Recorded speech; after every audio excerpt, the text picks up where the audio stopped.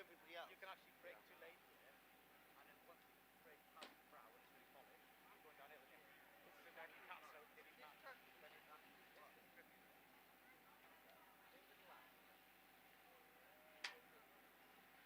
It would be less than too bad, yeah. It would be less than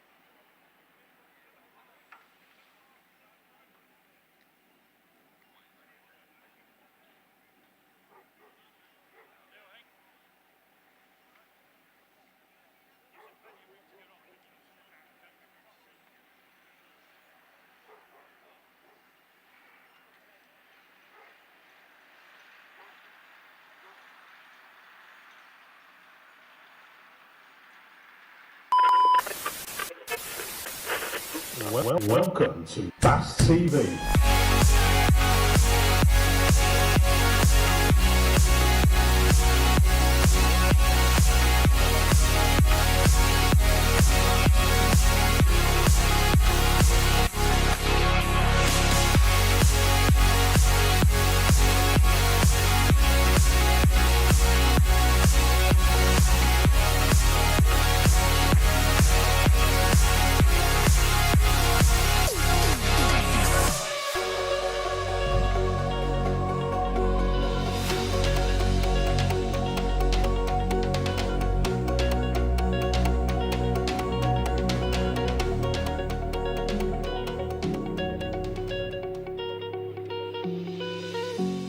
Let's go racing!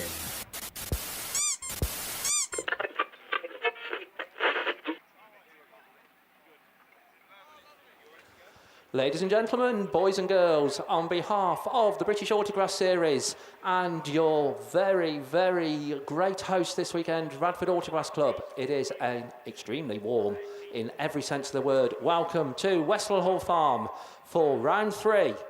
We've reached the middle stage of the Kent Cams and Beresford Holdings sponsored British Autograss Series. We're beginning to get towards the sharp end of things. Anybody that's had 2 not so good rounds so far in terms of points needs to be picking up some points this weekend. Anybody that's had a couple of good rounds so far, then you can actually consolidate those positions. Hey, it's not going to be easy to pick up points though. I'll tell you, we've got about 600 and just under 690, I think, drivers signed on this weekend. So it's going to be fast and furious racing coming your way. Normal format, of course, for a British Autograss Series round, 3 heats and a final, unless you're in Class 8 or the Junior Specials, because given the numbers signed on, and I won't tell you Class 8 drivers how many Class 8s are signed on. Yes, I will. 92. Class 8 and Junior Specials, you will go through to semi-finals. So we'll take the top 16 after the 3 rounds of qualifying. You'll go through to semi-finals. The rest of the classes, you'll go through straight to a final. We need more than 48 cars to run semi-finals. Class 1, the first class coming to the line. Guess how many we've got? We've got 48. If you'd have convinced one of your mates to come and race, you'd be having semi-finals, but you didn't, so you're not. So there we go. But we've got 6 full grids of Class 1s coming your way. Big thank you to Daniel Brewer Property, who are our overall sponsor for the British Autograss Series for 2026. And also a big thank you to ATD Rolling Road Services, that are our meeting sponsors. Your 2025 champion, Kieran Griffiths, in Severn Valley 31. We'll be seeing Kieran actually in race 2. But I can tell you, race 1 is Peter Lightfoot in Solway 24, Richard Rayburn in Evesham 696, Michael Hobgon in SN 361, Freddie Farrow in York 72, Archie Stevenson in Invicta Kent 1, Will Henry in SR 19, Lud 71 is Ashley Gore, and Evesham 12 is James McDonald. Those are the 8 cars that are already lined up there on the start line and are going to be let loose onto this raceway. If you haven't been here to Radford before, you're not going to need to tell you, there's a bit of a slope. Makes for some cracking viewing, obviously, where the spectators are along the top of the bank. But yeah, drivers, if you've never driven it before, then yeah, turn 2 takes a bit of negotiating sometimes, and watch out for the start line turn, because it does throw you out towards that Armco, I will tell you. But normally gives cracking racing. Going to be the home course this year as well of the Ladies and Juniors Nationals. Quick reminder, I think you've got 6 days to get your application in for the Ladies and Juniors Nationals. I think it cuts off on July the 17th. So if you haven't already applied, then make sure you do. Because if you race near this weekend and you haven't applied, you Ladies and Juniors, you'll stick your application in by the end of the weekend. I'll virtually guarantee it. So race 1, as I say, is down there on the line, and all the grids, if you're new to British Autograss Series, are randomly drawn by computer. Hey, wait till next year when we start doing it with AI. anything could happen then. So, yeah, we'll have 24 cars on the start line or something. No. So, there we go. Moving with the times. Talking of moving with the time. Well, no. Talking going back in time. So, right, we will try and introduce you to the commentary team that's here this weekend. Going back in time. Pleased to say we got him back in the fold at Scunthorpe at round 2, and he's come back for more, which is excellent news. Ray Wyeth is with us this weekend. He'll be taking you through Class 2, which follows on after the Class 1s. Mickey B is here, busy doing paperwork for the Class 5s and 7s. And Graham Bennett, we'll introduce the rest of them. Graham Bennett's here as well, and Finn and Lewis Richards. But here we go. Oh, level break. Shut your eyes as they go into turn 1. See how the bank sorts them all out. So York 72 it is. That's just about the first one to climb that bank. Freddie Farrer comes past us. Lud 71 tucks into that second place. That's Ashley Gore at the wheel of that one. Trying to make a move through on the inside is the SR19 machine. That's Will Henry at the wheel of that one. But Freddie Farrow been in great form so far in York 72. Lud 71 in that second place slot. They're coming back round towards us, still running in third. It's the Stevenson machine in IK1 SR19. St Neots 361 racing them neck and neck with James McDonald in the Evesham 12. Just a bit of dust kicking up on that start line turn. But Freddie Farrow, York 72, is going to come round. It's going to be the last lap flag. We're on 4 laps. It's basically 3 3/4 laps. But York 72 then takes that last lap flag. IK1, Lud 71, SR19, Evesham 12, St Neots 361, and now in the good battle is the Evesham 696 of Richard Rayburn and Peter Lightfoot in Solway 24. But you're fairly clear race leader as he comes round for the final time. It's a good win and a good start to the weekend for York 72. Freddie Farrer takes the win. IK1, Lud 71, SR19. Evesham 12, then comes Michael Hobgon in St Neots 361, and Solway 24 just gets the better of the Evesham 696 machine.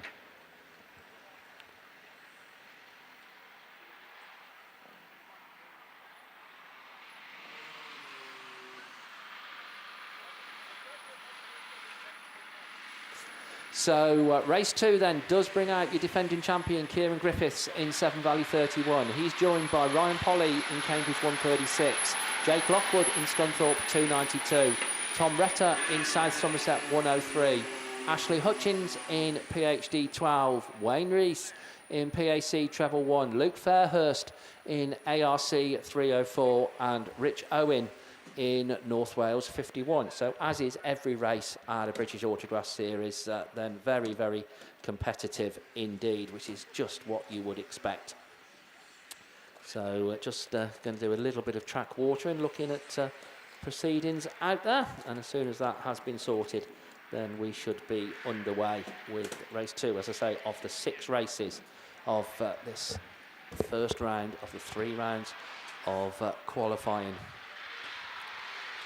Big thank you also to SITR, Tyre Recycling, Wellington Business Park and KS Coles Farming and PRG Trailers. They are the sponsors of BAStv.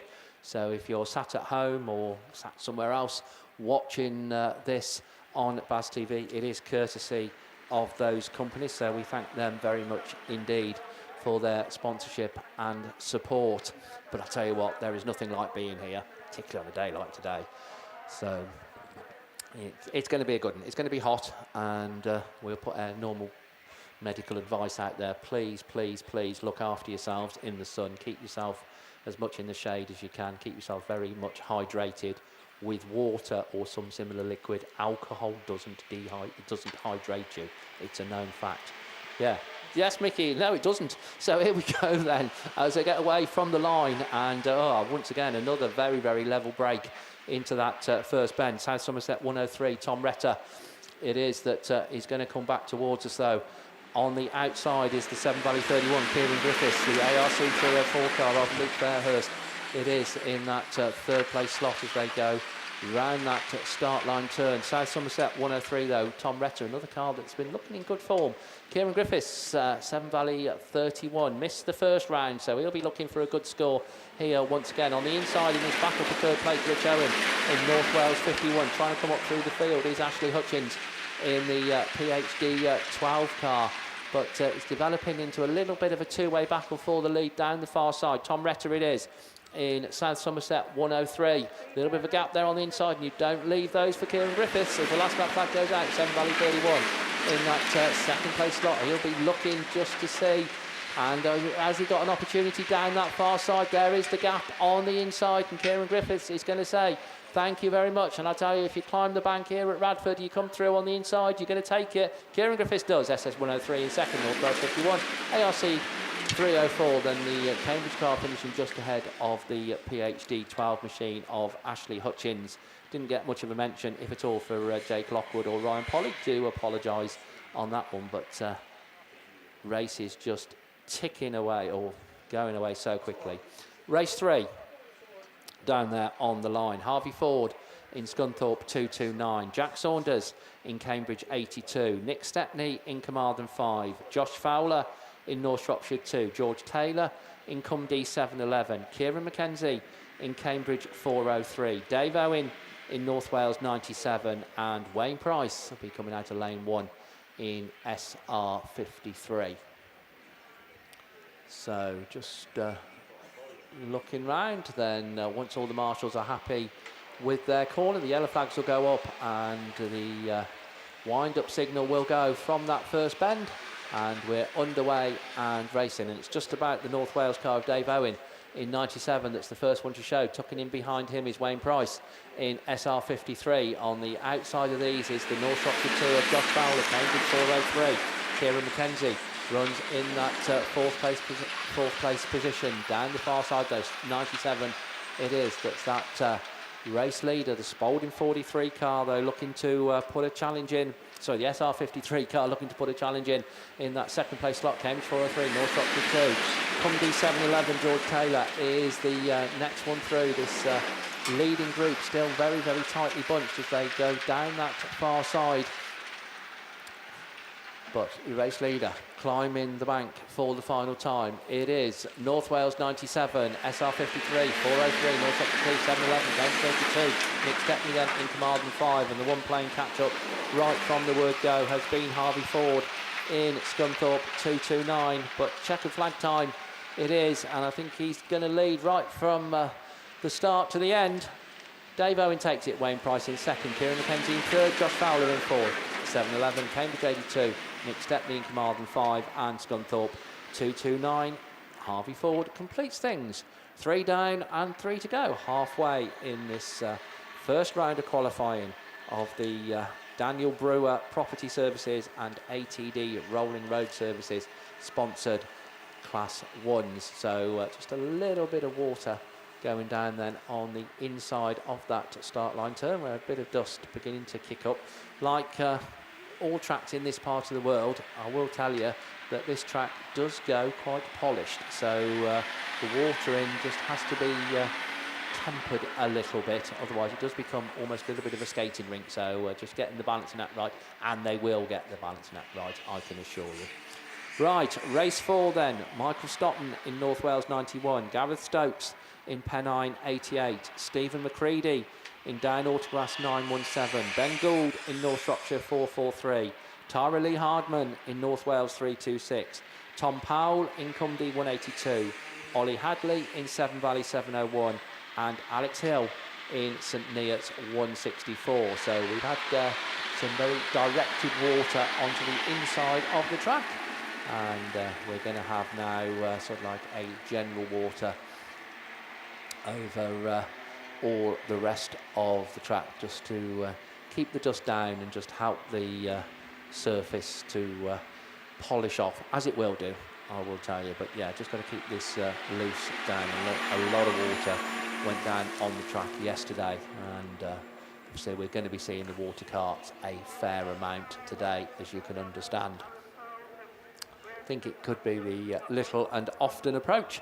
So go down the far side. Don't forget all of our catering facilities that are situated here. So if you haven't had your breakfast or anything yet, then you can certainly get down there. Full range of breakfast facilities and lots of other things available as well. So we can certainly keep you fed and watered.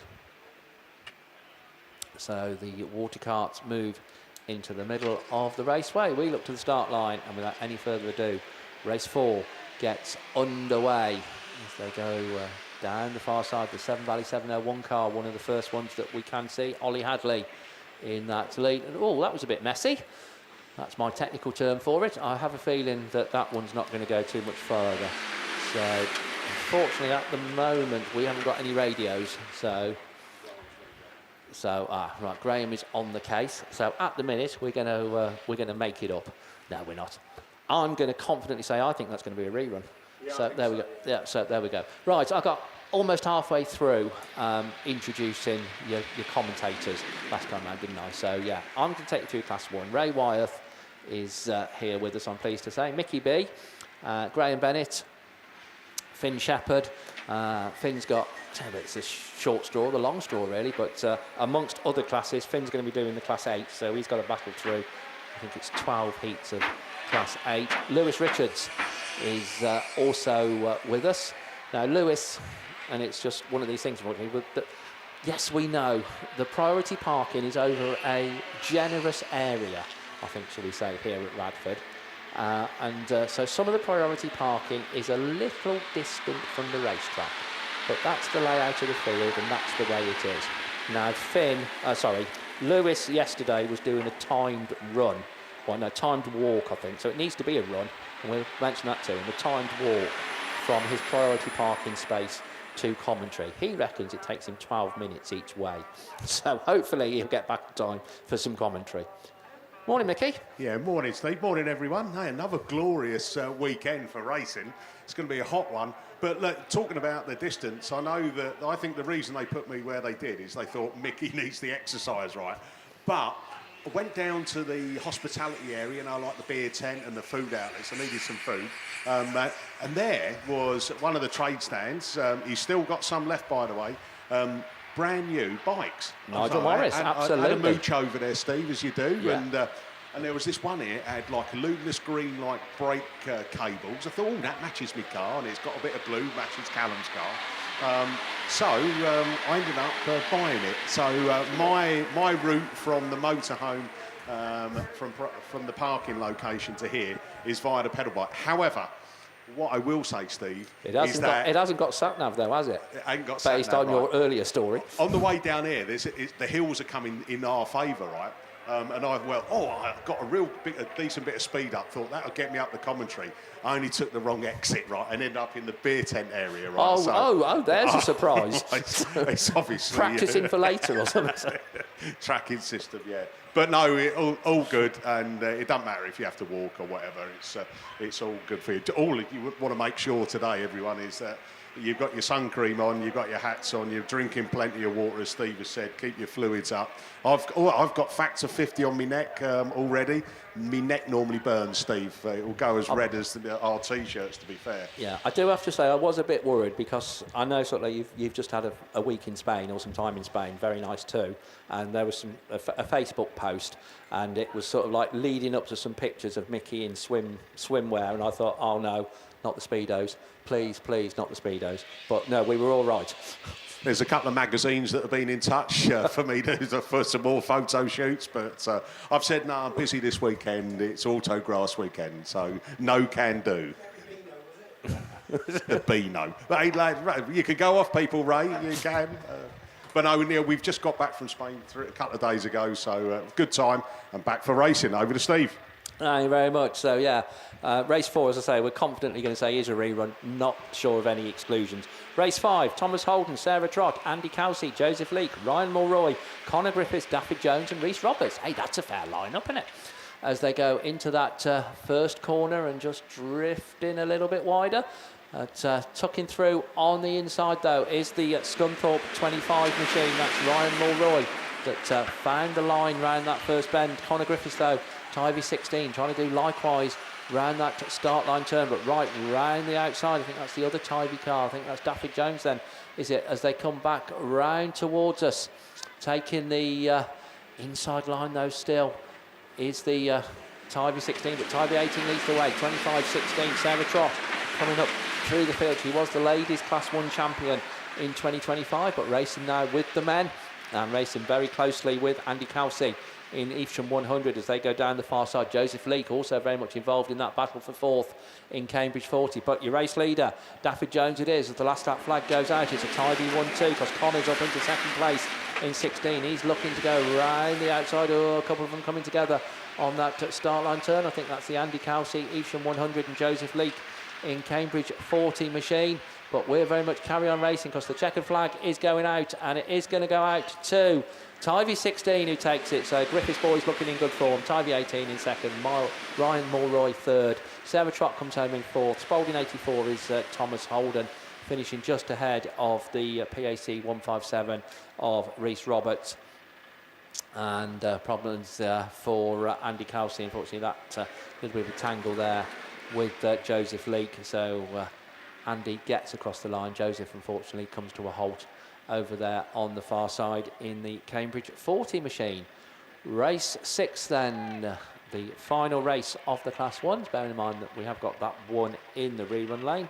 Andrew Owen in North Wales 397, Ryan Dyer in Radford 228, Lewis Clayton in Spalding 6, Jamie Terry in Evesham 106, Ian Ullathorne in York 152, Mark Stone in IK 931, Hayden Grantham in Evesham 105, and Will Hadley in Severn Valley 1. If some of the regular followers of the British Autograss series are thinking, oh, there's some names there I don't quite recognise, then as is usual, then this meeting closed to British Autograss series registered competitors plus cars from the host league. So anybody from the Evesham Club and the Radford Club is entitled to race here, as well as the BAS registered competitors. And I'm pleased to say quite a number have taken up that opportunity to mix it with the BAS competitors. So we shall see how they get on. So car from race 4 just making its way back there on the forklifts back to the pits, and as soon as that's clear, then I think we should be good to go. We don't say is the final heat, but one in the rerun lane. Race order then means it'll be Class 1 followed by Class 2 followed by Class 3 and then Class 5, 7 and I think junior specials, then Class 8. So it's been moved around a little bit to accommodate semi-finals, etc, etc. Right, so we get away then from the line in this one, and it is the IK 931 car of Mark Stone that is the first one to show as they come through on the inside. York 152, Ian Ullathorne though takes up the run-in as they go into the start line turn. Ryan Dyer in Radford 228 then in that third place slot. The Spalding 6 car of Lewis Clayton, I think it is, running in fourth, but Ian Ullathorne in York 152, been racing Class 1s many a season, but still right on top of the game, as you can see. 931 in second, 228 Spalding 6, Evesham 106 and 105. It's Hayden Grantham in 105 and Jamie Terry in 106, racing absolutely neck and neck as they go down the far side. And the one with a bit to do, uncharacteristically, is Andrew Owen in North Wales 397. Last lap flag goes out. York 152, IK 931, Spalding 6, Radford 228, Severn Valley 1, Evesham 105, 106 and 397, looking to try and improve a few positions. But the one that isn't going to improve any positions, and nobody's in sight of him at the minute, is Ian Ullathorne. York 152 comes round for the final time, takes a checkered flag, takes a good win. Second place goes to 931. That's Mark Stone. Spalding 6, then Radford 228. The Severn Valley machine, North Wales 397, did get home ahead of the two Evesham cars. So that completes the Class 1s for the time being. As I say, one to come out for a rerun, so I shall vacate the actually not too hot seat and very much moving into it. And to take you through Class 2, it's a very good morning and very pleased to have him here once again. Hello, Mr. Ray Wyeth. Thank you, Steve. Flattery gets you everywhere, as they say. But yeah, thank you, guys. I had some positive phone calls and messages from my last tour of duty at Scunthorpe, so thank you all for that. I don't know why you want to hear me on this thing, but there we are. But I've been asked to do Class 2s today, which I'm very proud to do. A bit of a change. for me. So obviously been out of the circuit for a while, so some of these names are new to me. So you'll have to bear with me, but we'll do our best. We've got the tanker out there at the moment. We should have SC22 there in lane 8. Josh Julian. Steve Eath, P65 EM in gate 7. N124, Simon Farah. P187 EM, Martin Bannerman in lane 5. Simon Farah, of course, is lane 6. IK956, Jack Radford in lane 4. Y181, Jack Farah in lane 3. S222Y, Ash Wrigglesworth in lane 2. That's going to be an interesting rear lane to get right as the heat comes on with the racing later today. Also YD295, Ben Fiddler in gate 1. So as you can see, a lot of work done this weekend, or leading up to this week, by the Radford members. So big congratulations to those guys who worked hard to put this venue on for you all this weekend. But looking down, the tanker's still going round. So we've got some sponsors here to read out. Round 3 sponsors of the men's Class 2 is JL Signs, and the ladies is Mark Lane. And the BAStv sponsors, SITR Tyre Recycling, Wellington Business Park, and KS Coles, PRG Trailers. So the overall 2026 sponsor, Fleet Care Services. So many thanks to all the guys that contributed to the sponsorship this weekend and the whole series throughout the year. Makes it all possible. In the meantime, serious business, away we go then. Class 2 underway, first heat of the day, and it looks like Y81 then. He's just got the hop there into that top corner, a bit slippy as he goes in. One of the many few Novas are out there racing these days, but that top corner's catching them all out. I noticed on the Class 1s, they all get a bit wrong, but thrown into that bottom corner. Look at that, sideways sig, straight into that bottom corner. The Yorkshire Dales car back there into 5th place, 4th place, making his way up through the field. So as we go, race leader at the moment then, Y81. It's just being challenged on the outside now by SC22. There's IK956, YD295, S222Y. So there, the field's spreading itself out now as they go down to that bottom corner. So the Radford track very fast at the moment this morning. But this top corner, have they got this top corner? Just pushes them out wide, look, up to the top. Just slows them down slightly, but it's still the York car from the Scully car there in first and second. Remaining in the field is N124, I didn't mention him, then there's P187EM at the rear there, and at the back of that is the back of the field. So around we go again then. Looking for the checker flag, it's here, it's York 181 from SC22, IK956, Yorkshire Dales 295, and it's S222Y. And I'm afraid I didn't see the last 3 coming through. But my eyes will get quicker as the day goes on, I can assure you of that. So that's race 1 done and dusted. We've got race 2 on the line, so looking around with some cones being picked up, moved about. But no serious disruption to the track from the Class 2s. But say, this top corner is pushing them out wide. So that'll be interesting as the day goes on with the front wheel drive boys. Heat 2 underway then, clean start this one. As we go that far straight, looks like it could be, then it's the York car there. York 16 of Brad Ellison then gets a very good start. Down into that top bottom corner, but they're bunching up. They go pushing wide, it's like, oh, Brad tucked it in nice and tight then. They all follow him. The TA211 there of Connor Ukart back in that second place. He's fending off the 2 cars either side of him, but it looks like it's the S249Y then. Takes that second place. Y71 got the inside line. There's a red flag flying. Something's happened we didn't quite see. So they'll be back down into the rerun lane. So a bit of excitement. I can't quite see what happened there. Is it something hanging off at the far side? They're picking up some debris up onto that top corner.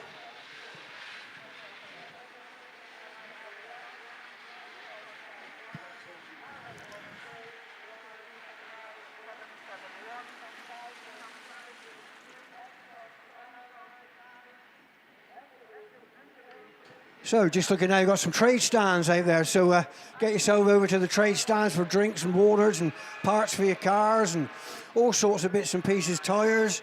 So we've got BP Grassins out there as well. He supports a lot of these big meetings, has been in the sport for years. Dave and Carol. Nigel Morris, Bikes and Accessories. Jack Saunders, Yaris Parts. Raid Race is out there as well for all your suspension needs. Barnard Motorsport, SA Palmer Tools and Garage Equipment. Bodyworks Racing. Jeff Bateman. Fur Babies Treat Cupboard. That's interesting. Elite Racing Transmissions. DM Racing. JG Engineering. Max Sport Tyres. King Sport Tyres. And then we got the food and drink stands there, so pop along to them as much as you can. Support them is Dough Hook, MK2 Pizza, Dob Wells, Double DZ Spuds, and Elite Bars. We'll keep away from that one for a few more hours yet.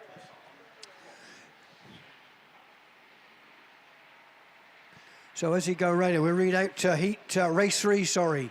We should have in lane 8, SS38 Ash Lillington, PAC1 Ryan Smith, SN124 William Drayton, SN34 Daniel Robbins, R318 Aaron Poole, TA34 Tom Griffiths, NW101 James Espley, and Radford 941 Jamie Lane.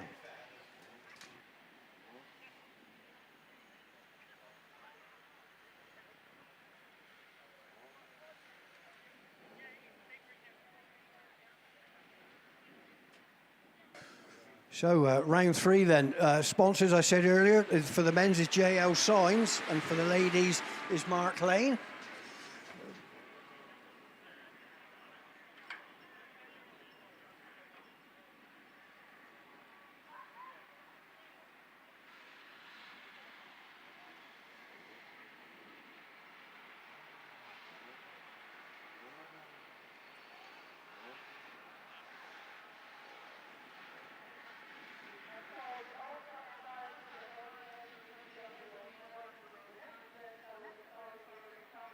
So look around me in the commentary box. Everybody's here then that's going to entertain you today.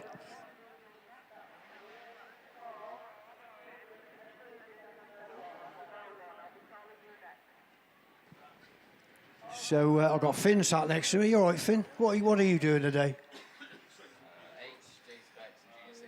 Are you really? You're going to be a busy lad then. 8 J-Specs and what? Junior 600s. So we're all off for a cup of tea when you do that then, is that right?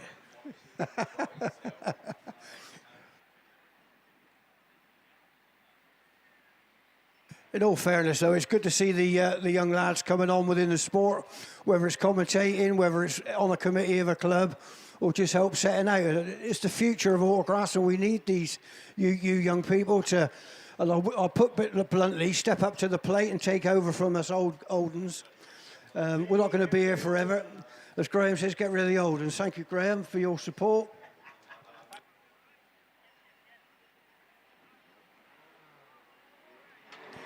You'll be old. You'll be old one day, Graham. Anyway, race 3 underway. Here we go. Who's it going to be down onto this first corner? As you get around, a bit twitchy there, Daniel Robbins in Sydney. It's 34, but no harm done as he pops out there, pulls away from the field slightly. PAC1, Radford 318, then the North Wales car. Then the Sydney, it's getting it sideways. South Somerset 38 in the middle of the pack. He needs to be a bit further ahead than that. But then it's the TA34 car at the rear of the field there, which Tom Griffiths. But around we go again then. SN34, Radford 318, PAC1, Radford 941. As they all throw it into that corner now, Ash Lillington now making his way up through the field. That's where we see Ashley normally pulling his way up through in the South Somerset car.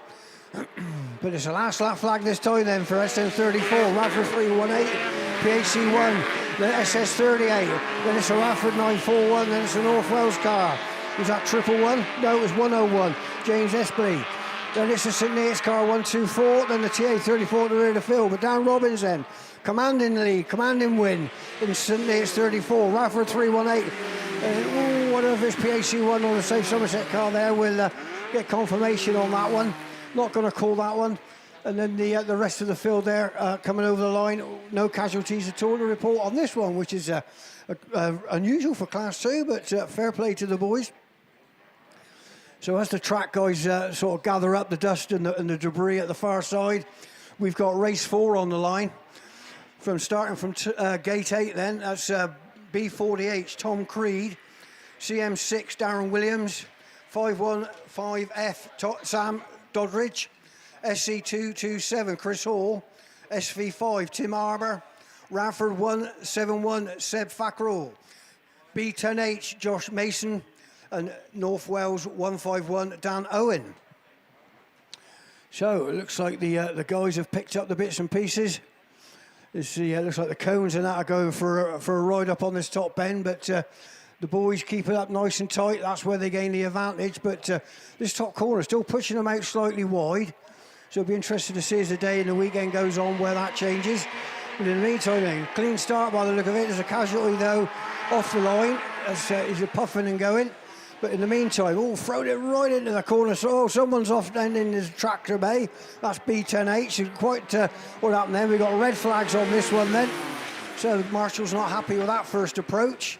So this will be back later on. So in the meantime, we've got Graham panicking to get himself set up here. He's not panicking, I'm only joking. We've got Class 3s on the line, so over to you, Gray. Never panic, mate. Never panic. It's not in my nature. Unless, of course, Ab's racing, then we are. Men's Class 3 this weekend. Welcome, as everybody else has said, to Radford Autograss.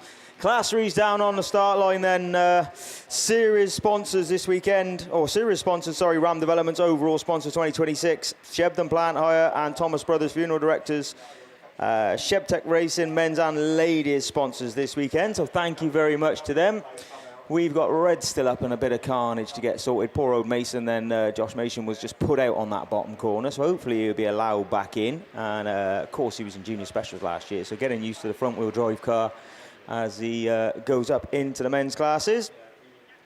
Overall sponsors of the BAStv, thank you very much to Kent Cams and Beresford Holdings for their continued support.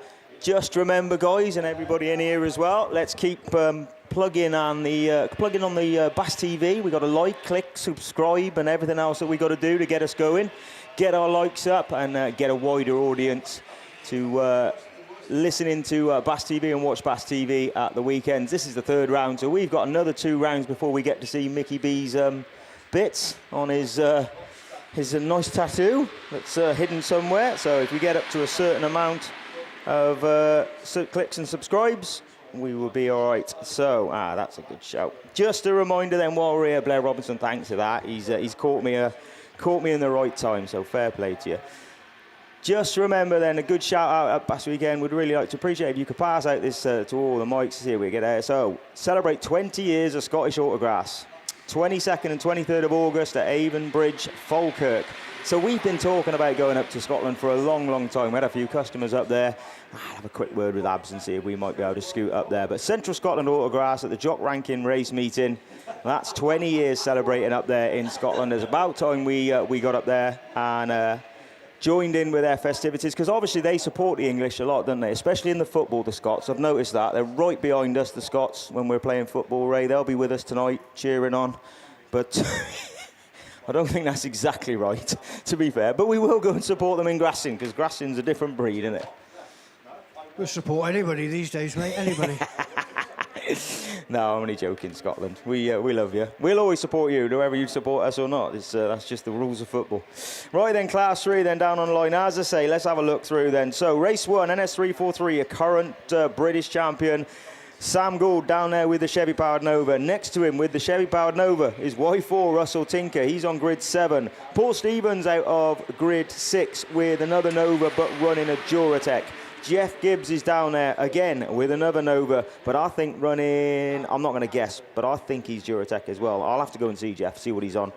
Matthew Elvin, SC455, possibly a Polo, but again, I have to have a look at that. Lee Ullman then, in ARC 27 with the big Pinto, the American Pinto, is down there in the old shape Starlight. IK84, Kelvin King, another Nova out in this one, and then Lodgy, give out Lodgy a bit of an interview yesterday with the new shape Starlight, not having a great round or a couple of rounds round, sorry, so far of the BASs. This is your turning point, ladies and gents. If you've had a rough couple of runs, you're going to really have to turn it on for the next 3 rounds. So this one, then we go to Stroud in a couple of weeks' time, then we go to Severn Valley to round it off. And I'll tell you what, the next 2 tracks are definitely going to be good, big power tracks, looking at the venues. We've had a couple of polished ones, haven't we? And I don't even know what to describe West Waterford's track as. It wasn't polished and it wasn't grippy, but I'll tell you what, didn't it ever give us some good racing over there. Right, yellows are going up. Stop gabbling.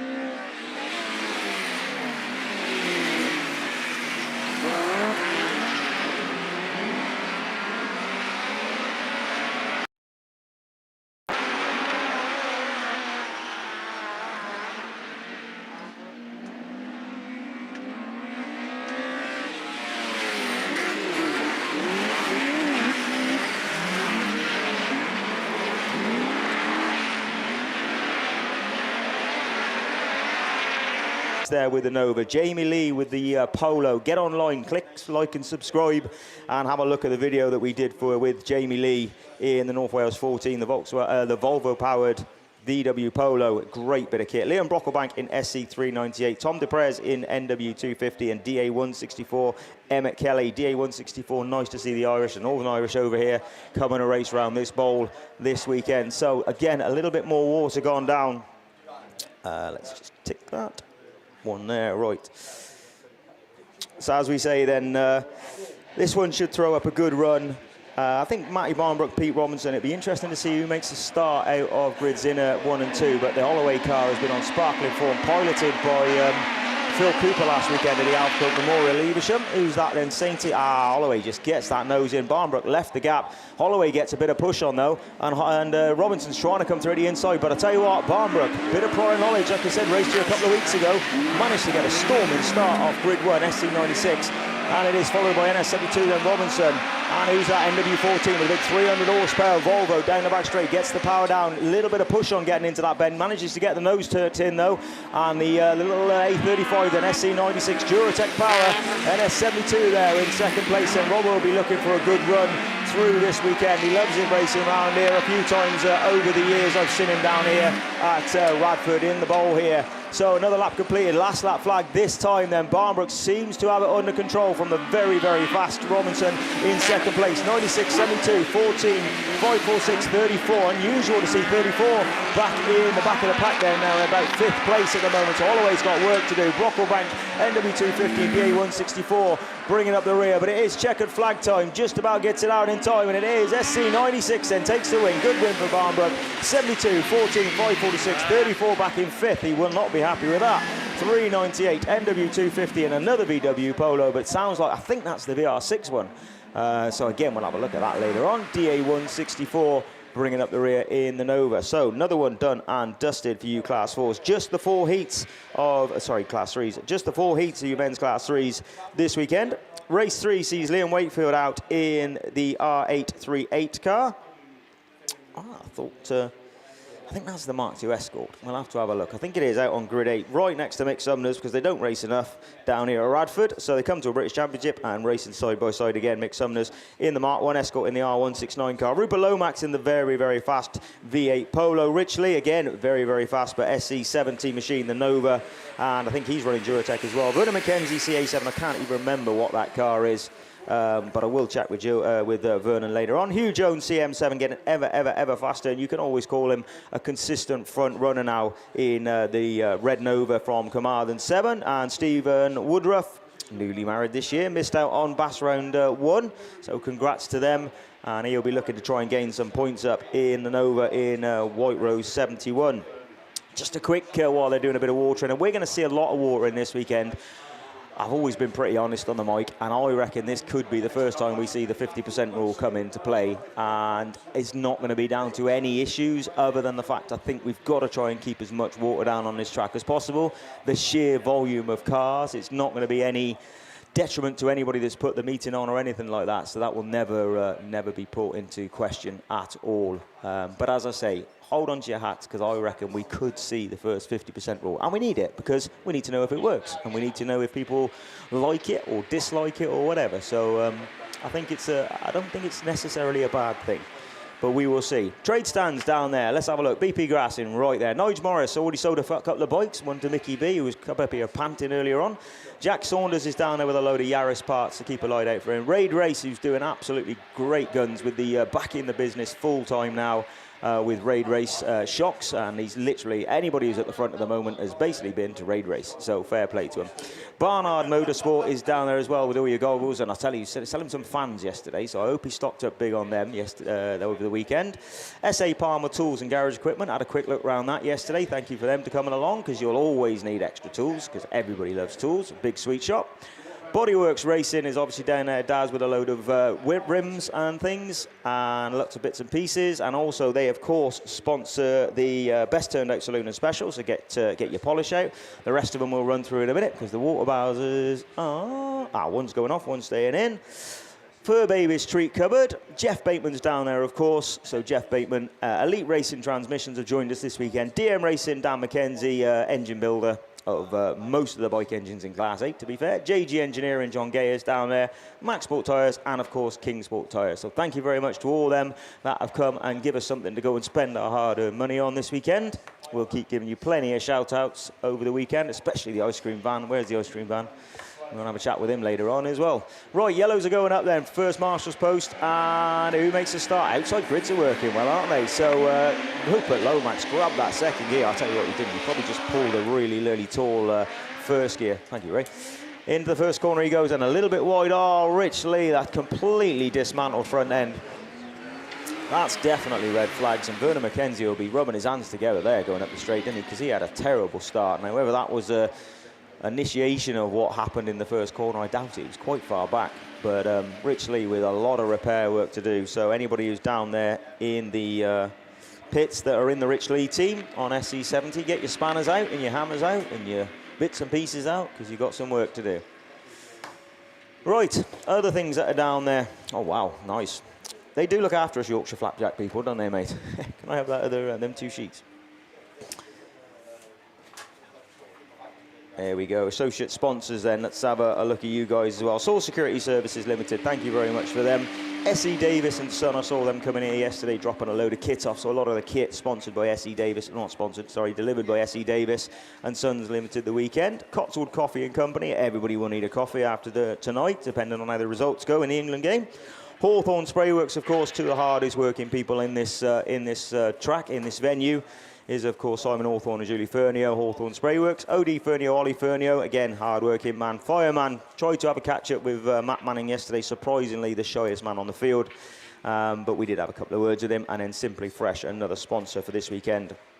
I'll have a quick run through your Dough Hook Mark II pizzas as well. He's down there, of course. Dizzy Dance, your Class 10 man. Dodd Wells, of course, down there, who support Grassing and have done for many, many, many years. So we always go and support them. Double D Spuds and Elite Bars, which was absolutely fantastic on Thursday night, I'll be honest with you. It was great service. Lots of ice, and everybody was really happy. Right, Rich Lee, I just see the ambulance go out, but I'm sure Rich is... I'm hoping he's okay. He's a big guy, and hopefully I'm sure he will be okay.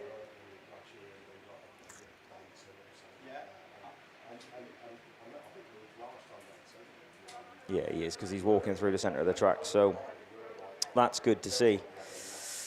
As I say, round 3 sponsors this weekend for your men's Class 3 Shebden plant. We've already seen Gouldy take a win, a third earlier on, or second or third actually, Sam Gould in NS343. So thank you very much to them. He's gutting not to see Martin Gould out though at the moment, so I'll have to go and have a chat with them and find out why he's gone into retirement for the year. Hopefully he'll be back next year. Maybe having a new car, hopefully, and he'll get out there. BAStv sponsors, of course. We've got to sponsor BAStv. Shout out to sponsors of BAStv: SITR Tyre Recycling, Wellington Business Park, KS Coles, and PRG Trailers. So thank you very much to you guys for your sponsorship. This is the last run then of your men's class 3 down there on the start line. And this is going to see Andy Pipe. Great to see Andy Pipe back out in NS205, which looks like the ex-Leon Dorset Starlet. Hoping so. I don't know whether it was the V8 one though, so I don't know. We'll have to have a look. Barry Almond at M270. Now, Barry really does need a good run through because he's just picked up the worst luck through, well, from anybody, I think, over the first couple of rounds. Pat Smith, good to see Pat Smith back out in, I think, the Mark 8 Fiesta that was trialled a few years back and now is underway and regularly racing, we'll say, with Pat Smith in Aston 4. Adam Henley made the final a couple of times now, Y11 in the V8 powered Micra. Adrian Joyce, one of my favourite racers in class 3, is Adrian Joyce in the very, very lightweight Starlet. Trevor Cusack's there and Matt Lloyd is there on grid 1. Just going to put Rich Lee's car into the centre of the track, I think, just for a minute. And then, depending on where he's parked in the vast area, he'll get his 15 minutes from the time that's parked up. I'll tell you what, Pikey makes a cracker from grid 8, doesn't he? But Joycer is at the inside of him, so is 270. But Joycer gets that nose in. Now, Joycer comes down here and races quite often, or comes up here from his part of the wood, and races quite often at Radford. So it's 22, 270, 205, Y11, 10.5, A4, and Matt Lloyd, and usually at the back of the field at the moment. But he hits that brakes, tucks in. I'll tell you what, Turbin, lovely good C5, but he can't get the power down coming off because they stream away from him down the back straight. But Joycer it is nonetheless. WS22 then from M270. Almond with some work to do there. Baz Almond in second place. He could do with a win, to be fair, to get his tally up a little bit. But Joyce is going to have different words to say about that. I tell you what, these cars are turning and handling superbly well. So there's grip then on that first corner, or second corner, I'll say. WS22 then in that top corner, back end stepping out. Another lap complete. This is last lap flag, so we're on short races, aren't we? WS22, M270, NS205, Y11, A4, C5, and problems for Cusack on the far side. Definitely not a year for Cusack at the moment. He's not doing the business as he normally does in that CK25 car. Checkered flag time, and I'll tell you what, the races are absolutely smoking through. WS22 from 270. Pikey picks up a good third from Adam Henley in Y11. Pat Smith in A4. Matt Lloyd back there in C5 will be very disappointed with that because that car has shown really good promise, and CK25 will pick up. So I've got one rerun to come back and do with you a little bit later on. That'll be race 3. And then we're going to go over to Class 5 racing with your very own Mickey B. Yeah, thanks very much, Graham. Just in deep conversation there with Tim Jones. Good to see Tim back in the commentary box. He's picked a great weekend for it. Right, men's Class 5s, lorryinsurance.co.uk, our series sponsor, Munster Drilling and Mintro Centre. Right, so race 1, it brings out our 2025 champ, and he's currently leading the BASH 2026. You know what? He's greedy. He's had 7 wins out of his 8 races that he's done so far in the 2026 campaign. That is Charlie Holloway, Evesham 9, coming out of lane 5.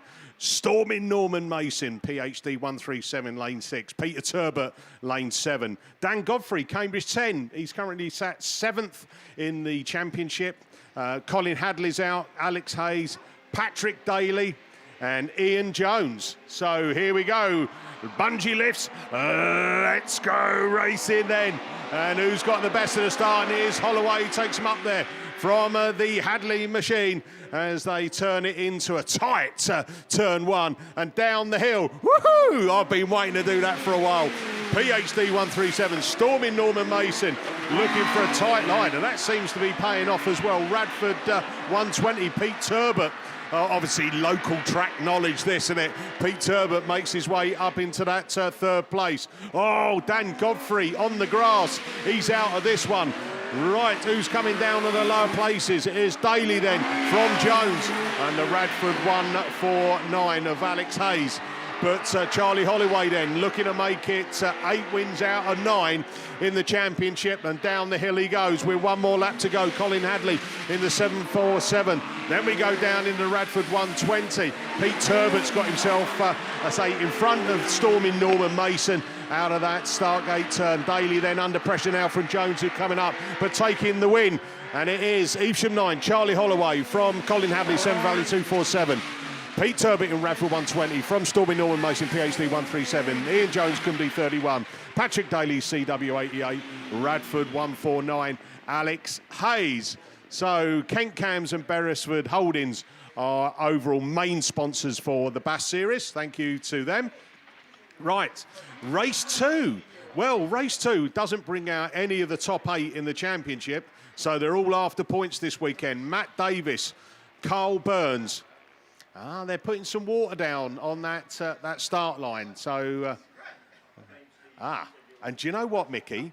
It's always good to have a look up at the start line, because you look down at your sheet, you're thinking race 2 should naturally follow race 1, but we've got some reruns, and I think we've got a rerun to come. It looks like we might have is it a Class 2? You got a rerun up there, Ray, on a Class 2? Oh, 2 Class 2 reruns. So while they're putting the water down, thanks everyone for again supporting and coming down to a glorious part of the country, by the way.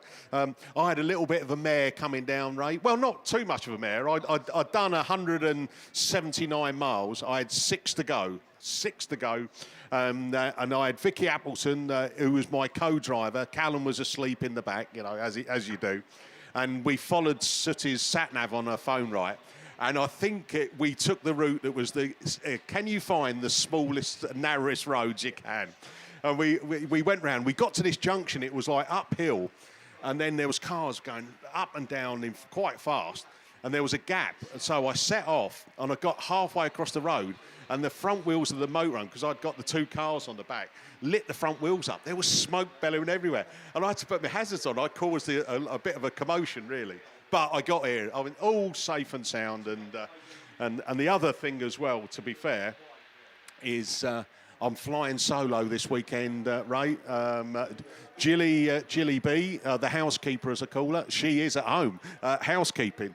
So me and Callum are fending for ourselves. Well, do you know what? The good thing is, right, she can't see the state of the motorhome. It's mucky already. Right, I think we have got some more 5s coming through. We'll get this race done and dusted. And then I think we've got a rerun to come for Ray. He's got some 2s. Yeah, I can see them tucking in now behind this next run of the Class 5s. As I say, Matt Davis, Carl Burns, Simon Chadburn, Tom Evans, Timothy Pole, Josh Simpson. He had a good run at Scunny, Owen Green and Dwayne Walker. Dwayne in the 771 machine, Owen Green in the Radford 812. Josh Simpson in the Scarborough 45. Right, here we go then, bungee lifts. Let's go racing. And again, that middle grid seems to be the one that is giving them some extra licks as they come round. And let's make sure they've put out race 2. And it's South Somerset 7, so that's Lee Evans that's coming round on that machine. So as they set off from that line, and off they go. And yeah, he's on a mission, isn't he? As he goes down past us. Then we go the North Shropshire 36 machine, and Matt Davis in the red Mini Shell, doing okay, but Carl Burns looking to cut the power down and look round the outside. Josh Simpson tucked into 4th place as they come round there. Tom Evans it is then, leads the way then from Matt Davis, and then Carl Burns, Josh Simpson, White Row 70, Simon Chadburn. Then we go down into that Radford 111, Timothy Pole, and he's a dancer as he's looking to come up these inside of Chadburn. Chadburn, no, too much power. Simpson looking for a gap as well. And it's Evans takes the win from Burns, from the Davis machine. Josh Simpson, then from Chadburn, Radford 11, 111, Timothy Pole.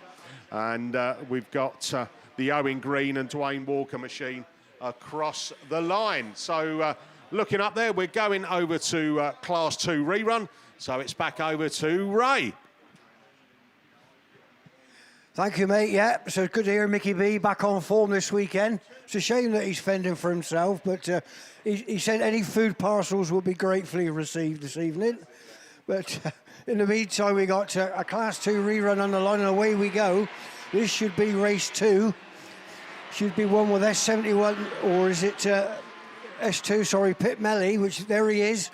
Just showing a nose ahead there as they go into this top corner, but they're keeping it tight this time. Then S221Y there as well, Y71 there in that inside line in that third spot. Then you got S49Y, is it, of Ashley Farrer there as well. We've got the DA car there. We've got Y16 Brad Ellison at back towards the rear end of the field. That's unusual to see Brad back there, but S221Y now is your race leader at this time. Pip in Swansea 2 then, he's got to settle for that second. He's holding off the York 71 car, also S49Y. 249Y, sorry, is in that 4th place on the inside line, but the sprint there, can't quite see that one. Is still can't quite see. I think it's PA. It's PAC 117. Sorry about that. But checker flag then for S221Y. S2 there in that second spot. Then it was the Y71 car. Then it's S294Y. And then at the rest of the field coming up through. I didn't see the rear end of that field. But in the meantime, that's that one done and dusted. Well, I'll just take this opportunity. There's somebody out there that's got a birthday today, and her name is Tracy Shears. I'm not going to tell you how old she is, but she's halfway there, I think. But she celebrates her birthday today. I did believe a cake was brought on, but after the weather yesterday, I think it's just a heap in the bottom of the box now. But she can scratch through that. She puts it in the freezer. It tastes quite nice, actually. Melted chocolate, it gets quite thick. But a bit like me, really. But I say, just water this tank. Say, Radford are doing a sterling job this weekend, Mickey. You can't fault them so far. They're fighting the weather as well as, was it nearly 700 drivers? Is it? I couldn't remember how many signed on now. Yeah, we're up around that 700, so plenty of racing to go through the weekend, Ray. And we've got more Class 5s back on the line. I think Ray's got one more Class 2 rerun to come. But should bring out race 3. Baxter Pargeter, Archie Bennett, Rob Doyle, Andy Russell, Andy Haynes, Wes Grundy, Riley Diper and Michael Tippins. Again, none of these drivers in the top 8, so going for points. Got a message in, a shout out to Jack, Dion, George and Ryan, the stallion. And if you want to talk more about us, go for it. Well, I met you last night down at the hospitality area. And that dodgy tash you've got, Dion, get it shaved off. Here we go then. We're off racing. And it is the IK64. Andy Russell then is going to lead him in there. Baxter Pargeter looking for a gap already. Up the inside, Russell on the power. Wes Grundy running in 3rd place, but square wheeled it. That's allowed the North Wales 62 machine to take up an extra place. That's Archie Bennett then. Bennett is going to have Doyley right on his tailpipe there. So Rob Doyle in the York 75 machine running in 4th place. Grundy back down in 5th. But it's still Russell then leading from Pargeter from the North Wales 62. Grundy looking to make a move. Then we've got the Radford 49 machine of Andy Haynes. And Michael Tippins, border count is 53. Had a good run down at Scunny, is at the back of the pack. But with one more lap to go then. It's Andy Russell from Baxter Pargeter from the North Wales 62 of Archie Bennett. Bennett, he's drifted out wide. Rob Doyle comes up the inside, coming out of Stargate turn. Grundy now looking to try and make a place up as well as he comes into that final 2 corners. Russell, has he thrown it away? No, he hasn't. Andy Russell takes it from Baxter Pargeter, Rob Doyle. Then we go down to Archie Bennett, Wes Grundy, Wessex 255, Riley Diper. Michael Tippins does make a place up, and Radford 49 of Andy Haynes has made that final place. So, oh, hold on a minute. We're all like mixing me 5s up, haven't we? We've got another rerun, and that is Mr. Steve Langley. I know, it's hard to believe I've got a rerun. I can hear the disbelief in your voice, Mr. Baker. I really can. So, yeah, race 4 of the Class 1s, and we're back underway. We're missing somebody. I don't know who, because we they haven't given us a radio. Apparently they haven't got one to give us, so that's going to keep us quiet, isn't it? But we'll see what we can do on that, because it's nice to know what's going on. Right, down Autograss 917 then is the first one to show. That's Stephen McCready across there from Northern Ireland, but he's being challenged right round the outside by Gareth Stokes in the Pennine 88 machine. That's absolutely neck and neck for first and second.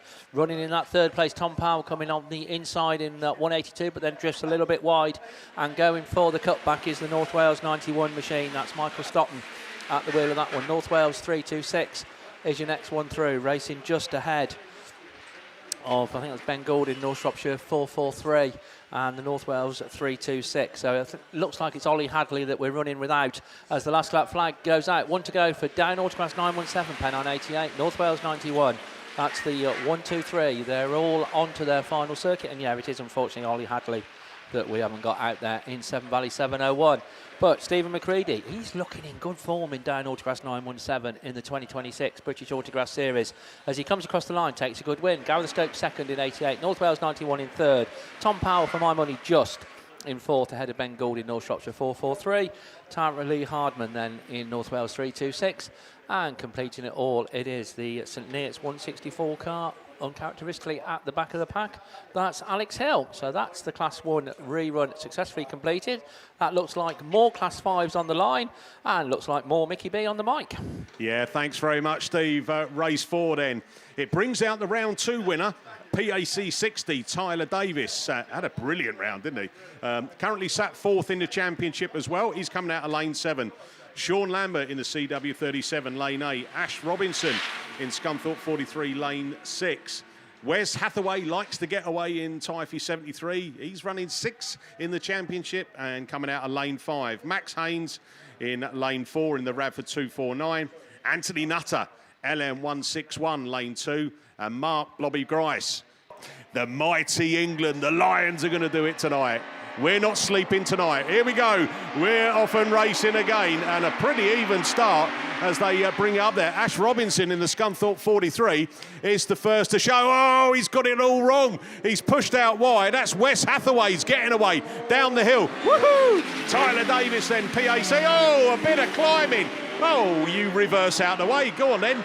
You've done that all yourself as well. So Wes Hathaway then is into that second place. Tyler Davis in third. Mark Blobby Grice then next to show in fourth, but he's looking to come through up there. But it's Ash Robinson from West Hathaway. Mark Blobby Grice now up the inside of that Tyler Davis machine. He cuts back on the PAC 60. Davis, who won the round 2, is just trying to find a way past Mark Blobby Grice then, because he wants some bigger points than fourth to start this off, but with one more lap to go. Ash Robinson, Scunthorpe 43, down in the turn 3, out of Stargate turn, and off he goes. Wes Hathaway within touching distance. Hathaway's going to go for it. Up into turn 1, around turn 2. Wes Hathaway cuts back. Hathaway's going to go through. It's Hathaway takes it from Ash Robinson, Blobby Grice. Then we go Tyler Davis in the PAC 60. Radford 249 across the line, Max Haynes. And then, it was Anthony Nutter in the LM 171 who did a bit of early Saturday morning mounting. Who misses? Right, that completes race 4. We're going back over for reruns. It's the Okie Dokie Koki on the old mic, and it's back over to Ray for a Class 2 rerun. Yeah, thank you, Mickey. Don't you get excited? Nice to see. Hope you out there in all over the place on BAStv or all sat on the edge of your seats, because I could tell you the race is coming thick and fast this morning. Again, we've got race 4, Class 2 rerun, and away we go. We've got 6 runners, so 2 cars are missing for what I can see here. So it looks like it's 515 then. Of Sam Doddridge that takes the lead, and from SC227, SV5, Tim Harbour fighting his way through into that second spot. Then we got a gaggle of cars at the back there really fighting for that position, but Radford at the rear of the field, Radford 171, Seb Fackrell, he's got some work to do, but around we go again then. It's 515F, SC275, SV5 coming through. And then the North Wales car 151 coming up the field. The Radford car now making his way up. Of 171 of Seb Fackrell. At the rear of the field looks like it's CM6, Darren Williams. So they've all had a mention now. Always a bit of scrapping going on, coming up through. So be interesting to see what they say about that one as they come through. But Tim Harbour then got the inside line. He's having a scrap of a race there with the SC227 of Chris Hall. So Chris Hall now nestled back into third. Marshals are keeping an eye on him, but no harm damage. Check a flag then for Sam Doddridge there in 515. Then it's SV5 Tim Harbour comes through. Then SC227. Then it's the Radford 171 car. Then it's CM6 Darren Williams. And that was, I didn't quite see who the last car was there, but that's the Class 2 reruns done. Looks like we're over to 7, so back to you, Mickey. Yeah, thanks very much, Ray. We're Mark Greaves, Lee Cox, Adam Brown, Lee Nicklin, Colin Tomlinson, John Wild and Jamie Lane. They're your runners and riders in this fifth heat. Adam Brown running third in the championship. Can he add some big points? He came out in the middle of the pack, and look at him. He's the first to show. Radford 25, Lee Nicklin's going, I know this track. He said, you need to keep it tight up the top. And I've had that advice as well. Lee Cox down into third place, and again, gripping it nice and tight. But he just pushes out, doesn't it? It drifts you out there. John Wild then makes a place up into third place, as the rest of them are trying to get themselves sorted out there. Mark Greaves in the banana colour is coming down the hill. Woohoo! Followed by the Breednil 22 with Colin Tomlinson. So Tomlinson's got a bit of work to do there. But Adam Brown, he's out there like Billy No Mates. Look, he's extended his lead. He's got one more lap to go. And the rest are all fighting for second place, I say, as Lee Nicklin then from Lee Cox, John Wild. Then we go down to the Mark Greaves, the Breednil 22 machine of Colin Tomlinson, and Jamie Lane and Radford 7-4-1. But checkered flag time, Mallow 184, Adam Brown takes the win. Wow, John Wild comes through from Lee Cox, from Nicklin, from the Mark Greaves, Breednil 22, Colin Tomlinson, and then Jamie Lane over in the Radford 7-4-1. That was all changed, wasn't it, coming out of the last corner? Brilliant stuff. Right, 5 down, 1 to go. The man who had the attachment shaved off to make himself look younger, Colin Chilvers out of Scunthorpe 29, lane 8. Alex Fudia, Lewis Richards, the Italian stallion. Sarah Bateman in the snake colours. Steve Donovan, Alan Green, Aaron Mason. That is who's out there. Steve Donovan running 8th in the championship, coming out of lane 3, so he's top point scorer. But some good racers out there. Lewis Richards gets it off the line as well. He's had some good results this year so far. Let's see if he can carry it on. Hurt his thumb last time, didn't he? His wrist. So, and it's the Italian Stallion's got clippity cloppers on, and he's out round turn 2, but Sarah Bateman's there as well, and Colin Chilvers then into the lead coming down the hill, but can he make it stick? Yes, he can. Lewis Richards holds second, then we go Sarah Bateman, Alex Futia the next place down there as well. Donovan in the IK 72 is running down in 5th place, and then we've got the Evesham 19 of Aaron Mason.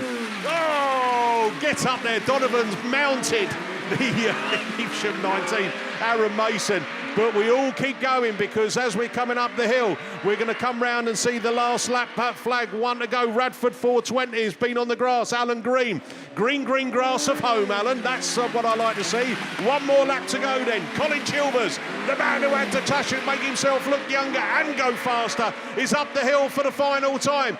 Can he be beaten? The Italian Stallion's got the snake behind him in Sarah Bateman, but it's down to the checkered flag. It is going to be Colin Chilvers from the Italian Stallion, Lewis Richards, Sarah Bateman, Alex Futia, Aaron Mason, Donovan. Wow, didn't expect that, to see old Donovan, Stevie boy, down in final last place. But, oh, he won last place because Radford 420, Alan Green sneaked up behind. So, lorryinsurance.co.uk and Munster Drilling and Mintro Centre are done the Class 5s. Right, we're now going to switch to Super Saloons. Max Sport, our series sponsor, R&M Motorsport Panels and Kelly Recovery, our weekend sponsors. Right, race 1 brings out Callum Ball, Kerry Pope, Tom Lewis, Simon Hawthorne, Matt Richards, Craig Bagley, Will Bradford, Luke Bennett. None of these are in top 8. No, I don't think they are, Mickey. Wow. Right, all to play for then, guys. Who's going to come out and hit the road? Callum Ball's normally quick off the line. He's coming out of grid 8. He'll need to be, won't he, if he's going to do anything from that grid, because you need to keep it tight, apparently. And the track is starting to go black. So when someone said it does polish, it is going to polish. By the time I get out there, be like racing down the M1. Right, here we go then. We are off and racing. And who's got out there? I think that border count is Tom. Oh no! Stop it! Now the bungee looked like, I don't know. Did someone jump? We ain't got the radio, so we're not unsure at the moment. But the Class 5 boys were beautiful, weren't they? Absolutely lovely. Went all the way through, no reruns. Class 7s. You've started off bungee problem. You know what? It'll be the heat. You need some of that WD-40. There are other forms of lubricant available to make those poles slippery. So yeah. The next lineup then, race 2. Darren Adams, Graham. Oh, it's the pin-up boy from Yorkshire Dales, Graham Blackburn. Damien Harris, J. Rand Lewis, Mark Weeks, Archie Bentley, Jamie Meehan and Andy Graney. Top point scorer in this is Andy Graney, currently sat 6th in the championship, coming out of lane 1. Oh, he'd be happy with that. I think lane 1, let's see how he's going to get on. We've got track clearance, looking for the start line. On your marks, get set, go! And we're racing. Oh, there's a bit of contact there, but they all sort themselves out, so... But who can get round the corner? This is the thing. J. Rand Lewis says, well, I can get round there, Mickey. Border count is 26. Darren Adams running into that second place as they bring it back up the opening straight. Dust flicking off this dry track. But again, J. Rand Lewis and Darren Adams are the two that have broke away. The West Waterford 133, that's Meehan. And Mark Weeks running. Oh, no. Oh, they've missed him all. Well done, lucky boy. Darren Adams, can he get it going? Oh, they've gone red. Oh, dear me. Slow it down, fellas. Slow it down. Well, when your luck's in, innit? And I would say that Darren Adams, right, is a lucky boy. He square-wheeled it coming out of turn 3, 4, or in the crown of the bend. Managed to straighten it up, and he stopped, and everyone else seemed to avoid him. So, well, good bit of driving from the other lads as well. No damage on board, but I would say that border count is 26. Darren Adams will be excluded for the cause of the stoppage, and race 2 goes to rerun, albeit we were very close to last lap flag coming out. Yeah, we didn't go over, so I think it is going to go rerun. Not ideally what I like to see, because, I need to... well, I think I should be okay for a bit, but you might get some other voices doing me Class 7 reruns, because, I'm a top-class F600 driver. Right. Hugh Jones out in this. Hello, Katrina, you're at home watching. You're another one of those housekeepers as well. So Hugh sends his love. North Wales 35 then, Hugh Jones, Ryan Hall, Ian Lewis, Sid Lomax, Liam Pritchard, Russ Shepherd, Ali Ashmore. Hey, this is a good lineup, isn't it? Here we go, bungee lifts. Let's go racing then. And it's a good start out in the middle of the pack, and it is Sid Lomax then, lifting up the front wheels as well. Oh, someone's going off towards the town centre. I think that's Ian Lewis. He was running second. He's now gone to the back of the pack. Russ Shepherd in there. Oh, a bit of contact there. Oh, old Hawley's having a bit of a bish-bash-bosh going on. But Hugh Jones, he comes through and says, oh, I'll have third place. I'm doing it for my Katrina. That's it. So, Katrina, he's doing it for you, love. Right, down the hill, Sid Lomax then, Shepherd from Hugh Jones. Ali Ashmore then from Ryan Hall. And the border count is 66. Ian Lewis has got a place back. And hold on, NASA 7 has come through. Liam Pritchard. Oh, someone's backfiring there, unless someone's got a shotgun out. Right, one more lap to go. Sid Lomax still leads it down the hill. Woohoo! Into turn 3, out of start gate. To my life, someone has got a shotgun out. Wow, good grief. It's the Taliban here. Jesus and holy. Right, Sid Lomax then, run the final 2.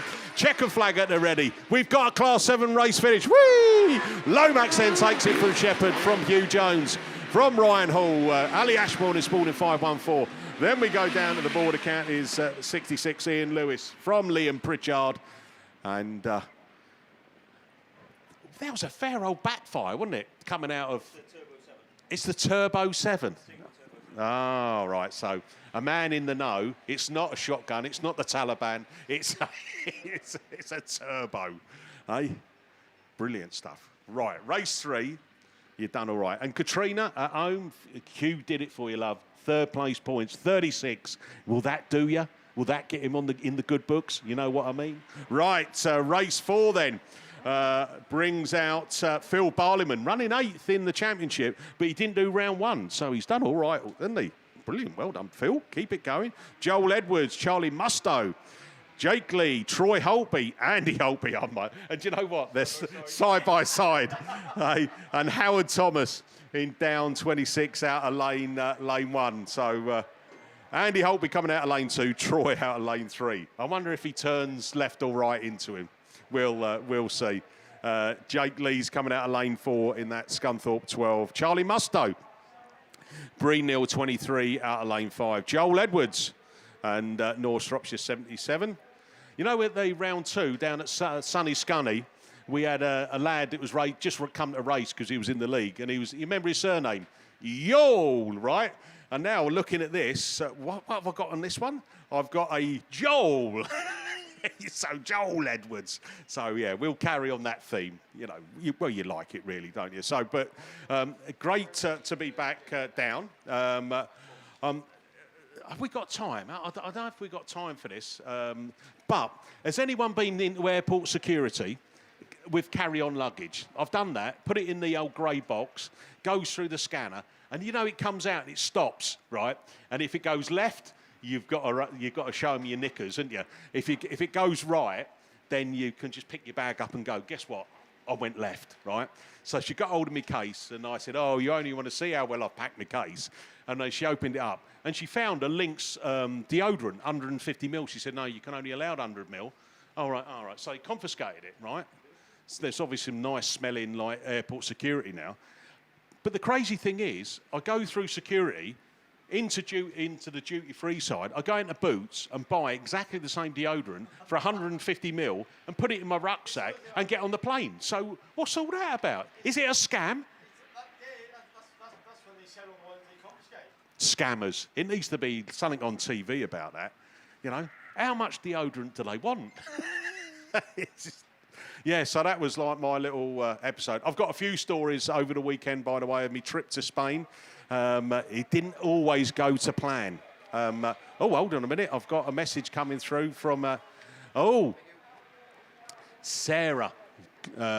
So that is Jeff from West Country Videos Missus. Have I got time to do it? No, I haven't. I'll come back to it, Sarah. We've got to look after him. Oh, big wheelies coming out of there. That's Jake Lee's come out there. Well, we've got, and it's all a little bit messy off the line. Who's curb crawling? Is that Holtby? Oh, my life. So North Shropshire 77 then, down the hill. Joel Edwards leading this one. Jake Lee looking to come through. Then the Scunthorpe 61. It is Andy Holtby in there, and Troy's running in 3rd place. Good third at the moment, Troy. Your old man's parked on the grass. Down 26 of Howard Thomas. And then that final marker is Breeden Hill 23 of Charlie Mustoe. But up they come, up the hill. And Jake Lee looking to put some pressure on Joel Edwards in the North Shropshire 77. Then Troy Holtby still running 3rd from the down 26 of Howard Thomas. And that back marker, Breeden Hill 23, Charlie Mustoe. Andy Holtby still on the grass. You can't park there. Right, checker flag time. And it is Joel Edwards, North Shropshire 77, from Jake Lee, Scunthorpe 12. Scunthorpe 161. of Troy Holtby. Down 26, Howard Thomas. And that final place goes to Breeden Hill, 23 of Charlie Mustoe. So two races on the sevens done, 2 races gone back to red flags. Right, there we go. Let's have a look on this one. Oh, yeah, this is going to be a good one. Dan Johnson is currently leading the BAS with 581 points. In his race, he's got Phil Cooper alongside him, coming out of lane 8, ARC 5. He's the 2025 champ, so he's the reigning BAS champion. Mark Jenkins, Breeden Hill 106. Brendan Ellison, so the old man of the winner of Ayrton Ellison, who won the the second round down at Sunny Scunny. He's out in this one. Mark Evans, Tom Boardman, York 277, and Sam Fenton in Radford 5. So Sam running 7th in the championship. And so we've got 3 of the top 8 in this heat. It should be a good one, definitely with these lads. Brendan Ellison, by the way, missed out on the semi-finals in the sevens last time out by a point. No semi-finals for Class 7s this time round. So it's only the top 8 we're fighting for. So points make prizes, or points make finals. And that's what it's about this weekend. Get into the finals. And who is your... Tom Boardman, by the way, York 277, lane 2. Watch out for him, because he is quick off the line. And if you can get your nose in front here and keep it tight, then you've got every chance of taking home or taking back to your motorhome, your trailer, wherever you're parked, 55 points in the pocket. That'd be cool, wouldn't it? So just waiting for Marshall's just having a little Sunday morning stroll over there. Right. Oh, they're having a little natter. Is that someone over there? Oh, they're having a natter about filling up the water bowser. But while I've got time, big shout out to Lee and Gwen Taylor, who over in Spain. We went out there last week, got back this Wednesday, by the way, a surprise trip for his 60th. He didn't know I was coming. I made it out that I was going to be racing. I couldn't make it. And we went out there and gave him a bit of a surprise. You know, I was half like concerned whether or not he'd see me and go, oh, God, what are you here doing here? But he was pleasantly surprised. So Lee and Gwen Taylor, Major Taylor, LJT as I call him, hello from a very sunny, hot Radford. No doubt it's sunny and hot over in Spain. The only difference here to Spain, they're into swimming pool, because that's what we need. We need to be out the light, all jump into a pool and have a bit of a pool party. Now, that sounds good, doesn't it? Jilly, I'm behaving myself. I know you're at home. I promise you I will behave myself this weekend. I've got me fingers crossed, me toes crossed. I've got everything, eh? I'm like one of those like giddy school kids, right, who are going round and have a sleepover at their mates, right? And the England game's on tonight, isn't it? I know some of you lot are Welsh round here, but come on. Cheer on the boys, the Lions. The big screen's going to be near the beer tent tonight, so that'll be a good atmosphere, won't it? Especially if we can beat Norway. Do you know, here we go then, while I'm nattering away, we are off and racing. I told you Tom Boardman would get a flying start, but who is it? Yes, it is. It's Phil Cooper. ARC5 then takes them down the hill. Woohoo! From Dan Johnson, from Fenton, Boardman goes in there as well. Breeden Hill 106 of Mark Jenkins. Jenkins then just struggling for a bit of grit coming out of there. And here's the Brendan Ellison machine, who's the back marker, work to do.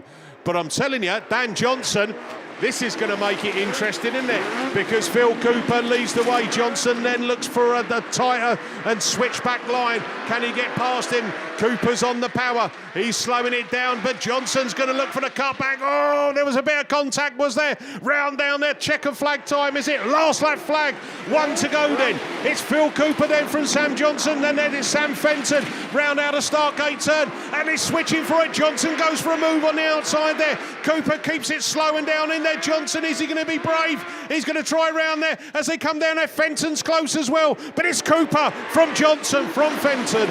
Then we go over to Tom Boardman, over into Mark Jenkins, and then Brendan Ellison in that York 219. So, great race there.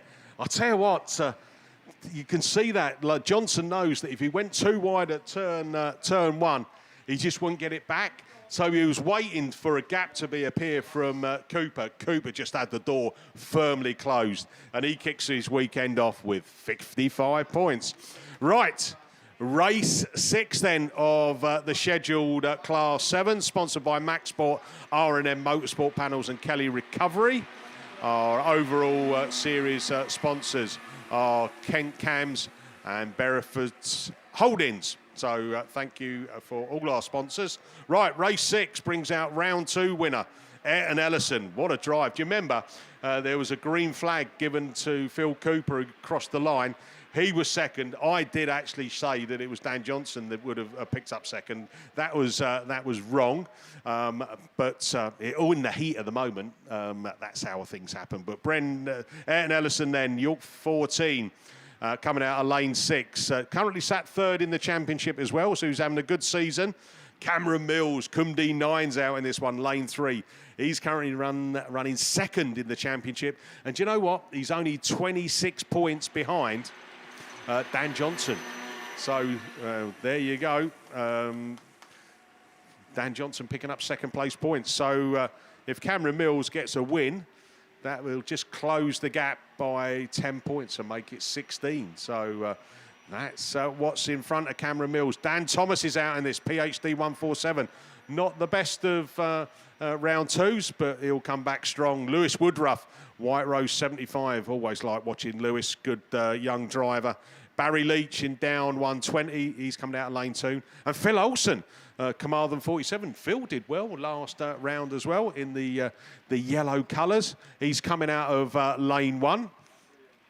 And I say a bit more water coming down on the track. So, tonight it's a bit of a big one for us, really. If anyone stayed up, I've been over in Spain.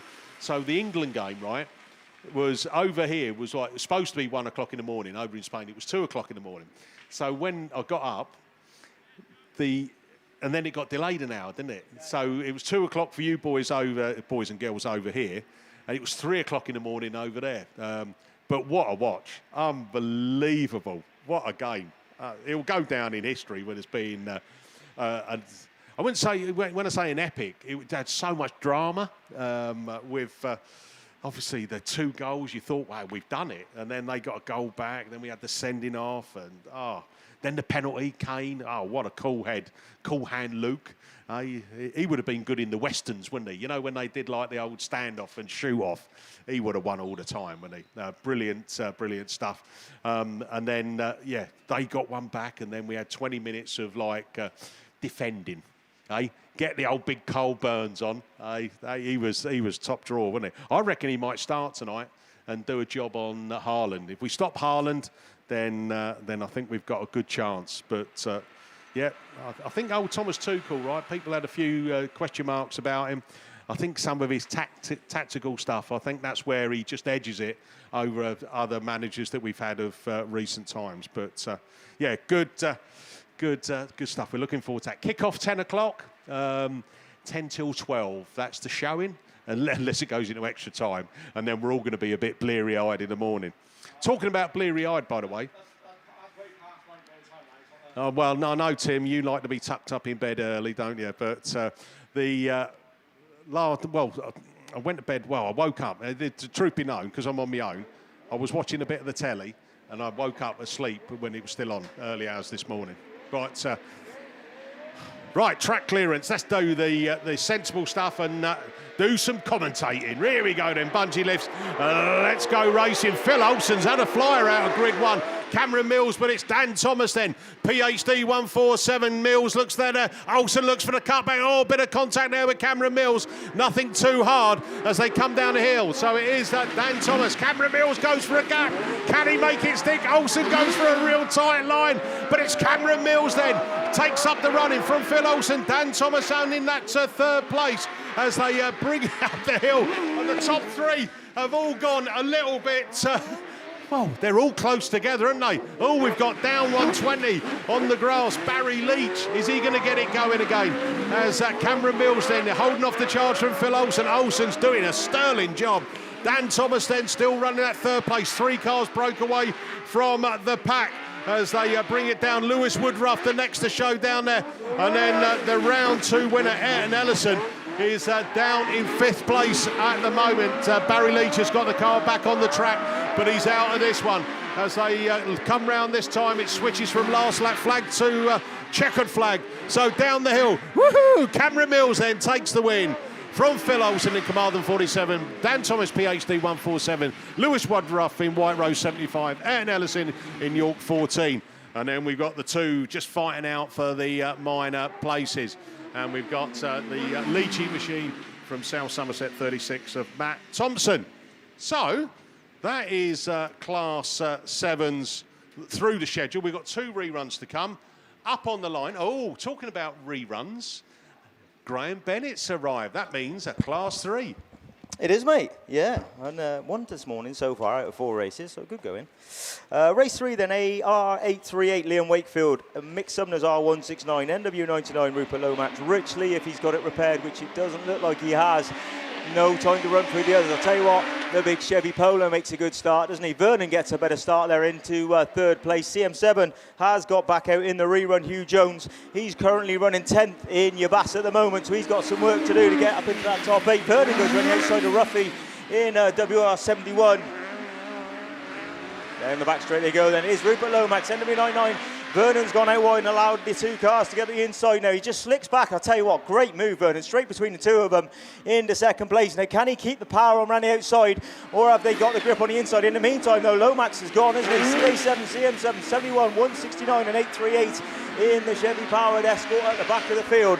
Down the back straight he goes and into turn 2, sorry. Out of 3 then.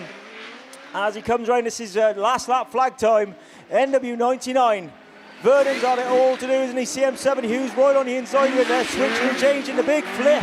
Gets it in, the old Scandi flick. One's round, Vernon has to give him a tap, got nothing he can do there. Hugh Jones had already spun it in front of him. Vernon gets, excuse me, Vernon gets away down the back straight. Manages to keep it. Your race winner though, NW99. It is red flags, but they went over the last lap flag, so I reckon that result will stand, possibly excluding Hugh Jones, but we'll have to just wait and see. CM7 did get that loads and loads of sideways, and Vernon McKenzie, in my eyes, only my eyes as well, by the way, had absolutely nowhere to go. So we will wait and see. I'll nip next door, see if I can get a result. In the meantime, Finn's on the mic for your junior specials. Thanks, Graham. So Digger Plant Hire then, your series sponsor for junior specials. This brings out Rosie Russell and IK19, sat 2nd in the overall Bass standings. Callum Peace, George Johnson, who's 3rd in Scunny 343. Mason Linehan, William Hall, Mason Lloyd, Sean Bradford and Esme Mason in a PhD at 95. Your Bass 1 champion of George Johnson in Scunny 343. Didn't have the best of rounds at home at Scunny, but is going to look to do a little bit better this time around at Radford. And he's going to start it off well. He might be the best of the breakers on the run down a toe, and Russell gets the legs on him as they change up into 2nd gear. Border County's 44, thereabouts as well. Mason goes climbing in PhD 95. Russell comes up the inside of Bradford in 44. It is a 1944, 133, 43, and Peace in 35. Russell gets spat out then in IK 19, so back into what is 4th place. Johnson's in 3rd in Scunny 343. Got it really sideways corner exit, but keeps 3rd for the moment. Although, as I say that, Russell comes up the inside in IK19, gets himself up to what is 3rd place. Sean Bradford then has got a little bit of a gap to Mason Linehan in Mallow 130. IK19, Scunny 343 of George Johnson. He gets it 2 sideways into this bottom turn. It's going to fall all the way to the back of the grid. Mason collected him in PhD 95, but we keep it going with 1 to go with Sean Bradford in Border Counties 44 as they come around and past Coventry. Mason Linehan in Mallow 130 in 2nd. Rosie Russell in IK 19. Peace in 35. William Hall in Severn Valley 92. Esme Mason in PhD 95. And it come D at 65. George Johnson is stopped on the inside. It's not a good start to the weekend. The Scuddy 343 is a good start for Sean Bradford though, as Border Counties 44 takes the win from Mason Linehan in Mallow 130. Rosie Russell in IK 19 comes home 3rd. Callum Pease in North Shropshire 35, William Hall in Severn Valley 92, Esme Mason in PhD 95, and Cumdy 65 of Mason Lloyd. Race 1 then runs to completion, absolutely chaotic as well. As I said, Digger Blanhire, your series sponsor. Race 2 brings out your current BAS leader in the form of Alex Hines in Breeden Hill, number 5. Sonny Gilbertson in lead with 3. I'm pretty sure he's your BAS 2 champion down at Scunny. Tommy Houlihan in West Waterford, 58. James Smart in 777F. Adam Lind in Down Autograss, 303. Lexi Mullen in White Rose, 37. Dara Ryden in Mallow, 32. And Kai Owen in North Wales at 103 on the inside in lane 1. As I said, Alex Hines, your current BAS leader, coming into round 3. Hasn't won either of the rounds so far, but consistency is key, which has got him up to the lead of a standing. Sonny Gilbertson in lead with 3 is looking to be on good form. Yeah, seems to be on good form in lead with number 3. Alex Hines did win round 2 at Scunny. Tommy Houlihan in West Waterford, 58, is currently sat 8th in the BAS, and James Smart in 777F is sat 6th, so they're all going to want good points to get him a little bit further up the standings in hopes of getting a trophy at the end of this year. Mullen gets a good run, though, in White Rose 37, down into toe on. Tommy Houlihan in West Waterford, 58, is there or thereabouts as well as they all sort themselves out. James Smart comes to the inside then in Forest 777, gets himself up to 2nd place. Breeden Hill 5 looking all the way right outside. Surely Alex Hines can't make a move there. No, he's going to have to slot back into what I think might be 6th place. Lee with 3 gets it all a little bit sideways behind James Smart in 777F. It is Lexi Mullen at the front of the field in White Rose 37, absolutely unaware of the pandemonium going on behind her. Gets it a little bit too wide coming off his top corner, but keeps it going from Tommy Houlihan in West Waterford at 58. Lee with 3 then. Sonny Gilbertson is stopped on the far side. Commentator's curse. I said he was doing really well, but he stopped in race 1 at Radford. It is though White Rose 37 comes round the final corner. Lexi Mullen is looking assured at the front of the field with 1 to go. From West Waterford 58, we have got red flags on. I don't think we made it onto the last lap, so I think that might be a rerun a little bit later on. We'll listen to the radio and see if any decisions are made by the marshals. Race 3 then of Ejaculant Carpentry and Construction Services and the Cobb House sponsored junior specials for round 3.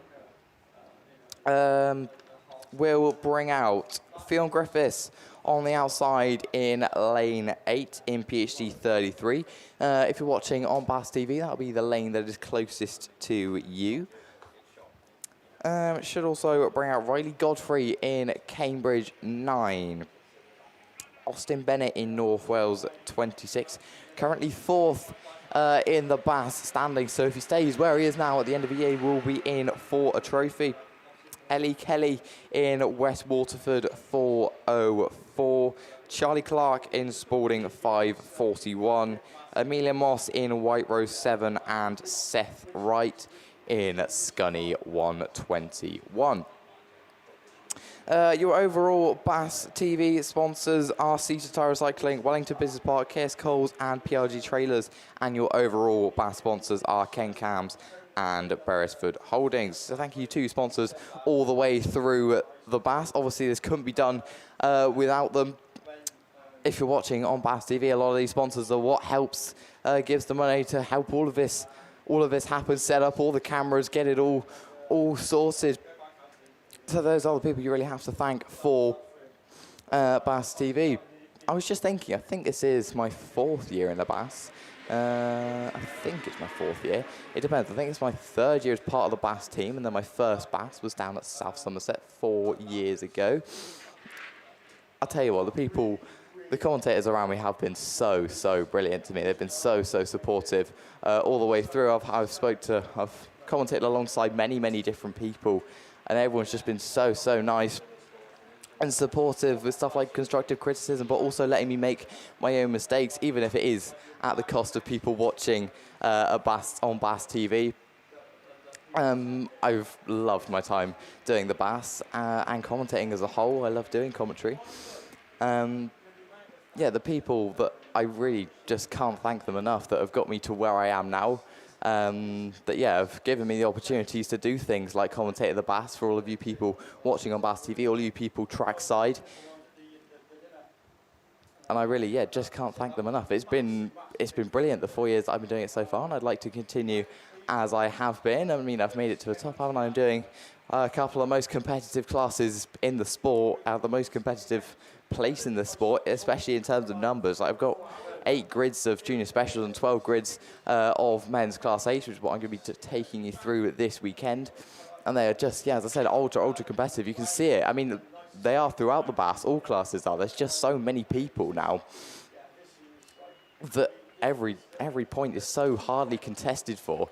It makes it so easy to commentate. There's just always something happening, which is what I find so brilliant about the BAS, is like the skills that I learned from the BAS, just trying to be able to see kind of everything that's going on around the track. And even like watching on BAStv, I miss so much, but it is just so much fun to commentate on. We've got 3 red flags, and we're going to wait for the tractor to go in 2. It's allocated bay. Race 3, Fionn Griffiths, Riley Godfrey, Austin Bennett, Ellie Kelly, Charlie Clark, Amelia Moss, and Seth Wright. We are away with race 3 on the run down to turn 1.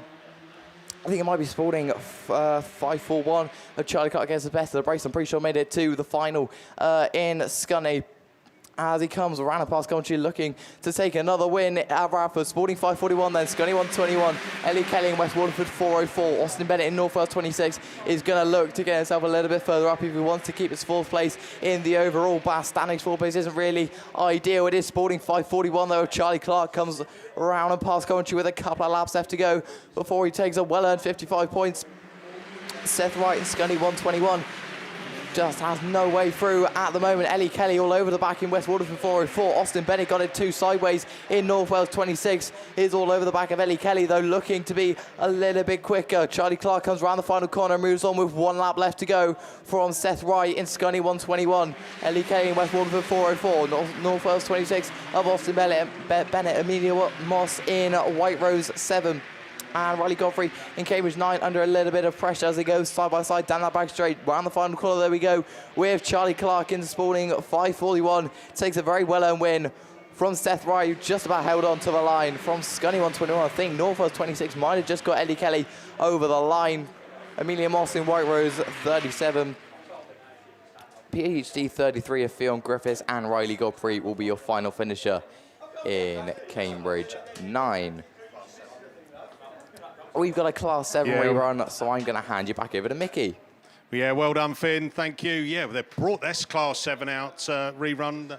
It's race 1. So here we go. I just had a message as well. I'll just see if I can get it out. Oh, Billy and Corrine, let's go racing. And that's what we're doing, Billy and Corrine. We are off and racing.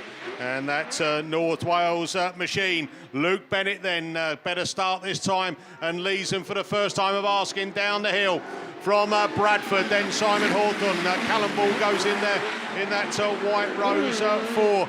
The border count is 55. Tom Lewis then. He was leading it, I think, before he got kind of stopped, but he's looking for a gap up the inside. Oh, he makes 2 places up, moves himself up into 3rd. So Luke Bennett then from Simon Hawthorne in the Radford 176. Then we got Tom Lewis, not tiny, he's big Tom Lewis. Callum Ball looks for a move up the inside. Can't get that grip down then. Will Bradford at border count is 115.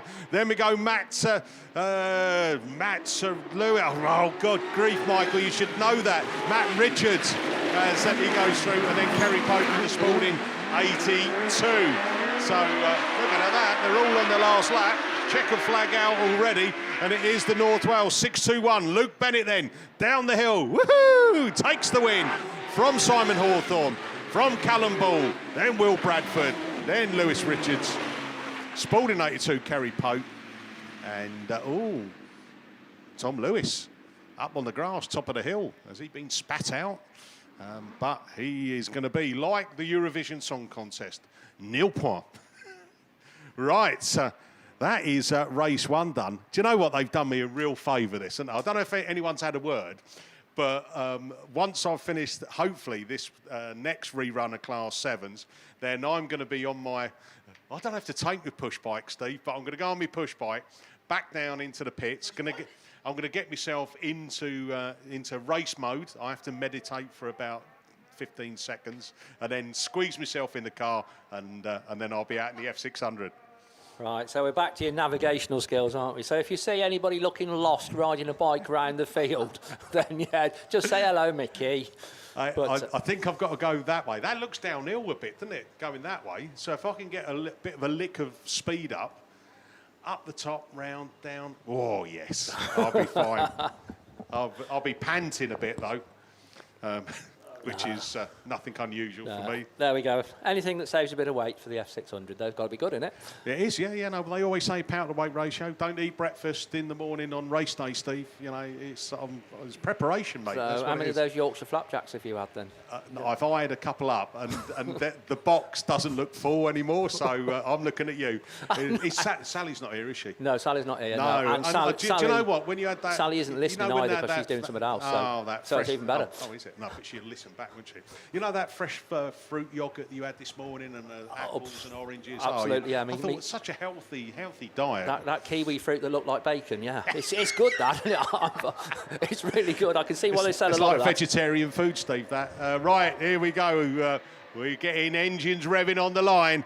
Who's going to come out and win on this one? Darren Adams, Graham Blackburn, Damien Harris, J. Ran Lewis, Mark Weeks, Archie Bentley, Jamie Meehan and Andy Graney. They are your runners and riders, albeit that I think we're missing one coming out of grid 8. But up we go then.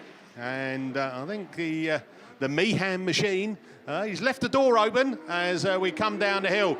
And it is Damien Harris from Meehan, from Andy Graney. Then it's Archie Bentley machine in North Shropshire 7 as he brings it out of Starkgate Turn in that 4th place. Looks like he's got a bit of a rearranged front end, maybe from the earlier race. But round we go then. Damien Harris, Radford 140. Jamie Meehan, Westwater 133. Then we go P98. And that is Andy Graney. And Archie Bentley looks to make a move up the inside of him as he comes around this time. Mark Weeks in the Invicta Kent 116. And oh, you're joking me. Hey, we've gone reds. Now, I don't know why we've gone red. It looks all right to me.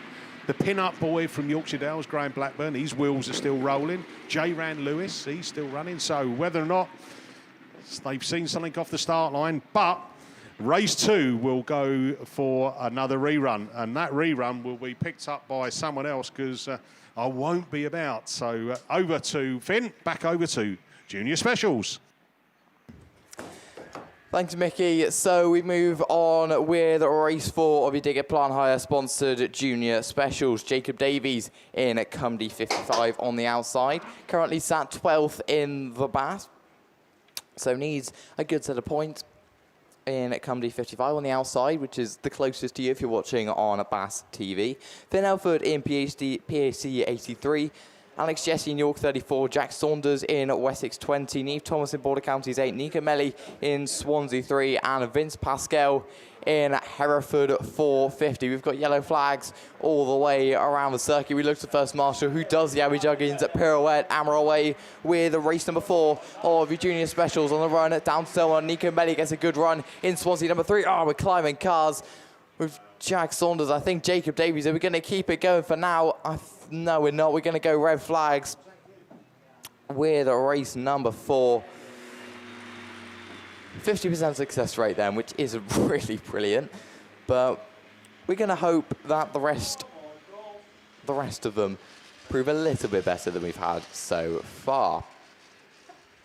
And of course, I'm going to go straight on after Junior Specials to Class 8. Which, yeah. Having said that we've got a lot of red flags for Junior Specials, which aren't characteristically loads of red flags, Class 8s are. So we'll see. Race 5 then, Noah Ashmore in Spalding 415, Stanley Beard in Gloucester District 13, Thomas Pyle in Wessex 871, James McCannon in NASA 43, Lily Poltimore in Forest 279, Blake Godfrey in Cambridge 11, and Harley Chadwick in White Rose 120. We're going to wait then for track clearance. We look to First Marshal who does the Abbey Juggins pirouette hammer away with race 5 of your junior specials on the run down to turn 1. I think Beerman got a good one, but Noah Ashmont's got the best in Spalding. No, he hasn't. It's Lily Baltimore, sorry, in Forest 279. I think McCannon's there on the inside in NASA 43 as well, but it's going to be Thomas Pyle in Wessex 871 who then pops out at the front of the field. NASA 43 look to the inside, can't get the move this time around. Stanley Beard in Gloucester District 13 down the far side in what is third place. It is though Pyle in 871 who comes around the final corner and moves on with a couple of laps left to go down from my neck of the woods. NASA 43 from Gloucester District 13. Forest 279, Cambridge 11, Warriors 120 is 1. I did miss down there, but Wessex 71 is going to be under a little bit of pressure now from James McCannon in NASA 43, who's starting to close up to the back of Pyle. Is it going to be too little, too late? He's got one lap to change it. NASA 43 looks to the inside, can't get the move still on Thomas Pyle in Wessex 871, who currently holds on to the race lead. NASA 43, though, saw a gap to the inside, gets it done. So Pyle falls down to what is second place. James McCannon in NASA 43, a clean slam dunk move. Thomas Pyle, so late on the brakes. Comes the contact with NASA 43 on the run down to the line. It's going to be NASA 43 from Wessex 871, Gloucester District 13, Forest 279, Spalding 415, Cambridge 11, and White Rose 120 of Harley Chadwick. Race 5 then runs to completion, which is good to see.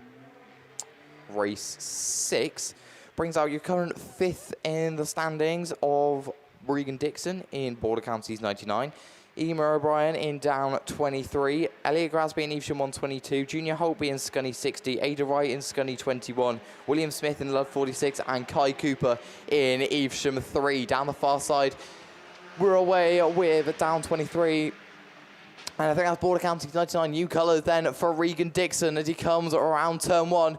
And the pass commentary is going to be Border Counties 99 from William Smith in Lud 46, down 23. We've got red flags once again.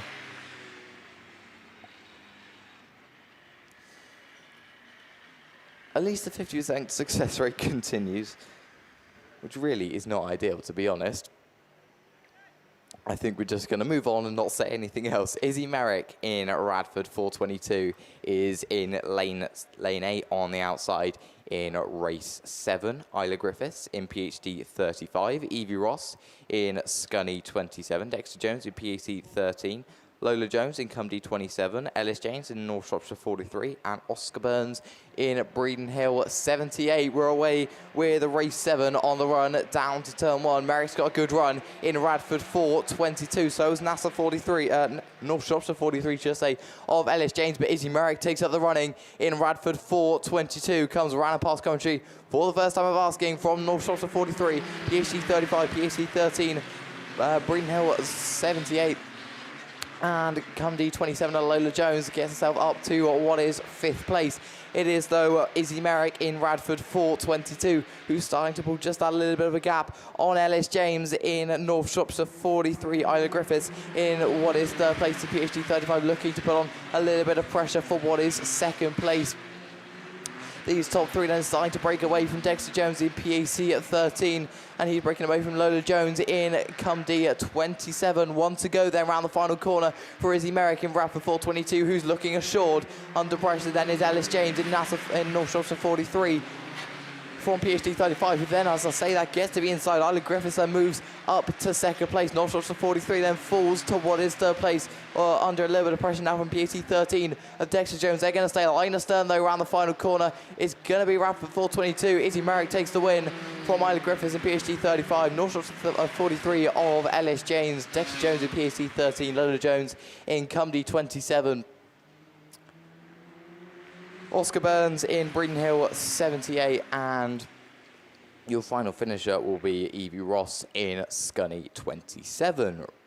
Race 7 then runs to completion. We've got a checkerboard at the moment of race complete and reruns. Race 8 we're going to hope breaks the pattern and runs to completion as well. Maddie Morris currently 10th in the BAS in Gloucester District 48. Jack Merrick in Radford 421. Cara Blaber in Afston 213. Harry Loader, Liam O'Brien, Rex Richard and Thomas Davies. On the run down the turn one, Matty Morris gets a good one in Gosling District 48. So does Jack Merrick in Radford 421. Looking to do what Sister has just done as he comes around and past commentary. It is Radford 421 then from Gosling District 48. Atherstone 2-1-3 in what is third place, as they all just sort themselves out around the far side.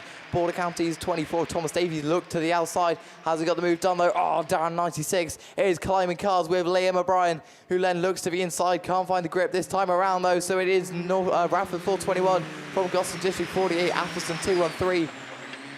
Border Counties at 24, down 96, and gets to the inside of Harry Loader, your map champion in Wessex 112. Down the far side we go though with a Radford 421. Jack Merrick is away and gone at the front of the field with a one to go. Here's one to go there for Radford 421. Matty Morris holding on to second at the moment in Gosling District 48 from Cara Blaber on the outside. In Atherstone 2-1-3, still hanging it on the outside. Thomas Davies looked to the inside momentarily. Border Counties 24 is now under pressure from Harry Loader, who's got the double overtake in Wessex 112. Around the final corner, there we go. It's going to be a good win for Jack Merrick in Radford 421. From Matty Morris in Gosling District 48, Atherstone 2-1-3, Harry Loader in Wessex 112, down 96, Thomas Davies in Border Counties 24, and Rex Richard, the one left to mention, in Cumdy 68. We've got what is 3 reruns of your junior specials then to come. Digger Plant Hire, your series sponsor. We then move on to your Pro Links sponsored men's Class 8. 12 heats of them coming out in this one, as it was at Scunny. Just say thank you to all of your sponsors throughout the BAS, your main BAStv sponsors. Are Kent Cams and Beresford Holdings. And your BAStv sponsors are SITR Tyre Recycling, Wellington Business Park, KS Coles, and PRG Trailers. Yeah, your round 2 champion was Cameron Mills in Cumdy 19, who took it by storm as well. Away and gone from the rest of the field. Your current champion is South Somerset number 3, who we're going to see in race 1, who's currently sat 4th in the BAS coming in to round 3. We're going to see Dan Mack as well in Cambridge 44. I'm just looking down to the line. There isn't actually anything on the line, but I'm going to read out race 1 regardless. As I said, Dan Mack in Cambridge 44, Dare Thomas, no, it was Darrow Thomas, sorry, in down 27, Liam corrected me, in Scunny. Daz Mullen in a White Rose 38 is currently sat 6th coming into round 3. He's going to want to get himself a little bit further up in the standings if he wants to get himself a trophy, but equally, in such a hardly contested class as is Class 8, 6th is an incredible, incredible feat, and Daz Mullen is an incredible driver and is an incredible car. In White Rose 38, Stu Whitehouse, a new motor then for White Rose 5, looking to go a little bit better than he has done of late. Had a couple of issues over at Scunny. We then go down to Owen Bradford in Border Counties 16, who didn't make it to the semis, if I remember correctly, after a little bit of contact in the 3rd heat, I reckon. He was on to get into the semis, though, after the first 2 heats, and is always going to be one to watch. As I said, Ross Shepherd, your BAS champion in South Somerset number 3, currently sat 4th in the BAS, but he's going to look to obviously retain his title. So needs a good set of results, but equally in such a hardly contested class as is Class 8, like Ross Shepherd won it without winning a single of the rounds. So it's just consistency is key, as it always is. Just because there's so many of them, a problem can put you all the way down out of getting even into the final. I think at South Somerset last year, Shepherd didn't make it to the final, got out in the semi. Matt Bishop in Yayton Sobry 73, and Finley Emerson in Scunny 199 in lane 1. As I said then, ProLinks, your series sponsor for men's Class 8s.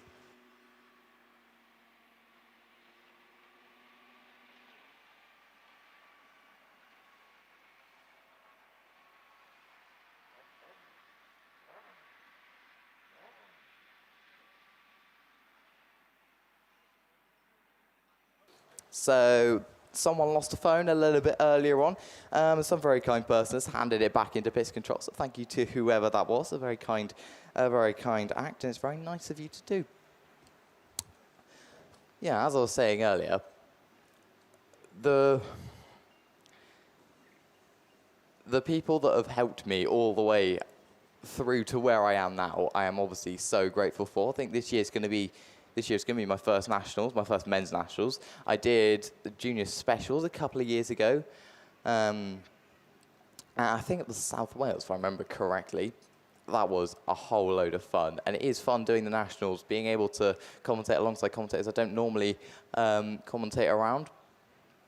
Because obviously I do the BAStv, I do a lot of stuff at home down at South Somerset, and I do little bits here and there, but generally it is kind of the same faces.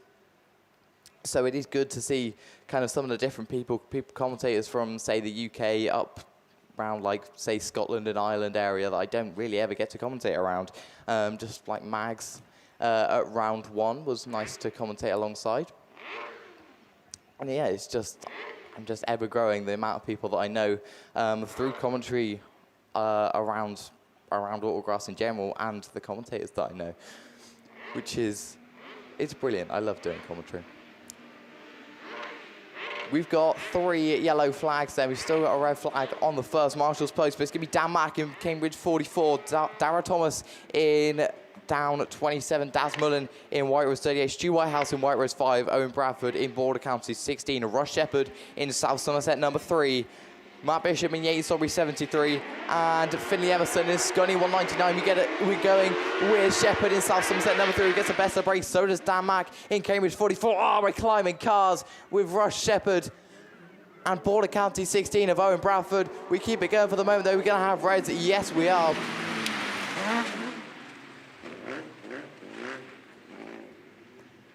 So race 1 of the men's Class 8s comes to a very premature stop. We'll see if any decisions are made, but for now we're going to go on to race 2 of your ProLinks sponsored men's Class 8s. Colin Linehan in Mallow 13 is on the inside, is currently 16th in the BAStv, coming into round 3. We've got a message from Kelly Yeoman, who says, morning, can you wish Roxy Matthew a very happy birthday for Tuesday? We all love you. Have a super day. Lots of love, Mummy, Steve, Daddy, Beth, and Ada. And yeah, please do feel free to message me, Finn Shepherd, on Facebook, or any of the other commentators throughout the weekend if you'd like anything read out on commentary. What was I saying? Jason Richardson in Pennine number 6. Scott Clark in Scunny 73. Josh Tickle in Pennine 74. Steve Mills in Cumdy 10, who I'm pretty sure made it. Did he make it to the semis, I reckon, in Scunny? He was definitely, I'm pretty sure he was on a win in a third, going into the third heat. Craig Pyle in Wessex 666. Alfie Ross in Scunny 72, and Tom Chadwick in North Shropshire 151. So yeah, those are your runners and riders for the ProLinks series sponsors, men's Class 8. Your round 3 sponsors are RC Race Fab and Alan Long Garage Services, and your ladies round 3 sponsor is Box Forklifts and Trueform Civil Engineering. And your best standout saloon special, as always, is sponsored by Bodyworks Racing.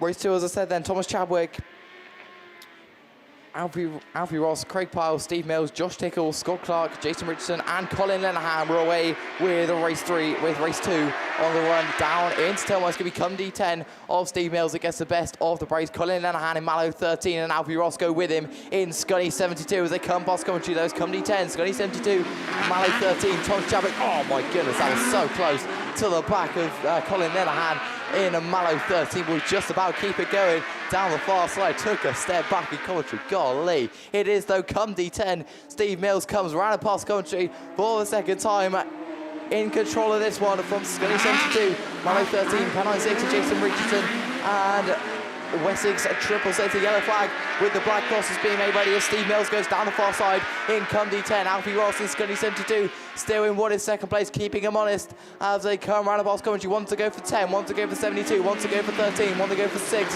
one to go for 666, and one to go for 74. Scunny 73 and North Russia 151, the two that are left to mention.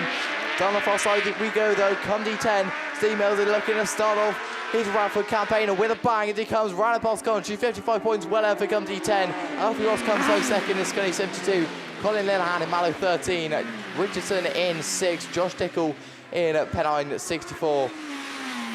Scunny 73 and Tom Chadwick has got it round the wrong way in North Shropshire 151. Gets it back going and will come past commentary as your final finisher. So race 2 runs perfectly to completion. Race 3 brings out Chris Dalzell in down number 3 on the outside. Jordan Robinson in North Wales 53. Anthony Phillips in St Neots 7-11. Chris Pope, who in Spalding number 8, who's 7th in the BAS, coming in to round 3.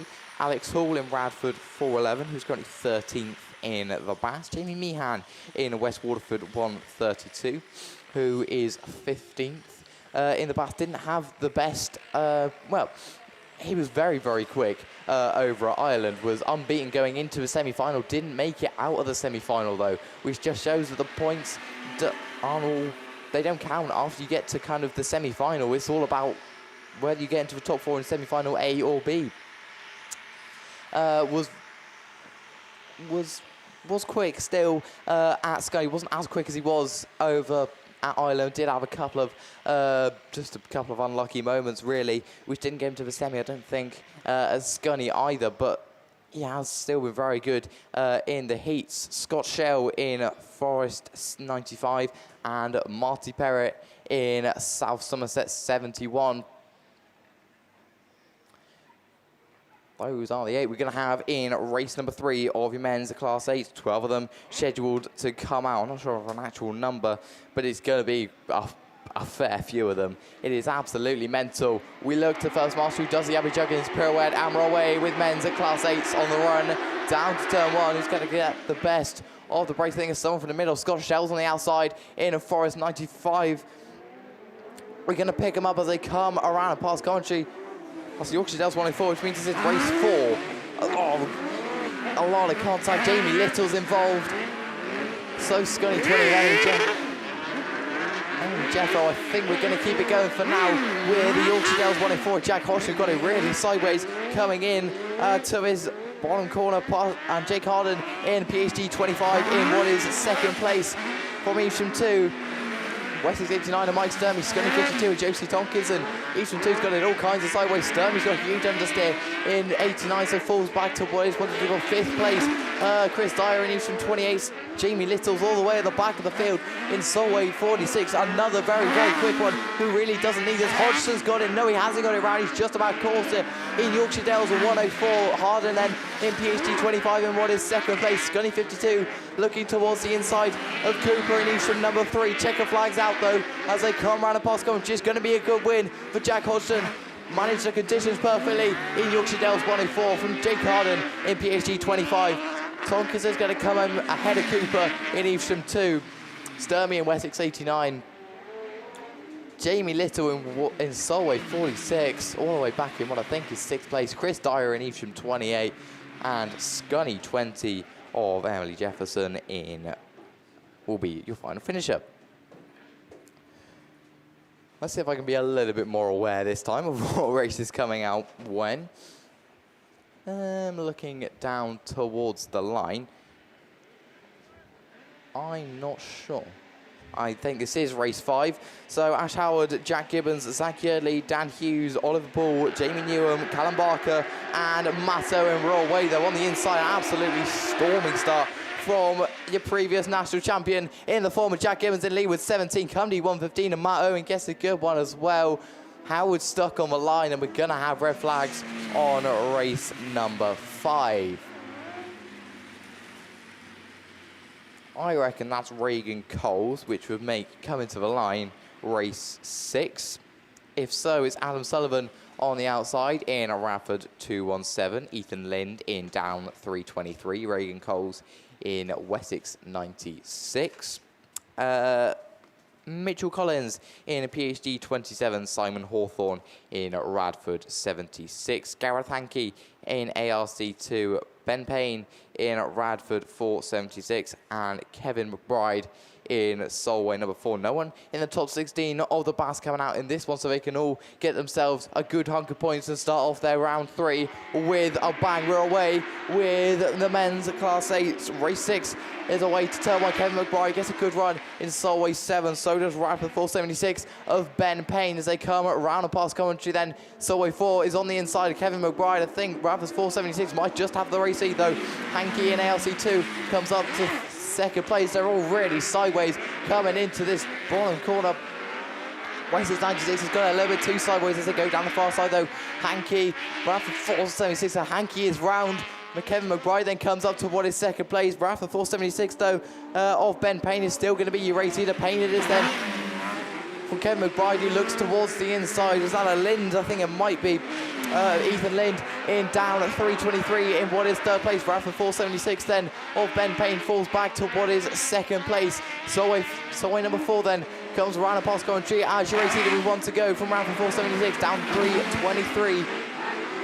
Radford 217, Reagan Coles in Wessex 96 is absolute chaos, but at the front of the field is Kevin McBride in Solway number 4 is going to come around the final corner. If he can get it pointing the right way, Ethan Lind gets huge understeer, look to the inside, but can't get it done. It's Solway 4, Radford 476, Ethan Lind in down 323.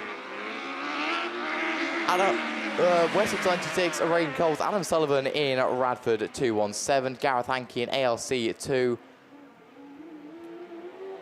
PhD 27 and Solway 4 has come round for a victory lap. Kenny Smith then on the outside for race 7 in Stroudham District 41 in lane 8, Evesham 356 of Mitch Wells, Matt Stratton in Evesham 15, Kay Lockwood in Scunny 191, Joe Bloor in Evesham 112, and currently sat 9th in the BASt, so needs a good hunk of points to keep him where he is. It is, as I said, so ultra competitive in the men's Class 8. Sean Wright in White Rose 11, Nigel Back in Border Counties 81, and Reese Edwards in North Wales 44.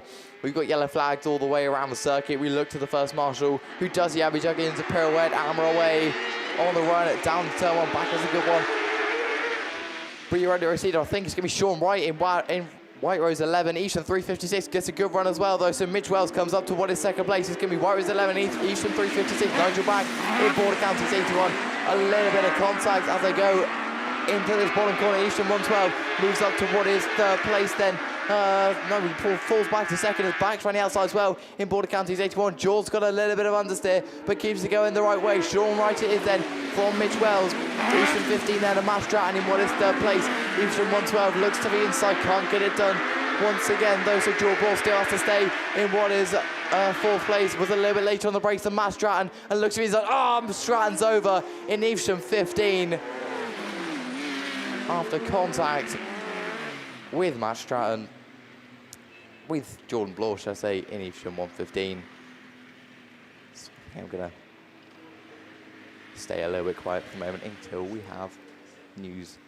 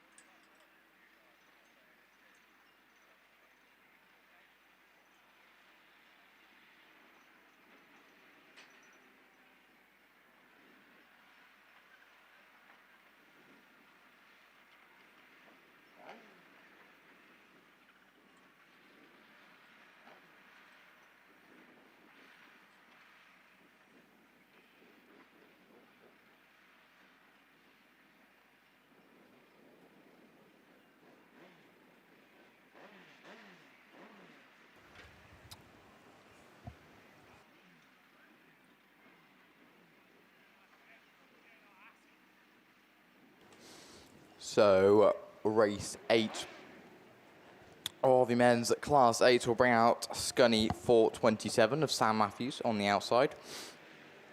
Amber Powell in Lud 99, Max Lewis in Radford 71, Lee Talbot in York number 9, Gethin Lewis in Border Counties 40, Reese Wyeth in Wessex 19, Adam Fielder and Adam Jones in Border Counties 69 were away on the run down the turn one with Reese Wyeth in Wessex 19 and Sam Matthews, who was so late on the brace in Scunny 427. Surely he can't make it work that wide, and indeed he doesn't. It's going to be Wessex 19 race leader from Sam Matthews in Scunny 427. He pops out in what is second place. Jones is up the inside though in Border Counties 69 down the far side. Gethin Lewis in what is fourth place in Border Counties 40. Jonesy to the inside in Border Counties 69.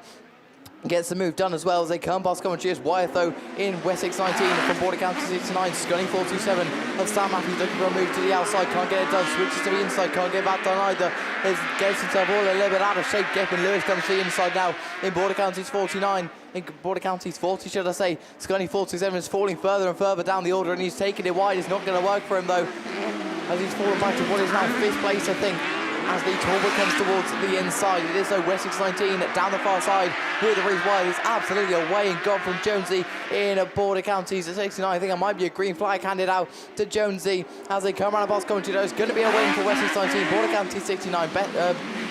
Gethin Lewis in Border Counties 40, Scunny 427 in York 9. I'm not sure who got it between those two. Adam Fielder in Scarborough 24, Lud 99 of Amber Powell and Max Lewis in Radford 71, the couple that are left to mention. Race 9 then brings out your current 11th Bass Stander of Corey Mumford in Forest 161, an ex-Ross Shepherd car, and seems to be going pretty well so far.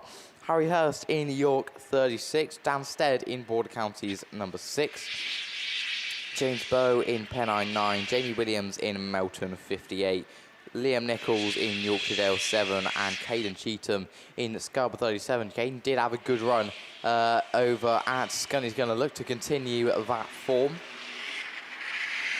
Liam Nichols were good all the way through last year. Corey Mumford was good as well at Scunny in Forest 161.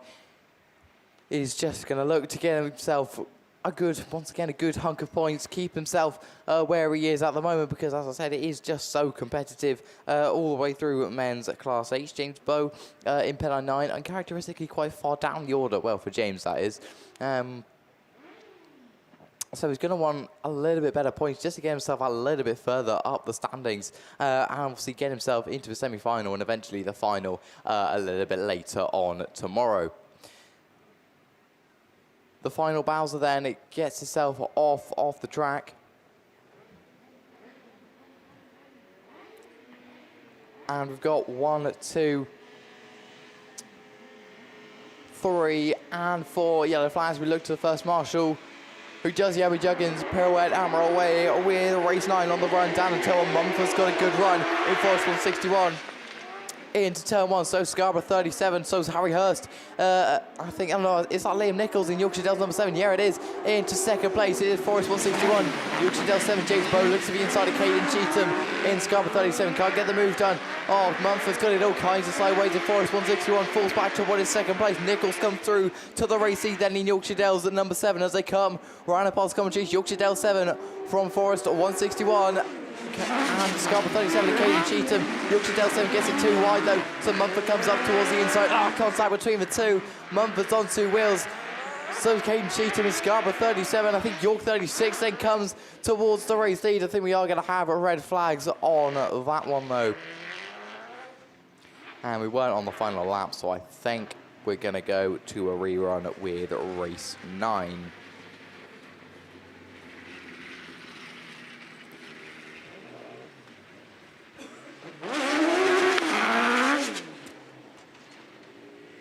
So, Mumford with a bit of a rearranged front end. I think we're going to go to race 9 down there on the line. Ollie Hall, and race 10 should I say. Ollie Hall in Hereford 350. Neil Tivey in West Waterford 140. 42. Joe Doddridge in Forest 15. Dan Thomas in PhD 47, currently sat second in the BAS, so definitely needs some good points if he wants to stay there. Steve Young in York 47, Adam Alderson in Scunny 327, who's currently sat 12th in the BAS. So as I said, he's going to need a good set of points. JJ Baltimore in Forest 179. We're away though with Dan Thomas in PhD 47, who's got by far the best of the breaks on the run down to someone. Baltimore then comes to second place. Tyve's on the outside in West Waterford 142. Didn't work for Sam Matthews and isn't really working for West Waterford 142 either as he looks towards the outside. A lot of smoke coming out the back of JJ Baltimore though in 179F. I think it might be a blow motor. Either way though, we're going to go with Forest. No, with PhD 47, who comes round past Coventry away and gone for the rest of the field of Dan Thomas. Nigel West Waterford 142 of Neil Tivey in what is second place. Forest at 179 is still going though with a lot of smoke coming out the back. It's down to what is fourth place. Scunny 327 though in what is third place. Looking all over the back of Neil Tivey in West Waterford 142. Neil does need this though, as he's a bit far down in the standings, especially compared to Neil's usual standards. There is smoke all over the track. Doddridge has fallen a bit far back as well in Forest 15. This is going to be checker flag. It's time for Dan Thomas, the PhD 47, who takes the win. From Neil Tivey, Adam Alderson and Scunny 327, Hereford 350. Joe Doddridge in Forest 15. And Steve Young in York 47. So we're going to sort out JJ Baltimore. And in the meantime, we're going to go on with, I presume, race 11 of your ProLinks sponsored men's Class 8. Your BAStv sponsors are SITR Tyre Cycling, KS Coles, Wellington Business Park, and PRG Trailers. And your overall BAS sponsors are Kent Cams and Beresford Holdings. Your round 3 sponsors are RC Race Fab and Alan Long Garage Services, and your Best Send Out Saloon Special are sponsored by Bodyworks Racing. Race 11 then should bring out White Rose 20 of Lewis Middleton, Daniel Smith in Lud 44. Lewis Middleton, actually, I think did he have 2 wins and a 4th, if I remember correctly, at Scunny? Was definitely on good form, though, in White Rose 20. As I said, Daniel Smith in Lud 44. Lance Bowen in Border Counties 1, always one to watch. Adam Clack in Athelston 2. Harry Russell on IK65 hasn't had the best of Basses so far. Cameron Mills, your Bass 2 champion and your current Bass leader in Cumdy at 19. Lud 4 of Bryn Powell on the inside in Lud number 4. Is sat 10th in the BAS. Is going to need a good set of points to keep him where he is in the standings so far. We've got 1, 2, 3, 4, 5 yellow flags. We're away and racing with race 11 of the men's Class 8 on the run down. And someone Millsley's down the order in Company 98, who isn't though. Harry Russell in IK65 comes around and past Coventry as your early race leader. Bowen is there as well though in Border Counties number 1. So is Lewis Middleton in White Rose 20s on the outside though, which is someone you don't really want to be here. Company 90 looks to the inside of Powell in number 4. Can't get it done though. So he's now under pressure down the far side from Daniel Smith in Love 44. Millsy does not need this in Company 19. Gets himself up ahead. Middleton still on the outside. He's fallen back to what is 4th place. So Millsy's down in 5th in Company 19. IK65 though needs good points, and this is what he's got in IK65. Oh, Lud 4 gets it all kinds of sideways. We're climbing cars with Danny Stead as well in Lud 44 as they come around the final corner though. We're going to have 1 to go for IK65, 1 to go for Border Counties 1, 1 to go for White Rose 20, 1 to go for Company 19, 1 to go for Athelston 2. There you go, 1, 2, 3, 4, and your 5. Love 4 after that little spin earlier on, gets it going again. It is though Harry Russell in IK65 comes around the final corner. Checker flag time is a well-earned win for Harry Russell. From Bowen in Border Counties 1, from Middleton in White Rose 20, Millsy in Company 19 needs to be a little bit better than 4th in the 2nd and 3rd heats. Athelston 2 and Lud number 4.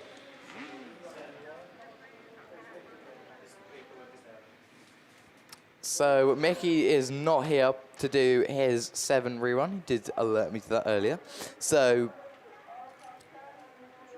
race 1 had a rerun around to completion, so this is going to be race 2, the rerun of the rerun. On the outside then, Graham Blackburn in Border Counties 71. We're missing Darren Adams in Border Counties 26. Damien Harris in Radford 140. J-Ran Lewis in PAC 47. Mark Weeks in IK 116. North Shropshire 7 of Archie Bentley. Jamie Meehan in West Waterford 133. And Andy Graney in Pennine number 8. I'll tell you what. In the first rerun, Jamie Meehan on the run down to turn 1 was fully sideways and kept his foot planted on the run down to turn 1. Incredible bravery. It's completely optional, by the way, but yeah, decided to keep his foot in completely. Max Sport then, your series sponsor, and R&M Motorsport Panels and Kelly Recovery. You see sponsors in the bottom left, bottom right, and top right of your screen if you're watching on BAStv. Obviously, all of these sponsors are what help BAStv come to be. So they are who you've got to thank if you're watching at home. We've got 1, 2, 3, 4. We look to the first marshal to put up the 5th yellow flag. We're away with race 2 of your men's class 7 on the run. Down to turn 1. Meehan gets a good one in West Waterford 133. It's a bit smoky though on the run. Down to turn 1. Harris comes to second in Radford 140. Harris is there as well in a PAC 47. Gets to the inside. Might just get himself up to second. No, he doesn't. It's going to be Meehan though from Damien Harris in Radford 140 and J-Ran Lewis. I'll tell you what, Meehan, he's on the outside in West Waterford 133, and that doesn't seem to work for anyone. Although, as I say that, Meehan switches it to the inside and gets himself back to the race lead in West Waterford 133. Harris switches it once again in Radford 140. West Waterford 133 once again switches it. Meehan's on 2 wheels coming into this bottom corner. Now J-Ran Lewis comes back on the inside in PAC 33 140. Easy new race leader J-Ran Lewis in PAC 47, and West Waterford 133 is still hanging it around the outside. Andy Graney in Pennine number 8 in what is 4th place from Graham Blackburn in Yorkshire 71, IK 116, and North Shropshire 7 at the back of the field. Is that Meehan in West Waterford 133? I think it might just be who gets it 2 sideways and falls all the way to the back of the order. Harris now is looking good at the front of the field in Radford 140. Checker flag time. It's going to be a good win for Damien Harris from J-Ran Lewis, from Graham Blackburn, from Andy Graney, from Meeks in 116. North Shropshire 7 of Archie Bentley, and Jamie Meehan after that spin a little bit earlier on in West Waterford 133. I think we're going to continue on with men's class 8. They still haven't brought out race 3, but for now we've got race 3 and race 12. We've also got 1, 2, 3, 4 reruns as well, which is absolutely ideal. But then again, it is to be expected from men's class 8. I just want to give a little shout out to Team Ressa, my cousins, and of course my cousin Em, who couldn't make it here at Radford, but is watching eagerly from home, I can imagine. And to our friend Sophie down in South Somerset, who's doing an ultra marathon this weekend, because for some reason she enjoys those things. So hello to Sophie as well. Looking down it on the line, that looks to be Marcus Lewis, which means we're going to continue on with race 12 of your men's class 8. Penal 101 will be on the outside, is Marcus Lewis. Owen Price in PAC 71 will be in lane 7. Michael Tinkerabbott in York 45, who is there in York 45. Abby J. Bennett in Forest 8 was looking very good at Scunny and is currently sat 8th in the Bass. Jamie Grasby in Evesham 21. Spencer Mills in Ludd 5 and Darragh Roche in Carlo 163. Just going to get a little bit of water down on the circuit. It is very, very hot this weekend. So I think, yeah, a lot of water will be used across the weekend just to keep the dust down a little bit. It does just get very dusty, and it seems to be almost pretty much every race there seems to be a Bowser coming out, but it has to be done just to keep this dust down so we can actually see what is going on, so drivers can see what's going on as well. A little bit of water going down on the start line, which I don't think we've had so far this weekend. I would just like to shout out my uncle, who's very hot on the Bass, after being introduced to it a year or so ago, has now been watching eagerly from home, always on the family group chat. saying when anyone in our family is up for their races and their results as well. So hello to Uncle Mark down at home. Still just getting a little bit of water down on the circuit. So yeah, your ProLinks, your series sponsor for men's Class 8. If you're trackside, please go and check out all the trade stands. BP Grassing, Nigel Morris Bikes and Accessories, Jack Saunders for Yaris Parts, Raider Race, Barnard Motorsport, SA Palmer Tools and Garage Equipment, Bodyworks Racing, Jeff Amon, Fur Babies, Treat Cupboard, Elite Racing Transmissions, DM Racing, JG Engineering, Max Sport and King Sport Tyres. And food and drink, Double D Spuds, Elite Bars, Dobwell's, Dough Hook, Mark II Pizza. Have we got enough time? Yes, we do. Our associate sponsors across the weekend are Fireman, Simply Fresh, OD Fernio, Hawthorne Spray Works, Cotswold Coffee Company, SE Davis and Son Limited, and Soul Security Services Limited. I think the Bowser's going to come in to the middle of the circuit, so I think we're just going to wait for track clearance around the circuit. We have 1, 2, 3, 4. We look to the first marshal to do the Abby Juggins pirouette, and we're away with race 12 on the run down to turn 1. Lewis gets a brilliant run in Penal 101, gets to the early race lead. Michael Tinkerabber in York 45. Oh, I'll tell you what, Marcus Lewis had a huge understeer in Penal 101, just taking him right out of it. Abby J. Bennett comes to the inside then in Forest number 8, York 45. But Michael Tinkerabber looks towards the inside. Down the far side we go though with Forest number 8, Spencer Mills somewhere there or thereabouts in Love 5 as well. We're going to pick up a couple of more names and numbers as they come around and past commentary. It is though Forest number 8 of Abby J. Benny, York 45, PAC 71 of Owen Price, and Love 5 of Spencer Mills in what is called, I think I might be down at Roche and Carlo 163. Down the 5th, had a good run down at Island, not so good at Scunny, and we're going to have red flags on race 12 as well. The only one that is left to come out then is race 3. So I think we're going to go down to race 3. Let me see. We should have Jordan Robinson there in North Wales 53. Chris Dowsell in Down Autograss 3. Anthony Phillips in St. Neots 711. Popey in Spalding 8. Nope, so this is going to be a rerun of Junior Specials. This is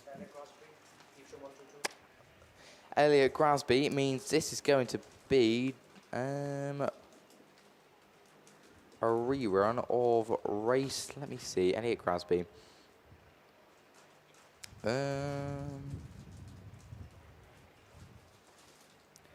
Oh, I cannot find the race now.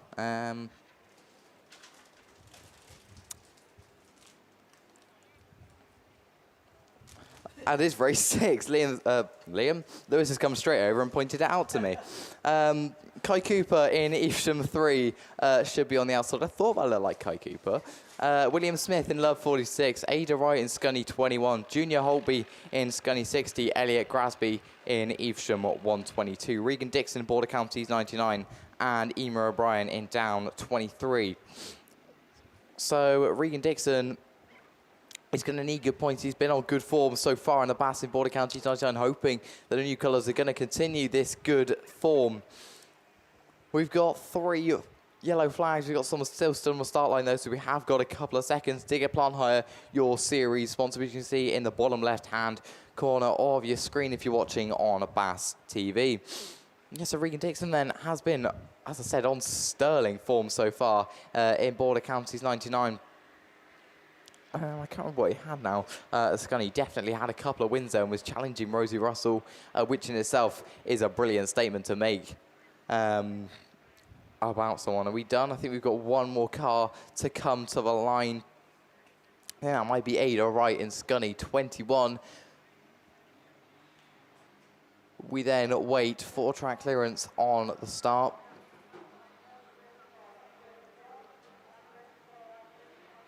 Which we do not have yet. Emer O'Brien, Regan Dixon, Elliot Grasby, Junior Holby, Ada Wright, William Smith, and Kai Cooper. We look to Vice Marshall. Here we go. We got track clearance this time around as we go racing with junior specials on the run down to turn 1.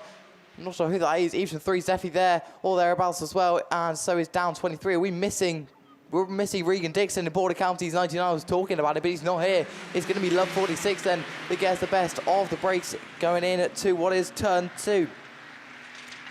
Corner exit then, Evesham number 3 with no response for the moment, down 23 in what is 3rd place. Scunny 60 of Junior Holby in what is 4th place. Elliot Grasby and Scunny 21. It is though Lud 46, William Smith, your race leader, under a little bit of pressure now from Kai Cooper in Evesham number 3 down the far side. Emer O'Brien is down 23 in what is 3rd place. Junior Holby under a little bit of pressure from Elliot Grasby, who got a good run down the far side in Evesham 122. Couldn't do anything about it though this time around. It is though Lud 46, Evesham number 3. These two starting to break away just a little bit from Emer O'Brien in down 23 as they all move on with 1 lap left to go. Down 23, gets it a little bit too sideways. Junior Holby drifts out wide. Elliot Grasby comes up the inside of Scunny number 60. Then round the final corner, there we go with William Smith, who's going to take the win in Lud 46. Kai Cooper comes home second in Evesham 3. Down 23, Evesham 122 and Scunny 60 with the final finisher being Ada Wright in Scunny 21. That is then the rerun of race 6 running to completion. We've got 2 more to go for junior specials. Race 2 and race 4. We had a checkerboard of reruns and non-reruns. We've got yellow flags all the way around the circuit. We're going to go racing with junior specials once again on the run down to turn 1. That's Wessex 20, which makes this the rerun of race 4. I'm going to pick up some names and numbers as they come back around. I think I might be Jacob Davies in Cumdy 55 as your early race leader. Jack Saunders in Wessex 20 in what is 2nd place. York 34, they're going 3 wide. Border Counties 8 of Neve Thomas comes up to 3rd place. Alex Jesse in York 34 falls back to what is 4th place as they come round and past Coventry then for another time with 2 laps left to go this time around. It is Jacob Davies in Cumdy 55 from Jack Saunders in Wessex 20. Neve Thomas in Border Counties 8, York 34, PSC 83 and Swansea number 3. It is though down the far side we go with Jacob Davies in Cumdy 55, still your race leader. Jack Saunders in Wessex 20 looks to the outside, surely can't find a grip, so he's going to stay at line of start at the moment. Cumdy 55, Wessex 20, York 34, and Neve Thomas go side by side. And I think Alex Jesse might have just got himself up to what is 3rd place. Border Counties 8 falls back to 4th. Vince Pascal in Harrow 50, Finn Elford and Nico Melly, the ones left to mention. Checker flag time though is going to be a good win for Jacob Davies in Cumdy 55 from Jack Saunders in Wessex 20, York 34 of Alex Jesse, Neve Thomas, PSC 83 and Nico Melly in Swansea 3. That means then the only one left for junior specials is going to be the rerun of race 2. And I think that might be Alex Hines somewhere there on the outside. And I can see Darryl Ryden in the yellow machine, which means we are going to have the rerun of race 2. We look to the first marshal who does the Abijuggins pirouette, hammer away with race 2 on the run down into turn 1. Lexi Mullen in White Rose 37 gets a good run, so is James Smart in 777F, so does Breeden Hill number 5. But gets it slow, he's on 2 wheels, just about keeps it going though. Tommy Houlihan was involved in that, so was Smart in 777F. But they're going to keep it all going.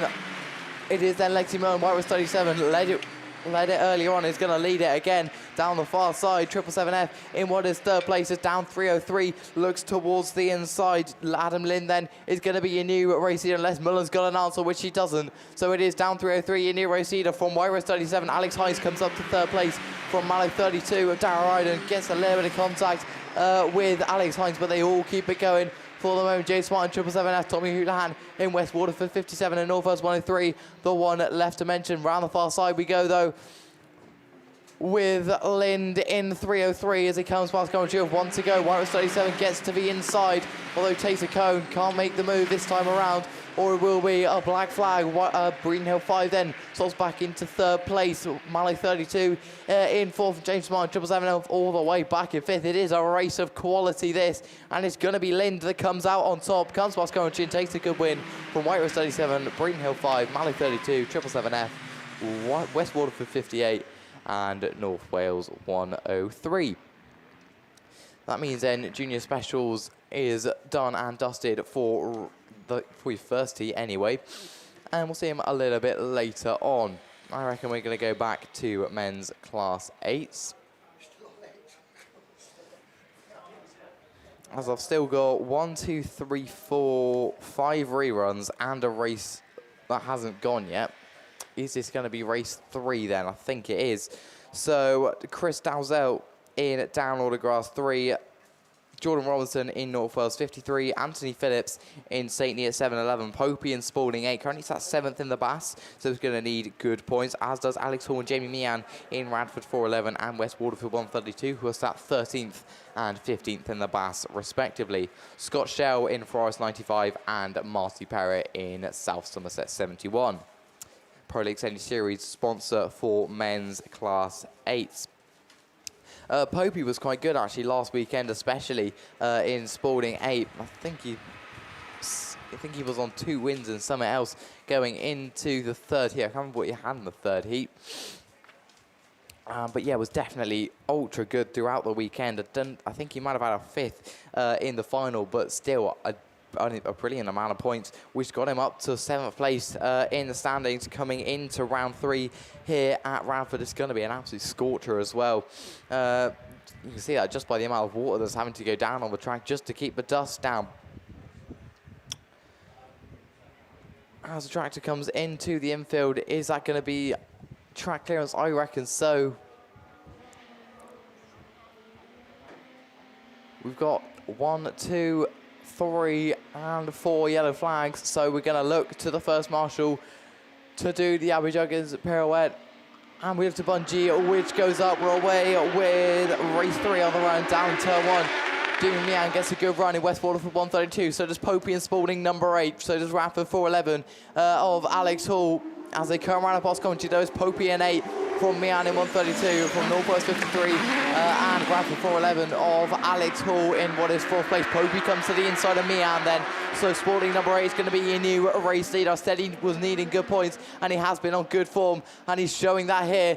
Spalding number 8 is going to be your race leader. West Waterford 132 all over the back, and we're going to have red flags once again.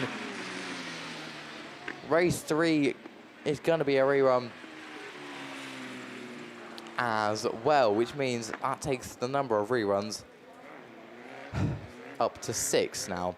6 of the 12 do not run to completion. We're going to have a little bit of water going down on the track once again. And I'm going to look down to the line and see. So we've got a rerun for race 1, a rerun for race 3, but obviously that's just been, so it's not going to be race 3. A rerun of race 5, a rerun of race 7, and a rerun of race 9. It's not going to be race 5, it's not going to be race 3, it's not going to be race 1, it's not race 7, it's not race 9, I don't think, so I think. So it's men's at class 10 down there on the line. No Graham, so I think I'll stay on the mic for the moment. What a magnificent this is going to be. Ken Canterbury was holding then your overall BAS sponsors: Mark Pascal, Sam Burbridge, Ken Watkins, Wes Tinker, Luke Bennett, Joe Clarkson, and Craig Beaumont as we go into turn 1. Tinker then gets the best of the breaks in York 40. So comes Bennett in North Wales at 162. Your current BAS leader is going to look to take a win in York 140. North Wales 162 still there on the inside. They're going to go side by side down the far side. Pascal in Hereford 250 in what is third place. It is though Luke Bennett that comes to the front of the field in North Wales at 162. Comes round and past Coventry with a couple left to go from York 40. Then we get down to Pascal in Hereford 250 and Scarborough 292 of Joe Clarkson, Cumberland 125 and Cumberland 44. The two that are left to mention is Luke Bennett though in North Wales 162. York 40 this time, your BAS leader with absolutely no response. 1 to go then for Bennett in 162, 1 to go for York 40, 1 to go for 250, 1 to go for 292, and 1 to go for Burbridge in 40. As they go down the far side, though, Bennett is just stretching away from Wes Tinker in York number 40. Comes around the final corner, checker flag time. It's going to be a well-earned win for Luke Bennett in North Wales 162 from Wes Tinker, from Hereford 250, from Scarborough 292, from Sam Burbridge in Sturton 40, from Cumdy 125 of Craig Beaumont and Ken Watkins in Cumdy 44.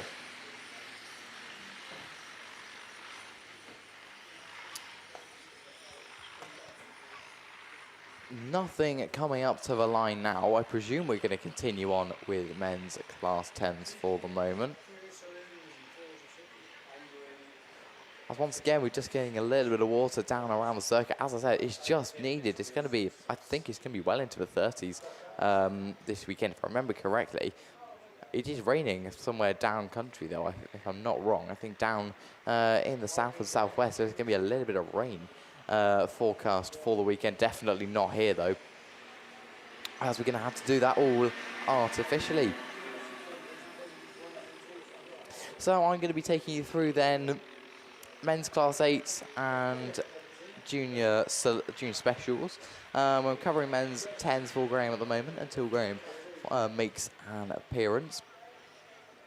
But even though I'm doing 2 classes, I might be still doing some of the most of the lot of us. I think it is about 20 races I've got just across 2 classes, which is absolutely incredible. I think they might be the 2 most popular classes, or 2 of the most popular classes. There are just so many in both of them. Obviously, with juniors, you've only got junior specials and junior saloons to choose from. And it just seems to be more and more juniors coming into the sport as we come along, especially more and more people coming to the BAST. Something I've seen in my 4 years doing the BAST. There's just been more and more and more people. Because I remember we used to goggle at the 8 heats that we used to have, and now we're up to 12. And it just seems to keep increasing. Like at Ireland, we had 11. We've moved up to 12 now.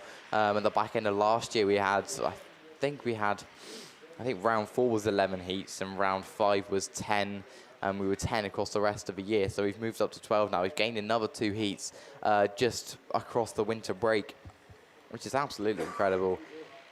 And it makes for some brilliant racing. As we've seen, like the semis they're often as good as or even better than the final, because everyone's just trying to make their way into the final. And even things like points, like with a lot of the classes, it's a lot of the people that are just going win, win, win, win, win, and then coming together in the final, and it's the 2 of them that race it out, or the 3 of them, or whatever. But with the 8s, it's just not like that. There is just so many that if you make it to the semi, that is a feat in itself. I can see then Daz Mullen coming to the line, which means this is going to be a rerun of race.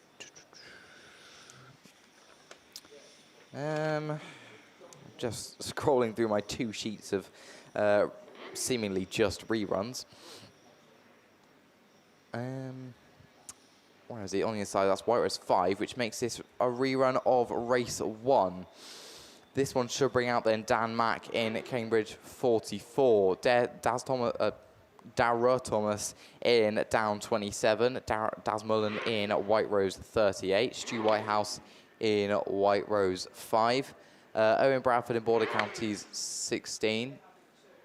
Russ Shepherd in South Somerset number 3. Matt Bishop and Finn Emerson, who both aren't there. So are they the 2 exclusions? Or I think that's going to be Finn Emerson, Scunny 199, who's pulling up to the line.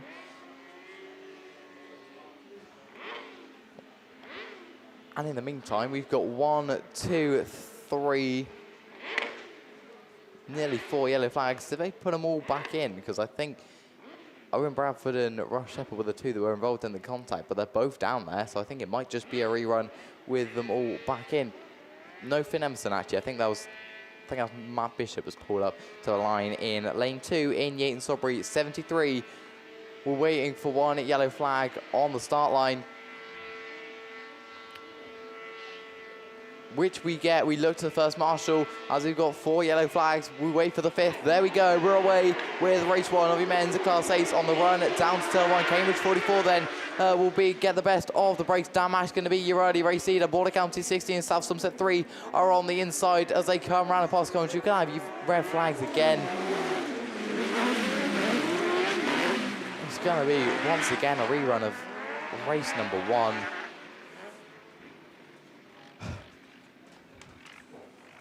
I get the feeling I'm going to be on here for a lot longer than I should be.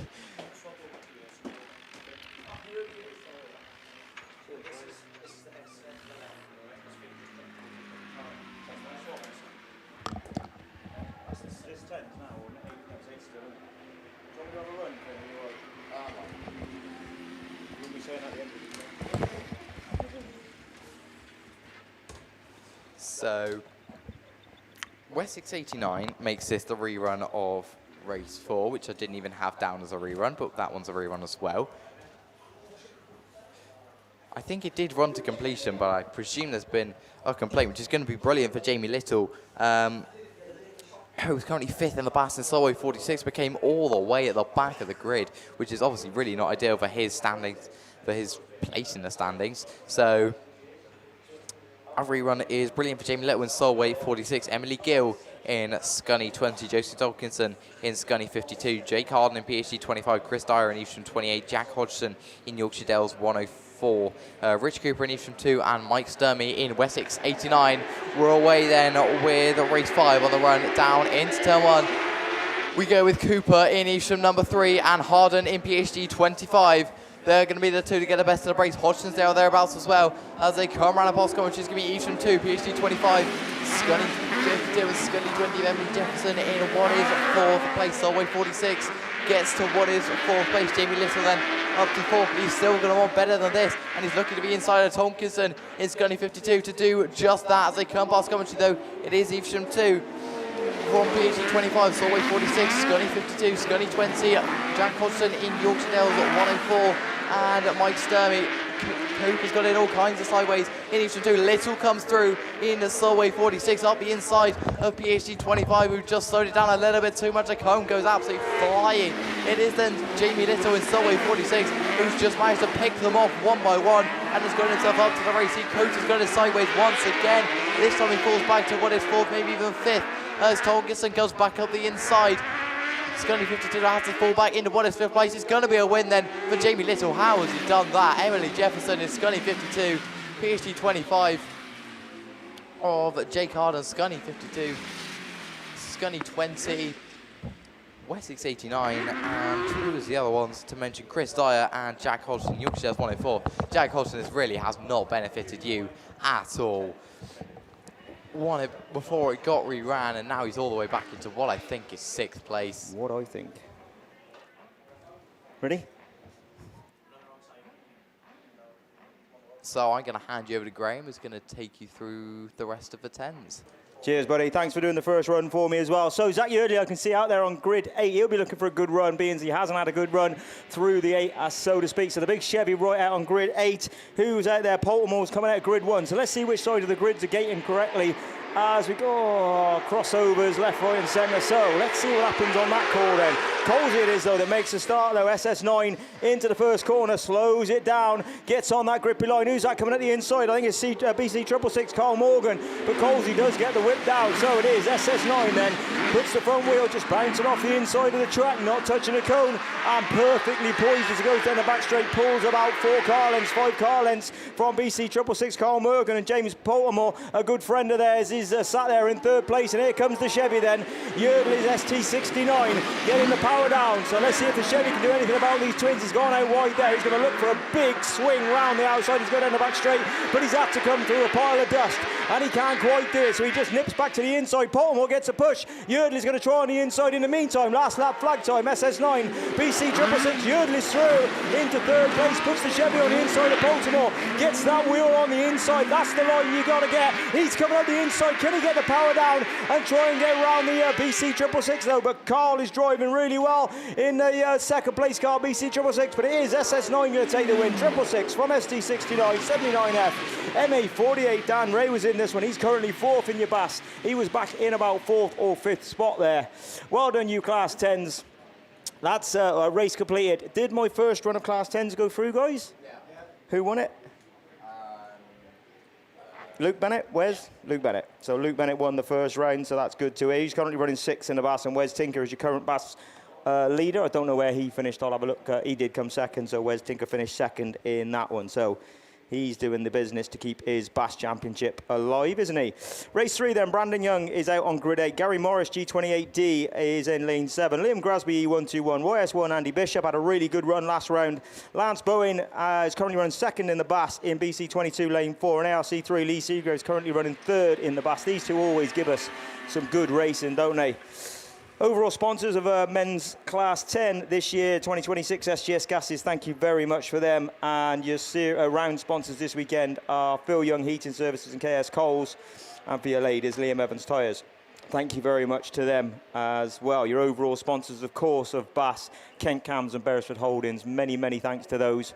Without you guys, we couldn't run this and put the kit back into the sport that we do. So thank you very much. Right then, plenty of water gone down, but it's not really changing the racing, is it? So we'll have to just wait and see how they handle these, what are these, 400 horsepower cars? And at least 400 horsepower, most of these now, probably weighing about 500 kilos. And about 74% of the whole weight of the cars on the back wheels. So you can imagine sometimes, and I've said it time and time again, I never apologise for saying it, you've got a job to walk on this track after they watered it 9 times out of 10, let alone try and put 400 horsepower down and not clip the car next year.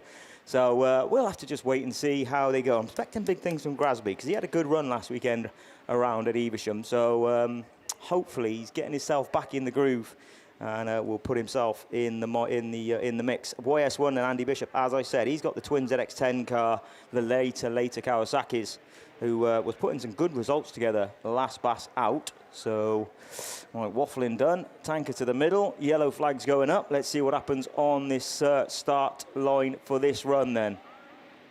Lance Bowen coming from the middle. Seagrave's next to him, the big twin Hayabusa car. Just a little bit of squirminess out of grids 3 and 4. Lance backed out of it, to be fair to him.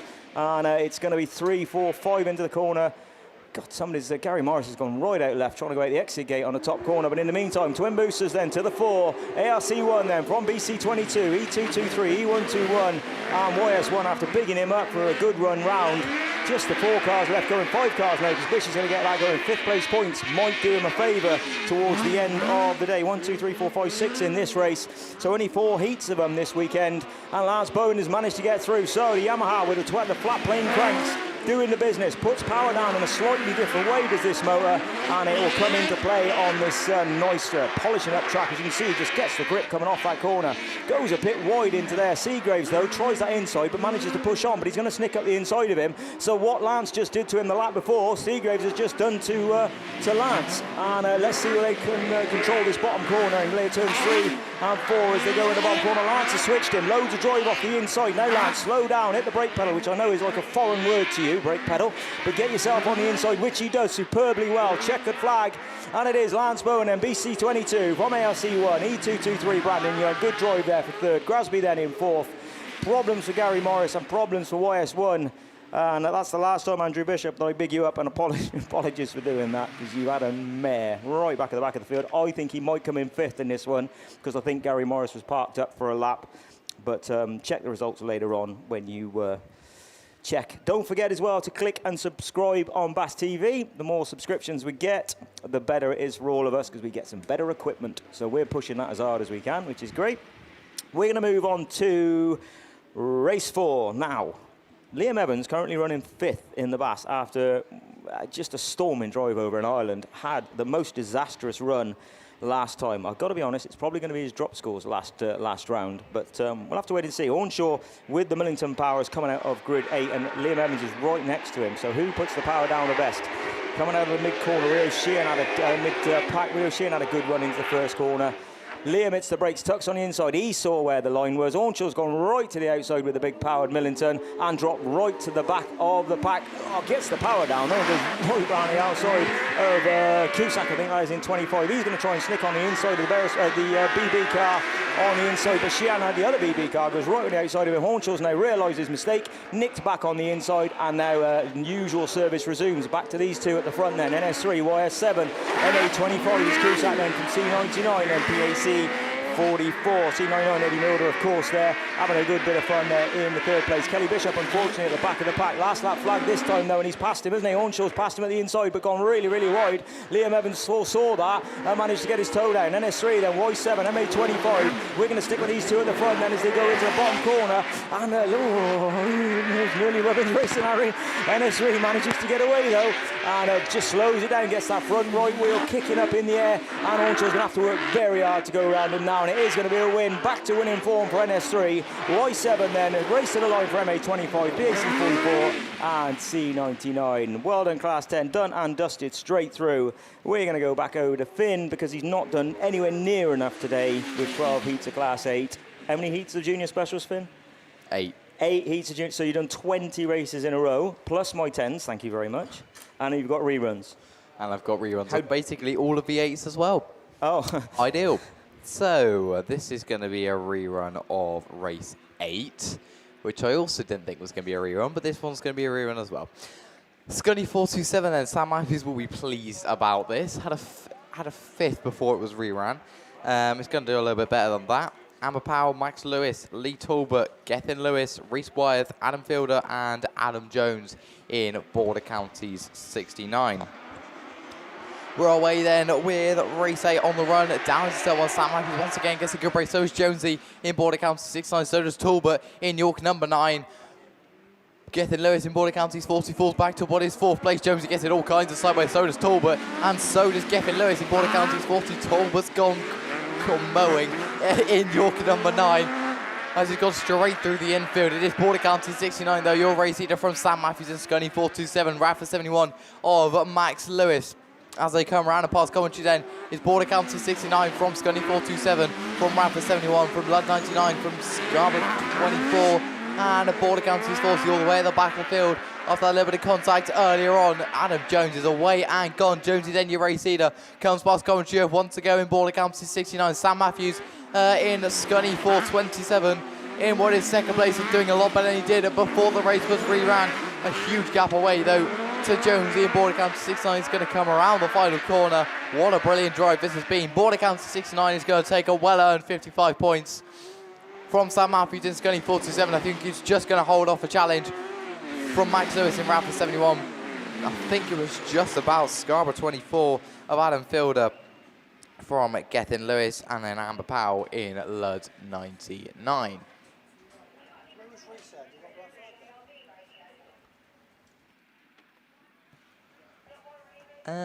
Down there on the line, that looks like James Bow, which is going to make us a rerun of race 9.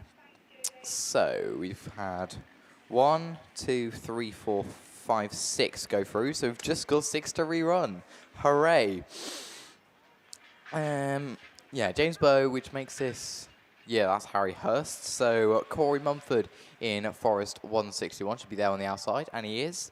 Harry Hurst in York 36, Dan Stead in Border County 6, James Bow in Pennine 9, Jamie Williams in Melton 58, Liam Nichols in Yorkshire Dale 7, and Caden Cheetham in Scarborough 37. We are missing, I reckon that's Dan Stead we haven't got, because we have still got James Bow in at Pennine number 9. So I think Dan Stead was deemed the cause of the stoppage. We had a gap in lane 5 anyway. So just 6 of them coming out in this one. So as I said, Caden Cheetham has been really good of late. We got an announcement, a car FE65 YYO, a white parcel that needs to be moved out of the roadway as the tankers can't get through. Yeah, so please get that out of the way pronto, as we need it done to carry on with the meeting. What was I saying? Caden Cheetham, Scarborough 37. was, very good at Scunny. Liam Nichols in Yorkshire 7 was leading it earlier on. Jamie Williams in Melton 58. James Bow in Pennine 9, obviously always one to watch.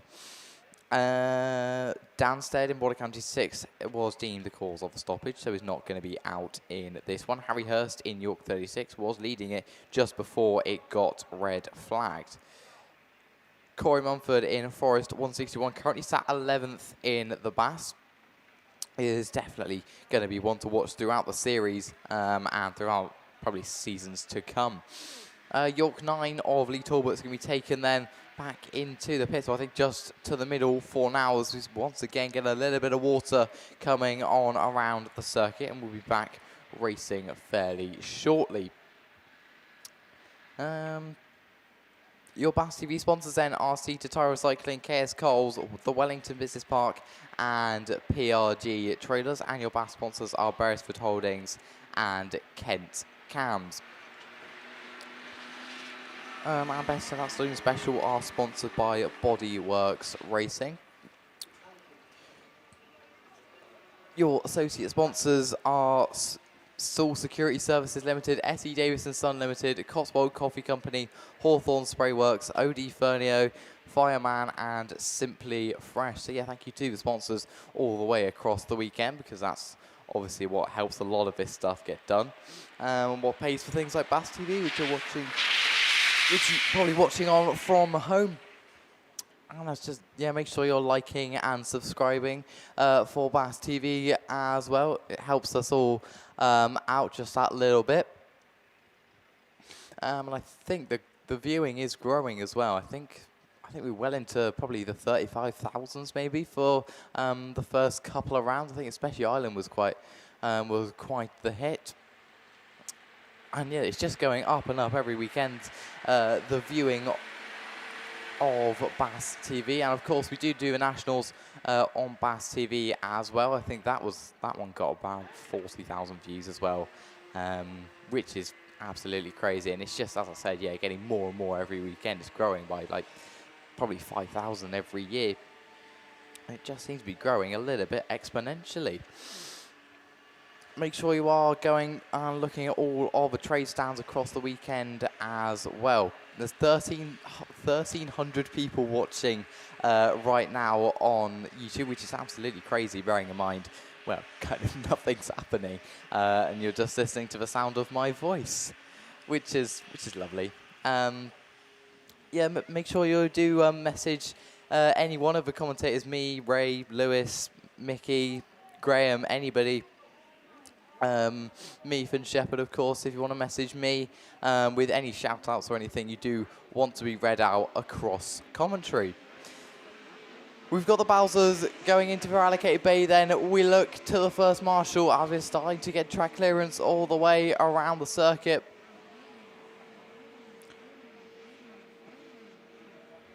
We're waiting for one yellow flag. On this bottom corner, ProLinks then, your series sponsor for men's Class 8, all 12 heats of them. This is going to be race 9, the rerun for men's Class 8s. We're still just waiting for one yellow flag.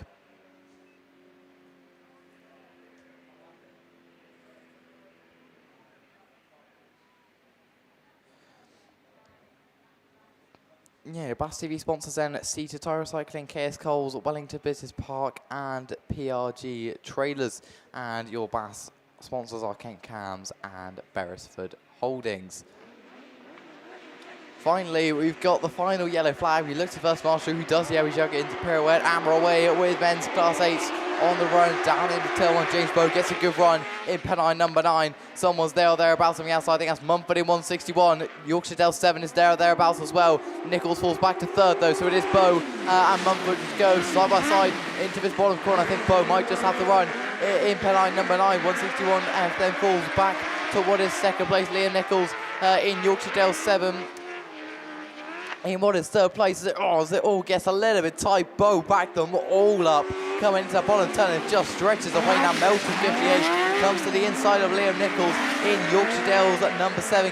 Nichols then gets himself up into what is third place. Forest 161 then in second. I think that's Scarborough 37 looking to the inside of Nichols in Yorkshire Dales number 7. They're going to say line and 7 at the moment though with one to go. It is James Bow from Forest 161 of Corey Mumford, Yorkshire Dales 7 of Liam Nichols, and Cambridge Scarborough 37 of Caden Cheatham. The two left to mention are Harry Hurst and Melton 58. Jamie Williams, checker flag time though. It's going to be James Bow takes the win from 161F, Yorkshire Dales 7, Scarborough 37. Melton 58 of Jamie Williams and Harry Hurst in York 36. So Melton 58 then picking up a black flag in that one. This then looks like Evesham 356 on the outside, which makes this a rerun of race 7. Kenny Smith, Mitch Wells, Matt Stratton. Well, not Matt Stratton.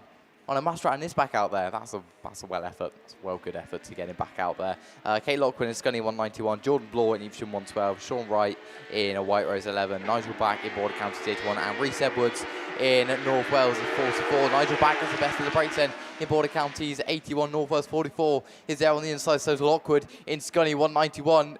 Oh, Evesham, there's a little bit of contact with, I think, Stroud District 41 and Evesham 356. But it is still Nigel Back at the front of the field in Border Counties 81. He's starting to stretch away. No, he isn't, because Lockwood's got a good drive out of his bottom corner in Scunny 191. I think I might be Sean Wright in White Rose 11 in what is third place. Evesham 356 down in fourth.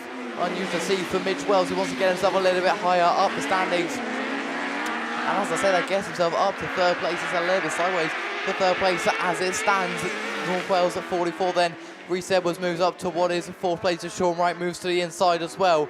It is Nigel Back in Border Counties 81 who's away and got with one to go. Scotty 191, Evesham 356. North Wales 44 and White Rose 11 and Sean Wright gets to the inside of Rhys Edwards. So Wright moves up into what is fourth place. Evesham 356 starting to pile a little bit of pressure onto Kate Lockwood, but it's going to be too little too late. It's a win for Nigel Back in Border Counties 81. Kate Lockwood, Evesham 356 of Mitch Wells. White Rose 11 of Sean Wright, Rhys Edwards, and Stroud District 41 of Kenny Smith. We then got race, did race 1 run to completion? I can't remember off the top of my head. Race 3 and race 5 and race 12. The three that are definitely left to be rerun. This is Scarborough, that's Scarborough 50, which means it's the rerun of race 5. Matt Owen in Cumdy 115, Callum Barker in Scarborough 50, Jamie Newham in IK 48, Oliver Paul in White Rose 44, Dan Hughes in Breeden Hill 14, Zach Yeardley in Scunny 68, Jack Gibbons in Leewood 17, and Ash Howard in PhD 21, currently sat third in the Baston. He's a good hunk of points. We look to the first marshal, who does the Abbey Juggins pirouette, Amber away with the rerun of race 5 on the run down the tail one. Newham's got problems in IK 48 as he falls all the way to the back of the field. Gibbons then gets a good run in Leewood 17 as they all come piling through turn 1. There's the contact all over the field, but Matt Owen gets to the lead then from Jack Gibbons in Leewood 17, PhD 21 and Scarborough 50. Contact between the two fighting for third place. PhD 21 then in what is third place as they all just sort themselves out as they come past commentary. It's Matt Owen then from Gibbons, from PhD 21, from Jamie Newham, from Zach Yeardley in Scunny 68. Yeardley then gets himself up into fourth place side by side with Newham in IK 48. Scarborough 50 then of Callum Barker looking to make a move as well. Carpenter Live, if anything, comes to fruition between the two fighting for fourth place. It is so Matt Owen from Jack Gibbons and Ash Howard looking to the outside as they all move on with 1 lap left to go. Scunny 68 of Zach Yeardley at the rear of the rostrum for the moment. Checker flag is out then. Round the final corner we go with Matt Owen in Cumdy 115. Jack Gibbons in Leewood 17. No, PhD 21 comes to the inside. I think it might have just been Ash Howard across the line from Jack Gibbons in Leewood 17. Zach Yeardley in Scunny 68. Dan Hughes was somewhere in there in Breeden Hill 14, as was Oliver Ball in White Rose 44. Jamie Newham in IK 48, and Callum Barker is the one left to mention.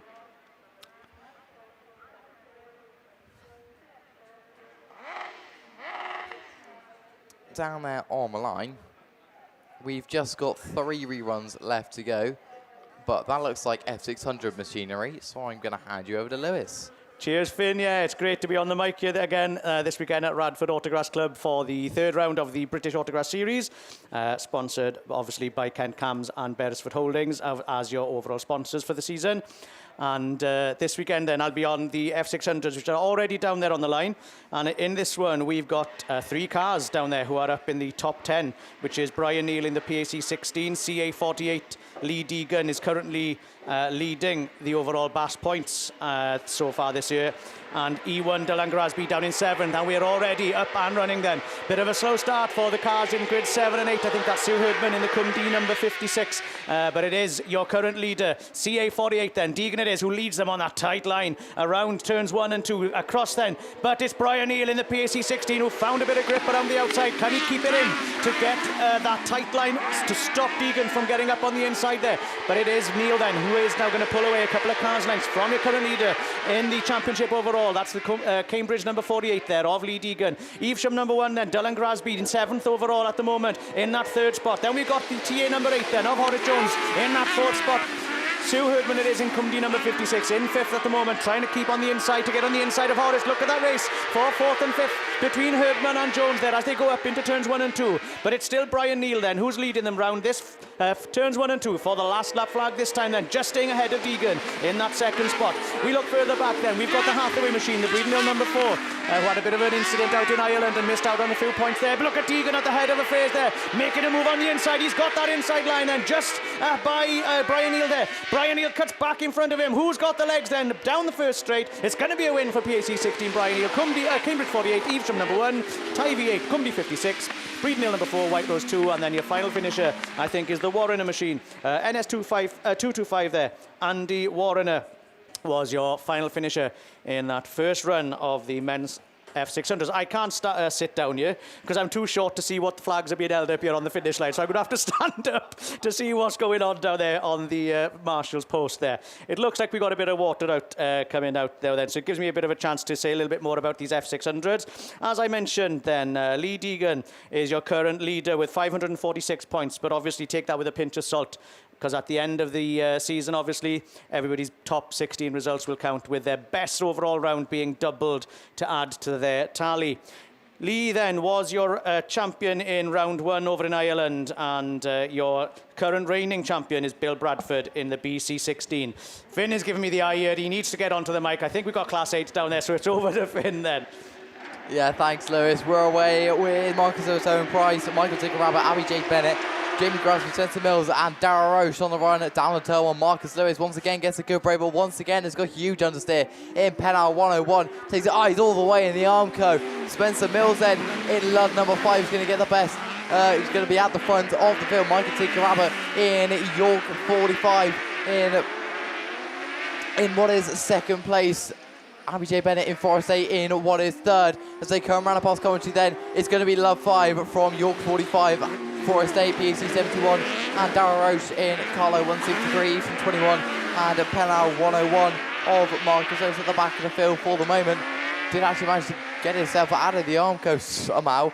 It is, though, your race leader as they come past Coventry. Spencer Mills in Love 5, but once ago he's away and gone from Michael Tickerrabbit in York 45, and Abby J. Bennett in Forest 8, who's come to the back of York 45, closed right up in the last couple of laps. I think it's going to be just a little bit too late in the case of the battle for 2nd place. It is, so Spencer Mills taking the win from York 45, Forest number 8, PAC 71, Darragh Roche, Carlo 163, Eastern 21, and Marcus Lewis in Penal 101. We did lose on that far side. So it looks like we're down for our 2nd race of the men's F600s there on the line. I'm sure I can see the car there of the West Waterford number. I thought it was on the outside there. Maybe I'm mistaken. I think we've got the 2nd race there, which should bring out NS20, TA22, Evesham 202, Tyre 66, TA6, S31D, SC10 and SC811. But obviously we've got a bit of an incident down there that needs to be cleared. And as I say that, we can see the Bowsers making their way out as well. As I was saying just before Finn had to get on there for that Class 8 rerun, your champion last year, BC16, Bill Bradford. He's also racing again this weekend, but we'll have to look out for a different number this weekend. He's going to be racing the BC15 machine, and he'll be coming out in race number 3, coming from grid number 4 there. Currently then, Bradford is down in 6th place overall in the championship this year after we've had our first 2 rounds. But obviously with it all to play for now over the last 3 remaining rounds. Here we are this weekend, obviously at Radford Autograss Club. Then we'll be heading down. Which is the next one? Is it Severn Valley or Stroud is the next? I keep mixing up which comes next now. But we've got Stroud and Severn Valley then, both on new tracks this year. We'll be hosting rounds 4 and 5 later on in the season. But obviously between all of that, we've got something small called, I think it's the Men's National Championships or something like that it's called. That's going to be proudly hosted this year by the Border Counties Autograss Club down in Leicester there. I think it's the Moncton Raceway, as they say it down there, and we are all looking forward eagerly to get down into Border Counties. Obviously, many people attend their superb Autograss Festival over the 3-day bank holiday weekend each year. But obviously, with putting on such a huge event as the Nationals this year, then obviously they're unable to host that 3-day meeting, which will only be obviously a few weeks after the Men's National. They'll all deserve a very well-earned rest after putting on such a fantastic meeting, I'm sure, for the Men's Nationals. Your sponsors then this weekend, though, for the Men's F600s are the Round 3 sponsors, Pete Robinson Vehicle Repairs and Carl Morgan Construction. And also then your overall sponsors for the 2026 season of the F600s is Pickering Tyres. But yeah, lots to talk about here. Looking at the top 10 then in our second race here. We've got Oshan Hughes coming out of grid 7 in the Tyre V22, currently lying 8th overall with 362 points after the first 2 rounds. We've also got Darren Grasby in the Evesham 202 coming out of grid number 6. He's currently lying 5th overall in the F600s. We've also got another one in the top 10, another Tyre V machine. It's the Tyre V number 6 of Will Evans. He's in 4th overall at the moment in the current standings after the first 2 rounds with 422 points. And another racer here in the top 10. So this is a hotly contested heat, isn't it? With 4 of these drivers in the top 10 currently. Your final 5, sorry, we've also got the Adam Robinson machine of NS20, who's down in 9th at the moment. But you're in 3rd place overall at the moment is also the Scunthorpe number 811 of James Brown. So we've got 1, 2, 3, 4, 5 drivers currently lying in the top 8 overall in the BAS after our West Waterford and Scunthorpe rounds a little earlier in the season. We're looking for track clearance now as the Bowser makes its way back in, but we do have a little bit of track maintenance going on the top corners there. I've just been told that it might be race number 3. And looking down, I think it is as well, because I can see the Patrick Daly machine, I think it is, out in grid number 7. So yeah, let's run you quickly through those. Then we should have H150 Mark Pascal, Carlo 188 Patrick Daly, currently lying 2nd overall. Mickey B, the commentator, down in 17th overall, coming out of grid 6. Then we got the YD66, Graham Foster Vickers. BC15, your current reigning champion, is the one who takes the lead, though. It is Bill Bradford as they go into turns 1 and 2 with Daly trying around that outside line. They've watered on the inside, they've watered on the outside. There's a little bit of a dry patch there through the middle. It is Bradford and Daly then who are your 1 and 2 coming down. The cones there being pulled out on turns 3 and 4. But it is Bradford in the 15 machine from 188 in that 2nd spot. So we've got Daly, who is in 2nd overall, and Bradford 6th overall, currently in the championship. IO 1 and 2 as they come past us then for the 2nd time of asking. In 3rd place then, we've got the Yorkshire Dales number 66. That's Graham Foster Vickers there, just trying to give chase there onto those top 2, but it's Bradford still pulling away at the head of affairs there from the Daly machine, just dropping back slightly, trying to take a wider line and giving it a bit of a throw into that corner. He's just kind of get back onto that inside line. Can he get a bit of grip there? Bradford, though, just holding that outside line, leads them down past his commentary once again. Then we've got the Johan Twig machine, the Tyre 202 machine in that 4th spot, just losing a bit to ground as he drifts out there from turns 3 and 4. But look at that battle for first. It's Daly then on that inside line. A bit of a blip there from Bradford just to try and nudge ahead once again, but it's Daly holding that inside line. Bradford on the outside. They are neck and neck as they pass us. I can't call who won that one. They were literally nose to nose as they came past his commentary there.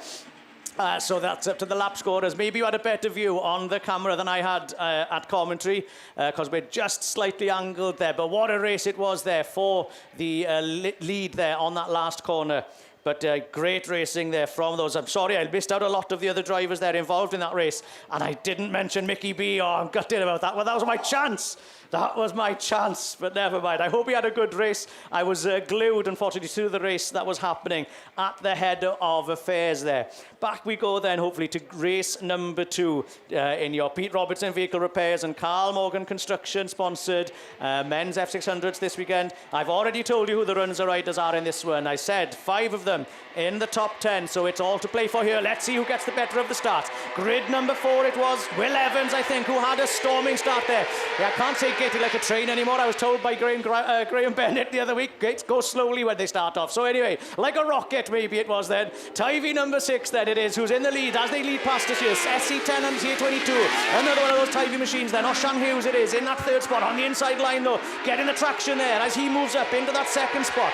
So it's the TA number 1 and 2 at the moment. Then we look further down the field. I think it's the SC number 10 in that 3rd spot at the moment. That's Tony Wilson in 3rd at the moment, trying to catch up with Oshan. Then we got the NS20 and Eastern 202 in that 4th and 5th, battling it harder, trying to get around. There was a bit of a cone flying out there, not sure who hit that one. Grasby's on the inside, trying to get up into that 4th. He's got the legs there as they stretch now into that 1st corner for the next time of asking. But Will Evans in the meantime pulling away from the rest of the field here. Then it's Hughes. Then we got the SC10, Eastern 202, NS20, SC811 and TA66 with the S31D at the back of the pack there. As this race unfurls, they're already coming around though for the last time of asking. The checkered flag is out ready for Will Evans, who's going to come around to take a storming win here in the Tyvee number 6 machine. Then we got the Tyvee 22, then it's SC10 from Eastern 202, NS20 from SC811, TA66 and S31D were as they passed us in commentary. Barring any flags or penalties there, that is how that race completed. And by my reckoning, I think we got through the F600s pretty well unscathed there. So that's the 3 races done and dusted. I'll be back on a little bit later on for the junior saloons, who I can see down the holding lanes. But at the moment, then it's back over to Finn, I think, for another Class 8 rerun, I think. Anyway, bye. See you in a bit. Thanks, Lewis. So race 3 will be the penultimate rerun, fingers crossed, of your men's Class 8. Chris Dalzell on the outside in Down Autograss number 3. Jordan Robinson, in North Wales 53. Anthony Phillips, I don't think is there in St. at 711. Popey in Spalding number 8. Alex Hall in Radford 411. Jamie Meehan in West Waterford 132. Scott Shell in Forest 95. And Marty Perrett in South Somerset 71. Your runners and your riders. Chris Pope in Spalding 8. Currently sat 7th in the overall BAS standings after a very good BAS 2. It's going to look to continue that form through round 3 here at a very, very sunny Radford. Make sure if you are trackside that you're all fed and watered and sun-creamed up. And to be fair, it does seem to be a bit of a scorch all the way across the UK. Alex Hall in Radford 411 is currently sat 13th. In the BAS, made it to the final at Scunny, but didn't have the best of runs. I think just got involved in a couple of little bits of contact, which just shuffled him all the way to the back of the field. There was nothing he could really do after that. He's going to want to do a little bit better this time around. Jamie Meehan in West Waterford 132 was brilliant at Ireland. Came into the semi-finals on 165 points. Didn't make it out of the semi, so didn't take any points. In the final, but nonetheless is still 15th in the BAS after an okay, by Jamie Meehan's standards, an okay round 2. He's still definitely there though in the standings. We have only had 2 rounds, which means it is all to play for. The gaps between drivers is minuscule. Relatively, a good race for one and a bad race for the other can easily turn it all on its head. We've got 1, 2, 3, 4, and 5 red flags, 5 yellow flags. We're away with the race 3 of the men's Class 8 on the run. Down in the tail, and Meehan gets a good run then in West Waterford 132. Slides way out wide though, so Alex Hall might just take up the running in Radford 411. South Sunset 71 is thereabouts as well of Martin Perrett. Meehan's on the outside though as they've pulled all these cones out in West Waterford 132. and he gets himself up into the race lead on the outside of Alex Hall in Radford 411, Sporting 8 of Popey. Oh, we go synchronised spinning into the bottom corner. Are we going to keep it going? Into the top corner, should I say. And we are going to keep it going for the moment. Radford 411 then is your race leader from West Wallington 1 at 32, North Wales 53, and Popey is Sporting 8, 95F. Those were the two that went spinning. Southside 71 is going to keep it going as well. Martin Berry, he is going to be a lap down though. Radford 411, then your race leader is away and gone. One to go for Radford 411. One to go for Jimmy Meehan in West Wallington 1 at 32. One to go for North Wales 53. And one to go for Paul Popey in Sporting number 8. Scott Shell once again got it two sideways in Forest 95. He's really far towards the back of the field now. Checker flag time though, it's going to be Radford 411 who takes the win from Meehan in 132. South Somerset 71 is a lap down. At North Wales at 53, Jordan Robinson from Popey and Sporting 8.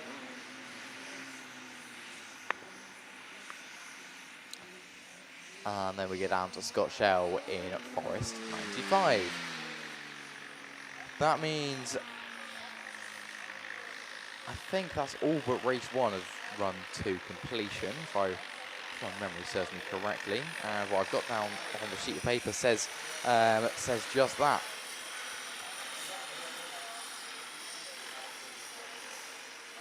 There's nothing come up to the line as of yet.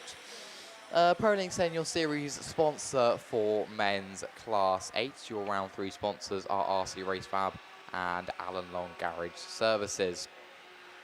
Your BAStv sponsors are SITR Tyre Recycling, Wellington Business Park, KS Coles and PRG Trailers.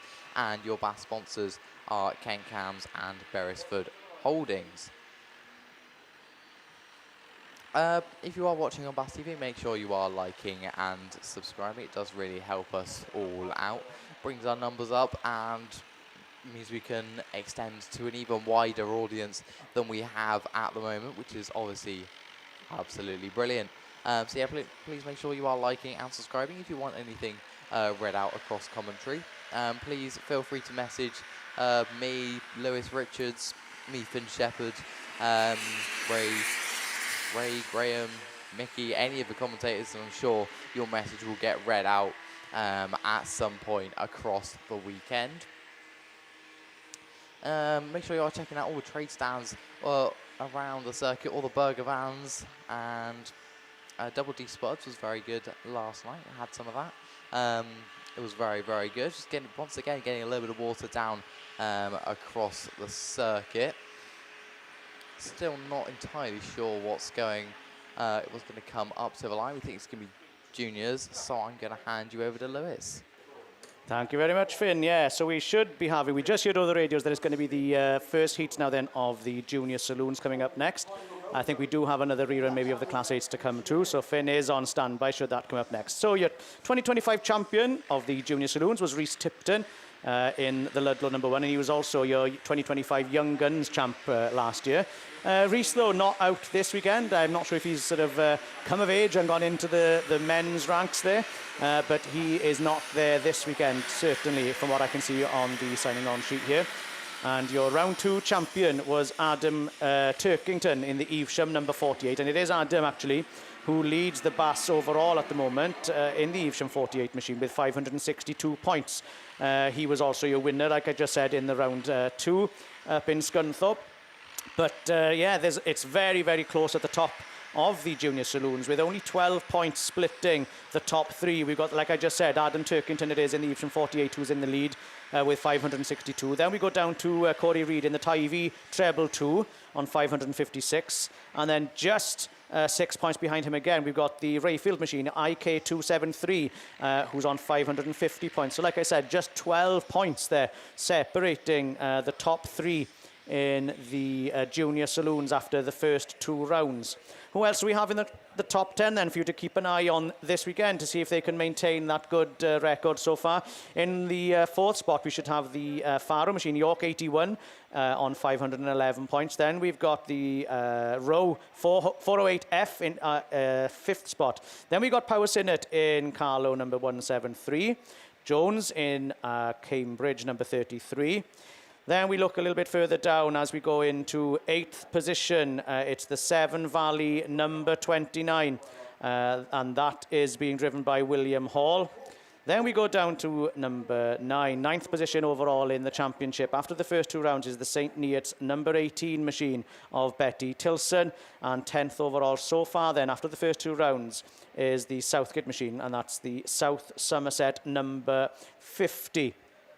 Down in 10th, and that's Zach Southgate, who does happen to be coming out in the first race here. In the first race, then, we should be having 4 from that list that I just read to you. We should have the Findlay Row in the 408F coming out of grid number 8. Then we go out to grid number 7.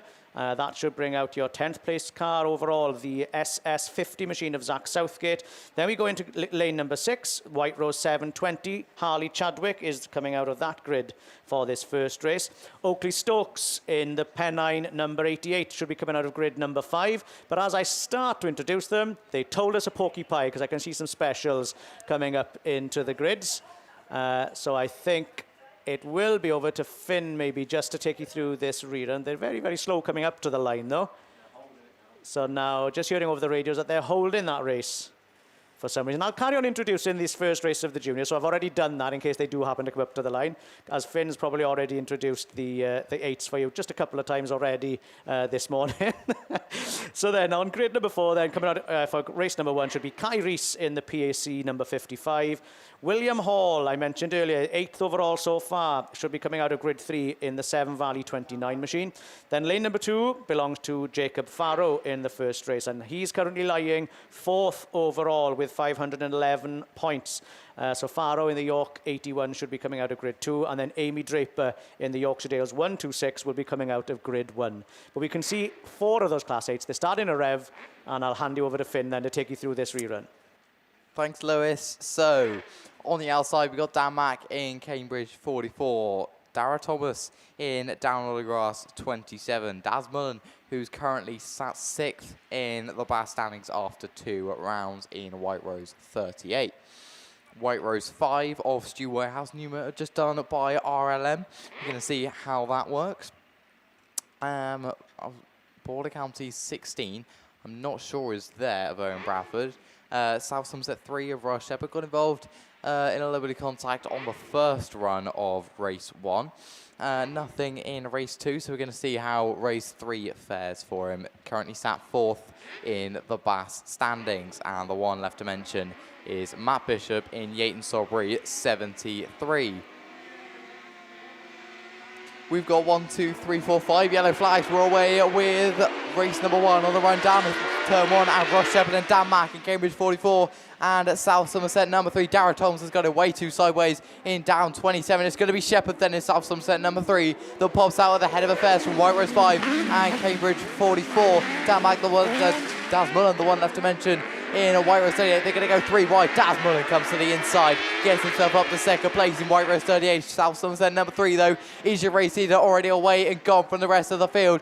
Dan Mack has gone way too wide in Cambridge 44, pulls all the way back into what is at 4th place. His motor seems to be working a little bit better for Stu Whitehouse, and White Rose 5 is mixing it right with the top of the people at the top of the tree, and it seems to be South Somerset 3 was top of the tree last year, looking to retain his title and going the right way about it with 1 to go from Dasman in White Rose 38, 1 to go for White Rose 5 and Cambridge 44 looking towards the inside. Can't find the move this time around, so it is South Somerset number 3 with 1 more corner to go. Checker flag time. It is going to be South Somerset number 3. Daz Mullen's got it all kinds of sideways as Cambridge 44 just about gets past him. It is South Somerset number 3 then takes the win from White Rose 5. Daz Mullen, Cambridge 44 down 27, and Yayton Sawbury 73. I think that's finally me done for Heat 1. So I'm going to hand you over to Lewis, who's going to take you through the Junior Saloons. Congratulations, Finn. Well done. It was a marathon in the end. Here we go then. We've got the Junior Saloons, as I already mentioned, coming out next. And I've already gone through the runners and riders for race 1 and your top 10 overall. we're looking down there to see then who's going to come out now then and get the better of the starts for this first heat in your SPD Electrical Contractors, overall sponsored Junior Saloons, and this round sponsored are K2 Recovery and FJR Racing. So thank you very much to those very kind sponsors for their generous help with running the meeting. So here we go then. We're already up and running, and it's the SV29 machine who's made an early break for it. The William Hall machine then is the first. Oh, bit of carnage there as they went into turn one. I think it's the Kai machine there. Kai Reese, I think it is, in the PAC 55, and the York 81, I think, of Faro, unfortunately, coming together as they came in. I didn't see if it was those to blame, but they certainly came together, and it's very messy down there as they're coming around the bottom corner. So I jinxed myself earlier when I was taking the mick out of Finn for all the reruns. So that's the first run of the juniors, sent straight back into the pits, not even completing a lap. And they're going to be called out later on for a rerun. So race 2 then, we look down and see WR13, Lottie Marie Chadburn in grid 8. South Somerset treble 4, Freddie Atkins. CW175, Rory Power Sinnott. WR114, Keaton Bridges, lane 5. Corey Reid in the Tyvie treble 2 in grid 4. Gwaur Owens in Tyvie number 4 in grid 3. Charlie Jones in Hereford 10. And Layla Marie Chadburn in White Rose number 20. Lots of cones there just to replace that, as obviously those cars were very sideways, very messy coming around for that first lap. But who do we have then, like I was just saying? Already mentioned then who's in the top 10. We've got 2 of them out here in this second race. And that's the Tyvie Treble 2 machine of Corey Reid. Just 6 points adrift in the current overall standings behind your Turkington machine in the Evesham 48. And we've also got your 6th place overall in the championship out in this one. Rory Power Sinnott out in the Carlo number 175. Currently lying 6th in the championships. So let's see then again who can get the better of the starts. Hope they were watching that first race and have learned from it. Keep those cars nice and straight then. Here we go, guys and gals. Here they go. And the bungee lifts. A great start there for grid number 2 for the Charlie Jones Hereford number 10, but dropping a little bit further back now as Corey Reid from the centre of the pack then. Neck and neck those two are as they head into the first corner. Corey Reid then just nudging ahead, but is a little bit wide coming around that first corner, which has allowed the Hereford 10 to slip back on the inside. In third, we've got the Carlo 175, followed by the White Rose 114 of Keaton Bridges. Then in that fourth, looking for that gap as the 175 machine made a bit of a mistake coming around turns 3 and 4. The Hereford 10 now then, just nudged in front of the Reid machine in treble 2. Reid throwing it in a little bit too hard, coming in to turn number 1. So it's Hereford number 10, Charlie Jones, ahead of Corey Reid in Tyvie treble 2. Now we got the White Rose 114 of Bridges in that second spot, followed very closely by the Corey Power Sinnott machine in the Carlo number 175. I think I can see the White Rose number 12, I think, on the outside. Or is it number 13 possibly? Lottie Marie Chadburn just stuck off the line there, not able to take part in this race. But there's a battle on for that third and fourth. But the Carlo 175's come out of it better, out of turn number 2. Tyvie number 4 then. Gwaur Owens it is, back in 5th, trying to keep ahead of the South Somerset treble 4 machine, who just slips up on the inside there. That's Freddie Atkins at the wheel of that one, pushing Gwaur back into that 6th spot. Take it. Hereford 10 from Tyvie treble 2. Then we got the Carlo 175 from White Rose 114, South Somerset treble 4 from Tyvie number 4, and White Rose number 12, your final finisher with Layla Marie Chadburn at the wheel of that one. Unfortunately, I'm assuming that Lottie Marie and Layla Marie Chadburn are related, and we will see that one. Unfortunately, that's Lottie Marie in the White Rose 13 machine. On grid 8 there, it wasn't able to go very far at all off the line, unfortunately. But that race then, it has gone through. Race number 3 should be lined up down there, and we should see C105, that's Cumdee, number 105, Beth Pritchard coming out of lane number 8. SN17, Darcy Phillips. SC106, Riley Blackburn. York 63, Harrison Hurst. Your current reigning, your current leader overall then, Adam Turkington in the Evesham 48, will be coming out of grid number 4. Blake Crowther in the White Rose number 18, coming out of grid number 3.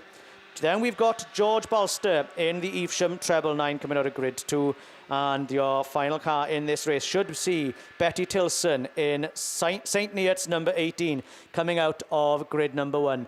I'm sorry to see that we've had the ambulance called out to see to Lottie Marie Chadburn there in the White Rose number 13. So maybe a little bit of a bang or something happened as she came off the line there, and needs a little bit of attention there. Hopefully she'll be okay, and we'll get back racing as soon as possible, as soon as she's had the attention and care that she needs there. And while that's going ahead, then maybe we'll just allow them to do that in peace, and we'll come back to you for this third race of the Junior Saloons, sponsored, as I said, by K2 Recovery and FJR Racing for this weekend, and for the whole season by SPD Electrical Contractors, very kind sponsors, as I said, for the Junior Saloons. I can see the car. We are okay, I think. I think that I can see that she's still sat in the car and able to be towed off herself. So that's a great sign there. I'm glad to see that Lottenbury Chadburn there is able to just stay in the car, doesn't have to have that medical attention from the ambulance crew who were called out just to see to her to make sure she was okay.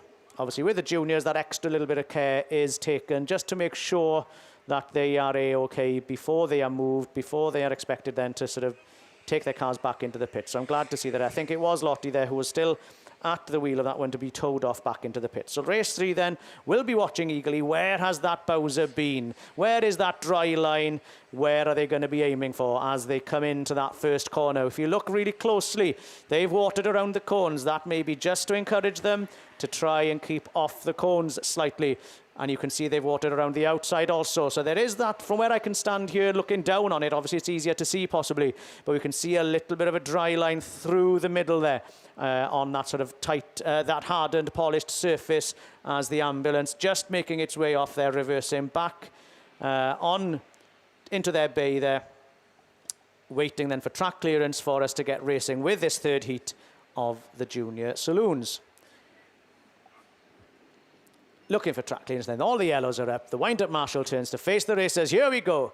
And the bungee lifts. Let's have a look. Another good start for grid number 2. That seems to be a good one at the moment, especially for these front-wheel drive Junior Saloons. Evesham treble 9 it is then, who came out from there. That's Jaws Bolster in that green machine. A bit of a spinner there as they came into turn number 1, unfortunately, but it's your current leader overall. Your round 2 winner, Evesham number 48 it is then, Adam Turkington, who leads them now into turns 3 and 4 as they go down that far straight for the second time. The St. Neots number 17 then has got their car going. Let's hope they can stay out of the way and not impede this race for it to stop. Another spinner, unfortunately. St. Neots number 19, I think it is, or 18 from the distance here, 17 possibly.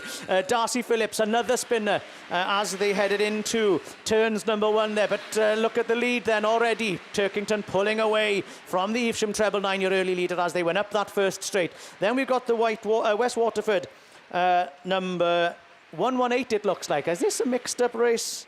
Or am I mixing myself up here? Let's have a look at these. Evesham 48 is your leader. Evesham treble 9. White Rose number 18, sorry.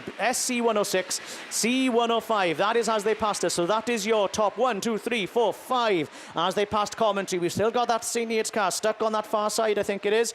And we have to see who they are. St. Neots number 18 comes past us here in that 5th or 6th spot. St. Neots 17. Then Turkington takes the checkered flag from the Evesham treble 9. White Rose 18 it is in that 3rd spot. SC 106. Cumdy number 105. York 63 it was then, who was stuck on that far side with Harrison Hurst there. Unfortunately not able to get going very early on. Last lap flag for him as he goes past. Then we got the St. Neots number 18 next over the line from St. Neots number 17. And Hurst then going down that far side just to come around to take those all-important points, just to see if they might help to get into that final later tomorrow afternoon. But yeah, coming around then, it is the York number 63, Harrison Hurst it is there, who takes that final finishing spot. Race number 4 then, already down there, waiting to go. We should have Ella Powell, Casey Jones, Frankie Taylor, Charlie Rayfield, Caddy Jones, Keris Barnett and Ben Hughes.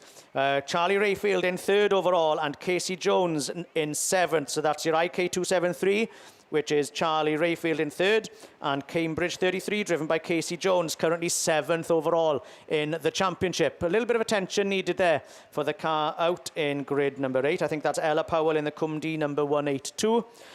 Who else do we have out here? Caddy Jones in the CM30 has been going very well. I remember looking and commentating on one of her races out in Ireland, was leading twice or three times, and races were stopped, unfortunately. And then obviously, as the luck goes, unable to repeat that good performance for the final rerun and slipped down the order. Let's hope she can have a better one today then. As they go, Cumdy 171 it is then, who's the early leader up that first straight. Frankie Taylor it is who leads them into turn number 1 with the other Cumdy number 515 then. Keris Barnett in second as they come past us for the first time though.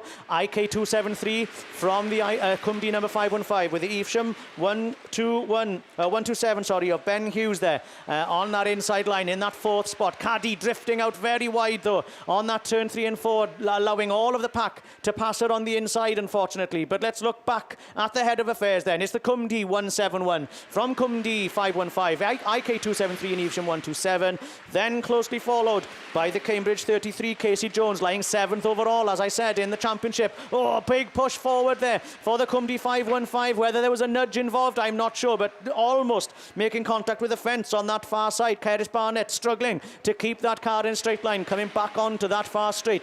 But in the meantime Cumdy 171 is just stretching their legs. It is 171 then. Frankie Taylor just pulling a good few cars lengths ahead of the second place car. That's the Invicta Kent number, let's pick them up, 273, currently 3rd overall. That's Charlie Rayfield, but it's a great win there for 171 from the IK 273. Evesham 127, Cambridge 33 were the top 4 as they crossed the line. Then we've got the Cumdy 515, Caddy Jones in the car there, number 30, and your final finisher is the Cumdy 182 machine there of Ella Powell. So that is your junior saloons done and dusted, but we do have that race 1 rerun to come out a little bit later on. And looking down onto the lines then, I think I'll be staying on the mic for a little bit longer because we have that men's class 4s. Your overall sponsors for men's class 4s for the season are Yorkshire Flapjacks. We've got a little box here. I haven't tried one yet, but I did over in Ireland and they were absolutely delicious. And very big compliments here from, Tim is shaking his head, but I'm sure I saw him sneaking one earlier. Nothing to see, nothing to see. So as I said, yeah, Yorkshire Flapjacks are your overall sponsors for the Class 4s for the 2026 BAS season. And your round 3 sponsors for the men's Class 4s are Potter Plant Hire. And not too many signed on. We've got 2 grids here of the Class 4s signed on this weekend. And in our first race, we should have Tony Appleton in the Scarborough number 4. Then with Charlie Steele in the St. Neots 626. Dan Jones in PSC number 4. Next to Dad-in-law Gary Wickham in the IK13. Then we've got Paul Birrell in SN261, Colin Attrill in SS272, and then your final car in this race will be coming out of grid number 1, Richard Williams in the Border Counties number 5. Well, looking at this one, we've got 1, 2, 3, 4, 5, 6 of these are all in the top 10. So obviously with only a few cars, like I said, 2 grids signed on, we're obviously going to get matched up with the top point scorers quite often. Ben Gould currently leading the way by quite a margin in the North Shropshire 434, and he'll be coming out in the second race. So we'll see how he gets on a little bit later. But it's looking down then. Let's have track clearance for this first race of your Potter Plant Tyre and Yorkshire Flapjack men's class 4s. Here we go then. Will Wickham get a good start as he has been all season from the IK number 13, and he rockets out of the grid there with son-in-law PAC number 4. Dan Jones it is then following him round turns number 1 and 2. But Wickham pushes on, allowing PAC number 4 then a cut back on the inside. He's now your new race leader as they come past us with St. Neots 261. Paul Birrell in that second spot, demoting Wickham in the IK13 to that third spot. Again, another car able to get up on the inside of him with the 272 there of Attrill in the bright yellow mini pickup, now moving up into that third spot. But it's still Jones then in the PAC number 4 leading the way in front of SN261 from the SS272. Good battle then as another car, unfortunately, that's the BC25 of Richard Williams, just sneaking past Wickham as they came past us. But Wickham's back on that inside line. 265 there of St. Neots 265, just having to ease off there. Charlie Steele seeing what was going on ahead. Dan Jones in the PSC4 pushed way wide there, allowing the St. Neots 261 of Birrell there to take up the lead.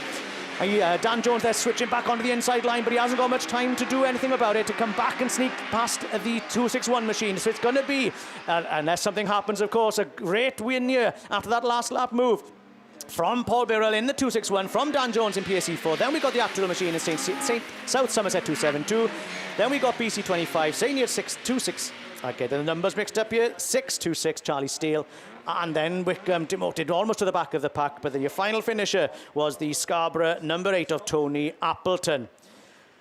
Oh, that was a bit fast and furious, wasn't it? With lots of chopping and changing throughout that race. At the head of affairs, in the middle of the pack and at the back of the pack there too.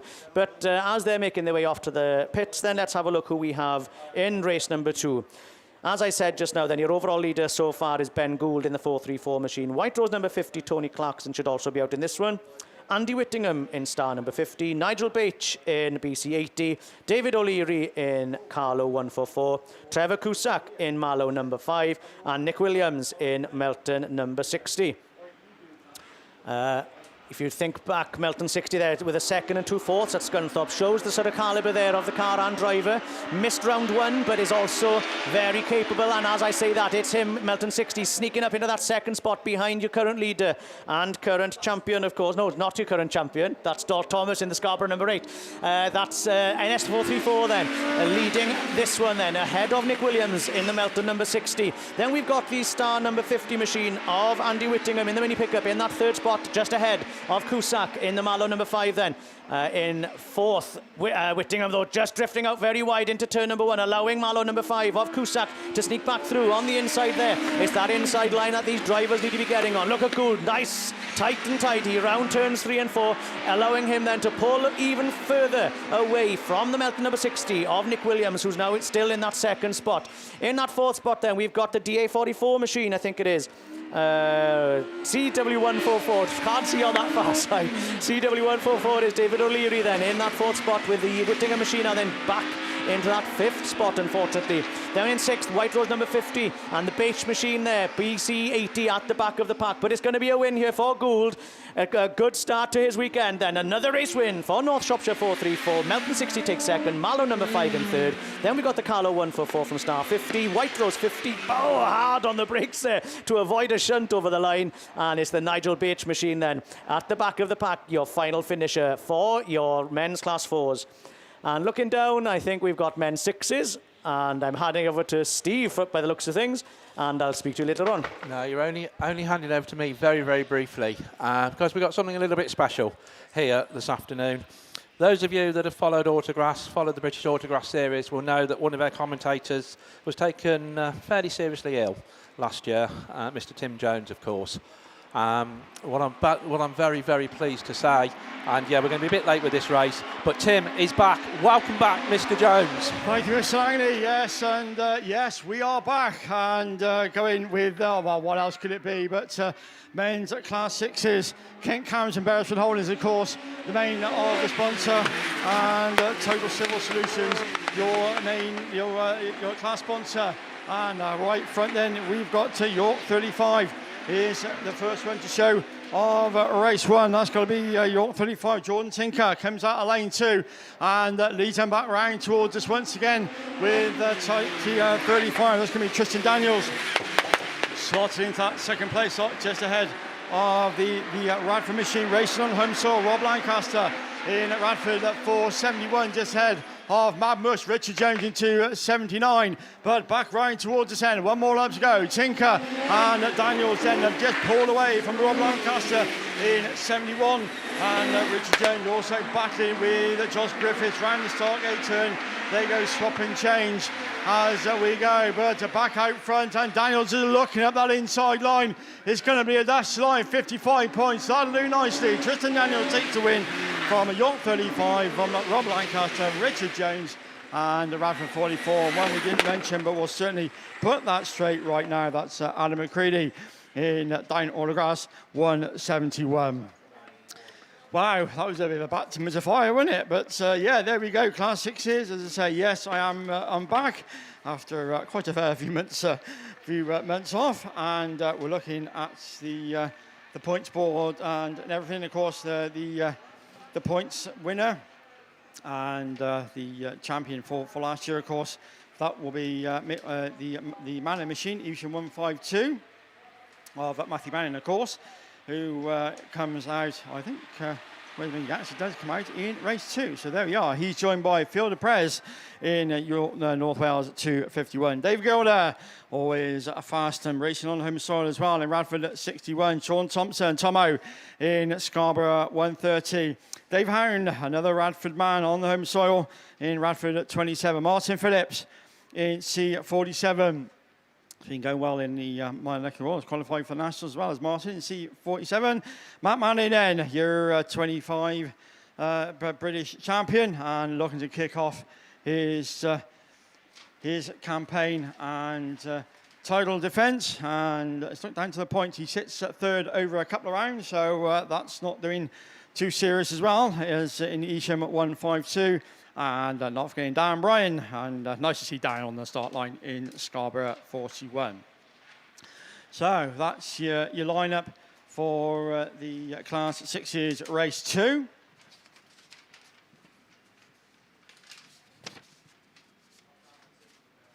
Tell them out of practice, me can't get me paperwork all sort of sorted out, but there we go, everything back where it should be, so that's a fair start.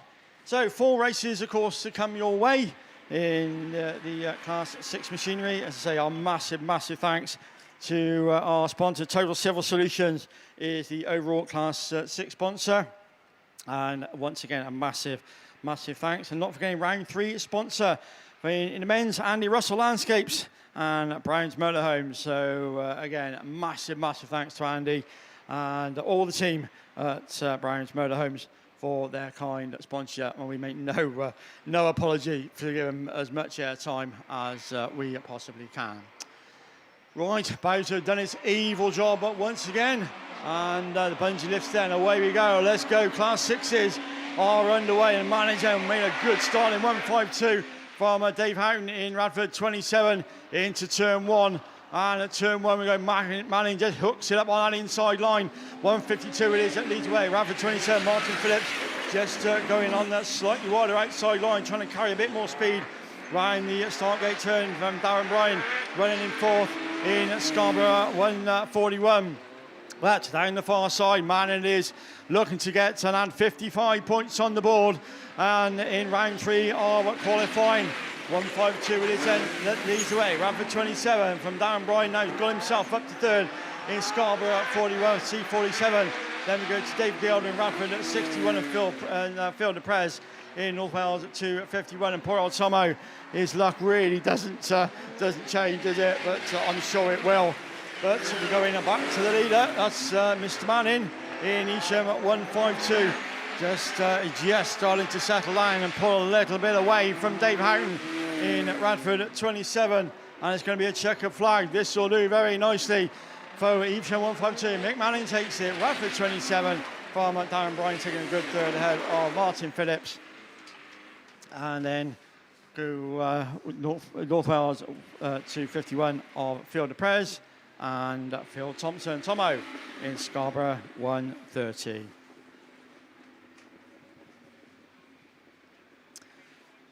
So, good stuff from race 2. And we move swiftly as ever to race 3. Race 3 then brings out Charlie Williams in Cambridge, number 1. Jack Brown, another one who's doing stunning brilliant in the points. Actually, he's your points leader, Jack Brown in Mallow 183. A.D. Lewis in PAC 7. Shane Jenkins, another one on home ground in Radford 205. Adrian Brown in PAC 37. And another one who's flying, and he's been going well this year, isn't he? Jane Colgate in North Wales, number 1. So that's your lineup for race 3. But not before I think we're going to have a bit more drop of settling solution on to the circuit. And as I say, I'm sure there'll be plenty of that this weekend as the little quad bike gets the Radford 61 Dave Gilder's machine to be moved back to the safety of the pits.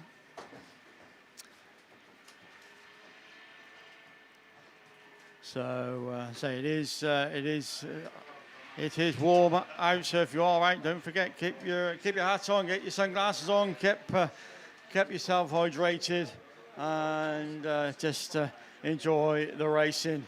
And those of you who are listening to BAStv, I hope you're all well. Hope you're all doing okay. And as I say, it is so nice to be back. As I say, it's been quite a fair few months. Excuse me. Since we've been back on the mic, but we're back, and yeah. So what other class could it be, as men's class 6s, to try and take you through? So the eyesight's not as good as it was, but I'm sure we can muddle through it as per usual.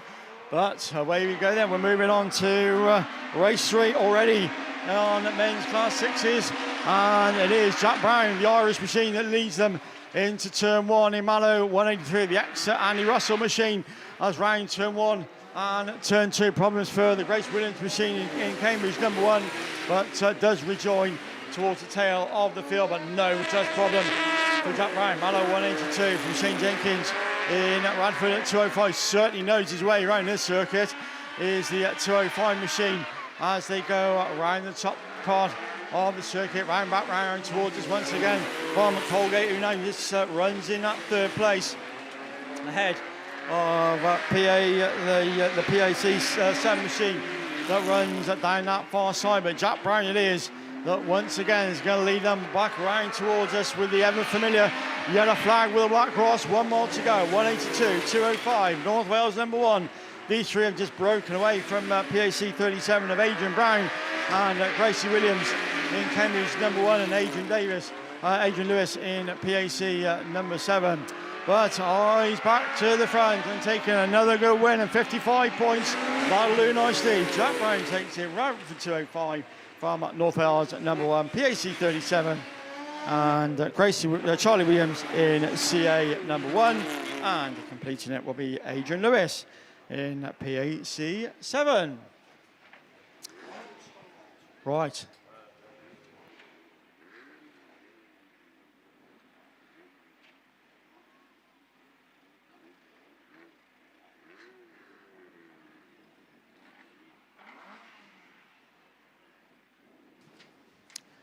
Right, so where's my sheet? Right, there you go, Class 8 then, Class 6 then, Race 4. We're going Jack Parker in Scunthorpe at 65. James Sinnott, the ever fast Irish machine, one of my favourites, can't be said, CW 174. Ollie Soul, the national champion himself, he comes out in the pickup in Sydney at 668. Elan Lewis, your last round winner in Scunthorpe, and went in fine style as well, didn't he? PAC 70. Alan Bolger, another swift machine from over the water in DA 243, and Todd Harwood starting in lane 8 and Sydney at 273. So that's your lineup for the race 4 and the potentially last race of the class 4 machinery. And those of you are listening and watching on the BAStv, the massive thanks to our sponsor, SITR Tyre Cycling, Wellington Business Park, KS Coles, of course, Colsey, and PRG Trailers for their massive sponsorship, and massive thanks, as our thanks go to every single person to contribute and so we can put all the meetings on. And I'll tell you, what a superb addition this has been to the British series. And talking of that, don't forget to like and subscribe on all the usual Facebook and all the other sort of technical. I'm not into all the technical stuff, but go like and subscribe it, and it'll help certainly to promote it. So good stuff going forward. But talking about going forward, we're going to be going forward very shortly with the Class 6 machinery, and for say race number 4, Total Civil Solutions, your very kind sponsor. Loads of rams on the start line then towards Conor Fraser, loads of money, Class 6 as they leave the line, and it is then your national champion just about holds on in Sydney at 668. Ollie Soul it is then that's got himself on that middle grid, but Todd Harwood certainly doing a challenge well in Sydney at 279. So I think that's Ian Lewis Round 2 winner looking to challenge as well in PAC 70 as the dust really does just start to fly as Ollie Sol once again. Parr just pushing on, come out of the top turn but holding on to the race here. 668, PA 70, 273. Then we go to the Dyno Autograss machine. That's going to be the Dyno Autograss car of Alan Bolger in DA 243. But once again, another lap about to be completed. One to go for Ollie Sol. 668, 70, 273, 243. Then we go to Jack Parker. That's in that, third, fourth, fifth place as they go down that far side. Problems for poor James Sinnott in CW 174, but no problems for your clear race winner, race leader. That'll do nicely. Sol takes it to 668 from Ian Lewis on Todd Harwood, and the rest of the field then go through. And the last car to come home, and you'll get that car sorted, I'm sure, very, very shortly. James Sinnott, the ever-fast Irish machine, CW 174. Right, that's good stuff from Class 6s. As I say, our massive thanks to Total Civil Solutions and Andy Russell Landscapes and Brown's Motorhomes for their very, very kind sponsor of the men's Class 6s. So once again, the Bowser out onto the circuit. Cones just moved out slightly on the bottom corner, and we look towards the line.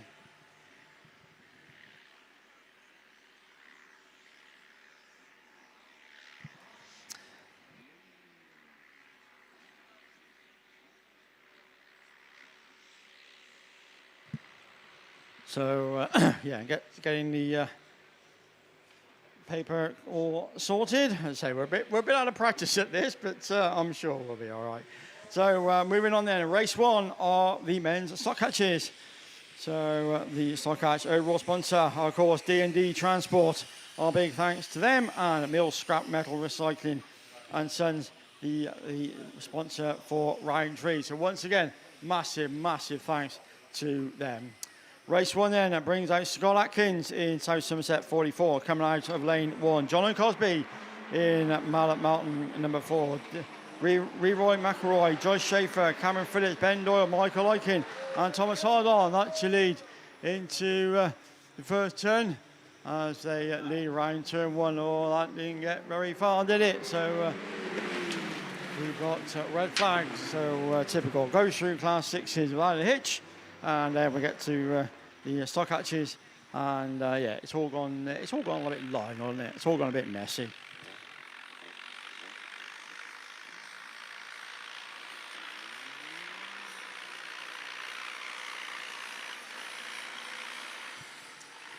Right, so back to the rerun then.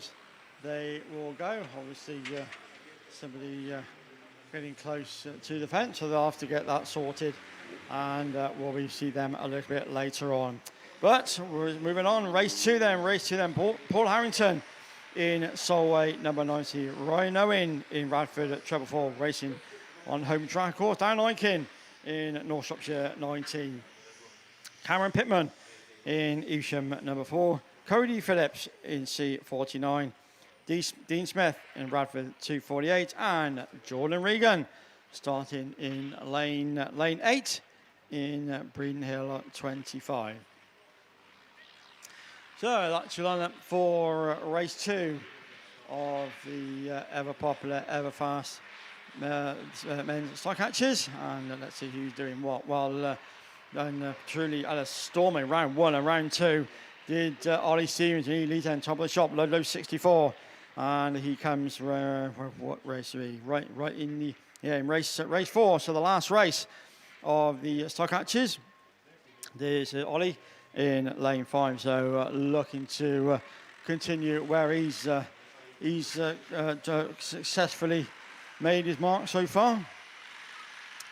So yeah, top of the shop to Ollie Stevens, but all to play for at the minute. Though still loads and loads of points to play. Don't forget, this is round 3. Then round 4, of course, in a few weeks' time, and we go to another club that's been putting nationals and bash rounds on. We're going to obviously the surrounding district Autograss club, but a new circuit. So obviously, I'm sure all of their info and stuff will be posted very, very shortly. But a little bit closer to that, then it's the big one then, the National Championships, and that ain't far away either, is it? With the first weekend in August, so 31st July, 1st of August. So yeah, it ain't far. It's getting further. It's getting closer, and of course hosted by the Border Counties Autograss Club. But before I tell you a bit more of that, Lou wants to make an announcement. Yeah, just a message come here through from Stormin Norman Mason. He says asked if I could do a quick announcement to let everybody know that anyone wanting to watch the match tonight, and that was in capital letters, it's being shown on a big screen at his son Darren Mason's lorry, which is parked at the top of the pits. And then later on it says he doesn't know what the match is on this evening, but he's talking about Wales v Argentina, and that starts at 8:10. That's from Norman Mason there. Thank you very much. Cheers, Norm. Yeah, good announcement with old Stormin Norman Mason. Nice to see him back racing as well after a good racing in Class 7, of course. Been 7 many years with the Peugeot 205 and all that sort of thing. So nice to see Norm back out racing. I think Class 5, I think he races these days, but it is nice to see him back out racing and still showing them the way round, it's got to be said. But yes, going back to the Nationals, and as I say, only a few weeks away.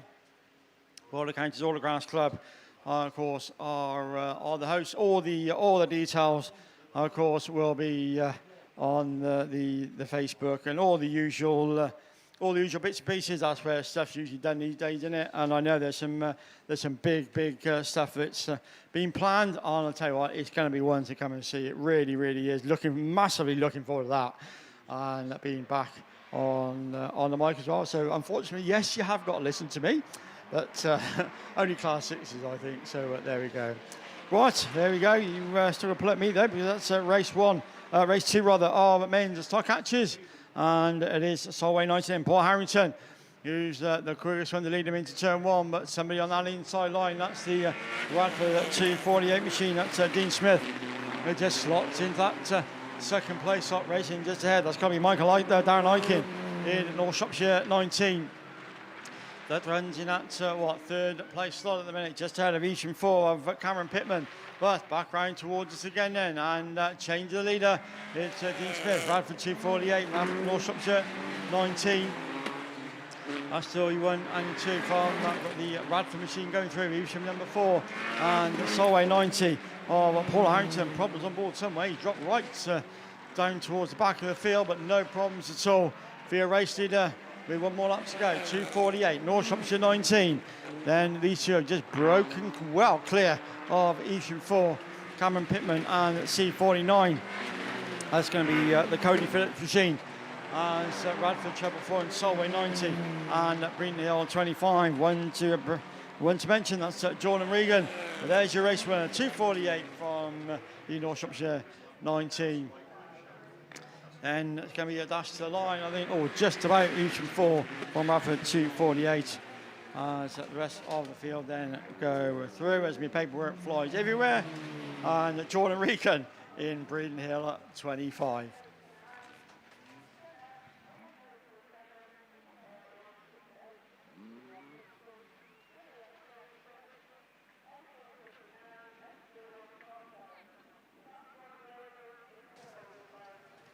So the cars then moved back to the safety of the pits. Of course, that was race 1, but race 2 gets the big tick in the box. So we go to race 3. Race 3 then brings out the Cambridge machine, Cambridge 201. That's Jacob Lee, starts right from the outside in lane 8. Dan Hughes in Breeden Hill number 1. Joshua Lloyd in Radford 247. Neil Reid in Tyre 221.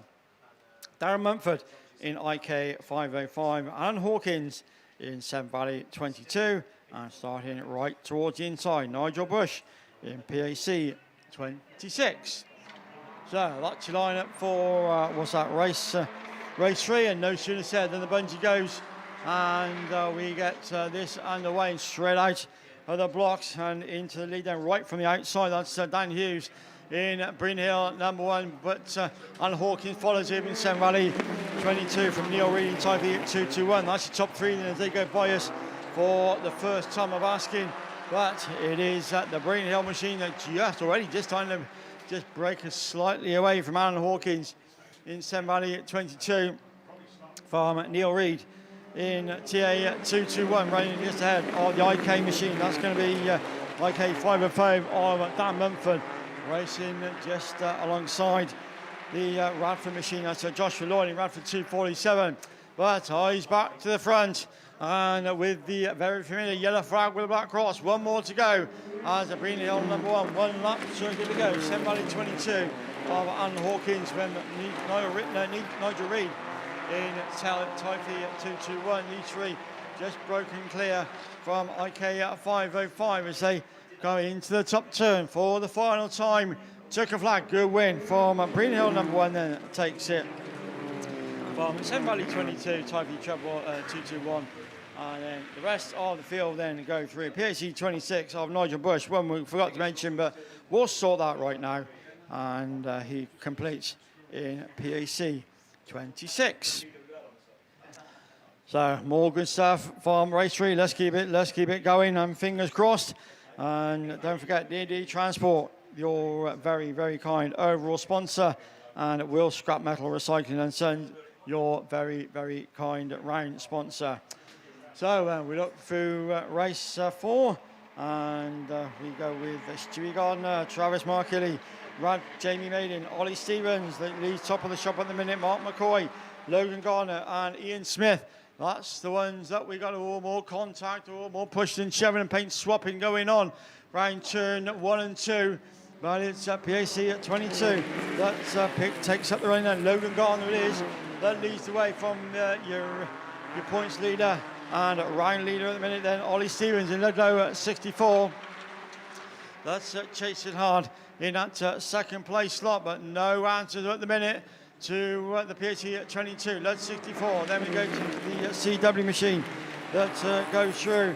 That's Mark McCoy in CW 903, running in a good third at the minute as they go down that far side ahead of the Spalding car. That's going to be Ian Smith at the wheel of that one, but already last lap flag then goes out. PAC 22 as Ollie Stevens looking to do the cutback on that inside line. No quite room this time there, or is there?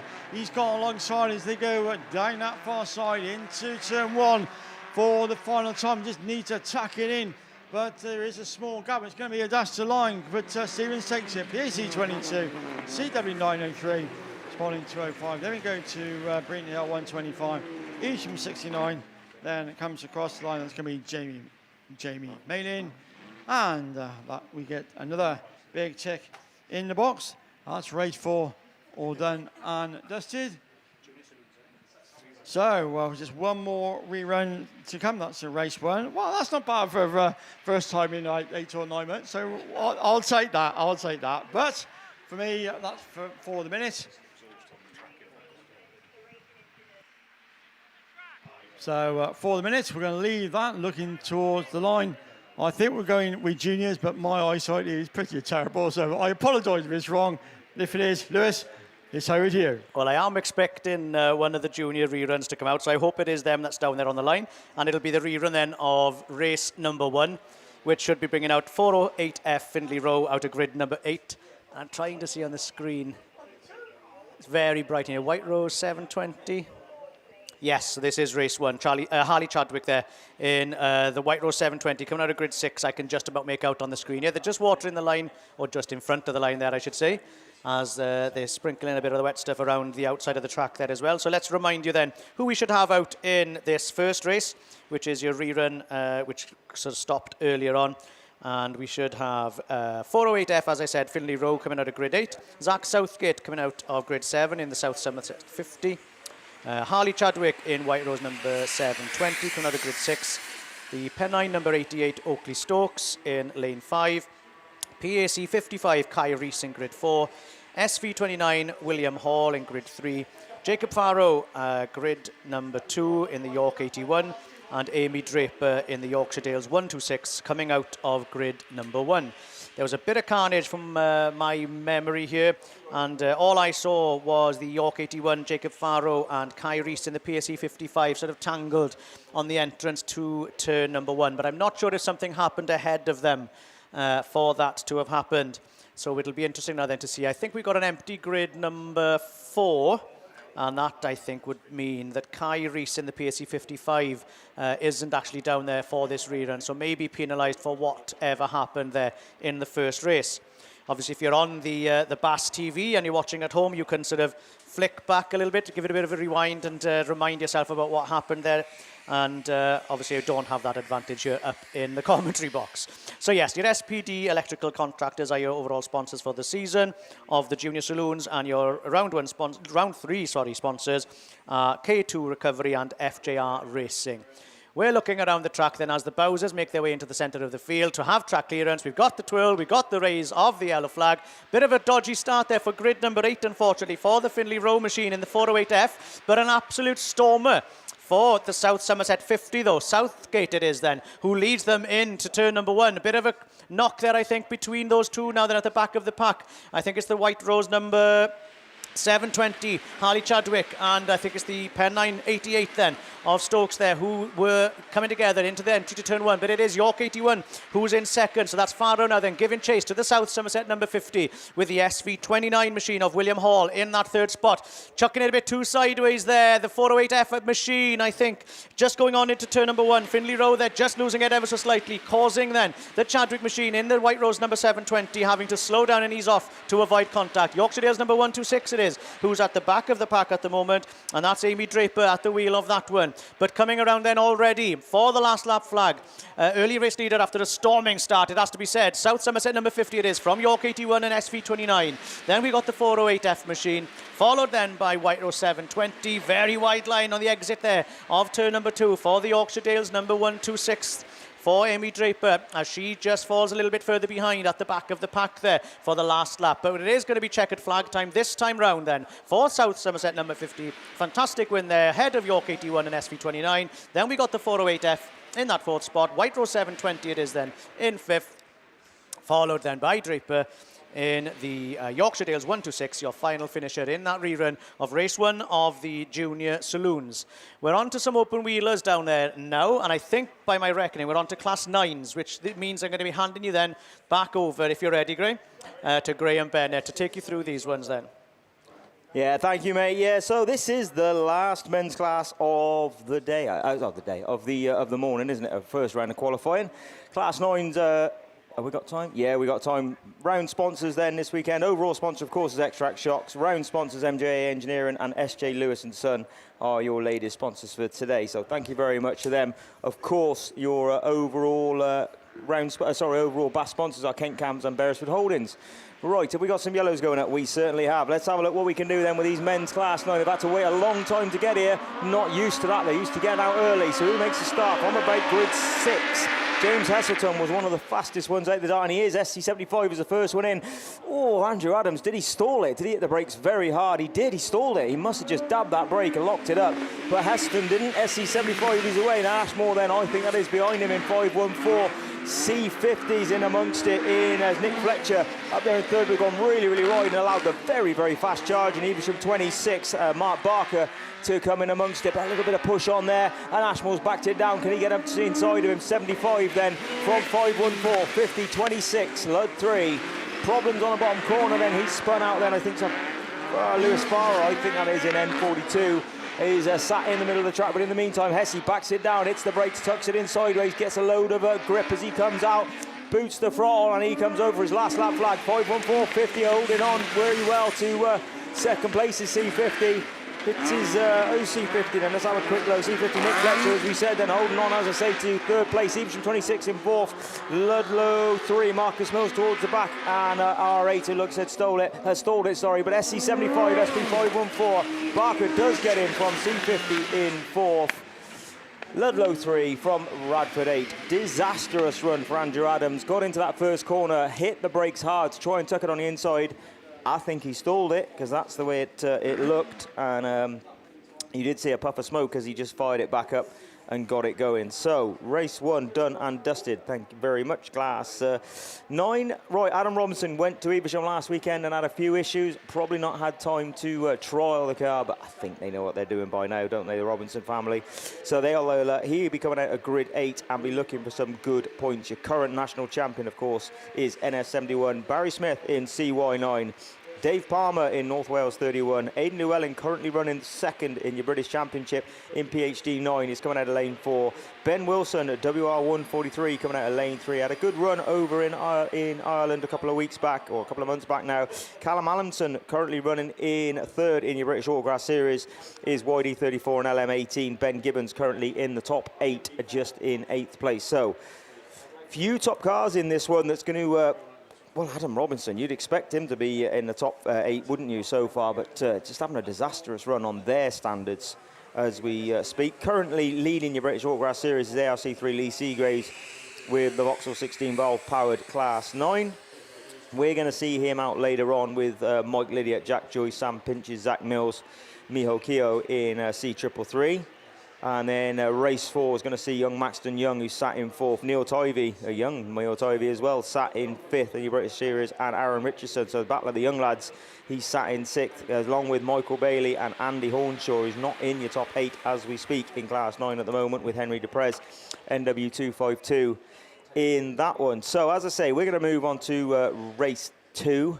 And just plenty of water going down on here. Just a quick shout out to you trade stands, because I tell you what, it's blistering hot down there in some of them tents, and you're doing a good job, so thank you very much for that. BP Grassing, of course. Nigel Morris will be doing a good sale down there with bikes and accessories. Jack Saunders probably run out of Yaris parts now, because we've had round 1 of qualifying for juniors and men's Class 1, haven't we? Raid Race, of course, is down there. Barnard Motorsport for all your helmets and goggles and many other things. Like I said, we're selling fans over the weekend, so probably sold out by now, you'd expect. SA Palmer Tools and Garage Equipment. Bodyworks Racing down there working on his car as we speak. Right, we'll go through the rest of them a little bit later on. But Class 3 then, so Aidan Llewellyn's the one to keep an eye on in this one. And he comes from the middle of the pack. Palmer's got him down the outside though, hasn't he, as he gets into the first corner. Is it Palmer? I think it is. He's gone in a bit hot. Oh, Llewellyn just gets a little bit of a tag, pushes out wide. And who is it? It is Palmer. 31 from LM18, 71 Smith, and then PhD 9.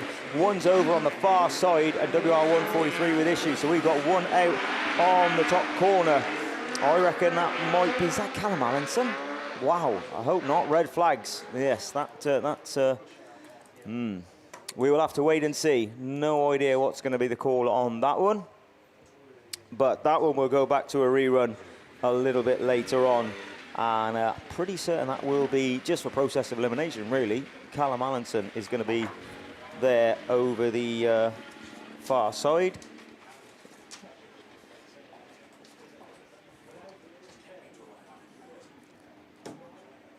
Hopefully they can get that fixed and get him going. Just another nod just to like and subscribe on BAStv. We need you to subscribe, folks. Obviously, like I said, the more you can do that, the better we can make this service for you at home and when you're watching back during the weeks in between BAS and, of course, over winter, because everybody gets bored over winter, so we need you to watch what's going on. We'll try and spice it up a little bit over winter, maybe try and get round a few houses and see some builds that are going on, and if they'll allow us, obviously, maybe do some interviews with some people, and yeah, that should be a good thing to do. Right then, we'll just go through them other... Where is it? We'll go through the other one. Jeff Bateman, as we said, is down there. Fur Baby's Treat Cupboard. So we'll have to go and have a look at that, won't we? So Elite Racing Transmissions. D&M Racing, Dan Mack, saw him out in the 8 earlier on. JG Engineering, John Gay was down there somewhere, I believe. Max Sport Tyres, of course, and King Sport Tyres. And don't forget, obviously, Dough Hook, who Mickey tasted yesterday, I think. So the pizza man's down there as well. Dodwell's is superb as usual. Double D Spuds and Elite Bars for when you want an alcoholic beverage a little bit later. So plenty of equipment here on the circuit, isn't there, for these guys? That's the SE Davis ones, I think, that sponsored most of that kit here. And as you can see, much needed, because we've got 2 forklifts out there to the 2 Class 9s. Not very good from our point of view, is it, to try and get these ones through? But associate sponsors, as we say this weekend, was Soul Security Services Limited, SE Davis & Son Limited, as we said. Cotswold Coffee Company, that's for after you finished in the beer tent tonight, that one. OD Fernio, Fireman, of course, and Simply Fresh. So thank you very much to them, guys. We're going to be heading down. Where are we heading next? Are we off to Nationals next? Is that the next thing in? It is, isn't it? So Nationals first weekend in August. That's going to be our next stop down at Border Counties. And I'll tell you what, they've got a treat lined up for all of us. Get there as early as they'll open the gates, because there's so much going on over that weekend. That Lance and his team there, well, Jody obviously, have sorted out over the next, the last few months since they were put in control of doing the national championships. Fantastic venue down there as well at the Border Counties venue there. So we raced there last year, didn't we, in the 3-dayer and the BAS, and of course we were, well, really looking forward to getting back there again to run the nationals. Big track, but plenty of room for passing as you get round there.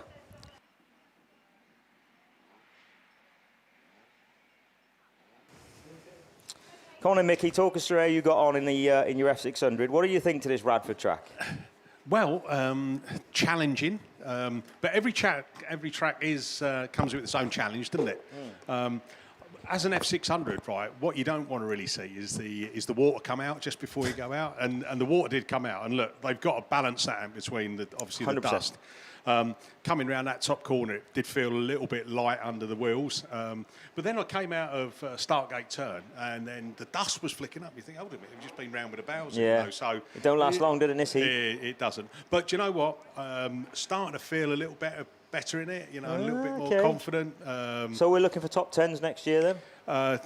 Next year. Okay, sorry. Next round. I've got to get through this year first, mate. I can't believe, though, it's 3rd round of the British Series already. Yeah. Where's that? Downward slide. I always say we get to Nationals and the meetings just seem to disappear, don't they? Right. Sorry, mate. Thanks for that, Mickey. Right. This is your... Oh, that was a good start from Mike Lydia out of grid 1. Keep an eye on that one. 309F then. Welcome back to BAS. 13, 14 years out. Catches pinches on the way in. And he's the only one that's trying to reverse round the first corner. ARC3, though, your current BAS leader. Now, can he get it going? He's trying to get it going, in all fairness to him. But I don't think he's going to. No, so it's going to be red flags. And as I say, 13, 14 years away from the BAS. And Mike Lydiot looks like... I don't know what's going to happen with that one. We'll go next door and have a chat with the camera room, see what they're going to say with that, or listen on the radio if we can. So that one didn't last very long, doesn't it? There's a lot of damage going on in these class. The trouble is, it's too late in the day, isn't it? These class 9s are used to being done, dusted, and they've gone back, had their dinner, and sat waiting for their second heats. And they are the last race, as we say, in the men's for the first heats. And obviously, we're going to be moving on with the ladies. Good to see Mike Lydiot does get that car moving. And hopefully, they'll just see it as a first corner incident and put them all back in. But we'll have to wait and see. Race 4 then. Sat down are on the line. Maxton Young, as I say, currently 4th in your British Championship, running out of lane 8. Henry Deprez out of lane 6 in North Wales 252. P5EM, Aaron Richardson, super fast is Aaron Richardson, is 6th in your BAS at the moment. Again, super fast Neil Tivey. West Waterford 144 in the ex-Claire Horner car. TA31, Michael Bailey in the Duratec, and I'd say that's a Billington in Y78. Andy Hornshaw with lots and lots and lots of work to do. Your round 2 champion, of course, was Aidan Llewellyn in PhD 9, and your overall men's champion at the moment is Y78 Andy Hornshaw. Loads of revs then. Who gets a good start?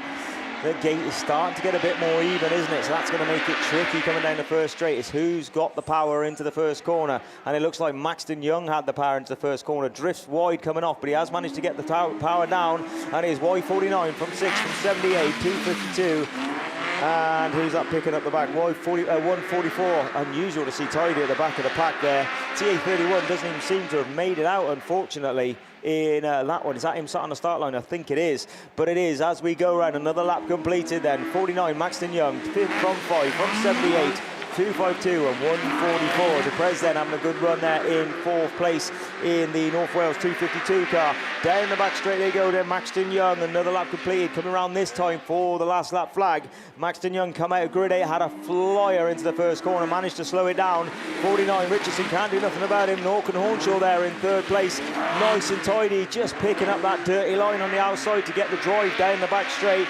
Manages to just back it off. He's gone in really hot there, pushed himself a lot wider, but I don't think Richardson can do much about it, so it is going to be a win then for Y49. Good win then, P5EM from 78, 252, and then Tyre unusually towards the back of the field. And like I say, I do think that is Tonto, yeah, Tonto down there on the start line. So 2 reruns to come back to you later. We've got F600s down on the start line, which is junior F600s, I think, which is Ray, is it? Tidy, over to you, Ray.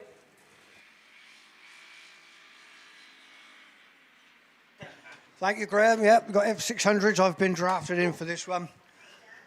So 5 cars should be running. Ooh, we set ourselves down.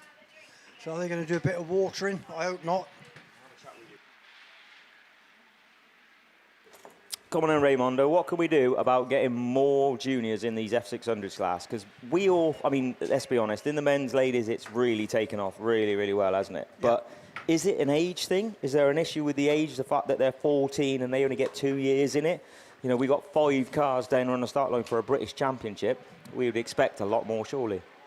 Well, I can't disagree with you. Obviously, to bring that age in was I'd say an experimental, but it was sort of a safer option to go to, wasn't it, 2-3 years ago to bring them in.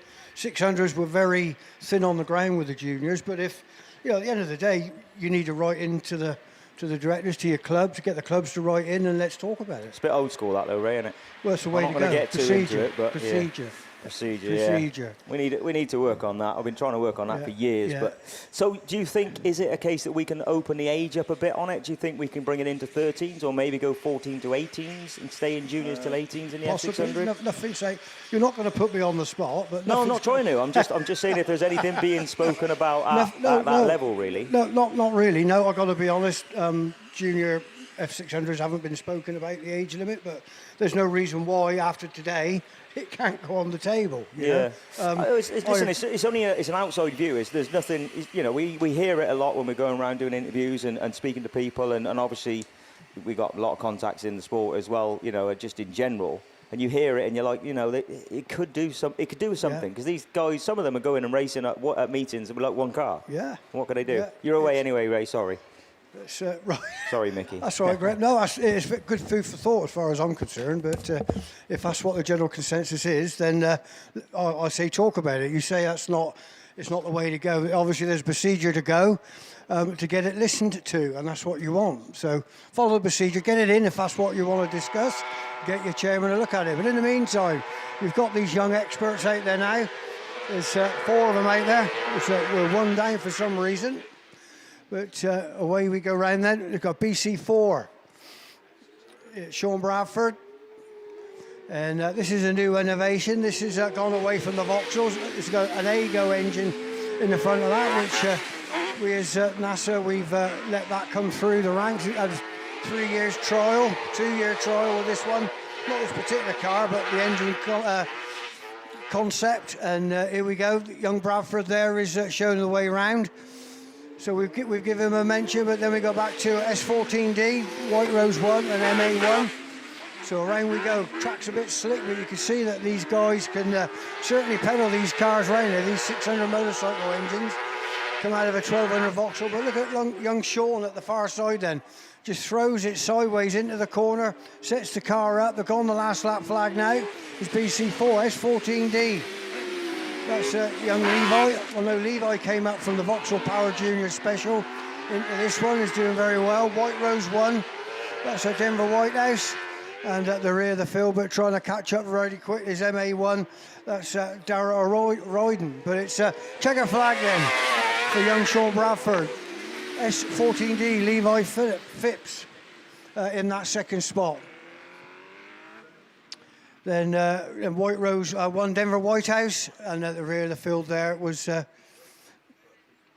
MA1, sorry, Darrow O'Rawden. So we got, who's this, ladies ones, is it?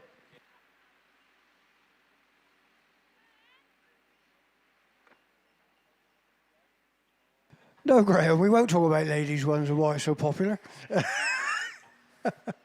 But yeah, we got ladies class 1 on the line, so just looking around the track now, there's nothing untoward. But we should have 4 heats of ladies. And as we get the first heat underway, it's a good start there from gate 2. Is that TA2? Which is, where is he? Laurie Davis. Oh, and a bit of side with a bit of her. She's let off a little bit, so right, rid herself the right way, as they say, but no harm done then. The Y72, NW51 comes through, DA917, then St. Neots 269 up there, then at the rear of the field is at NW323, that's Catherine Hardman, but oblivious to what's going on behind her then. TA2, Laurie Davis comes round yet again. Then we got York 72 from North Wales 51, DA917, SR19, which of course is Laura Henry. Then St. Neots 296, Victoria Tilson. And at the rear of the field is the North Wales 323, Catherine Hardman. So round we go again. Last lap flag this time for TA2. Y72 holding off North Wales 51 for that second spot. So that's the race at the moment. Then it's North Wales 326, SN 296 at the rear of the field as they're coming together at the top of the field, but no harm done. They're all moving and going. But it's the checker flag then for TA2 from York 72, North Wales 51. So we're waiting for NW 323 to come through. Was it SR 19 then Laura Henry with a puncher there, but. And at the rear of the field there is Victoria Tilson in St. Neots 296. Hi, Ray. Just while we've got a moment, a little shout out. It's could you kindly wish Isla and Fionn Griffiths in the J-Spec good luck from the South Wales League? Well done. That's it. You've had your little bit of a shout out.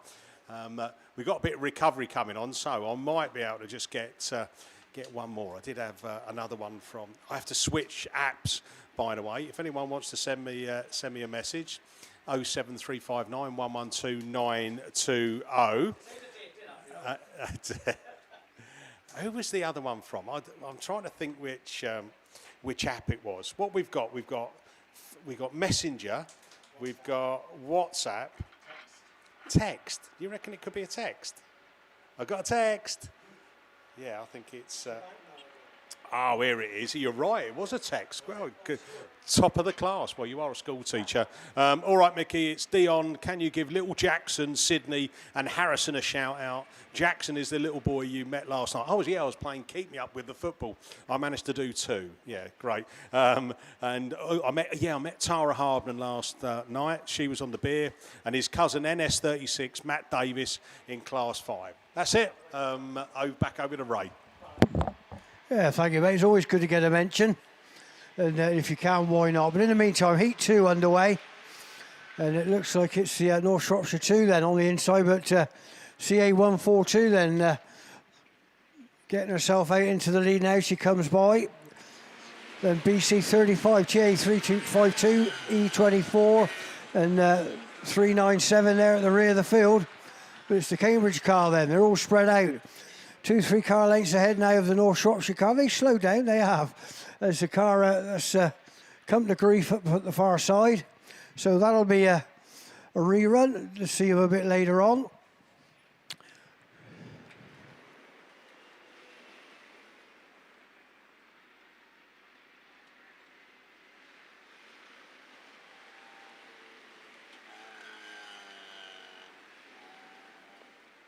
Ben Fiddler then, Yorkshire Dales 295, Class 2. He was 25 last Thursday, so happy birthday. So while that car looks a bit worse for wear with the bumper, but we say the round-free sponsors for the lady, Mark Lane, and the overall sponsor for 2026 is Fleet Care Services. So again, many thanks to those guys for the contributions they're making.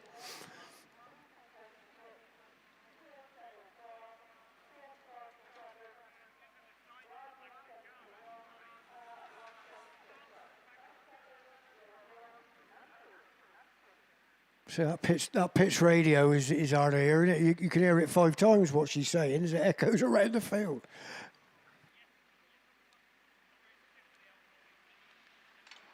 So race 3 underway then. Let's hope we can get through this one. As they all virtually grouped up as they go down that far straight. Who's it going to be? Looks like the North Shropshire car was going to have a good way through, but she backed off there to let the North Wales 97 through. So the North Wales 52, oh, bit of coming together there. But IK 37 then sees the gap and tries to get in there, but the door's shut on her as she goes down to this bottom bend. So it's North Wales 97, North Wales 52. Victor Kent 37 and North Shropshire is that 98, looking down at 89, sorry, wrong way round. Then we got North Shropshire 951, Radford 121 and North Shropshire 443. So they've all had a car name mentioned anyway, but North Wales 97. That's Lexi Owen then. Got quite a lead now from the rest of the field as the last lap flag this time from North Wales 52. That's Amber Powell and Victor Kent 37, Sarah Lovett. And put the North Shropshire of 89 there, cut Faye Stevenson takes the inside line, which then takes that 3rd place off her. The North Shropshire 951, that's Claire Compton. Then Radford 121, but it's checker flag then for North Wales 97. Lexi Owen, North Wales 52, Amber Powell, North Shropshire. 89, sorry, Faye Stevenson comes through into that 3rd place. And at the rear of the field there, North Shropshire 443, Becky Faulkner.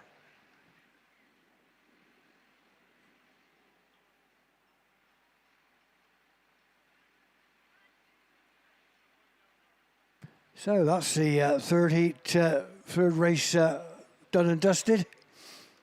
We're on to the 4th race now of heat 1 for the ladies.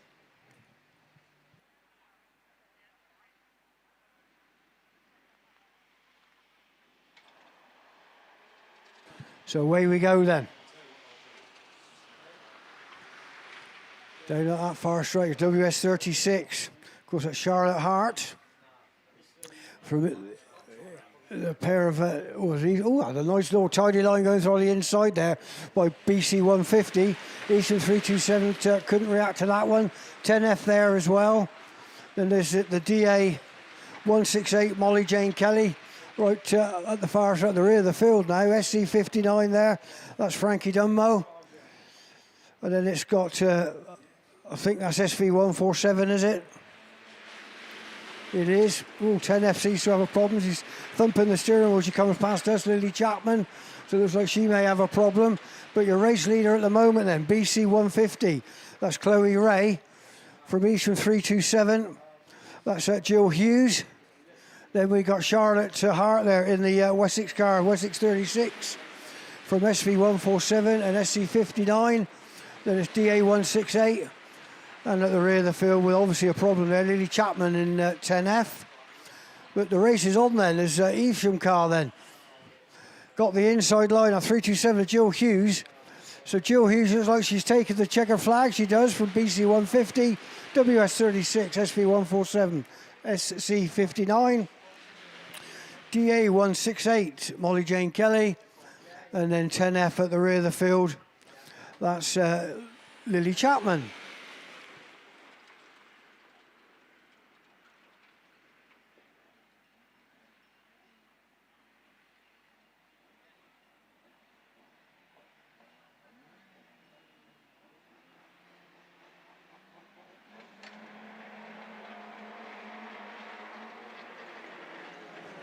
Right, so back on with the stock hatches.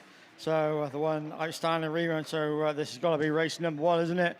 as they go round the top corner for the first time of asking. It's see 48, but leads the way. That's got to be Cameron Phillips in the 48 machine that leads the way round the bottom corner, but just drifting a bit wide. Somebody just taking up the running, and I think that might be Robert McElroy in the down Autograss 25 machine that takes it. Yes, it is. He's your race leader from the Iking car, North Shropshire 19. That's Michael Iking. That runs in second round the bottom corner. Then there you go as Phillips now runs in that fourth place slot, just ahead of the other Irish machine. But back round towards us they go already. One of them all up to go. DA25, so North Shropshire from the North Shropshire machine. From Cameron Phillips, excuse me, in C48 and Solway 91. The last of the finishes in, that's going to be Tommy Harrington. But there's your clear race leader. And the race winner down at 25 is North Shropshire 192. C48 goes through Solway 92. And one we completely missed and forgot to mention is we haven't got the eyesight, the glasses on. But that's Ben Doyle in York 775. So that completes the stock hatches for that first round of qualifying. Massive thanks to D&D Transport, of course, your overall sponsor, and Will Scrap Metal Recycling and Son is your very kind sponsor. And not forgetting the main BASt sponsor, then Kent Cams and Beresford Holdings, our very, very kind overall sponsor. But we're going back with the, what's on the line, Gray? It's the ladies class 3, so away we go. Thank you. Right, away we go then, ladies class 2. We got 3 races this morning. It looks like it's York 16 gets a good start, but St Neots 34 then. To not letting her have her own way. So it looks like we've got race 3 out there first then, just to confuse things. There's Vicky Robbins then, St Neots 34. From York 2 then, Jessica Farrow. Then Y16, that's Alex Tinker. Then we got SC40, is it? It is Abby Juggins. And at the rear of the field is our Radford car there, 22, Natalie Green. So around we go then. It's still St Neots 34, Vicky Robbins. From being challenged hard now by York 2, who's got the inside line. So Vicky has a quick look to her right and sees she's there. So she puts a bit of spur of power on, shuts the door and comes out of this top corner first. Takes the last lap flag now, Yorkshire 2 now. Is being challenged by Y16, who's moving up through the field. That's Alex Tinker. So these two ladies, I would imagine, know each other very well, know each other's racing antics, but she can't make any headway on York 2, Jessica Farrow, but it's SM34 then, Vicky Robbins. From York 2, then York 16. That was small, was it?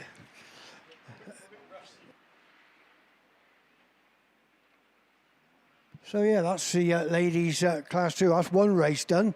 So it looks like we've got some 3s on the line then, Graham. Yeah, thanks, Ray. So, yeah, I'm not sure what they're doing to us, mate, but they've sent you 1 run of 2s out. We've got 3s on the line. Mickey B's got 5 sat behind there. And then it looks like your rest of your 2s are then coming down afterwards. So, nice to be different, isn't it? Mixing around a bit. So, we're on to ladies class 3s then for round 1 of qualifying in the 3rd round of the British Autograss Series Championship, sponsored by Kent Cams and Beresford Holdings. Ladies 2025 champion, of course, is Becky Smith, North Shropshire 343, and she is here today coming out of lane 7 in the Goldie machine.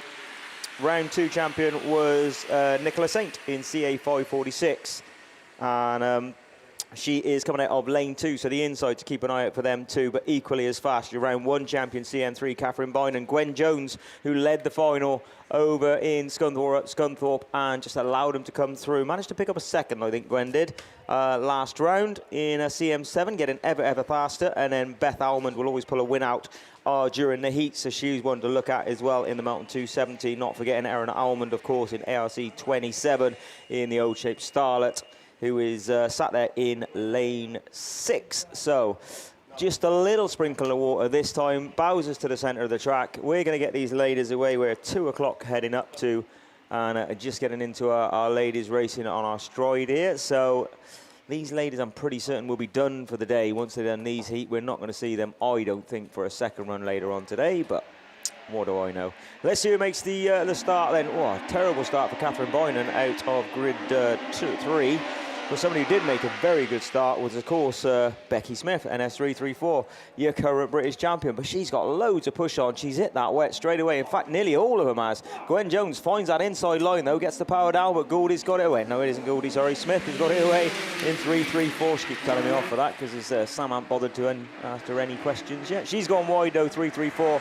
CM7 and Catherine Boynan's now come through on the inside. So an attack from the Welsh ladies on the Carmarthen Club. They come up the inside of them, steal that first position and second position away from Becky Smith. So now you've got work to do. Nicola Saint, your round 2 champion, she's got work to do back there in 3rd place. And there is no where are we missing? We're missing, of course, Erin Almondale, C27, not out there. Not unusual, normally don't see her till later on in the meeting, but CM3 is definitely there. Catherine Boynan, she wants to stake a claim now, get herself back up to the top in the British Championship after, like I said, round 1 heroics. Last lap flag then, CM3, CM7, NS334, CA546 and 270. And I don't want to do the old commentator's curse, but I wouldn't mind betting that CM7 Gwen Jones is going to pick up a win somewhere between now and the end of the season at a British Championship round, because I'll tell you what, she's really getting on it. We will see. She's going to allow Becky just to come up the inside of her, but she caught a cone there, so I think that's passing on a cone. But checkered flag, CM3, 334, CM7, 546 and 270. So if we had a radio, guys, which we haven't, unfortunately, we would see then whether Becky Smith did indeed pass on a cone then or not. But by the by, racing is done and dusted. A fantastic win there for Catherine Boynan in CM3. We're going to move over to Mickey B. I'm going to get out the way, and he's going to be taking you through your ladies class 5. Yeah, thanks very much, Graham. We're round to ladies class 5s. Looking up on the line, they're bringing out race 2 first. So Lindsay Pittman in South Somerset 7, Lucy Wickham-Jones, Sarah Chill was the daughter of the man who had detachment shaved off to make himself look younger, Vicky Appleton, North Shropshire 1, Ping Pong. Do you know what? It's nearly 2 years since the gaffer left us. Wow, doesn't time fly. Jan Doyle, Jess Bradley, Kat Cox. Here we go then, bungee lifts, let's go racing. Vicky Appleton storming, start out in the middle of the pack. Kat Cox goes with her, and they all slow it down into turn 1. You keep it nice and tight, and then down the hill we go. Woohoo! It's Vicky Appleton and Kat Cox, Sarah Chilvers, Lucy Wickham-Jones, Jan Doyle. There's your top 5 as they come round. Jess Bradley in the Lud 24. And then that South Somerset 7 machine of Lindsay Pittman playing catch-up at the back. But Vicky Appleton then it is. Out of turn 2, down the hill. Kat Cox is all over it, gives her a right tap up the chuffer. But they all slow it down, and I tell you what, it's all got a bit Lionel. Yes, messy. And I guess what we're going to see? Yeah, red flags. Goodness gracious me. There you go. Do you know what there? You know, like you had Kat just gave Vicky a little bit of a tap in there. Vicky slowed it down just to make sure she didn't actually push out wide. That slowed it down, and then Lucy Wickham-Jones didn't have anywhere to go and ended up in the side of Kat Cox. So yeah, she's stranded there. She's got Lucy Wickham-Jones in the side of her. Lucy just well, she's still got it in gear, lads. I think. I mean, you're trying your hardest to give it an old push back. You might be able to just knock it out of gear, and then what are they going to do? Are they going to push it back, or are they just going to spin the front round? But if they can, the old medical crew are on track as well, so that's more precautionary, I think. I don't think it was too heavy into the side, but that first race of ladies class 5s in lorryinsurance.co.uk are our series sponsor, and our weekend sponsors are Bob Green and Sons.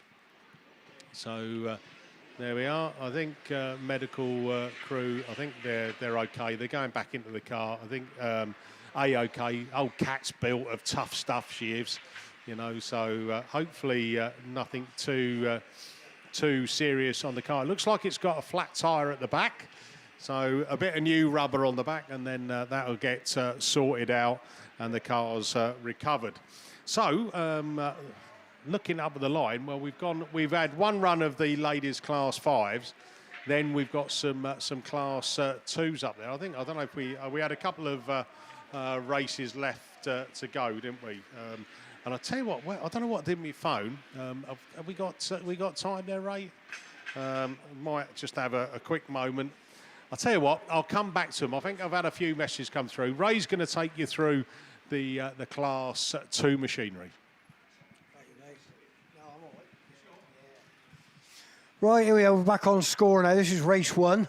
They actually threw race 3 into us earlier on. I don't know why, but we're not the reason why, I suppose. But anyway, we're back on track this time.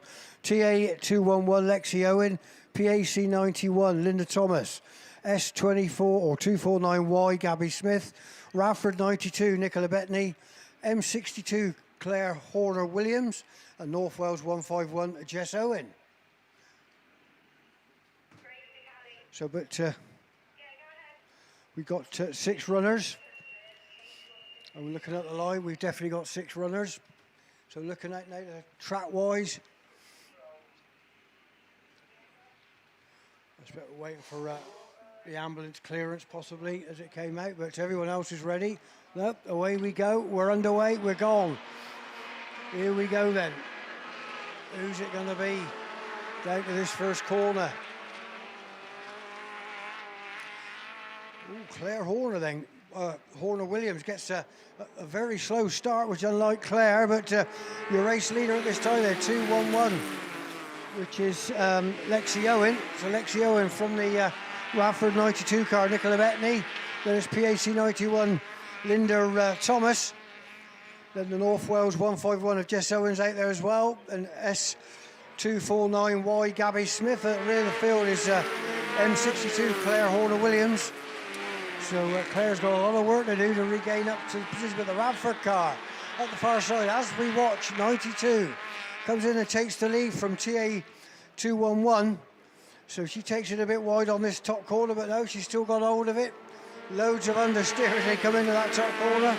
So down this straight they go then. It's still 92 from 211. Then it's PAC 91, NW151, S249Y, Gabby Smith there as well. Claire Horner-Williams in M62 at the rear of the field. But it's checker flag this time then for Radford 92, TA211, PAC 91, North Wales 151, S249Y, and at the rear of the field there is M62.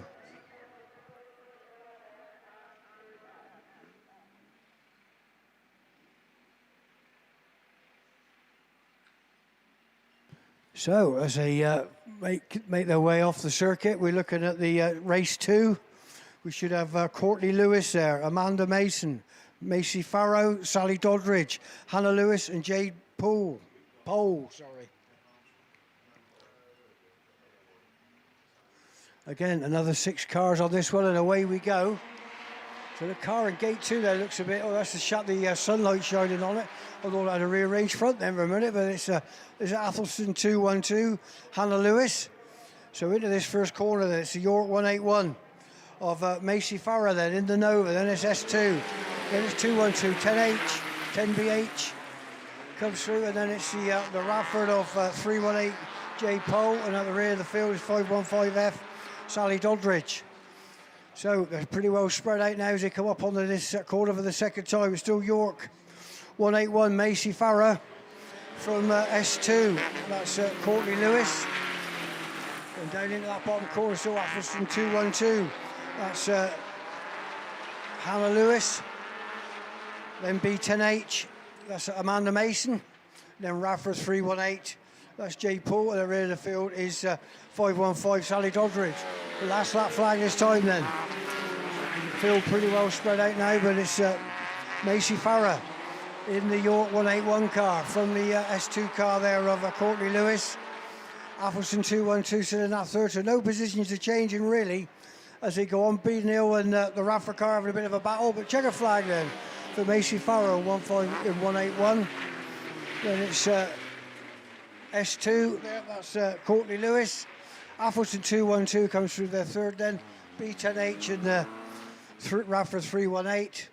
And at the rear of the field there is 515F, Sally Doddridge.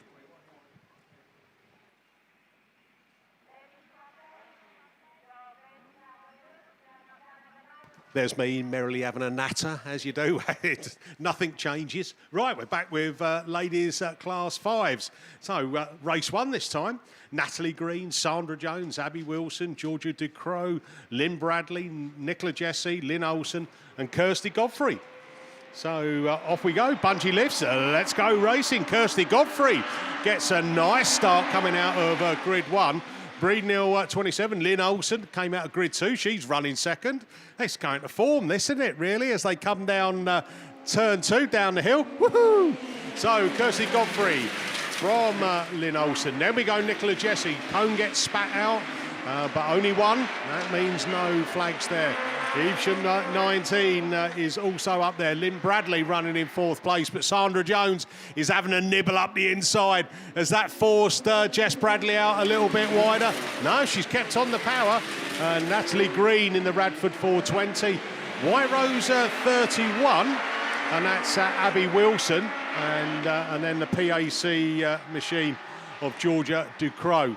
But last lap flag already. This goes quick, doesn't it? Kirsty Godfrey then from Lynn Olsen, Nicola Jesse, Sandra Jones. Then we go down to the Evesham 19 of Lynn Bradley and Natalie Green. And then we've got the 2 back markers that are coming across of Abby Wilson and Georgia Ducrow. But well done. Led it from start to finish. Checkered flag. Cambridge 10, Kirsty Godfrey. Breednell 27, Lynn Olsen. York 44, Nicola Jesse. Cumby 31, Sandra Jones. Evesham 19 of Lynn Bradley. Radford 420, Natalie Green. And then, she just let her pass. Georgia Ducrow, PAC 84, and White Rose 31 of Abby Wilson. So, ladies class 5s, you are done. You've had to wait a while, but well worth the wait. Right, we go to ladies super saloons. Max Sport, our series sponsor, and T&G Automotive and, good grief, Goella Garage. Gwalia. Oh, there we go. I've got an interpreter in commentary. Yeah, the Italian stallion. Right, here we go. Michaela Dance, Lee Wynn, Nicola Gibbs, Sue Harris, Macy Carlin Grasby, Charlotte Goodsir, Rhiannon Smith, and Elsie Musto. Right, here we go then. On your marks, set, get, go! Oh, and the old dancing machine's off and running already as he take it up into turn 1. Oh, it's all getting a little bit compact up there, but come down the hill then. Oh, it's Sue Harris in the Radford 140. I'll tell you what, that run really well, by the way. There's a few cones gone flying down there, but Sue Harris, she's turned up the turbo here. Absolutely flying as Michaela Dance look at a cut back up the inside. Michaela Dance then closes the gap now. Macy Carlin Grasby in 3rd. Then we go South Somerset 36 of Rhiannon Smith. There's your top 4. Nicola Gibbs in the Hereford 44 as we come round and up the top again for another time of asking. Charlotte Goodsir a further place back. Last lap flag.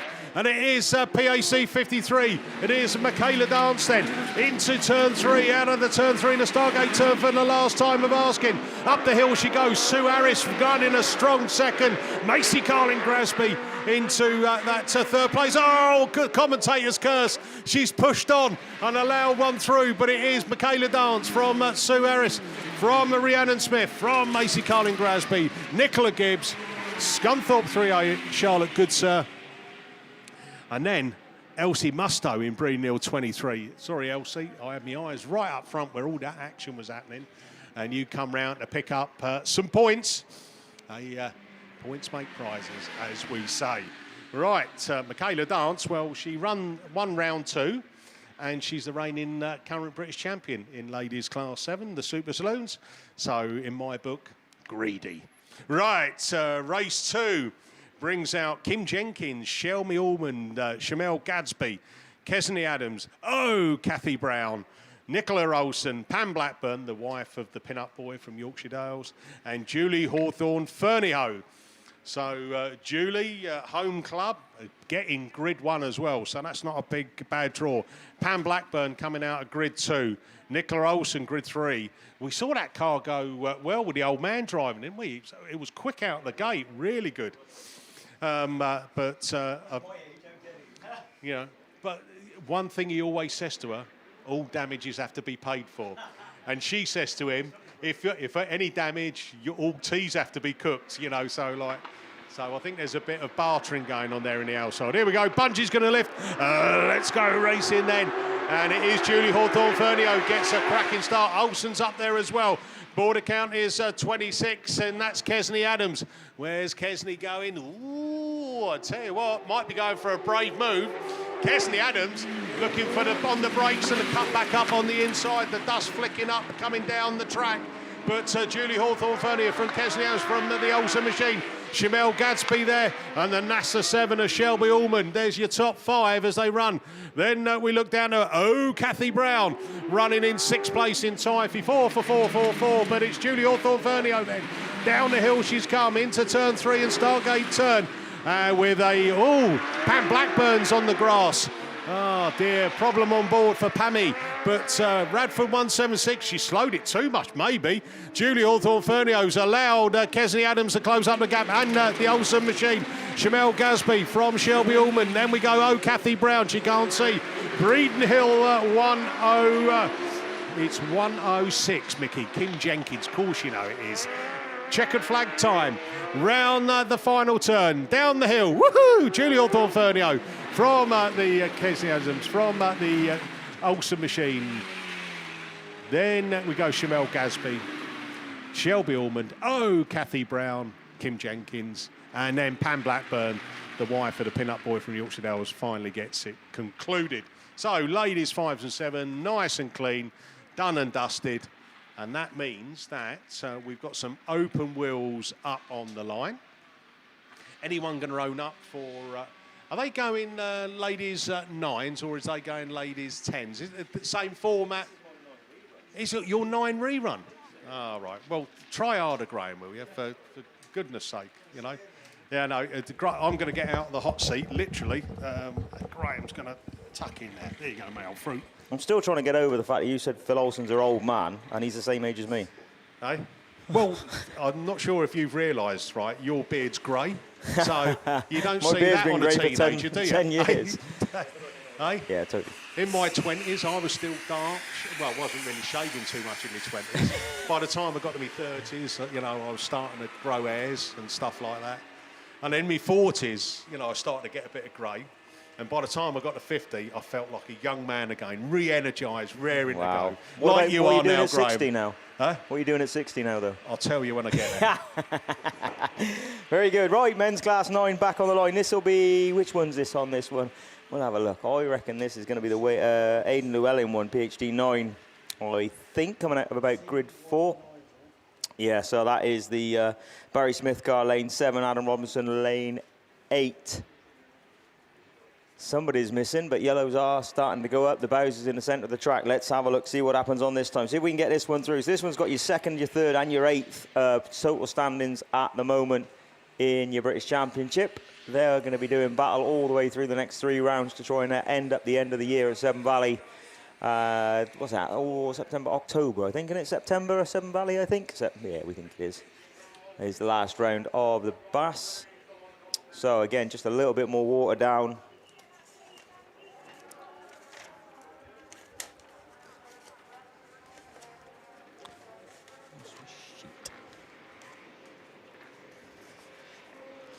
So Waterbows goes into the centre. Let's see who makes the drop on this one then. Round 2 champion, of course, was Aidan Llewellyn, so he'll be looking to try and keep that run of luck going. Does he make a good start? He certainly does. Who's that from the outside, though? Robbo gets a better start this side there. Robinson on the outside manages to get across, cuts itself in. He needs to get back to that form, what saw him become the national champion, doesn't it? He's had a bit of a rough year, enjoying that F600, though. So who's that in second? Dave Palmer, PhD 9, and Kieran Smith, I think that is. Ben Gibbons up to 4th, and then Ben Wilson back in 5th or 6th place. Who's that gone to the back now? The CY9 car, I think has gone to the back. But in the meantime, Adam Robinson found where his brake pedal is, hasn't he? Hits the brake, hits the power again, gets it down. Another lap completed. Nice and tidy driving, Adam Robinson. 31 though, Dave Palmer's on your case. Is he going to try the outside? Is he going to go right around the outside of him? Not normally happening at Radford, I'll be fair to you, mate. It's normally a wider, it's an inside line at around this track. There it is, top corner then, and it's going to be last lap flag this time. Nice tidy drive, and Dave Palmer's gone too wide, allowed PhD 9 to come through. Here's Llewellyn. Llewellyn's going to try and look for that inside line at the inside of Adam Robinson. And I'll tell you what, Palmer's thrown it all away because he dropped himself right back to 4th place as they go down the back straight for the final time. NS71, that little bit of a squiggle as he goes into the top corner, just sets himself up beautifully. And I'll tell you what, that is back to form. Adam Robinson, 71 from PhD 9, LM8, NW31, NW143, and Kieran Smith bringing up the rear. That's your first rerun done of that run. That is possibly my second rerun down on the line there. I can't really see on the screen too much sunlight down there, but we'll hope and pray that that's the next run of your men's class 9. Although, it looks like 8s. So it could be your ladies' 8s. I don't know. We'll have to wait and see when they come out. If it is ladies' 8s, then I'm ready anyway, because I've got that sheet here. I reckon it is 8, because I think that's Jade Russell out there on 6, but there's possibly a run just before them. And we'll have to wait and see, as I say. But it definitely looks like Jade Russell and Millie Phillips out on SN711, out on the outside grid. Sounds like 8s as well. So we could be going with ladies class 8s racing now, and we'll have to just wait and see a little bit more going on in the centre of the track. Just vehicles return into their centre. So now here we go. The pirouette's going to be done. Red drops, yellow goes, and it is ladies class 8. Then who makes a cracking start from grid 2? Laura Jefferson it was. 74, but shooting around the outside of her. Can she back it down and slow it down enough? I'm sure she can. We saw this car take a win during the men's earlier on, and she's going to look to do the same thing. 65, 74, 99. WR38 did get the car repaired, which was good going. She clipped a cone there, but never gained a position. Maybe WR38. Down the back straight, though, it is IK65 then. Jade Russell. Again, I saw this car take a win this morning. It's definitely looking like it's back on form. IK65 from 74, from 38, 99, 711, and even from 21, bringing up the rear. Macy Carling Grasby as they go down the back straight then, stretching her legs away now. This car's performing beautifully well around here on this Radford ground, and nice and tidy, throws it in there, and it's a little bit polished. Well, it's very polished, isn't it? But there's somebody's got a black flag. We will have to wait and see. We think that's the 99 car, I think, but not 100% sure. In the meantime, though, Lindsay Mullins trying to make a move on Y74, but nobody's making a move on your race leader and your race winner, and it's going to be IK65 then, Jade Russell from Y74, from Mullin in 38, from 99, from 711. Somebody did pick up a black flag there, but like I said, we're going to work on this for tomorrow, guys, and try and get a radio up here. It's terrible not being having a radio, so we can't give you the knowledge that we don't have, obviously. But ladies class 8, race 1, done and dusted. 5 races to come this weekend. Where's your current BAS leader, Tyrese? There she is, lane 7, race 4, and your winner of BAS round 2 with a maximum, I think. PAC 21, Tyrese really getting to grips there with this car. She's got a hell of a run out in there, though, isn't she? She's got your lady who won the national championships round here, Claire Beresford out of 1, Megan Williams, Emma Shell made the final last time out, Tilly Clark, Shoned Thomas, and Beth Tompkinson, your current national champion, out with her. That comes out later in race 4, so we'll look forward to that. In the meantime, though, we've got race 2 sat down on the line. And who have we got in this one? They don't look like 8s, though. Rerun 9, thank you very much, in my ear. Brilliant. So this is the class 9 rerun. So ARC1, current BAS leader. ARC3, current BAS leader in men's class 9. Lee Seagraves coming out of grid 7. Mio Keogh is down there as well in C333. And apologies if I don't say his name right. And I know him, he's a really top bloke as well, so I'll have to work on that. Ludlow 12, Zach Mills. Sam Pinch is R35. Jack Joyce in WS2, and we are missing Mike Lydiot, whose welcome return to BAS is started with a black flag, but we will not tell Jason Bennett over in, actually Lee Walden's already done it, so. It happens, Mike, it happens. Nobody will be taking the mick out of you all week, I promise you. Race 3 then, let's get this one underway. The yellow goes up, who makes a start?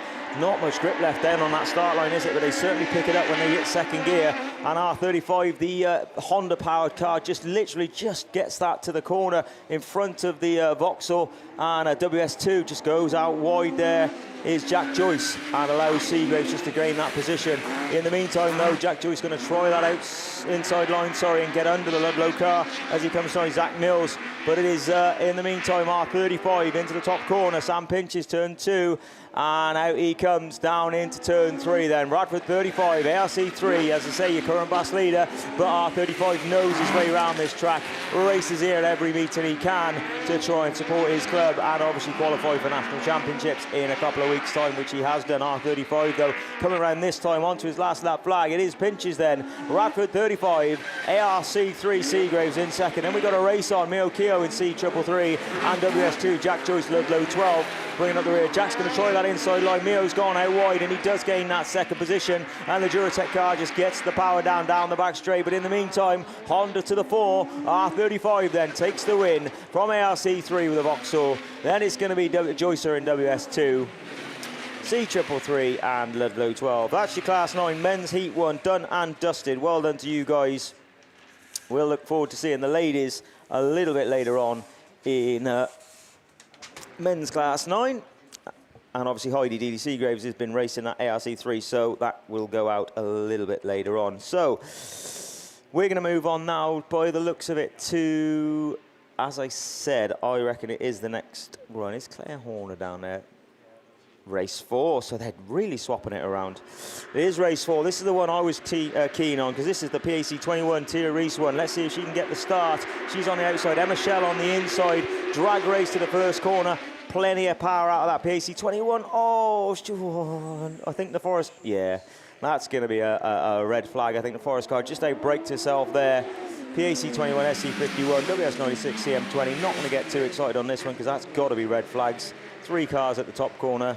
And corner 1, there's nothing left on the start line. So Radford guys really need to sort themselves out down the bottom and trying to get some cars up on the start line to get us moving again. It looks like we're going to miss the next couple of Class 8s, because that looks like 6 is coming to the line. So Tim, are you ready? Who's doing 6s? Yeah, men's 6. Is it men's? You've got a rerun in men's 6? Have you got a rerun in men's 6? Fucking.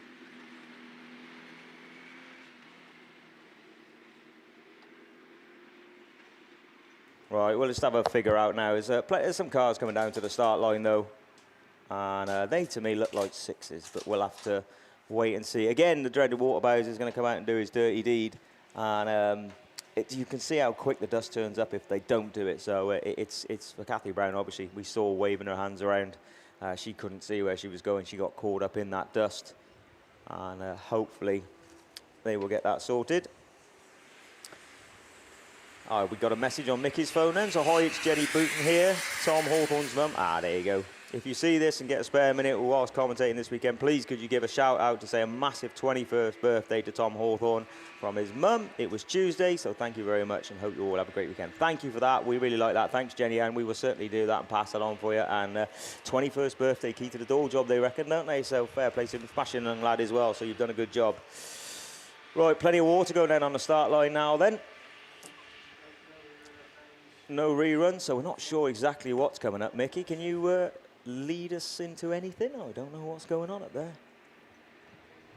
I don't know. They just need to keep the water on it, don't they, to get the dust settled down there. So Spain, right, had a bit of a dilemma. Hired a car, which is great, from Thrifty. Nothing wrong with Thrifty, by the way. Got a Ford Puma. Nice. Right? No, it's all right, actually. Yeah. Nice motor. 66 quid for a week. Brilliant. So after about 3 days, went down to La Manga, the housekeeper, Gilly B's favourite spot. Hello, Gilly. I've just spoke to her. She still loves me, albeit you need to clean the motorhome when I get it back. It's a bit of a tip already. So we went down there, had a nice day on the beach. One side's like Marmanor, it's like a lakey. The other side of the road's the sea. You know, it's lovely. It's great. So we had a nice day down there. Went back to the car. press the start button, nothing. Dead as a dodo, right? Oh, you're joking, right? Now, when I picked the car up, they said, do you want roadside recovery? And I went, Don't need that. I said, how old's the car? It's new. I said, well, what do I want roadside recovery for, right? And it was playing back in my mind going, oh, God. So eventually, we phoned Thrifty, albeit we couldn't phone our own phones. The waiter, Tavros, in the local restaurant, he said, oh, you use my phone, right? So he phones up, and we get the lorry to come out. He jumps the car with his jump pack, and it starts, right? The engine management light's on, and he goes, transmission engine light. I went, it's all right, mate. I drive with my light on all the time. All right. So he gets his truck to drive off. I get in the car, put it in gear, won't move. The transmission had failed. No way. So it got put on the back of a truck. They then got sent a taxi, and we had a taxi from La Manga to Murcia Airport. We flew into Alicante, picked up a new car, back over to where we were staying at 11 o'clock at night by this time, right? You know. But a quick one, the funny thing is, right, we've turned up to Murcia Airport, right? So in our luggage, for us, was 2 chairs from the beach, a cooler bag, right, and a parasol, right? Everyone else waiting for their hire cars had suitcases. Yeah. And I went to the bloke, I said, I've just got to collect some keys for a replacement car, mate. It's all right if I go in front of you? There must have been 20 in the queue, right? Went in there. I must have been in there 15 minutes. Got my car keys, got off and buggered off. So it's like, that's it. 66 quid's cheap, isn't it, for a car for a week? Brilliant. Actually, really cheap out there at the moment. Yeah, I know. But there again, they probably got a secret button to switch off the transmission. Yeah, so you don't get your money. £5,000 now for recovery. Nice. Right, that is Class 6s then coming down to the line. So that means that it is going to be over to Tim, I think, to run you through these Class 6s.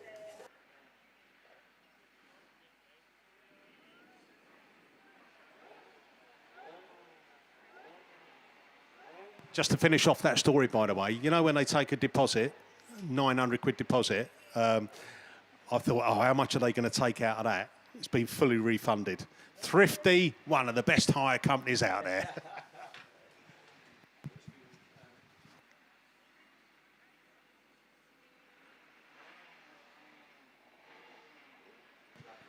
Right, so yes, thank you, matey. So we're going on to Class 6, I should say, but of the ladies' variety, just the one heat, and of course the 2025 champion. That's going to be Leanne Huska, in the North Wales 220, and last round winner, believe it or not, was actually Leanne Huska, but changed the car number, but North Wales one was still the winner in question, and she comes out of lane 4 in North Wales 1. She's joined now by Gracie Williams, Valerie Harrington, Chelsea Jones, Imogen Fox and Hannah Brown as they get away from the line, and once again looking to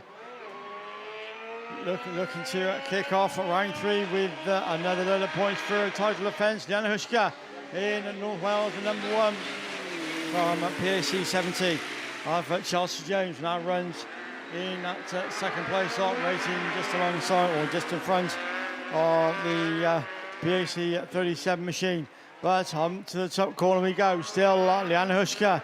That's going to bring him round once again. North Wales number 1, PAC 70 from PAC 37 and Radford 205. That's Valerie Harrington and Imogen Fox, and CA number 1. Grace Williams is the last of the runners and riders, but still out front, looking to bag another load of points is the North Wales one machine gun. Leanne Huska onto the final circuit she goes, and that round the start gate turn PAC 70. These two have just broken well clear from PAC 37, which that's going to be Hannah Brown as they go down that far side. But here she is, another win, another load of points in the bag. North Wales number 1 it is then. PAC 70 from Hannah Brown in PAC 37. From Radford 205 that will be Valerie Harrington, and Radford 44. And completing it all then, and completing ladies Class 6s is Grace Williams in Cambridge number 1. A big thanks of course to our round 3 sponsor then, Harden Plant Tyre, your very kind sponsor, And of course, Kent Cams and Beresford Holland, your main bus sponsor. But we'll leave them up for now, and we're going down to the start line. Over to Class 8. 8s are away then, mate. So let's see who gets the start on the outside. 2 Nickel gets a cracker, but on the inside, we've got one over. Who's that? Sandra Jones, C10. She's used to a knock now and then, but we'll just go quiet just for a quick second just to make sure she's okay.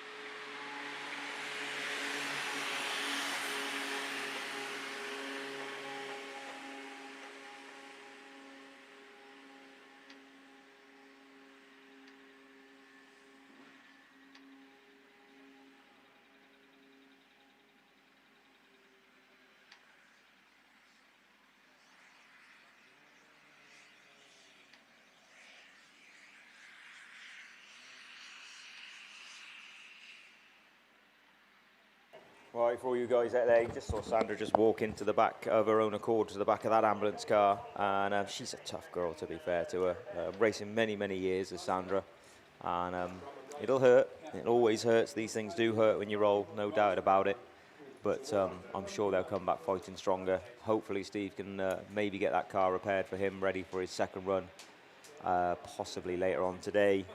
But the best thing and the most important thing is obviously that Sandra is A-OK. She's going to go over and get herself checked out, and the car will be taken off. We're going to move on to the next run of ladies class 8.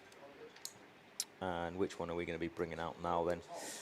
I think this one must be the, it is race 3, so we're back sort of on schedule now. So there's going to be a rerun, obviously, of that one. That would only done the start straight. And we're going to move back on race 3, as I say. So Vicky Appleton, S2Y, SC199, Ruby Emerson, Kirsten Bartlett in SS2, Georgia Beattie in M58, Emily Sear in S41D, West Waterford 158, the ever-fast Jen Houlihan, and Terry Mumford, who had a really good run through the last round at Scunthorpe. Ended up second, I think she did, in the end, after leading one of the runs for a long, long time. And she's out there in lane 1, so a bit of work to do to get that car stopped and turned in. Your current ladies 2025 champion of this court is, of course, Claire Horner, M1, Claire Horner-Williams. Your current ladies round 2 champion was PAC 21, Tia Reese. Overall sponsors for the weekend is ProLink Suspension, so thank you very much to them. Round 3 sponsors, Men's RC Race Fab and Alan Long Garage Services, and Bock Forklifts and Trueform are your latest sponsors. So again, once again, thank you very much to them. Hopefully that car, Steve, they always tend to look worse from the outside looking in, and 9 times out of 10 they're bolt-on, bolt-off bits. And there's a great team up there. I'm sure they'll have the spanners out already, and I'm not sure we'll see Sandra out in the rerun, but hopefully we'll see the car a little bit later on.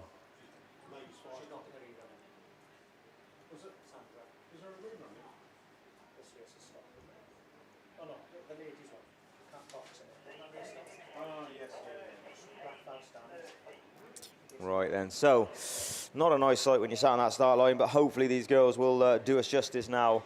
And revs are rising, yellows are going up, Tractor's just about got himself, or the forklift's just about got himself off the track. So let's see, Terry Mumford out of 1 and Sooty out of 8. And I'll tell you what, who does start fast is Ruby Emerson in SC199, so let's see what they can do on this one. Kirsten Bartlett, of course, SS2, she does make a good start, but she goes left out the gate, but didn't contact anybody.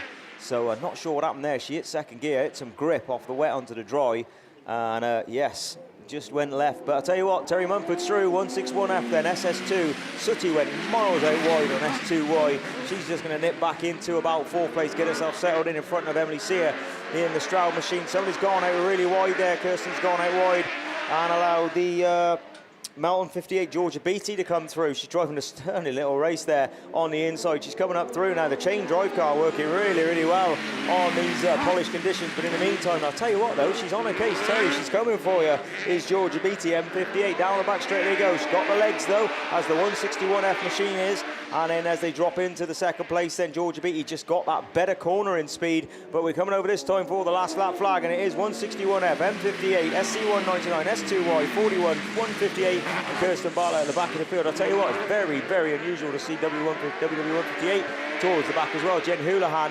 But, who made a mistake then? Georgia just went out wide there and just unfortunately ruined her race. But it's going to be 161F then.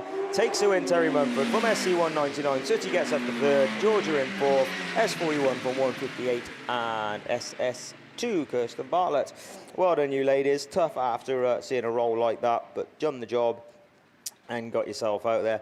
Race 5 then down on the start line, we think.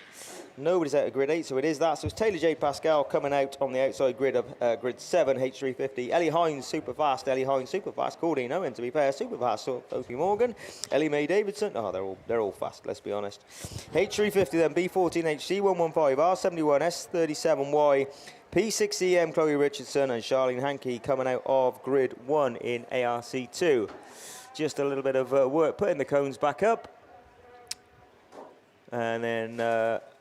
yeah, Marshall out on the top corner, isn't there? So the new cone job this year, I don't know whether I like it or I don't like it. It's given the marshals a lot more work to do. Obviously, they were on tyres a lot last year, but this year it's cones all the way through. Again, the blue cone not making an appearance. Now, whether that's a BAS have put their 2 pennies worth in and said we don't really want it, or whether that's clubs just choosing it themselves, I don't know. It is optional for now. Right then, revs are rising. Who makes a good start? Oh, Sophie just a little bit of a crossover there, but never actually impeded anybody out of grid 4. So it's a tricky grid, is grid 4.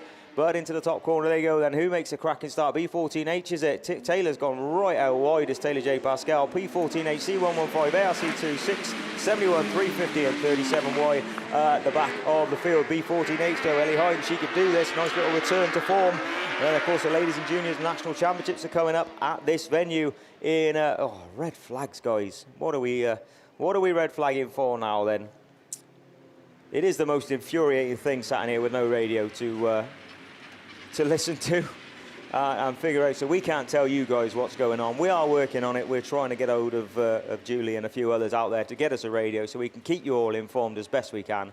In the meantime, though, F600s are down the line, and it's over to the Italian Stallion. Grazie, amico. Grazie. Thank you very much. Yeah, here we go then. We've got the ladies F600s down there on the line ready to go. This weekend, sponsored by Hugh Jones Contracting. And your overall sponsors for the season of the F600s are Pickering Tyres. We have your reigning champion out there. And that's from round 2. That's Caris Thomas out in grid 8 there. High revs there from these F600s. Caris gets a very good start from the Cumdy number 56 out in grid 8. Can she cut back in now? Then we've got the Causeway, I think it is. 288. Gemma Louise Daly in coming grid number 1. But it is Caris who manages to tuck in nice and tight then to bring them on to the finish straight here for the first time. Breaking hard to go down into turn 3 and 4 there. And opening up a little bit of a gap between her and Daly then in second place. There's a chase on then. PSE 16 we can see there. Back in that 4th spot. Just opened the gap a little bit, allowing Evesham number 1 there to work her way through. That was Jill Grasby getting through past the PSE 15 of Angel Jones there. 16 it is, sorry, at Elford. Just now then back into that 5th spot with, I think it's PSE 15 then, who's in that 3rd position. Well done, good drive there. Angel Jones in 3rd at the moment in the PSE number 15, just staying ahead of Jill Grasby in the Evesham number 1. Angel just drifting out a little bit too wide. Will Jane have the grip? Jill have the grip to push back through on the inside? Not this time of asking. It is 16 though, then 32F. In that 6th spot as it is, but Caris is pulling away with this one. She is obviously your reigning ladies national F600 champion. Oh, Jill very close there, touching the back end. It's a race win there. 56 takes the win, 288 second. There we go, PSE 15, Evesham number 1, PSE 16, 32F just on the line, ahead of the White Rose number 2 of Rosemary Glover there, just pushing Rosemary back into that final position as they cross the line. But yeah, as I was half saying, Jill Grasby there just getting a little bit too close there to the back end of Angel Jones's car and making a bit of contact there, but it didn't affect either, thankfully, and both able to finish their races. So onwards we go then to our ladies class 4s this weekend, sponsored by KP Thomas and Sons, and your overall sponsors for the season of the Class 4s are Yorkshire Flapjacks. And it's nice to see a welcome return here from, I was going to say Jill then, but sorry, obviously it's Lisa Cooper out in that imp then, making a storming start, as we're so familiar with seeing in the Evesham 220, leads them into the turn on the first corner there with the Gould machine, obviously, the 434 being piloted. Marlow number 5, just drifting out a little bit too wide on the apex there, as the other two then just pull away. It is Cooper, sorry, slip of the tongue there. Cooper it is then, ahead of the Cooper machine being driven, as I said, by Claire Compton in that second spot. So it is Evesham 220 from North Shropshire 434 with the Marlow number 5 then at the back of the pack, just trying to chase these leading two down. As I say it then, Cooper drifts out too wide there, allowing Compton in the 434 machine to sneak up on the inside then and is able to lead them all now then into turns 1 and 2 for the penultimate time. Coming past us this time for the last lap flag. So it's 434 from 220 with Cusack at the back there in 3rd place at the moment in the Marlow number 5. And as that was happening, Compton just slipped out a little bit wide as well, coming out of turn 4, but not wide enough to allow Cooper to get back in. But as it's happening again, maybe, possibly not, as 434 comes across then to take the checkered flag and take the win. 220 then, Lisa Cooper in 2nd, Jasmine Cusack in that 3rd spot, and that then rounds out your ladies class 3s. I'm going to hand you over straight away then to Tim, I think, now who's going to take us through the ladies' stock catches, and I'll catch you all a little bit later on. Yes, thank you, Lewis. So yeah, we're moving on to ladies' stock catches, and just the one heat, and of course the D&D Transport, the very kind sponsor, and Metalworks Restoration is your round sponsor. Our massive thanks to them. But no time to mention who's there and who isn't, as they get away from the line. And into that all-important turn one, Dave Stevenson in Evesham at 98. It's the one that just shows the way from Radford 247. But Sophie Egerton that runs in second. Then we go to the Breeden Hill 98 machine, 125 machine. That's Kim Gardner from the Ludlow at 64 of Sue Stevens.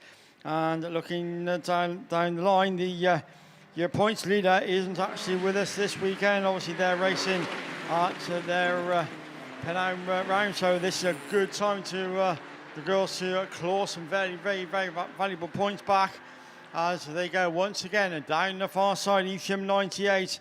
It is of Davy Stevenson that leads them on to their final circuit. Oh, Xavier Egerton gets it all sort of out of shape from Breeden Hill 89. That's Simone Walker from Sue Stevens in Ludlow 64, racing just ahead of the Spalding machine. That's going to be Jen Smith in Spalding at 208 and the Breeden Hill 125 of Kim Gardner. Last of the runs and runners, but that's your race winner, Evesham 98 from Radford 247. Breeden Hill 89 from Sue Stevens in Ludlow 64. Spalding 205 or 208 from Jen Smith. And that last one then will go to Kim Gardner in Breeden Hill 25. So, of course, all the ladies will go back into round two, but they will go through to the final, and we'll see them a little bit later on. Thank you very much indeed to our sponsors, of course, Beresford Holdings and Kent Cams, and Beresford Holdings for main British Series sponsor. Our big thanks once again to them. So we're looking down towards the line. I think we're going, what's this, ladies class 1?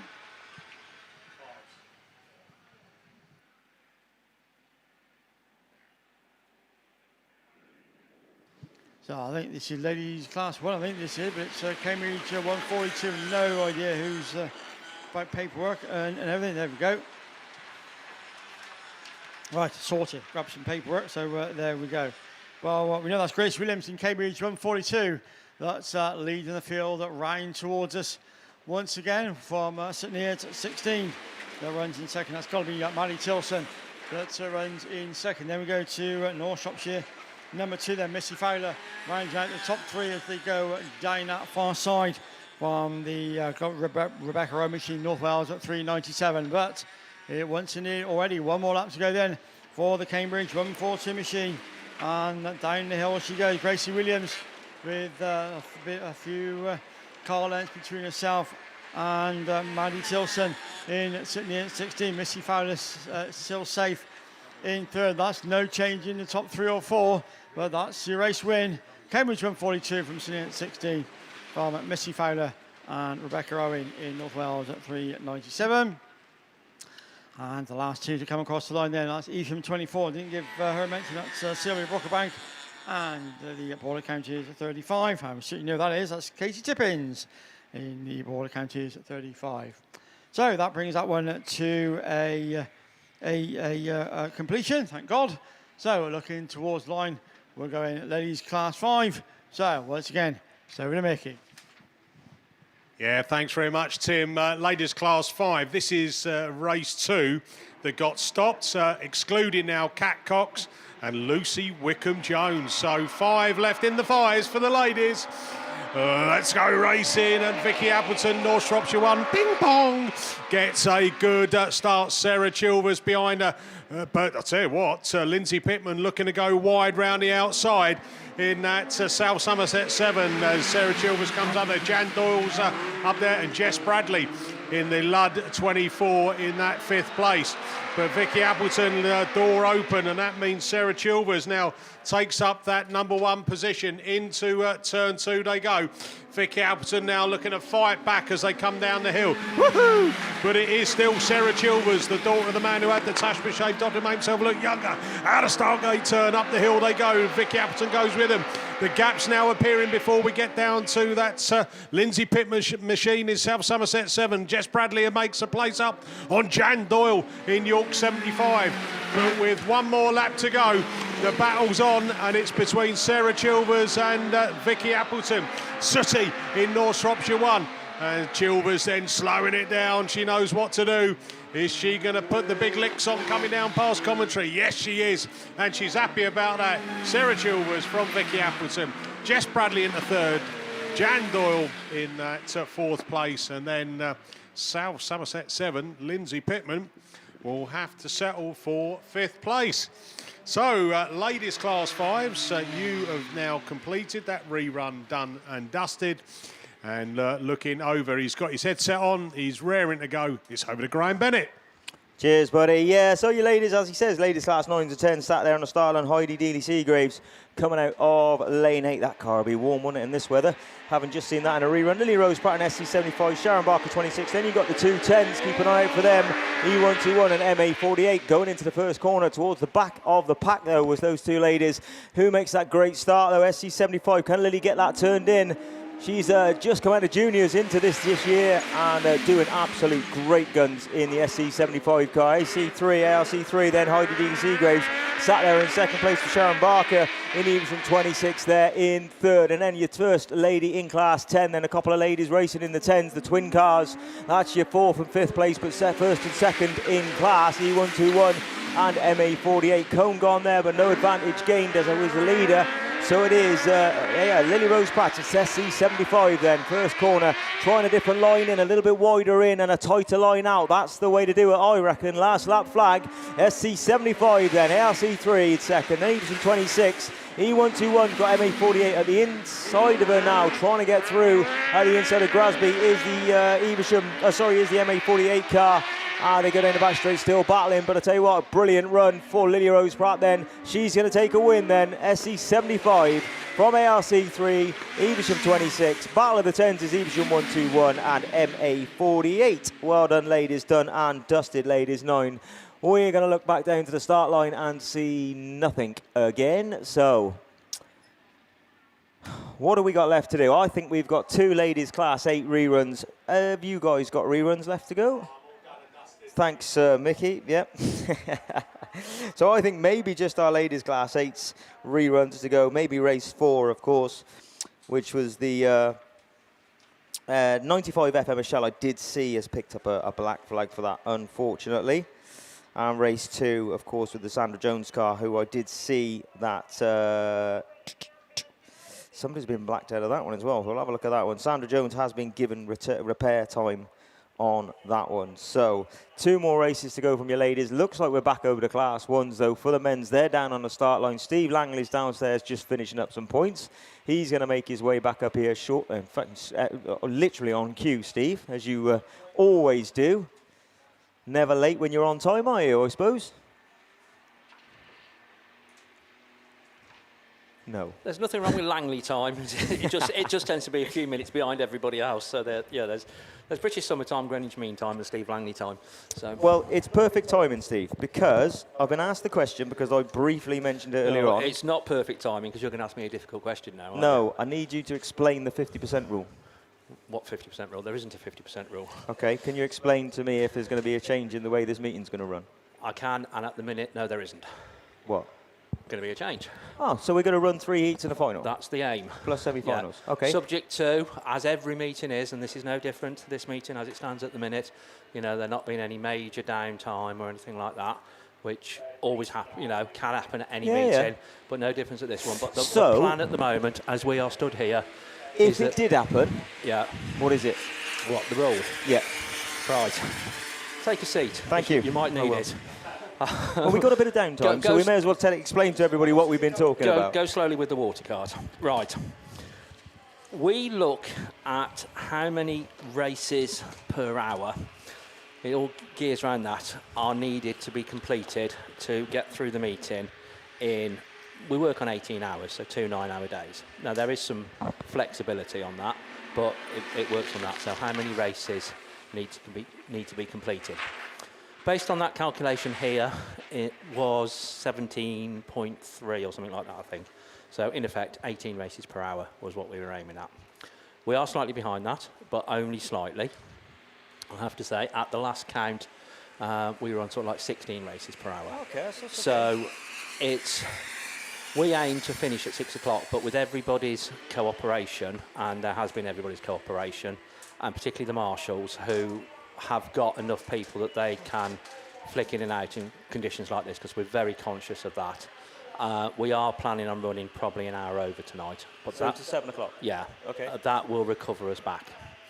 Right, now if we're in a scenario where we're not going to think that we're going to recover it back, then I've got cars come to the line, and I'm happy to explain this, I'm not ducking it. We will look at how many races we will get in on Sunday based on how many we got through on Saturday. Okay. We will then look at how many finals we've got, so knock those out. So if, and I am totally making these numbers up, we've got 100 races that we believe we can get through on Sunday based on how many we got through on Saturday, sort of thing. So we say, right, of 100, we got 24 finals, so say 25 finals, so that's 75. We will guarantee every class at least one heat, so that everybody's going to go through. 30, yeah. So that will be, if you like, another 25. And then we will say, right, so we've got, in these numbers, 50 races to play with. How many races were there in those classes on the Saturday? And if there were 75 races, then we say, right, well, we've got like 2/3 of that number, and we'll apply that proportion. In a percentage across the classes? Yes, yeah, but we will obviously put through enough people to fill up heats. Yeah. So it's not going to be, there'll be 50% of the Class 8s won't go, there'll be 50% of, because it will be, right, well, based on that, we will cut the number of Class 8 heats from 12 down to 6, say, but they will be 6 full heats.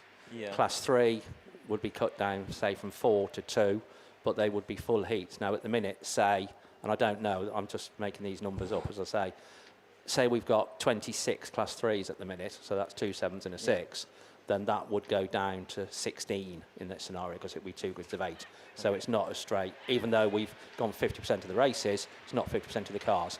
Thanks There we for go. that, Steve. I shall test you on it later. Right, here we go then. We are on with the second round of qualifying for the class. That was wasting me time, wasn't it? For the men's class ones. I tried my best to explain it. It is no secret. Right, what is also no secret is it's Andy Kelsey in Evesham 100 that is leading the way down the far side. So picked up a black flag in the first heat, so he needs a good run this time round. We got one heat winner from last time round out in this one. That's Freddie Farrow in York 72. Where's Freddie? He's running in about 4th place at the minute. So this one's been a little bit shaken up. Jack Saunders also needs a good run in Cambridge 82. So does Ben Gould in North Shropshire 443. None of those picked up first 4 finishes in Heat 1. And we got red flags on that one. I know you're sick of hearing this, but it is not good that we have no radio. So can't tell you why it was red flagged, but it was red flagged.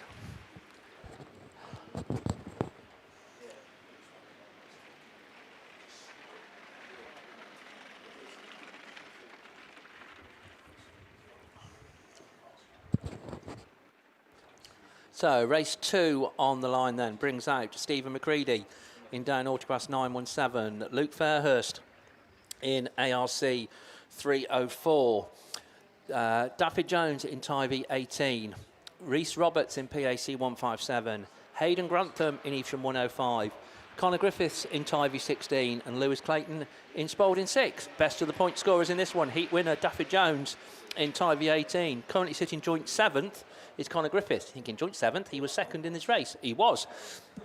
But there are obviously 6 people that were heat winners. Here we go then, and Daffy Jones looking to try and make it 2 out of 2. Tyre 18 powers past us. It's all a bit messy on that corner. TA 16 then goes through into that 3rd place position. Connor Griffiths, and tucked into 2nd place between the 2 Tyre cars, and looking to put a challenge in as they come past us is the ARC 304 car of Luke Fairhurst. Currently joint 19th. Yeah, he was 4th first time out. Running in 4th in this one is the PAC 157 car of Rhys Roberts, so he's having a better run in this second round of qualifying. Daniel Brewer Property, British Autograss Series sponsor, as their race leader comes around once again. 1 circuit to go then. Tyre 18, ARC 304 and Tyre 16. It's a brave man that would pick a winner out of those 3. But that start line turn didn't go quite so well for Connor in the Tyre V16 car, so just dropped back a little bit. But he'll be climbing the bank and looking to try and make a move.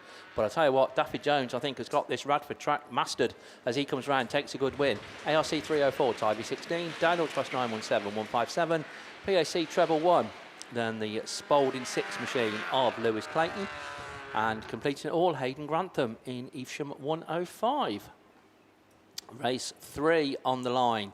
R228, Ryan Dyer, Alex Hill in St Neots 164, Wayne Price in SR53, Josh Fowler in North Shropshire 2, Joseph Leake in Cambridge 40, Mark Stone in Invicta Kent 931, Ian Ullathorne in York 152, and Ryan Polly in Cambridge 136. So 6 out of the 8 finished in the top 4 in the first round of qualifying. One heat winner again, Ian Ullathorne in York 152, couple of seconds. Mark Stone in IK 931 and Wayne Price in SR53. So we'll see how this all shapes up as they climb the bank for the first time. And past us in a very, very level break. And on the outside, needs a good run this time, Alex Hill in St Neots 164. Uncharacteristically, I think he was perhaps even right at the back of the pack last time round. He was certainly nearer the back than the front, which is very unusual. North Shropshire 2, Josh Fowler in that second place slot. Ian Ullathorne in York 152, looking to come through on the inside up into third. First and a third, yeah, not a bad day's work, but 48 signed on. Wayne Price runs fourth in the SR53 machine. And then the Cambridge car, I think, of Ryan Polly comes next in 136, racing just ahead of Joseph Leake in the Cambridge 40 car. But at the minute, nobody races ahead of Alex Hill as that yellow flag with the black cross goes out. 164, North Shropshire 2, York 152, SR53, Cambridge 40 and 136, locked absolutely neck and neck. That's all right, they can sort of like rub up against each other. They're both painted black. Radford 228 then goes through as well and completing it all. Mark Stone not gone well for him on this one in IK 931, but good heat win for SM 164. Josh Fowler in second, York 152 in third. SR53, Cambridge 40 gets the better of the Cambridge battle, finishes just at a 136, and Radford 228, and coming round very slowly to complete is Invicta Kent 931 as he comes across the line and finishes.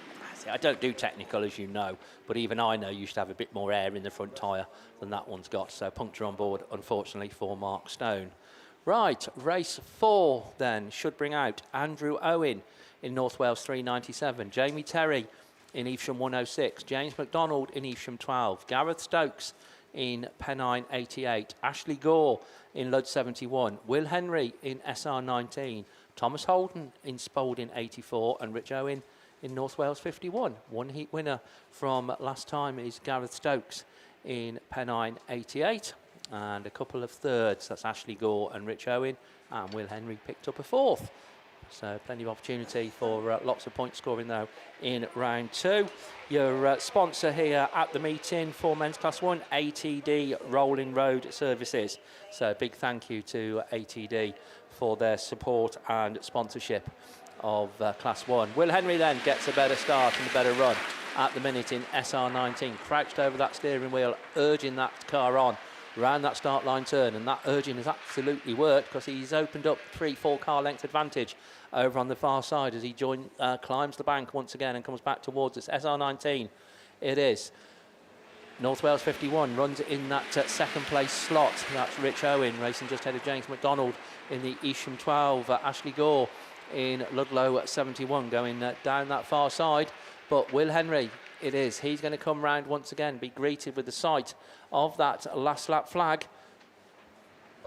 SR19, 51, Evesham 12, Ludd 71, Spalding 84 then races ahead of Gareth Stokes, who's quite a bit further back this time round in Pennine 88, but the Spalding car just gets it out of shape a little bit on that start line turn, allows the Pennine car to go through into 5th. But it's going to be a win for Will Henry, SR19.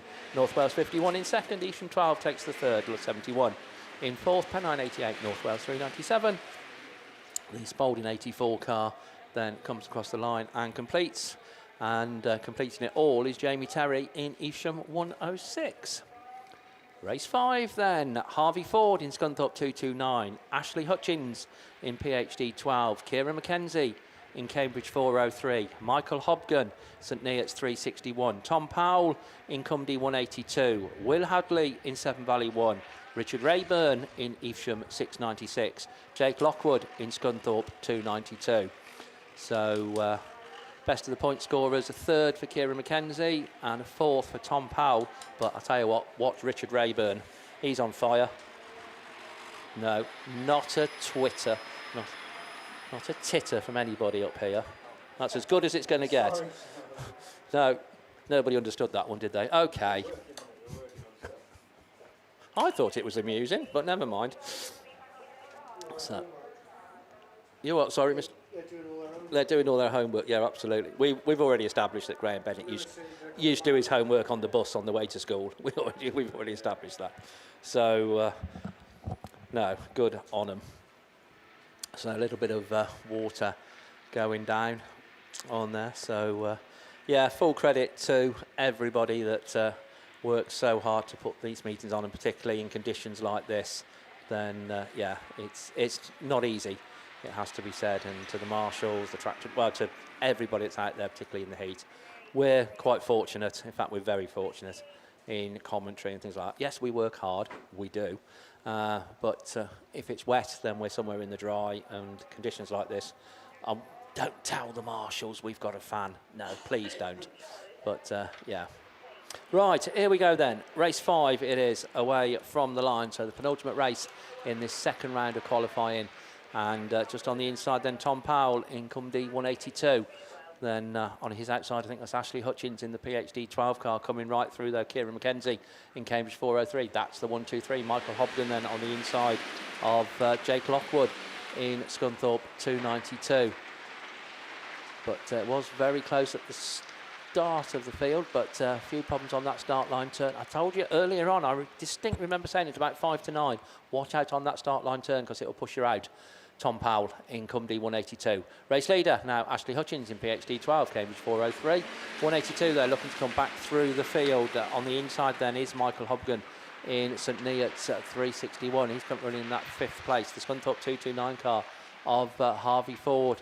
Will Hadley in Severn Valley 1 not having the best of days at the moment, and then Richard Rayburn in Evesham 696. Race leader though, last lap flag, 1 to go for Ashley Hutchins in PhD 12. The Cumdy 182 car of Tom Powell has battled his way back through up into 2nd place, but just might be a step too far to go and take that lead position as they go down the far side for the final time.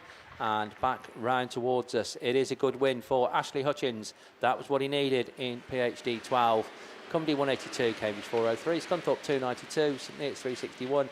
Very little to choose then between 229 and Will Hadley in Severn Valley 1. And completing it all is Richard Rayburn in Evesham 696. Race 6 on the line. Archie Stevenson in Invicta Kent 1. Tara Lee Hardman in North Wales 326. George Taylor in Cumdy 711. Sarah Trott in Athelston 3. Kieran Griffiths in Severn Valley 31. Nick Stepney in Carmarthen 5. Michael Stotton in North Wales 91. Dave Owen in North Wales 97. So your defending champion, heat winner last time round, Kieran Griffiths out in this one. Dave Owen, heat winner last time round, out in this one. Michael Stotton had a second last time round, out in this one. Archie Stevenson had a second last time round, out in this one. Sarah Trott, ladies champion in 2025, out in this one. Yeah, it's looking all right as a heat, isn't it, really?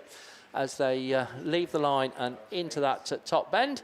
And back round towards us, the field's being brought past us by Severn Valley 31, Kieran Griffiths. Then just tucked in on the inside is the North Wales 97 car of Dave Owen. But having said that, very nice line there for Archie Stevenson in Invicta Kent 1. Round that start line turn, he says thank you very much and goes up into 2nd place. And right on the bumper of Kieran Griffiths in Severn Valley 31, who's your race leader. IK1 North Wales 97. Running in 4th place, George Taylor in Cumdy 711. Then the North Wales car, the other North Wales car, it's Michael Stotton in 91 going down that far side. But your race leader, as the last lap flag goes out, 1 circuit to go for Severn Valley 31, looking like 2 wins out of 2. IK1 97, 711. Sarah Trott in Athelston 3, back in about 5th place. at the moment. All the cars are on to their final circuit, but Kieran Griffiths looking in commanding form. Missed the first round, but certainly back on track now at rounds 2 and 3. Severn Valley 31 takes the checkered flag in Victor Kemp 1 in second. North Wales 97, C7 11, Carmarthen 5, Sarah Troth in Athelston 3, Michael Stotton in 91, and North Wales 326 completes race 6. Just got race 1 then in the rerun lane. The rest of them all sorted. Talking of reruns, that's what we've got on the line. So I think this is ladies class 8. So it's back over to Mr. Graham Bennett. Yeah, thank you, Steve. So, yes, your ladies class 8 sat there on the line. This is the one where, what do we have? Emma Shell, I think, is missing from this one in 95F that was coming out of lane 4. And Tia Reese, your BAS Round 2 champion, current BAS leader, gets a stormer out the far side. And who's that in the outside race? Your current reigning national champion, SC51, Beth Tompkinson, with work to do, switches to the inside. Somebody's parked up. Claire Beresford, I think that is, on the outside, just by looking at the car. We've got yellows now. Can she get it going? She's going to have to ramp over that thing, I think, to get it moving. But in the meantime, though, PAC 21, she does. Fair play. Well done, Claire. She gets going again, though. So PAC 21, though, she comes straight back out on the racing line, though, does Claire Beresford. And PAC 21 is just going to have to follow her around. So PAC 21, then, from SC51. CM20 shown in Thomas. R76 is Tilly Clark. And then we've got WS96, I think that is Megan Williams, towards the back with Claire Beresford. Again, the national champion on this venue not that many years ago. She's going to be coming around this time for last lap flag for Tia Reese in PAC 21, SC51, CM20, R76. Into the bottom corner they go, and Claire Beresford's doing her best, but she can only drive as fast as she can. No mirrors on that car. She can't see the Tia's there. Tia's in a way of trouble, though, to be fair, and it is going to be checkered flag time, and it is going to be a win then for PAC 21, SC51 in second. CM20 picks up a good third. R76 Tilly Clark then. And then Claire Beresford, the unfortunate problem on the first corner. That one's going to be, WS96 Megan Williams, then Claire Beresford, with problems on that first. She'll be looking to try and do some damage around here, won't she, at the National Championships in a couple of months' time back here at Radford. So race 2 then, we're going to go to on the start line. This is the one with Sue Nichols and Claire Horner-Williams. Sue had a really good start. Claire just pulled past her when she just clocked second gear. Sorry, Ray. Just clocked second gear and just got into the bend first, did Claire Horner-Williams, in about grid 6, I think that is. So let's see who can make the best of the starts now. Depleted field, and the unfortunate Sandra Jones, who was given repair time, hasn't made it back out. So there's some work to do there for Steve to be back out later on this afternoon, stroke this evening. So red flags down, yellows up. Let's see who makes the start this time. Again, Sue Nichols gets a cracker from the far side.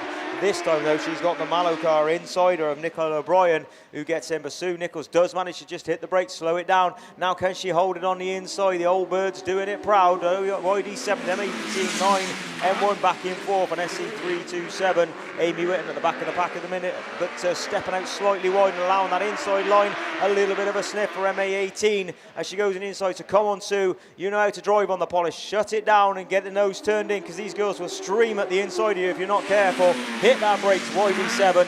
Get your nose in. Come off that bottom bend tighter than you are doing, because they're going to come past you. I promise you they'll come past you. YD7, though, man, just hold it just for now. And MA18's doing her best to try and get the inside. In the meantime, M1 is finding that line at the inside and got the grip. Now, can she get up the inside of MA18? She doesn't. She shuts it down. Sue Nichols then. YD7, seasoned veteran, is Sue Nichols. Again, using that outside line, but she's picking up grip. So there is grip a couple of car lengths out. I don't mind admitting when I'm wrong when it's Sue Nichols. Come on, Sue Nichols, doing it for the old girls. YD7 then, she's going to take a win.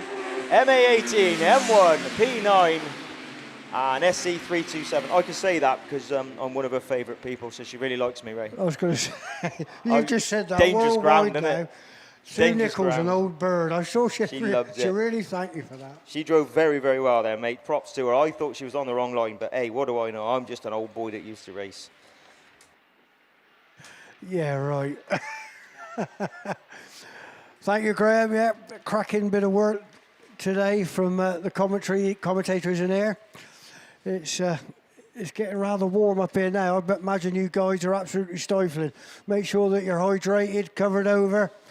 Everything that you're supposed to do as they tell you on the telly. Make sure you do it. We don't want any catastrophes later on the day or tomorrow. So on the line we got Heat 2, Class 2. we should have in lane 8, CM6, Darren Williams, PAC1, Ryan Smith, SN34 is Daniel Robbins, SC22, Josh Julian, NW101, James Espeley, B10H, Josh Mason, IK956, Jack Redford, and Radford 318, Aaron Poole. So we can all see that the tankers are doing a sterling job. They're putting the water down. It doesn't not really affecting the racing whatsoever. So it's still very, very raceable. It's getting polished. It certainly is getting down, getting hard. But I wouldn't say it's absolutely polished as yet. It's not black. But they're keeping the racing going. So a sterling job by the marshals out there, stood in the heat so far. It's looking at the clock, it's 3:15, so they've been there since 9 o'clock this morning. And all the start line marshals, everyone that's officiating the day, sterling job. Big pat on the back so far.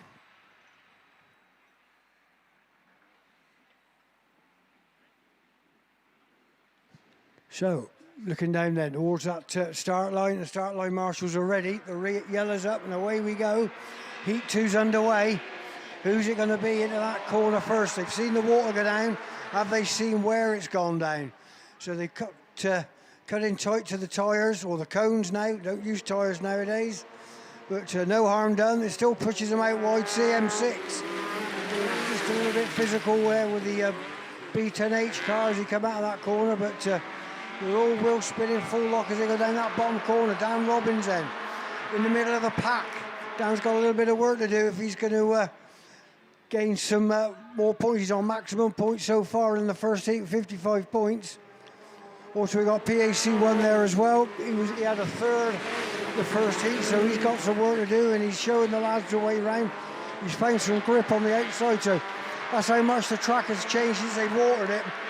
Looking at the rear wheel drives, the grip was on the infield, or right against the cones, coming up that back straight, but a bit of a spinneroo at the top there. But spinneroo, I don't know where that came from. No harm done, they're all going, but still your race leader at this time is PAC1. Ryan Smith, then it's CM6. That's Darren Williams. There's Daniel Robbins there in SN34, getting a bit twitchy going to that top corner. But checker flag then for PAC1, CMC6, SN34. NW101 from B10H, SC22 comes through, and then the two tail end Charlies, IK956 and Radford 318.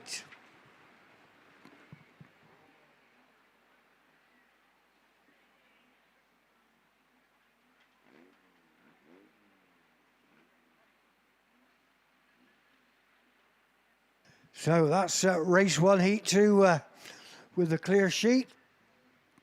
So we got race 2. Let's see what happens here. It's a good start there by the York car, 181, look. But they own the Nova out there, so Novas are still fighting strong in Class 2 up there in York, but his teammate there in York 71. Seb Fackrell's having something to say about that. No, that's not. That's Freddie Farrer, sorry, in York's 71. But it's S249Y then, of Ashley Farrer that comes through. But B48, where did he come from? Right up from third into first into that top corners, leading them the way round. That's Tom Creed. Then the York 181 there, back in the 4 PAC177, IK24.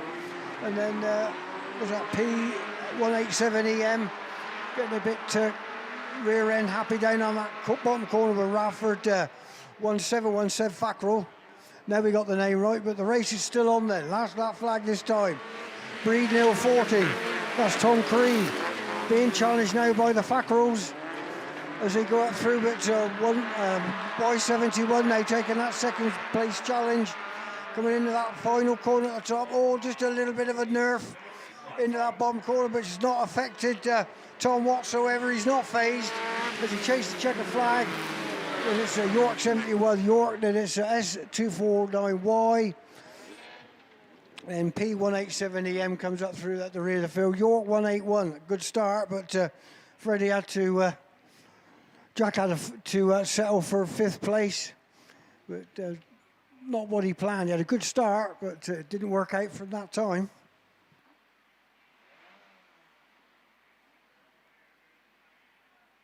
So another incident-free heat. We got race 3 underway. Again, all tight as they come off that start line. Pit Melly then in S2. Into that corner first, but it's YD225, is it? No, it's 295 from TA211. As they go into that pit's corner, they're all gaggled up. We're bumping and balling, but the door's open there for SV6. Tim Harbour to come through to make a challenge. He's nestled into that second spot at the moment. Pit Melly there, giving him a little bit of a rub as we come out of that corner, but TA211 in that fourth place. S221, there's a black flag coming. Who's it for? It looks like it's for North Wales, 151. Dan Owen gets the black colour thrown at him. But top corner we go again. Last lap flag out flying. It is YD295 from SV5. TA211. Then it's S2. And it's S221Y. Then it's St Neots is out there as well with 124. That's Bill Drayton. And North Wales 151 gets the black flag and pulls off into the pits. But it's checker flag then. Who's it going to be? To me, it looks like it's going to be SV5 from the Yorkshire Dales there of 295 Ben Fiddler. And then we got Pit Melly comes through in S2Y. Then it's TA211, S221Y. Then St Neots 124 William Drayton up the rear of the field.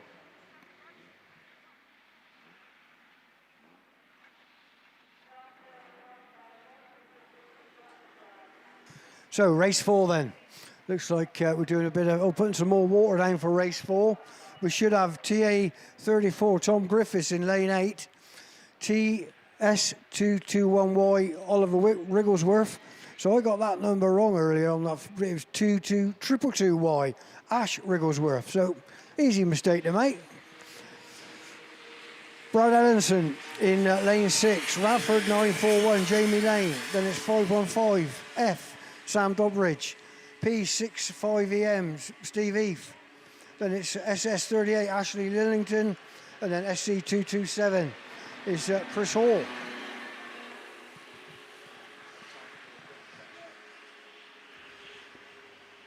So I've got a quick message here. It says, hi Mickey, can you do a shout out to Zach Southgate, South Somerset 50, Thomas Davis, board account is 24, and Chase Geno, please can you say, hope you have a good weekend lads, from Alfie Main. Well, there Alfie, you should be here mate with your Factor 50 on and enjoying the sunshine and the racing. But as we say, public service announcement, keep yourself hydrated. Plenty of sun cream on and make sure you're still able to stand up and watch the football tonight. Kick-off, 10 p.m. Are you watching it, Ray? I might. Are you not a footy fan? Well, I am, but it depends how many beers I have later. Oh, right. Oh, that's it. See, but, so the one thing I've got to remember is I race now, so I can't have too many. No. Honest, Gov.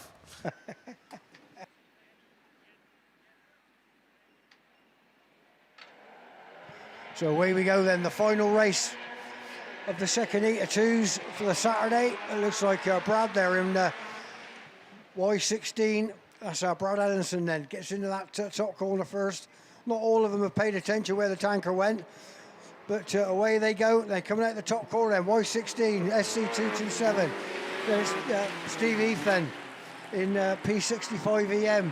Takes it away, Ash Lillington. Oh, no harm done as he come on there. The water was gliding them out there. We've got a car stationary coming out out of that exit of that corner. TA34.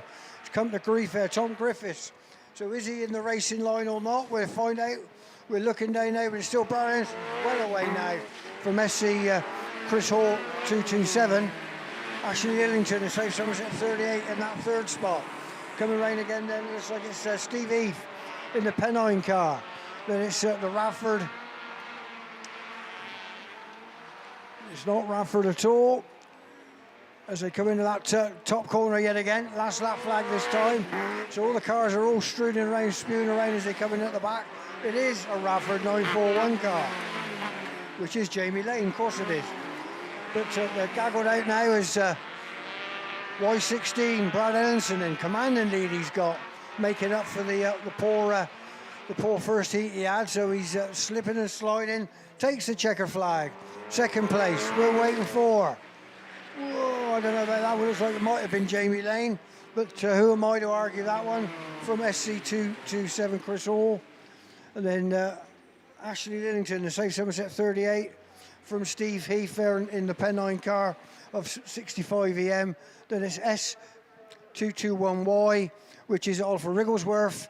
And then finally then F515, Sam Doddridge. That's me. So over to you, Graham. Thank you, mate. Yeah, so we're going to move on. This should finish our ladies racing for this morning. I reckon for the day as well, but you never know. Don't want to talk out of turn. Of course, we'll go back to your ladies Class 8s then. Big shout out again to our main sponsors, Kent Cams and Beresford Holdings. And again, don't forget, if you're online, click and subscribe. Don't forget to subscribe. We need you on your viewings and to see your subscriptions. So, round 2 champion was Tyre, we saw earlier on, take a good win. Overall champion is Claire Horner for last year. Horner even with a H. Horner Williams, and 2026 overall sponsors ProLink Suspension. Round 3 sponsors is Bock Forklifts and True Form. So thank you very much to them for their continued sponsorship. This is the race 5, which unfortunately I think Sophie Morgan, R71, lane 4, doesn't look to be there. I did say it's a tricky lane. Lane 4 down there, and 3 to be fair, was crossovers. You can't blame the cars for all of this all weekend. It's just been a little bit tricky, but who makes the start then? Cordine Barnett makes the start then. Cordine Owen. It was old days, wasn't it, Cordine? So Cordine Owen then makes the start, but she's got loads of push on coming off. Who's that trying to come to the inside? The lady that was winning it first time round with B14H, Ellie Hines. She's through from C115, ARC2, H350 and S37Y, bringing up the rear in the BMW machine. One car didn't make it off the start line that time. Is Chloe Richardson, I think, in the P6EM, but again, we'll have to look at that when she gets towed off. But one that is absolutely smoking round is Ellie Hines in B14H then. Lap completed, C115, then ARC2, Charlene Hankey having a good run through there. H350 in 4th place and S37Y in 5th. Trying the inside, then Cordine's just gone a little bit wide. She's got loads of sideways on, can't seem to straighten that car up, just loads of sideways, and then lots of push on the top corner. But it is last lap flag time for B14H, ARC2, then we got H350 coming through into 3rd place. Cordine had to literally stop and start again in the C115 car. She's going to be fuming in that car, and she's back in 5th place. But your race winner, fantastic drive for Ellie Hines. She's going to pick up the win in B14H. 2nd place is going to go to Charlene Hankey in ARC2. She'll be happy with that one. H350 will be happy as well, Taylor J. Pascal. And then we're going to go back to S37Y. Ellie Mae Davidson, of course, and Cordine Owen in C115. We're pretty certain, as we say, that Chloe Richardson unfortunately didn't make the start off the start line. You see Rich Cooper just running around there to get her off the track ASAP. We're then going to move on to your men's class 3s for their 2nd round of qualifying. Big shout out to Becky Smith as well. I was chatting about it earlier on, and Sam did ask the question, and they're getting married next year, which is very nice of a minute. So it was not going to upset me anymore, because I can call her Gouldy, because she will be a Gouldy. In the meantime, though, I talk about them because obviously your men's 2025 champion is Sam Gould in NS343, and he also did win round 2. So that big Chevy on the ground that maybe some didn't think it would work too well, which is the polished over at Scunthorpe only a couple of weeks ago, did come to the fore for Sam, and he is your round 2 champion. Let's see what he can do today, or this weekend as well. Had an issue, didn't he? Well, he didn't have an issue, but the bonnet was up and managed to get it down. What position did they give Sam in the end? Let's have a look through. This one, he did get a black flag, so he did pick up a black flag. So he's got some work to do, isn't he? Let's be honest. We're going to see Sam Gould out in around about heat 4. It is NS343 will be coming out of lane 6. Right then, yellows are up, so let's see who makes the start on this one. We've got 2 heat winners in this one, Rupert Lomax NW99 and Joycer. You couldn't get 2 different cars if you tried in Class 3. Great to see Rich Lee's car back going again. The SC70 looks like he's not been in any battles whatsoever, doesn't it? And E34's got work to do because he had a 5th in Phil in the next run, so he's got some work to do if he's going to make the final this weekend after, I think, winning round 1, did he? I think he did win round 1. Rich, though, he's gone through SC70, so he's on a non-finish this morning, managed to get the car fixed, and now he's challenging Joycer. WS22 then, he's one of your heat winners, gets the grip down at the start line. You can see he locks that back axle up as he goes in, and no air in them back tyres whatsoever on 22 is Joycer. He's got his pedal down this time. And Piper's coming through. NS205 then at the inside. Rupert Lomax, your other heat winner, is back in race in heat position 4. God, I need to have a break. WS22, NS205, 70, 99, 34, 71, M270, Barry Holloway. Oh, just taking a shortcut there. Not probably sure if he has problems or a bit of dust. And CM7 didn't even notice Hugh Jones at the back of the pack. So Barry Almond, and then CM7 at the back. But it is checker flag time. WS22, NS205 Pipey, great result second. Rich Lee third, 34, 99, 71. Barry Almond M270 not having again the best weekend. And Hugh Jones again, CM7 not having the best weekend. Right, Graham, get yourself together. Pull another gear. That was rubbish. Let's move on to race 2. See if we can do a better job. This run sees another 2 heat winners in this one. Lee Almond with the old shaped Starlet with the big American Pinto in it. ARC 27 coming out of lane 2, and Matty Barnbrook with the A35 and the Duratec in the front of that one is SC96 coming out of lane 4. We also have 2 people on heat. On second positions we do. Pete Robinson, NS72. Not an Alto, it's a Daihatsu. He's put me straight on that one. And if I am ever wrong, please shout at me. Not an issue at all. Jeff Gibbs, who's had a really good run through the first heat, was winning it for about 3-4 laps. And then just got taken over on the last lap. And he had a second this morning as well. Paul Stevens got a little bit of work to do. He sat on a 3rd this morning in SV4. He's coming out of grid 8. And CA546, Adam Saint, again coming out of grid 5 with a 4th. Mick Sumner's picked up a 3rd. He's coming out of lane 6. So, yellow's up around the track. Let's see what we can do. Just get these quads into the centre of the track as quick as possible. I had a feeling he thought that was going to happen. That's why he was taking it a little bit gingerly. But he is in the centre by the by. So, pirouette first corner. Let's do us some justice this time then. So, H1 does make a good start from the outside. Not so good for NS72, but he's got the inside line. He locks it up. You can see the wheels locked up on that. And if the front wheels are locked up, he's got no steering because they're pushing on, but he manages to slow it down. SC96, though, as I said, was up here a couple of weeks ago at a club meeting, trying the car out to see what he can do. And it's doing him wonders. SC96 and Barnbrook down the back straight. Robinson gone out really wide, but manages to get the power down. Then comes the Saint, H1 and ARC27. Now ARC27 had a win this morning, so he needs a 3rd or 4th, I would suggest, to get him up in the field. But SC96 then another lap completed. Then Barnbrook driving absolutely superbly well. And North Shropshire 72 though, Robbo a little bit closer to him this time. The Duratec car puts the power down in lane 35. Nice and sprightly round that bottom corner, isn't it? Absolutely pinpoint with Matty Barnbrook driving it. SC96 72 though, he's on your case. Is he going to try that outside line? I'll tell you, that's not going to work. And the Saint's going to try and find you on the inside, but he doesn't do it. Down the back straight then, 96 from 72. Then we got the Saint, then we got Almond there in 4th place. Jeff Gibbs in 5th, Logie, 169 and SV4, and usually at the back, but it's a win for 96, 72, 546, 27 Almond, H1 Jeff Gibbs, then the Logie car, R169, and not very often you say that SV4 Paul Stevens is at the back of any field, do you?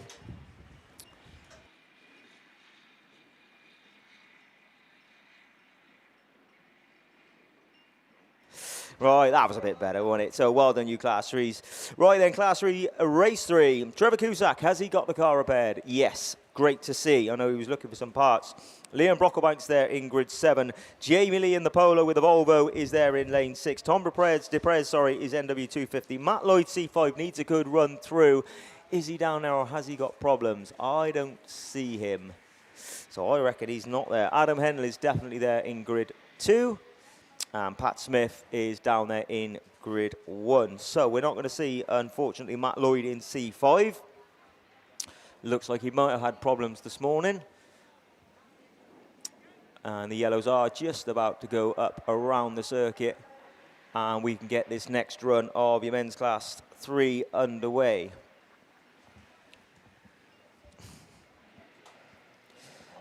And they are, revs are rising, and let's see what happens on this one. Then Cusack really does need a good run. Completely off the form this year is Cusack. And would love to get into form before the Nationals in a couple of weeks' time. I tell you what, that Volvo's on form, isn't it? The Polo, though, with the Volvo motor, gets a really good start. Manages to slow it down, get it turned in. Cusack's going to try the outside line, but there isn't much grip out there. He gets on the inside, NW14, Y11, 25, A4, and 398 Brocklebank with 250 in the mint-sounding Polo at the back of the field at the moment, which I think is a VR6 in the front of that. NW14, though, down the back straight. Then we got a bit of a melee for third, fourth, and fifth. Cusack's dropped back to fifth place now after a good run into the first corner. But it is NW14 then from the Chevy-powered Micra, Y11, A4, then the new shape Fiesta there, probably a Mark 8, Mark 9, is it something like that? Pat Smith, Duratec power in that one. He'll be pulling gears all the way down the back straight, trying to get some grip out of that thing. Bottom corner they go then, turn 1 into turn 2. This time for the last lap flag then, NW14 then. Jamie Lee, Y11 then, A4 Pat Smith, CK25 does get back up to fourth place, trying to switch it, gets back on the inside of Pat Smith, and can Pat Smith get the power down the back straight. In the meantime though, Jamie Lee is gone. Cusack does pass Pat Smith on the inside, he's back up into third place. And it is going to be a good win then for the Volvo powered Polo. NW14 then, Y11 takes a good second, Pat Smith takes a good third, SC398, Cusack back in fifth place, and NW250 up there in last position in that one is Tom Duprez. But done and dusted, and move on to race 4. This one is going to see Sam Gould in this one, who had a black this morning. Kelvin King had a fourth. Vernon McKenzie, in Cambridge 7 had a second. Russ Tinker's always there, is there as well, also there. Emmett Kelly in DA164. Liam Wakefield in R838, and Matthew Elvin SC455 in the Polo. Revs are rising and we're away then. Who makes a good start this time? Expect the Chevy-powered Nova to do the business down the straight, and let's see if Vernon can get that thing slowed down and at the inside of him. In the meantime, though, 84 sticks himself in between Vernon and Goldie. Goldie pushes on and Kelvin's through. Is he through on AK84? He's got the inside. Vernon's got the inside line. Sessi 45 cents. So this one going right around the outside in SC455. In the meantime, though, he stepped a little bit wide. Can he get the power down? Vernon's got the grip on the inside. It's going to be a dash down to the back straight to turn 1 again. Who's going to be brave round the outside? 455 is the brave man. Round the outside is Matthew Elvin, and is CA7 and on the inside. So a good side-by-side battle here, not touching each other, and that's the way we like to see the racing going. Is CSC 455's having the race of his life, isn't he? Matthew Elvin really getting to grips with this car now. CA7 and we're looking for Goldie, who's right at the back of the field. I'll tell you what, that is what the British Championship does to you. You can win one round, you can have a black flag and a last the next round. In the meantime, though, 455, Vernon McKenzie still keeping that inside line. Can he get the power down and just stretch away on this last straight? Give it the big double the brakes into the corner to tuck himself on the inside and just hold that line. Elvin's going to try the outside line again, but I reckon Vernon's got this one settled. He's going to come through. CA7 does take the win from Elvin. A great drive for 455. Y4 Tinker, R838 there, Liam, then DA164, and then, as we say, problems for Goldie towards the back of the pack. Very, very, very unusual, that one. So, Goldie, as I say, picks up, he's your current British champion for a start off, picks up a win in the final last week, 2 weeks ago in Scunthorpe, and he sat on a black and a last place in that one is 7th. That is, in anybody's reckoning, not a good day. What do we think we're going on to now then, guys? Because there's nothing down on the start line. And water the start line and maybe 5s. Right, okay, so Mickey's going to get ready, I think, to run you through your 5s. We're done and dusted on men's class 3. We're not going to see them again till tomorrow. Now, as Steve was saying, which I completely understood everything, Mickey. Now, did you understand any of it, Mickey? This is what I've got to ask. No, not really. No, not me. really, no. I'll be honest. I'm looking at this. Now, the way that Steve was saying this, if we don't get through what we think we need to get through, hours-wise, then we could be losing maybe a couple of races tomorrow of men's 3s, obviously, and other classes. Listen, it's got to be trialled. We've got to use it somewhere, and it's one of the hottest weekends of the year. It's one of the busiest rounds of the year. I'll tell you what we have done though on a number of rounds where, and this will be a measure, wouldn't it? We get the end of Saturday when we've done 2 heats of the men's. I've seen it before where second heat of the ladies don't run until the Sunday. Yeah, that's Sunday quite morning. common back in the day. If we can get to that kind of position, we should be fine. Then we should be fine. We've got that fighting chance. I think, and you can never tell, can you? But the one thing that has been a difference between the first 2 rounds that we've had is that we've had quite a bit of stoppages today. Yeah. Quite a bit of reruns. Just saying to Finn there, how many reruns in your 8, and he had 8. How appropriate is that? And that is like every 2 minutes is a race. Yeah. So, when you're stopping that one, it's not a race. Getting them off the track and then getting on, you're losing another race. Yeah. So it starts to all accumulate on the lost time, doesn't it? And then that's what you do. You find yourself at 7 o'clock at night and going, how much more racing we got left to finish off? Yeah, but it's a tricky track racing, as well, though, Mickey, isn't it? It's a tricky track. We can't go everywhere across the country and have one big, flat-out, fast track that causes no issues. We've got to go and race at places like this. They come and support us all the time. We'll come and support them at their meetings. Is that you getting ready? Lots of revs going on? Yeah, the revs on, the water's on. Right, We'll here we go then. Men's Class 5, Heat 2, lorryinsurance.co.uk, Munster Drilling and Mintro Centre, bungee lifts. Let's go racing. And I tell you what, Alex Hayes had a good start coming out of Grid 1, but it is coming out of that outside line. And who's going to come round and take that? We got Wessex 255. Who's Riley Diper up on 2 wheels. Ash Robinson has come through. Ash had a second this morning. He's trying to find some grip, can't find it. Oh, Riley Diper's a little bit over that way, and you spin me right round, baby, right round. So Ash Robinson's gone from near enough hero to 0 on one corner, which means that Evesham 9, Charlie Holloway, who had a win this morning, is on course to take another win. PhD 137, Stormy Norman runs into that second place. Radford 25, Lee Nicklin. This is race 2 they brought out, not race 1 if anyone's looking on their paperwork. Then Riley Diby's are down. Then the South Somerset 7 of Tom Evans. Tom Evans had a win this morning and he's down the pack. 1, 2, 3, 4, 5th place. The Radford 111, Timothy Pole, but taking the checker flag. It is Holloway 2 out of 2. Nicklin comes through, Stormy Norman, Diper, Evans. Then we go down to the Radford 11 of Timothy Pole, Scunthorpe 43, Ash Robinson, and then Radford 249 of Max Haynes. Well, that's mixed it up a little bit, isn't it? Yeah. But the one person who has, I think that now makes it 9 wins out of 10 races in the first 3 rounds of the British Series. That's some going, isn't it? Well done, Charlie Holloway. Right, just going to pinch a pen, tick that one. We're going to see who's coming out in the next race. Who are they going to pick? Who can I spot down there? We're a long way away, by the way. I haven't got my binoculars down there, but... here we go then. So we're off and running. It's race 1 they brought out, and that should be Sean Lambert. And Lambert's had a flying start from grid 8. He's super chuffed with that. Can he get on the brakes and keep it tight? Oh, yes, he can. Down the hill he comes. Woohoo! From Wild, from Grundy. Then we go down to Godfrey. Radford 149, Alex Haynes. And who's that back marker? I think he went a little bit wide. It is Nutter. And he went round turn 2 and carried on a little bit, but still leading the way. It is Sean Lambert then from John Wild, from Wes Grundy. Dan Godfrey there. Radford 741, Jamie Lane. And hold on a minute, Dan Godfrey up a place. LM4, Wes Grundy just left the door open. Godfrey comes through it, makes his place up the 3rd, but the battle's on for this first place. Still that Sean Lambert machine from John Wild with 1 more lap to go. Godfrey then down into that turn 3, Stargate turn being navigated. Lambert then, Wild's going on the power. John Wild goes for it. He's up alongside Lambert. Oh, there's a little bit of contact. Can Wild make it stick? Lambert looks to cut back at him, but it's CY7. John Wild takes it from Lambert.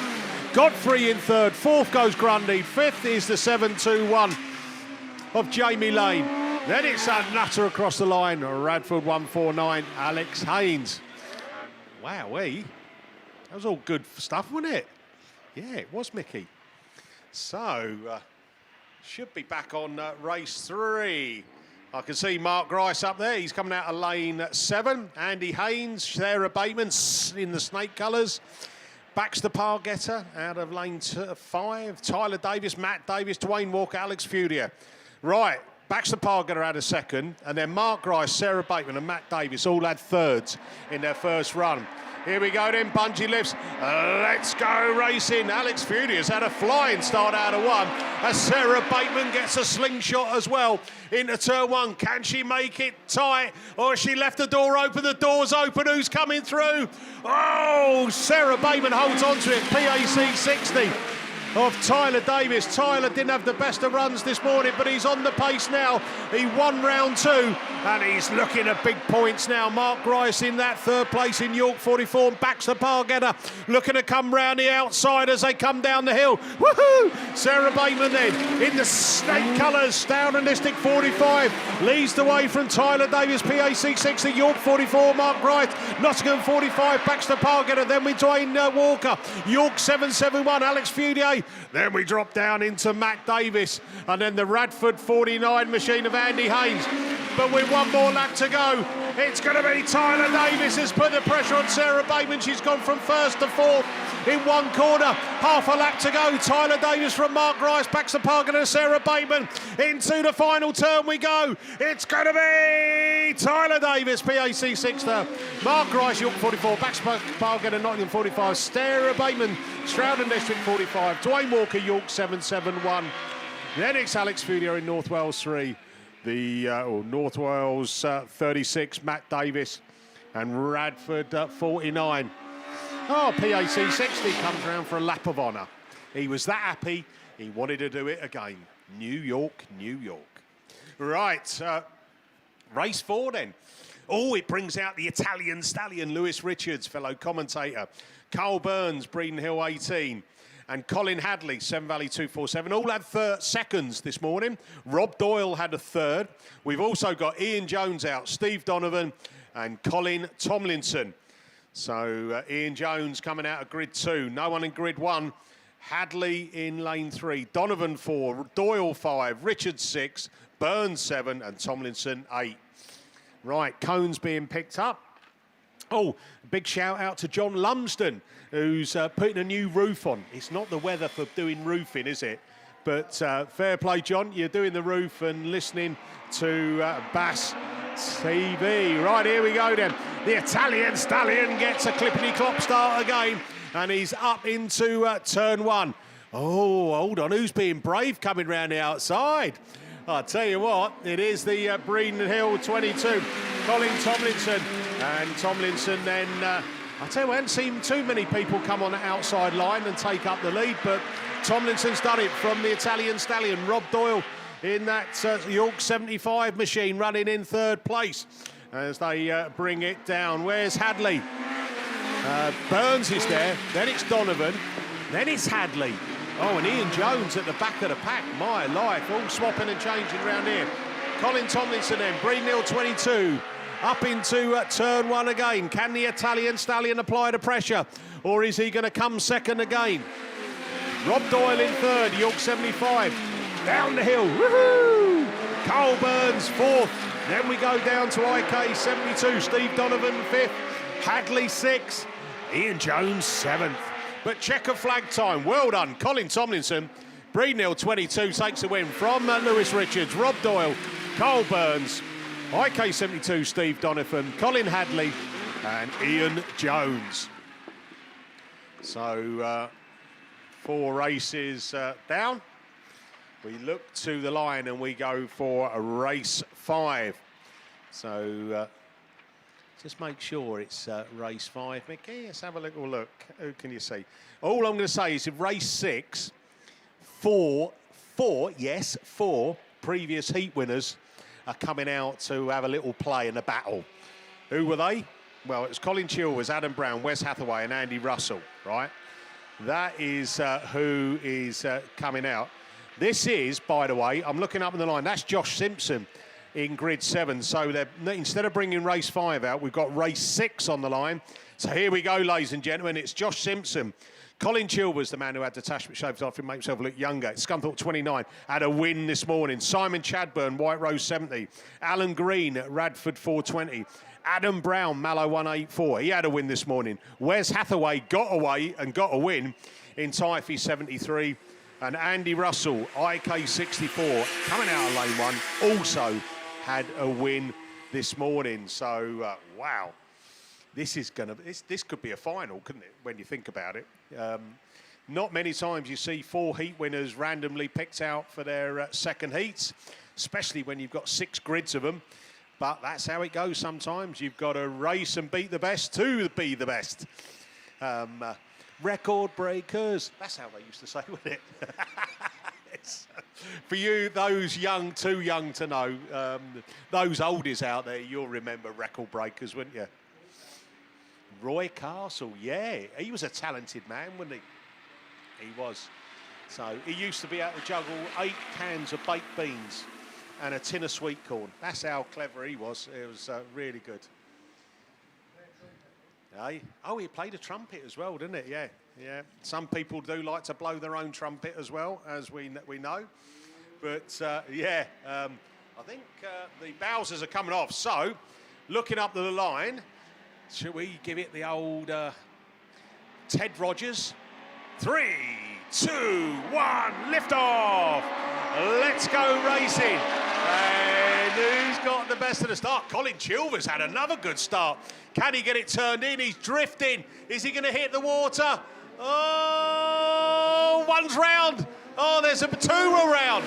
Oh, my life. Keep it going, lads. Colin Chilvers then from Wes Hathaway. Alan Green's up there. Josh Simpson, Adam Brown. It's Hathaway then who gets his nose in front. The yellow flags are flying. It was IK 64. Andy Russell, he had a win this morning. He's at the back of the pack. But round we go. It's Wes Hathaway. Oh, Colin Chilvers has a big bang there with Alan Green. And wow, he's knocked a back wheel off as Colin Chilvers. But the rest of them keep running as Josh Simpson gets up in the second place. So Wes Hathaway from Josh Simpson, from Alan Green, from Adam Brown. That's how they're running. I'll tell you what, Colin Chilvers is still going. He's got a wheel hanging on the side, but he wants his points. White Rose 70, Simon Chadburn then, and IK 64, Andy Russell, your back markers. But coming round to take the checkered flag, Wes Hathaway has got away down the hill, woohoo, and takes the win. Second goes to Alan Green. Well done, Alan. Oh, Adam Brown from Josh Simpson, from Colin Chilvers, and White Rose 70, Simon Chadburn, and Invicta Kent 64, Andy Russell. Wow. Wes Hathaway, 2 wins out of 2, my friend.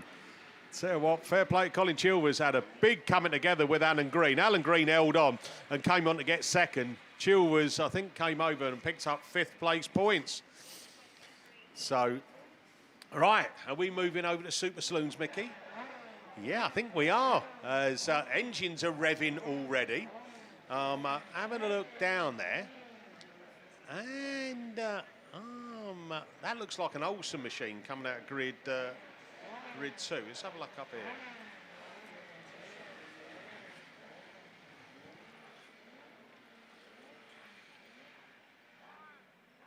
Yeah, we're just having a look here. What? Oh, Radford 120 coming out of lane. Is that about lane 8? Ah, yeah. Because Mickey, you daft sausage. Because it's race 5, isn't it? Of course it is. Aaron Mason, Pete Turbot, Artie Bennett, Michael Tippins, Mark Greaves, Owen Green, Patrick Daly. Top point scorer is Pete Turbot, Radford 120, coming out of lane 6. So what they did is that they jumped race 5, went to race 6. And there's me thinking, oh, race 6 is done. Happy days. Let's move on to Super Saloons.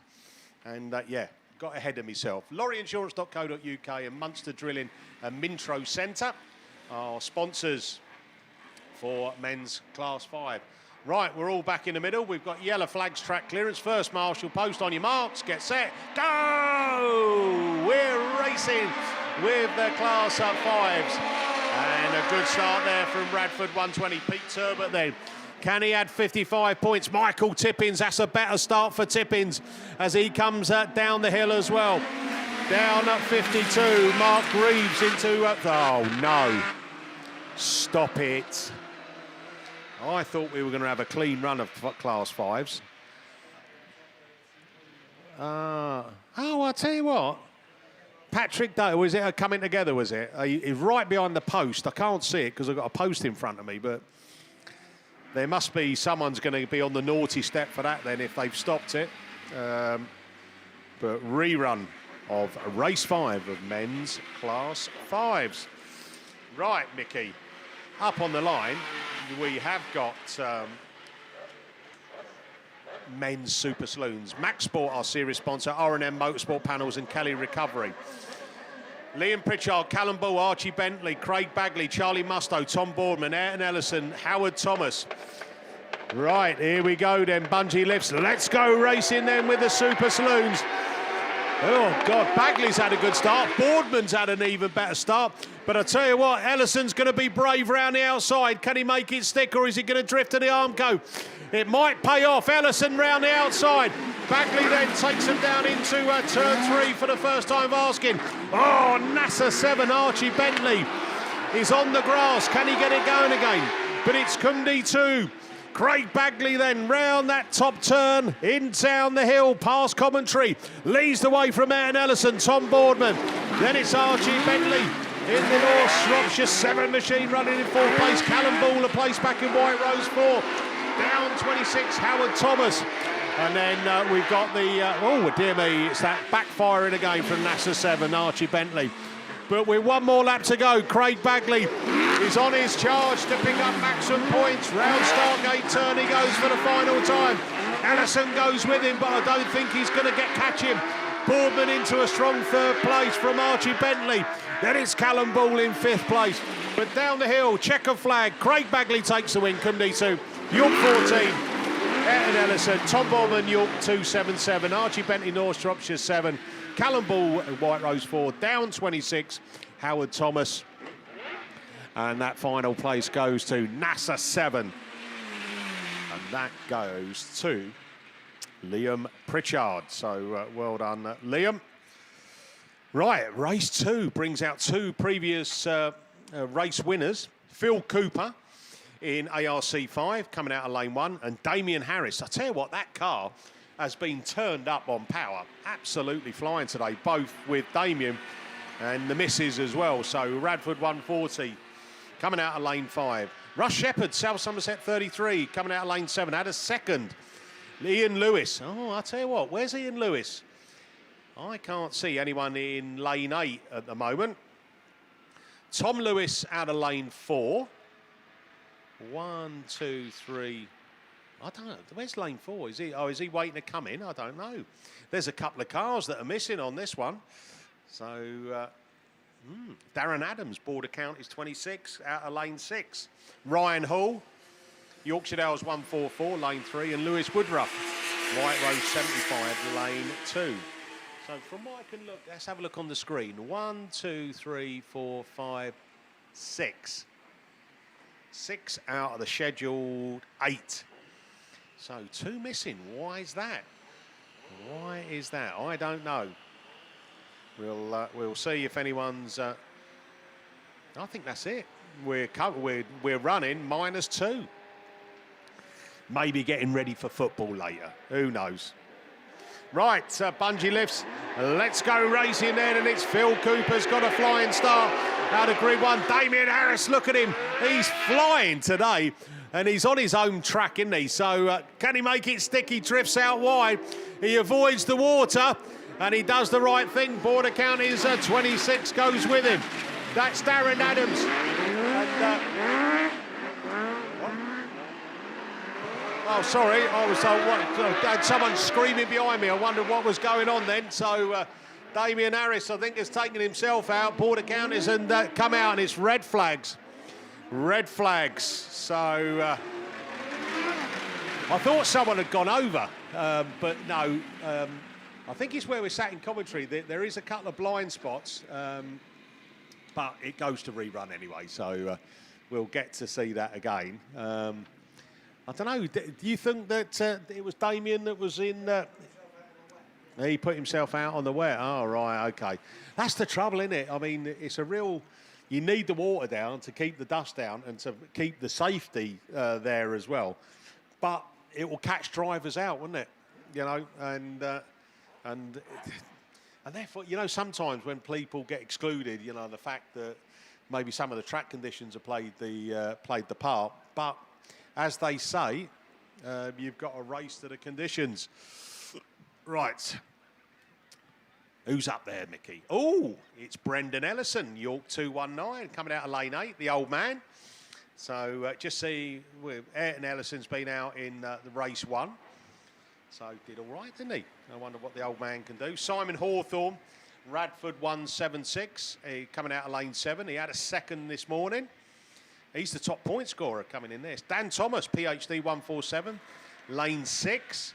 He had a third this morning. Mark Jenkins, Pre-Neil 106, lane 4. Barry Leach down 120 in lane 3. Andy Oldby didn't get very far, did he, this morning? Straight onto the grass. Hopefully he's got it fixed. And Will Bradford in Border Count is 115. I think we've got track clearance. We're ready to go. Bungee lifts. Let's go racing then with the Super Saloons. And it's Dan Thomas got a flying start going up the hill as well. Round the outside is York 219, Brendan Ellison. Is that going to pay off for you, Brendan? He's trying, he has as well. Brendan Ellison, Dan Thomas. Then we go down into Barry Leach in the down at 120. Thomas goes for the tight line, and on the outside is that 219 of Brendan Ellison, still holds on to it. Barry Leach then it's Will Bradford in the 115 as Simon Hawthorne. Oh, you, oh, wowee, wowee. I'll tell you what, 2 of them spun and 1 went through the middle of them. It was like a James Bond film, my life. Will Bradford, though, is now the lead. He says, this is great stuff, Mickey. I'm having fun here, as Will Bradford then's going to come round and pick up the last lap flag, 1 lap to go. As Barry Leach is on the power as well. Barry Leach looking to go round the outside. Simon Hawthorne in Radford 176 in that 3rd place. Breeden Hill 106, Mark Jenkins in 4th. Brendan Ellison is looking to fight his way back, and right at the back now is Dan Thomas. But we go to checker flag. Oh, there's a little bit of contact, but it's going to be Will Bradford from Barry Leach from Simon Hawthorne. There's your 1, 2, 3. Brendan Ellison in 4th from the Mark Jenkins, Breeden Hill 106 in 5th. And then the final finisher will be PhD 147, Dan Thomas. I want to see the replay of that. That was brilliant. 2 of them spun, and that car come through the middle. It could have ended so differently. But well done, lads. Good bit of driving. And I tell you what, the slippery conditions caught a couple of them out. Right, race 4 then. This brings out Joel Edwards in North Shropshire 77. Had a win this morning. Phil Olsen had a second. Troy Holtby had a third. Jake Lee had a second. Matt Thompson, Andy Graney, Matt Richards. They're your other runners and riders. And we're off already. I think Andy Graney's had a cracking start out of grid 3. And can he keep it tight? Look at him, he's trying his hardest. Down the hill he goes then. So's Andy Graney then. From the South Somerset 36, Matt Thompson. Thompson then drifted out a little bit wide. That's allowed the North Shropshire 77, Joel Edwards, to come into 2nd place. Then we go down into Carmarthen 47, Phil Olsen in 4th. 5th is the Matt Richards machine, and then Troy Holtby in the Scunthorpe 161. Troy Holtby right on cue, looking to make a place up and moves up into 5th place. But as they come round the top turn this time, down the hill, woohoo, for the penultimate time, it's 1 more lap to go. Andy Graney from that Joel Edwards.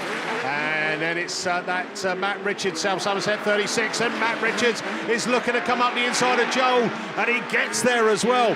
Can he? Joel Edwards fights back at him, but coming to take the win, it's Pennine 8, Andy Graney. From the South Somerset, Matt Richards, Joel Edwards. Oh, my life. We've gone Pete Tong right behind the pack. Phil Olsen was the next to come across the line. Jake Lee and Matt Richards. He's smoking out the back of the engine. Just keep an eye on that guy. We've got some stuff leaking out the back. So just keep an eye on that. Just making sure it doesn't go up in flames. And then we've got Scunthorpe 161, Troy Holtby there, just inspecting the car. And I'm having a look, Troy. It doesn't look too bad. Doesn't look too bad. You've got a flat tyre.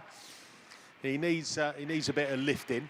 Oh dear, all that white powdery stuff of Matt Richards. Oh, it's a bugger to clean as well. But there you go, Matt's out of the car. He's all right. He's looking a bit hot and bothered, isn't he? Hey, well, he was. He'll be hot and bothered with that smoking in the back. Smoking. But there you are. He's just inspecting it himself. Probably a bit of oil that's it gets on the old exhaust and stuff like that and starts to smoke. But as long as it don't go up in flames, that's the main thing. So both of those guys need recovery. The race went to finish anyway, so it's a tick in the box while they're getting all collected, literally.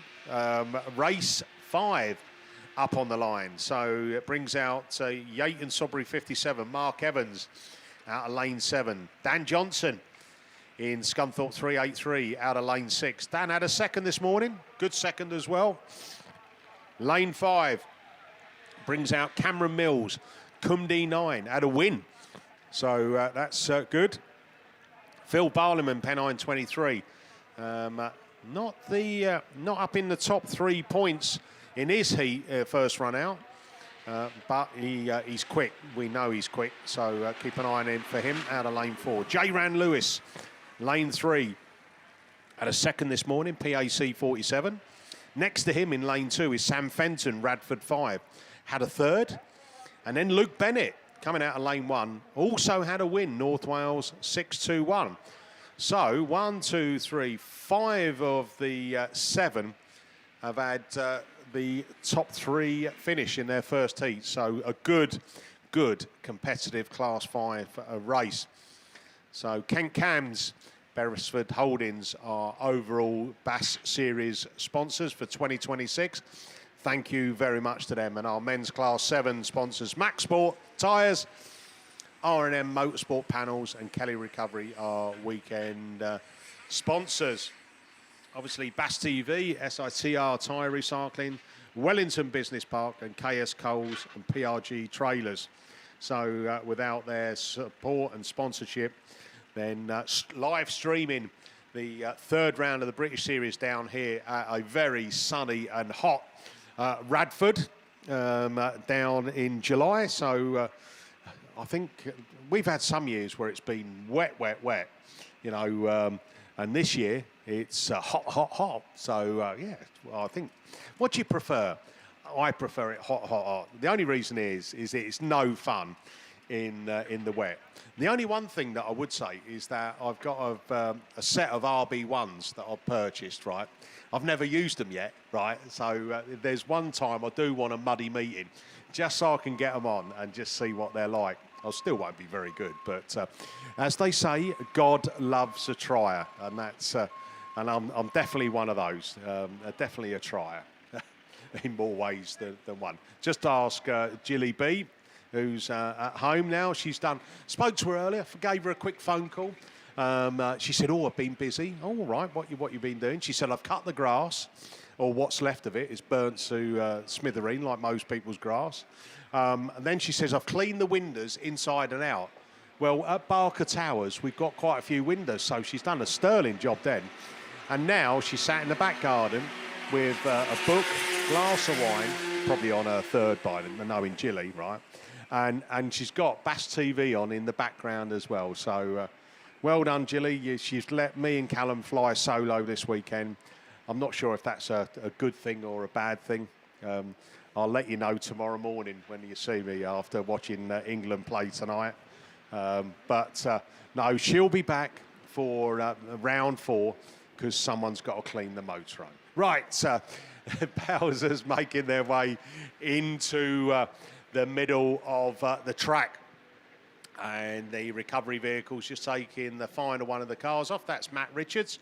He was. The good thing is it didn't go alight, because that then causes some damage, whereas that just needed to be cooled down a bit, and they used some of that white foam stuff. And you can still see some of it on the track. But race 5 then. We are getting ready to go racing. We've got track clearance. We look to the line. Bungee lifts. Let's go racing. One's left on the line as well. But it's Dan Johnson then who goes into turn 1. Can he make it stick as well? Is it still slippery out there? Johnson then from Cameron Mills. Oh, North Wales 621 Luke Bennett. He found a gap somehow and gets himself up into second place. Dan Johnson puts the afterburners on and fires it up the hill. Luke Bennett goes with him from Cameron Mills, and then that 4th place as they come down the hill is Sam Fenton in Radford 5. J. Ran Lewis in PAC 47 in that 5th place, and J. Ran Lewis having a look there. Oh, Yates Sobry 57, Mark Evans. He's curb crawling at the back, but Dan Johnson, look at him slowing it all the way down and then putting the power down. Luke Bennett, North Wales 621. He's got just over 3/4 of a lap to kind of catch him up. Johnson then on the power up the hill for the final time. Scunthorpe 383 then. Can he add a win to his second? 100 points for the day, and he's going to do it. Dan Johnson takes the win from Luke Bennett, North Wales 621. Cameron Mills, Cundy 9 in 3rd. 4th is Sam Fenton in Radford 5. J. Ran Lewis, PAC 47. And then Yayton Sobry 57. Mark Evans across the line. Right, Mickey, race 6. Cool. Right, who's out here? Sid Lomax, he had a flying start. He's coming out of lane 1. Graham Blackburn, the pin-up boy from Yorkshire Dales, out of lane 2. Kerry Pope, Ali Ashmore, Hugh Jones, Katrina. He got you a 3rd this morning. What's he going to do for you? What's your incentive for him if he wins? Hold on, I'll let him know. Hey, we're off and running. And, where's Hugh? Come on, Hugh. You're on a promise, mate. Right, as they come round that one, Graham Blackburn's down in 4th. It's Ali Ashmore's got a great start.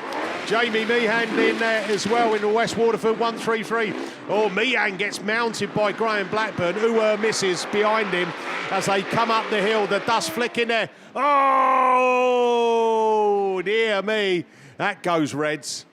It all got a bit messy. Oh, Kerry Pope. Oh, she got a rearranged front end.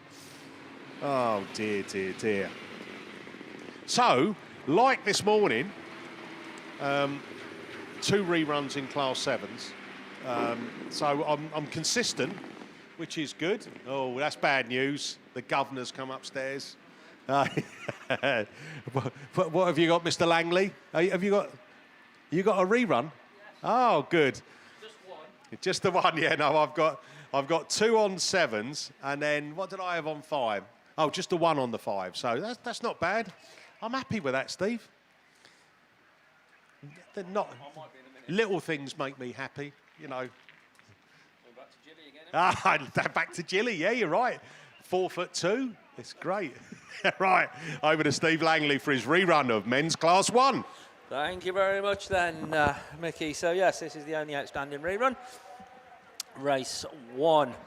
And not sure who, if anybody, we're going without. But looks like we are going without somebody because we've only got 6 down there. We started with 8 on the original lineup.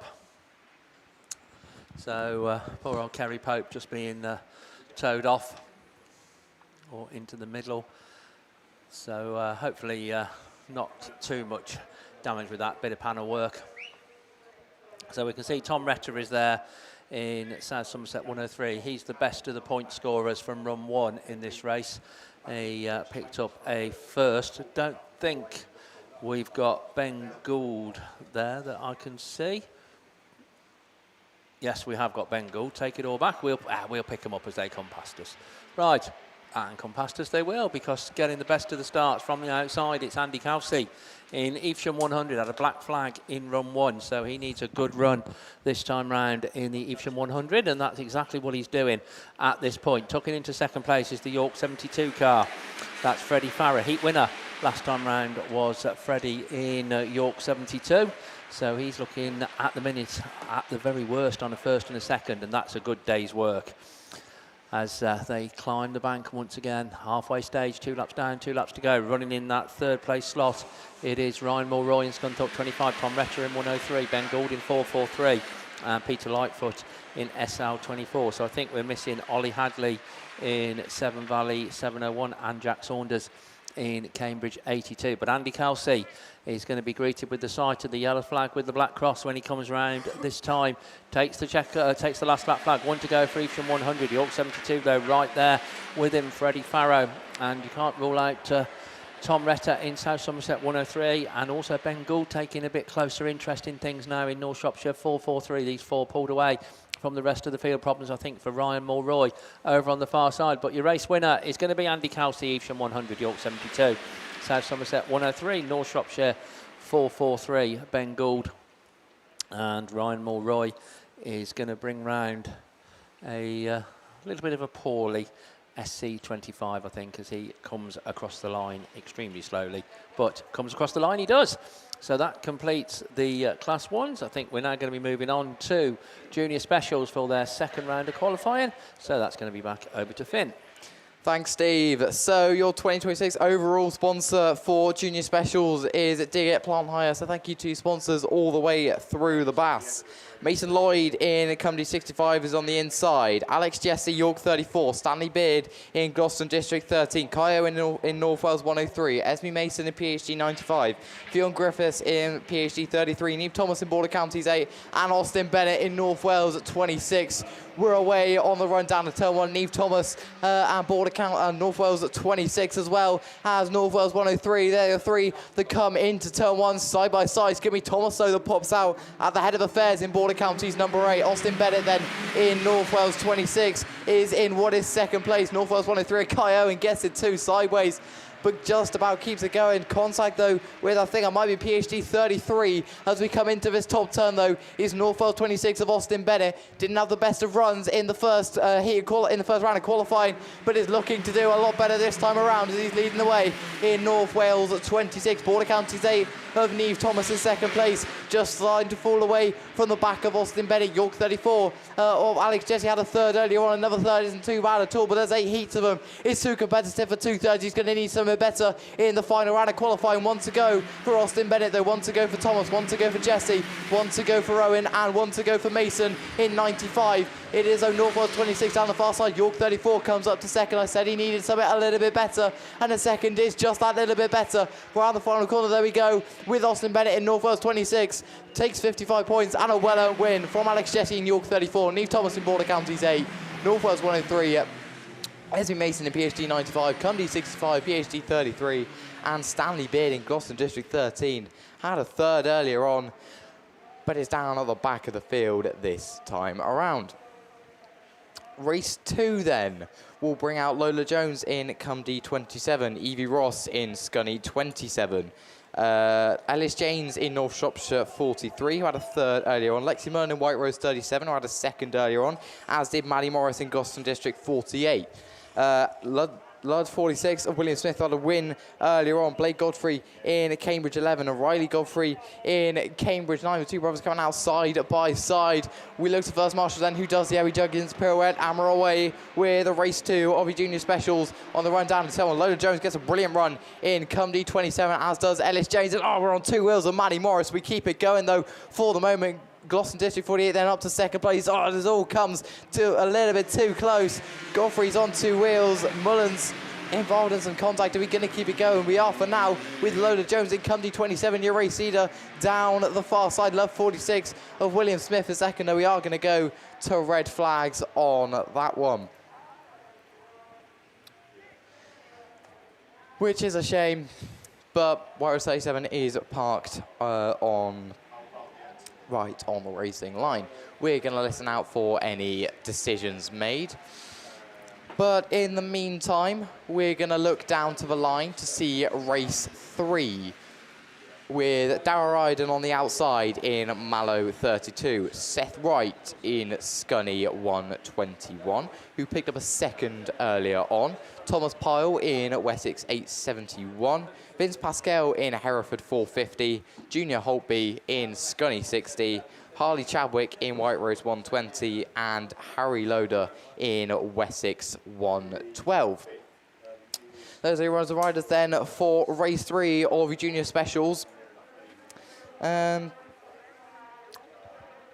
want to thank all of the sponsors across the BAS, but Digger Plan Hire, your series sponsor for junior specials. Your round 3 sponsors are Jack Houlihan Carpentry and Construction Services and the Clubhouse. Your BAStv sponsors are SITR Tyre Recycling, Wellington Business Park, KS Coles and PRG Trailers. As you can see, if you're watching on BAStv, a nice little graphic just came up. I saw it out of the corner of my eye because we've got a little TV in commentary. If I just look over to the left of me, it's a bit better now because when the sun was kind of facing in towards commentary, I could not see anything. We couldn't see the TV. We could barely see the start line because the sun was right in our eyes.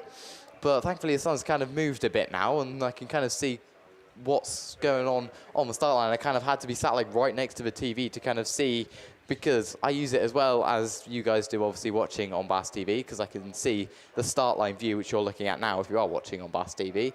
And I can see what's down there on the line, so it's very, very useful for me as well. But yeah, couldn't see it, so we were kind of guessing kind of what was on the line. And normally there's a pair of binoculars here, but they were forgotten this weekend, which is a shame, but whatever.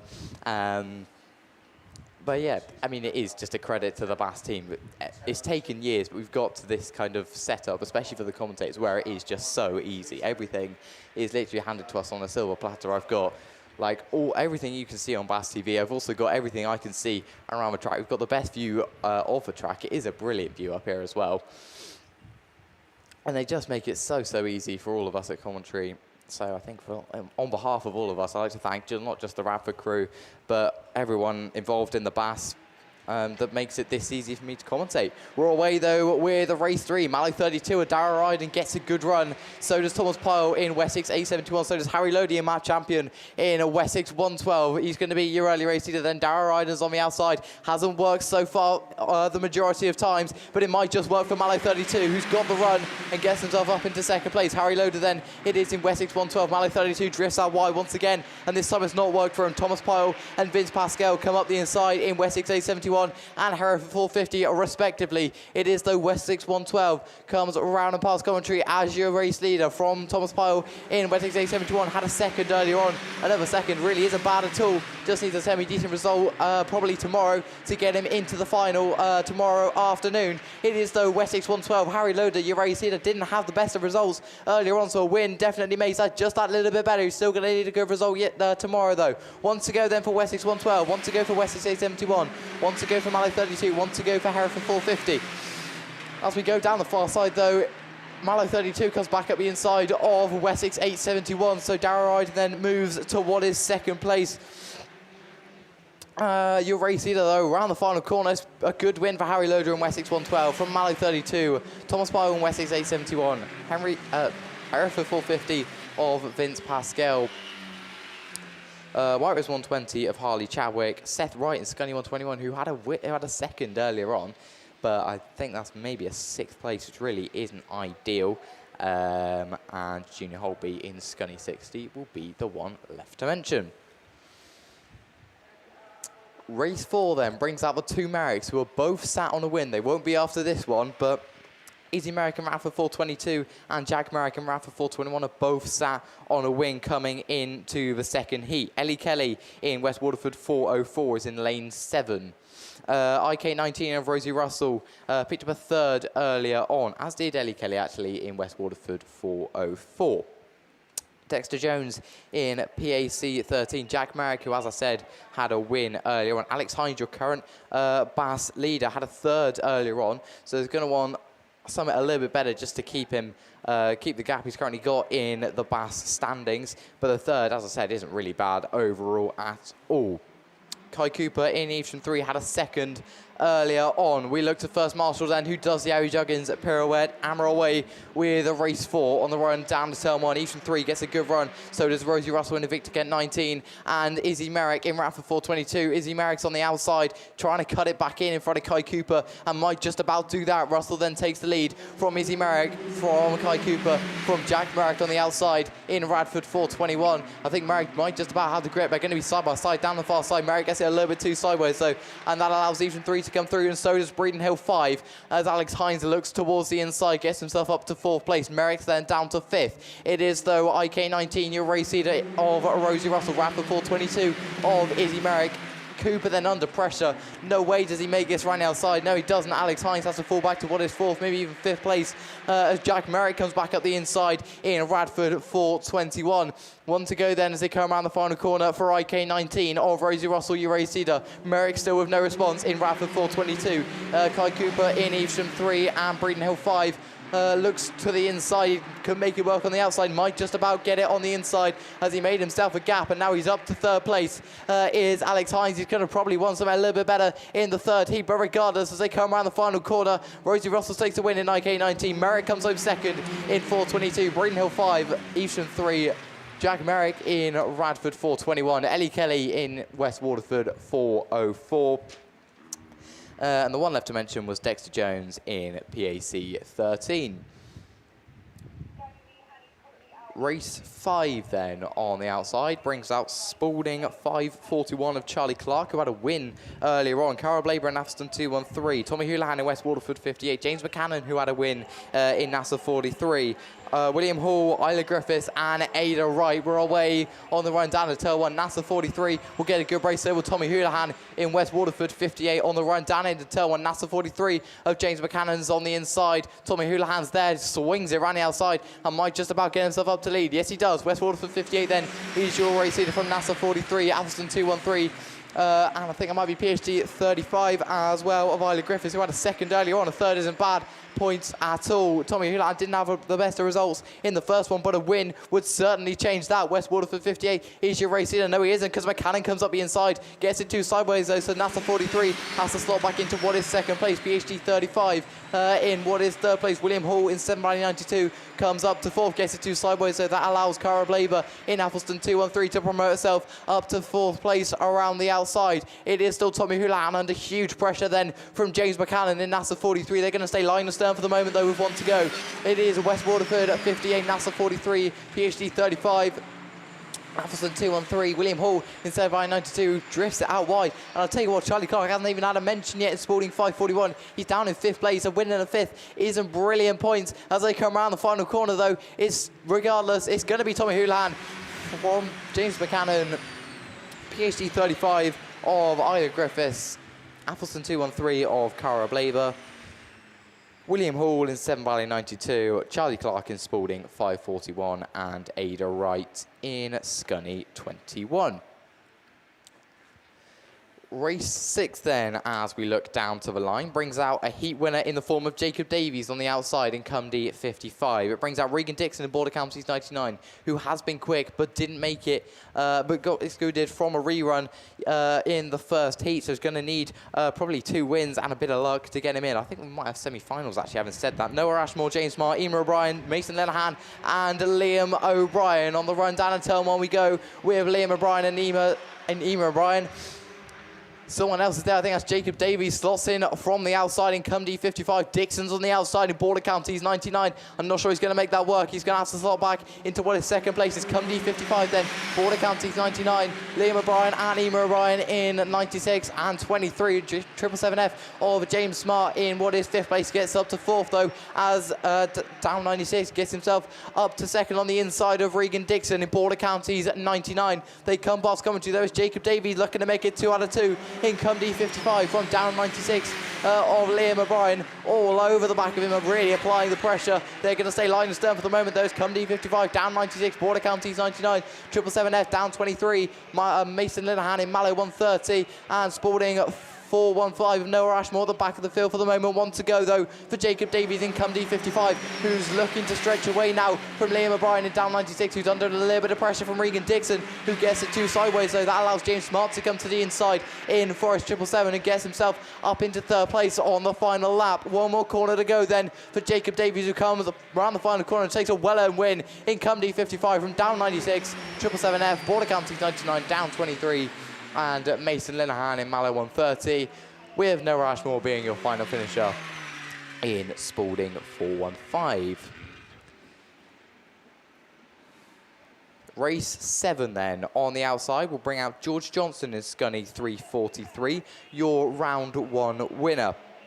Nico Melly in Swansea 3, Thomas Davies, Sonny Gilbertson, Sean Bradford, who's on a win in Border Counties 44, Oscar Burns in Breeden Hill 78, and Callum Peace in North Shropshire 35. We go to turn 1 with Sean Bradford then in Border Counties at 44 is going to be your early race leader. Gilbertson's there as well in Leewood number 3. Nico Melly's on the outside in Swansea 3. It hasn't worked so far for most people, and it's not going to work for him, although I say that he might just have the move on Callum Peace in North Shropshire 35, so he'll try and get it slowed down. Davies comes together with Callum Peace.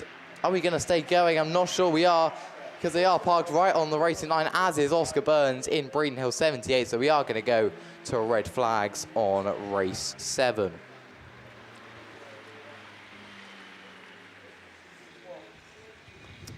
That then means we've got 2 reruns out of 7 of your Digger Plant Hire sponsored junior specials.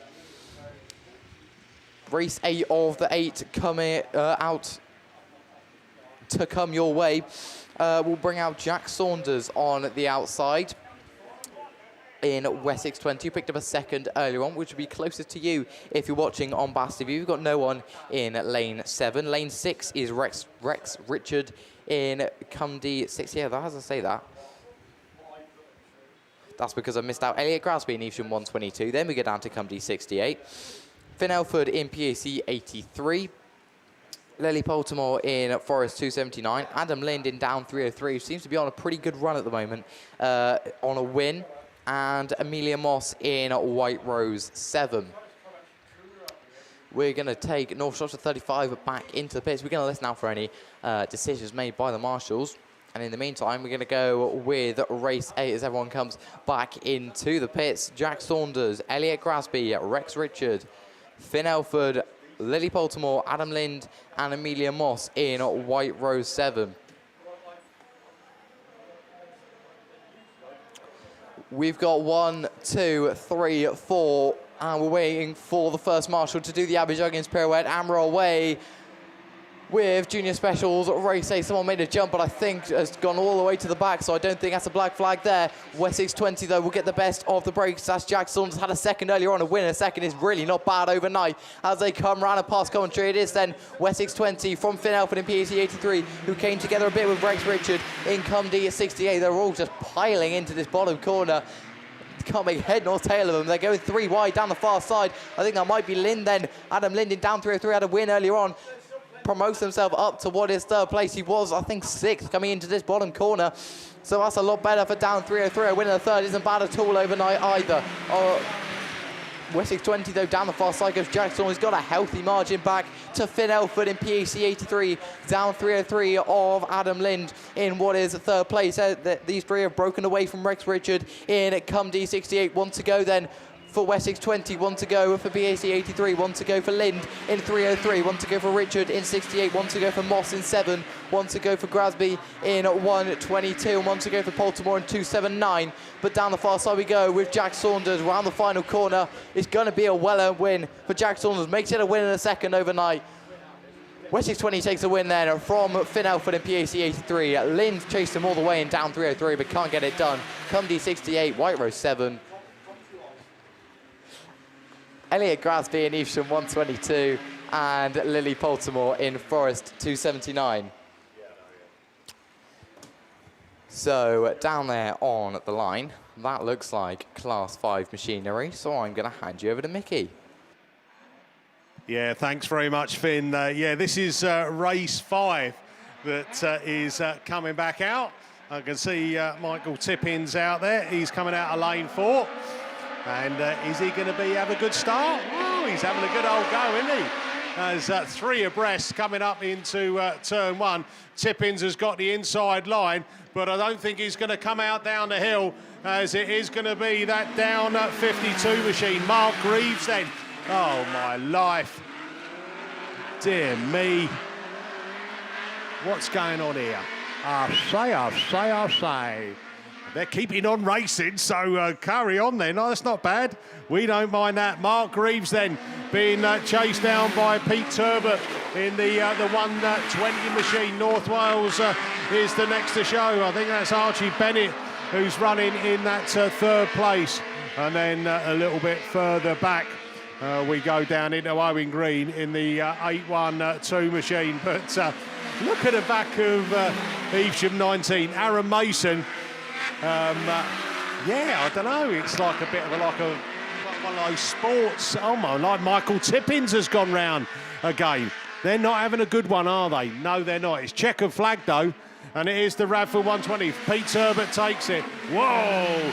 Down 52. Mark Greaves just gets his nose in front of the North Wales 62 of Archie Bennett. Evesham 19 across the line. Aaron Mason, who needs a bit of bodywork repair. Then we go down into Owen Green, and then Michael Tippins was having a bit of a spinner here and there. But water on the track, going on the start line. We've got some more junior special. I think we've got the last of the scheduled. How many races? We've got 8 of them. So your semi-finals in junior specials this weekend with men's class 8. Is there any? I think that's the only 2 semi-finals, isn't it, that are doing, Finn? Yeah, of course it is. Yeah, that's it. And who's doing 8s and junior specials? That might be me. Yes, so there you go. So you've got the privilege. Win. Oh, water. Oh, yes, please. Yeah, thank you. Or a Stella, or we're just not going to say the word reruns anywhere near semi-finals. Do you know what, though, Finn? Over the years, it has got better. I mean, old TJ, Tim Jones behind me will know, is that I remember doing a BAS round, right, where I think on the first couple of heats, I had something like 19 reruns in Class 7. And it was so painful. I mean, Steve Langley was stood next to me laughing at me and stuff like that, which is a bit harsh, isn't it, Steve? I mean, you know, you're not normally that nasty, but that particular day you were just like relishing in my reruns. Well, you think it was painful for you? God, blimey, you ought to be listening to it. But yes, it was one of those days, wasn't it, really? I'll tell you what, if you keep pulling that really lead on your headphones, it might be painful for me. I mean, I'm going to go down to the car in a minute, and we've got to put 5-point harnesses on, right? And there's one that comes, you know, I can say crutch, yeah, of course it can. Yeah, it comes up in front of your crutch, and you have to have your harnesses tight, right? So I got interviewed by Graham Bennett and Ollie Soul on Friday after being through scrutineering, and I was talking like I was still like 12. Hello!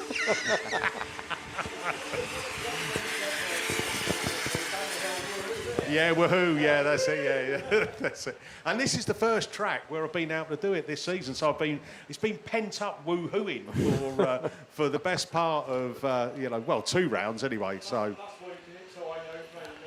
Well, I used to be in the school choir as well. I used to be a choir boy, and oh, hold on a minute, I can hear the Italian stallion.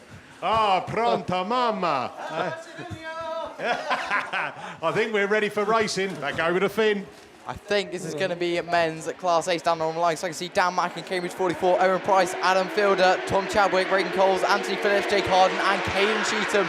Cheetham gets a good run, but Dan Mack gets a better one in Cambridge 44. So 44 is going to be your early race here to Caden Cheetham in second place in Scarborough 37.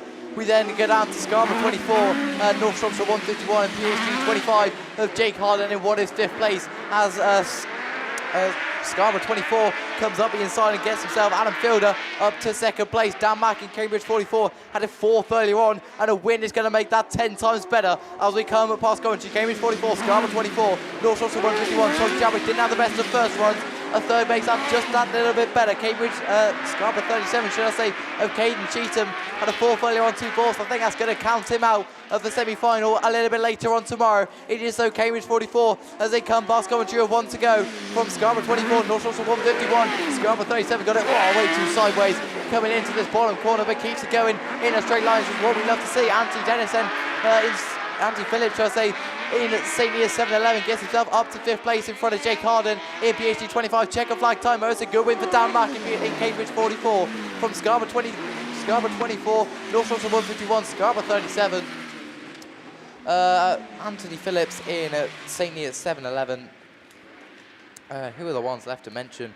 Owen Price in PhD 71, PhD 25 of Jake Harden, who had a second earlier on. So a 5th, I'm not sure if that's going to see him into the semi-final tomorrow. Regardless, race 1 runs to completion.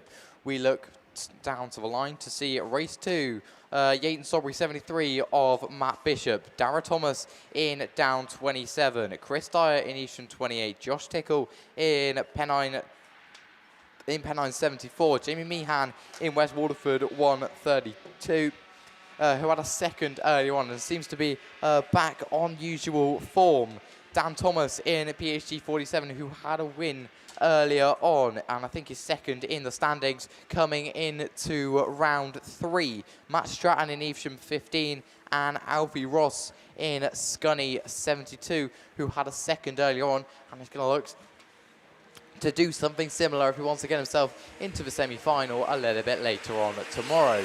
A little bit of water then going down on the track as we wait for race 2 in the second heat of the men's Class 8, sponsored by ProLinks for the series and sponsored this weekend by RC Race Fab and Alan Long Garage Services. Your BAStv sponsors then are SITR Recycling, Wellington Business Park, KS Coles and PRG Trailers. Your best turned out saloon and special are sponsored as ever by Bodyworks Racing. And your round 2 champion, I was just thinking that earlier, hasn't had the best in the first heat, come D19 of Cam Mills. As I said, was your round 2 champion and round 2 champion by storm. And yeah, was round 2 champion by absolute storm, but hasn't been as good this weekend. Well, of the first heat, we're yet to see for the rest of it. Maybe it was just a fluke. He's going to hope it was just a fluke.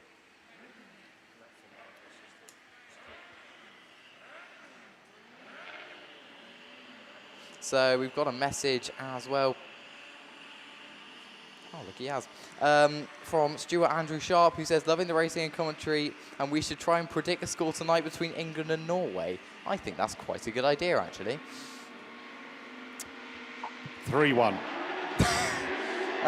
Race 2 then, we're away with PhD 147. How did Chris Dyer keep that on full 4 wheels? Golly, PhD 147 then is going to be your early race leader, and Dan Thomas and Yayton Sobry 73 all the way around the outside. What a move that is from Matt Bishop. Gets himself up to the race. He got it too wide though. Up comes Meehan in West Waterford 132, who popped it from absolutely nowhere. Thomas is down to what is 5th place in PhD 147. He doesn't need this for his overall BAS standings. But Meehan does. West Waterford 132 from Yayton Sobry 73, Scunny 72. Oh, Alfie Ross has got it sideways. Somehow everyone managed to avoid him. Good from Dan Thomas in PhD 147.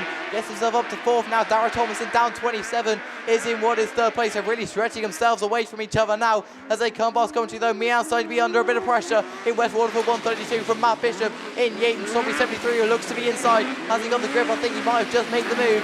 Down the far side, no he hasn't, as he falls back to what is 2nd place. Meehan then in West Waterford 132 comes around the final corner, checker flag time. Meehan needs a win, and that's what he's got. West Waterford 132 takes the win from Yayton Sobry 73, down 27, a PhD 47. Penalty 74, Josh Tickle, Chris Dyer in Evesham 28, Evesham 15, and Matt Stratton. And Scunny 72 of Alfie Ross on the far side will have to be recovered. Race 3 of your men's Class 8 of a 12 scheduled to come out throughout the rest of this afternoon. Marcus Lewis in Pennell 101 is closest to you if you're watching on BAStv. 15F of Joe Doddridge. I think he had a pretty good round 1, if I remember correctly. Hasn't been on such good form so far. Andrew Lemon says, good luck to all sporting members and fair play to everyone sat there in cars sweating. I've parked the Crash Ash this year and watching from the garage. And he is true, to be fair. I was sat there with my sister in the holding lane. She was absolutely sweating. They are absolute sweat boxes. I mean, they are just kind of little metal boxes with engines in them, aren't they? So, yeah, it is fair play to everyone that's come out here, but that's what we've got to do for racing, isn't it? The other ones to mention are Adam Sullivan in Radford 217, Max Lewis in Radford 71, Mike Sturmey in Wessex 89, Jason Richardson in Pennine 6, who had a 4th earlier on, so needs a fair, semi-decent result in the 2nd and 3rd heats to get him into semis a little bit later on, as does Sam Matthews in Scunny 427, who had a 3rd earlier on, and Melton 58 of Jamie Williams is the one left to mention. We look to first marshal then, who does the Owie Duggins pirouette and roll away on the run down to turn 1. Max Lewis gets a good run this time in Radford 71. Didn't have the best of breaks in the first time around. Neither did Marcus Lewis in Penal 101. Gets it going the right way, coming down my side this time around. Radford 71 there from Penal 101. Pennine 6, and who is that in 4th place is Joe Doddridge in Forest 15. Scunny 427 needs a better result than this. Sam Matthews is back in 5th place, but it is Radford 71. Max Lewis comes round the final corner and comes past commentary with a couple of laps left to go this time around from Jason Richardson in Pennine number 6. Oh, we are going to have red flags on that one. I don't actually see why. But regardless, we've got a rerun on race 3. I think that's Mike Sturmey of Wessex 89 that's parked on the bottom corner. That then means we go to race 4, which brings out Jonesy on the outside in Border County 69. Always a great combination, isn't it? Had a 4th earlier on. It's going to need a semi-decent result this time around. Mitch Wells in Evesham 356, always one to watch. Mitch had a 2nd earlier on. Lee Talbot in York 9, Daz Mullen in White Rose 38, who had a 3rd. Ben Payne, who had a win in Bradford 476, Marty Perrett, Neil Tivey and Ollie Hall were away on the run down the turn 1 with Daz Mullen in a White Rose 38 and Evesham 356 of Mitch Wells. Jonesy's there as well in Border County 69 as they all sort themselves out and come past commentary. Mitch Wells has got it way too sideways. He's going to fall back to 3rd place, but it's Daz Mullen in White Rose 38. Got it, they spun it earlier in Heat 1, trying to chase Rush Shepherd in South Somerset 3. But he's looking better this time around. White Rose 38 is going to be your race leader. Evesham 356 and Border County 69. You 1, 203. Our race of quality. This is 38, 356, 69. Hereford 350, 350. 81 is 4th place. Down the far side we still go, though, with White Rose 38. Starting to stretch away now from Evesham 356 of Mitch Wells coming up the hill and past commentary of 1 to go. It's Daz Mullen in White Rose 38, Evesham 356 just went no way through. Same with Jonesy and same with Hereford 350 of Ollie, who had a 4th earlier on, another 4th in a race of this quality isn't bad at all. White Rose 38 down the far side we go though. It's Daz Mullen with 1 more corner to go. Checker flag time. It's going to be a good win for Daz Mullen. Doesn't falter under the pressure this time around. It's 38 from 356 from 69. From Hereford 450, Radford 476 after the win earlier on of Ben Payne comes home in 5th. South Somerset 71, and the one left to mention then is going to be Neil Tivey in West Waterford 142, with 2 wheels pointing in different directions, which is not even slightly ideal. And we did leave Lee Talbot on the line as well in York number 9. We've got nothing on the line, but I'd presume they'd move us on to race 5. And if so, that will bring out Dan Stead in Border County 6, Callum Barker in Scarborough 50, Jamie Little in Solway 46, Harry J. Bennett in Forest 8, who had a 3rd earlier on, Ollie Ball in White Rose 44, Steve Mills, who's on a win, as is Jack Hodgson in Yorkshire Dales 104, and Emily Jefferson in Scunny 60. However, that's York 47, which means this isn't race 5 at all. That's Steve Young, which makes this race 7 they've brought out for whatever reason, which means everything I just said was completely pointless. Let me take you through race 7 instead. Jack Gibbons in Leeward 17, your previous national champion, who picked up a third earlier on. Adam Alderton in Scunny 327 had a stellar round at Scunny and is on a second coming into Heat 2. Steve Young in York 47. Owen Bradford picked up a black flag in the first round of qualifying, but was looking decently quick in Border Counties 16. Kevin McBride in Solway 4, who sat on a third coming into Heat 2. Spencer Mills, who's on a win in Lud 5. Jamie Grasby in Evesham 21. And Popey in Sporting 8, who had a stellar round as well at Scunny, who's currently sat on a third.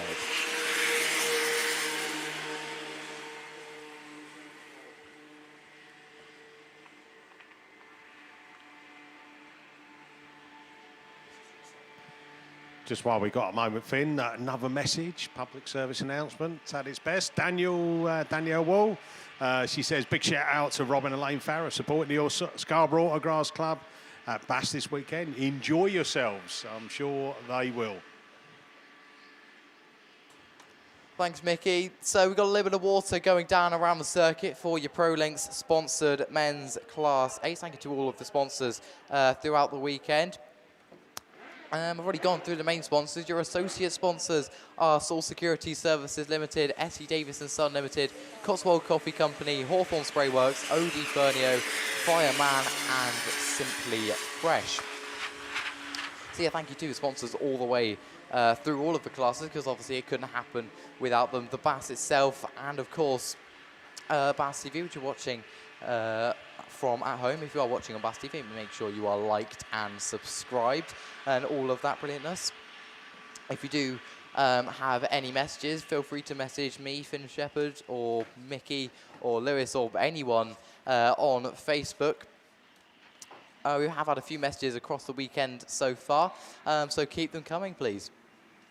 The other thing about that like and subscribe on BAStv is, as we said, once we get over 10,000, then I will have the picture taken of my tattoo. No one knows where it is. All I've said before, it doesn't come out very often. So, little clue for you, but we need to get over 10,000 subscribers. I think we'll leave that there.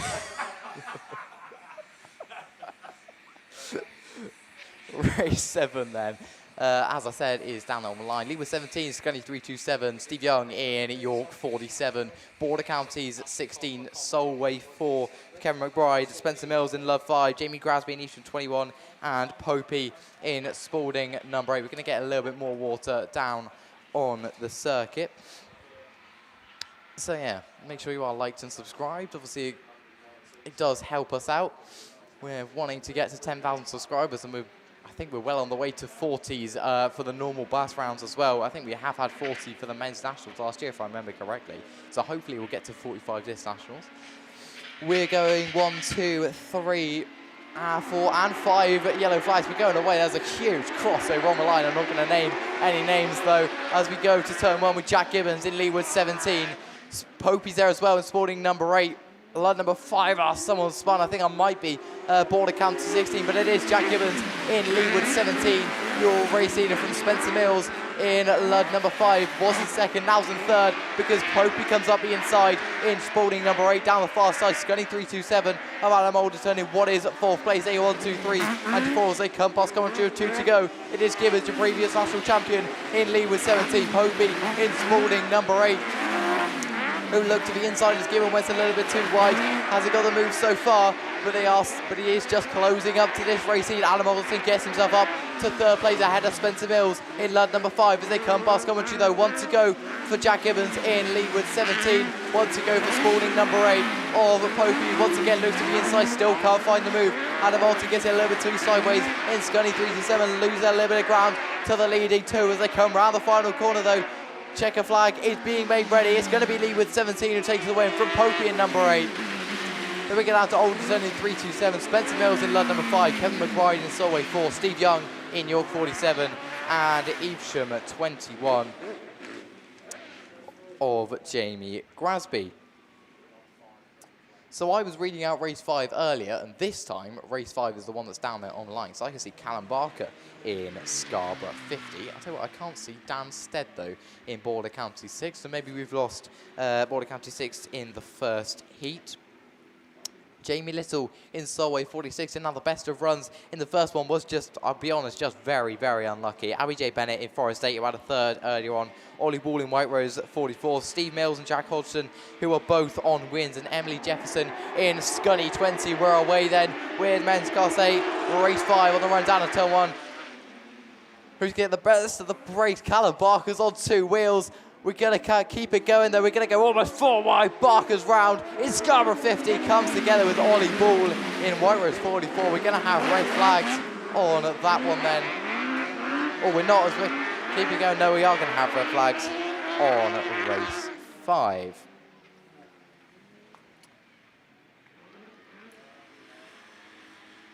That is a shame, but it seems that we're all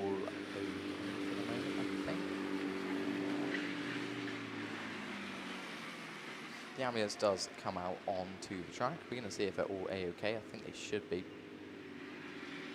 But we will see.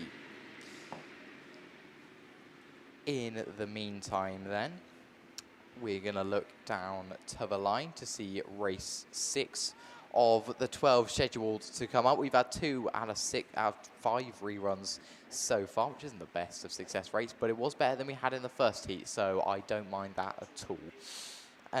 Actually, no, it's out of 6 because we've also had race 7, so we've had 2 out of 6, which is a 33% success rate. No, 66% success rate. So,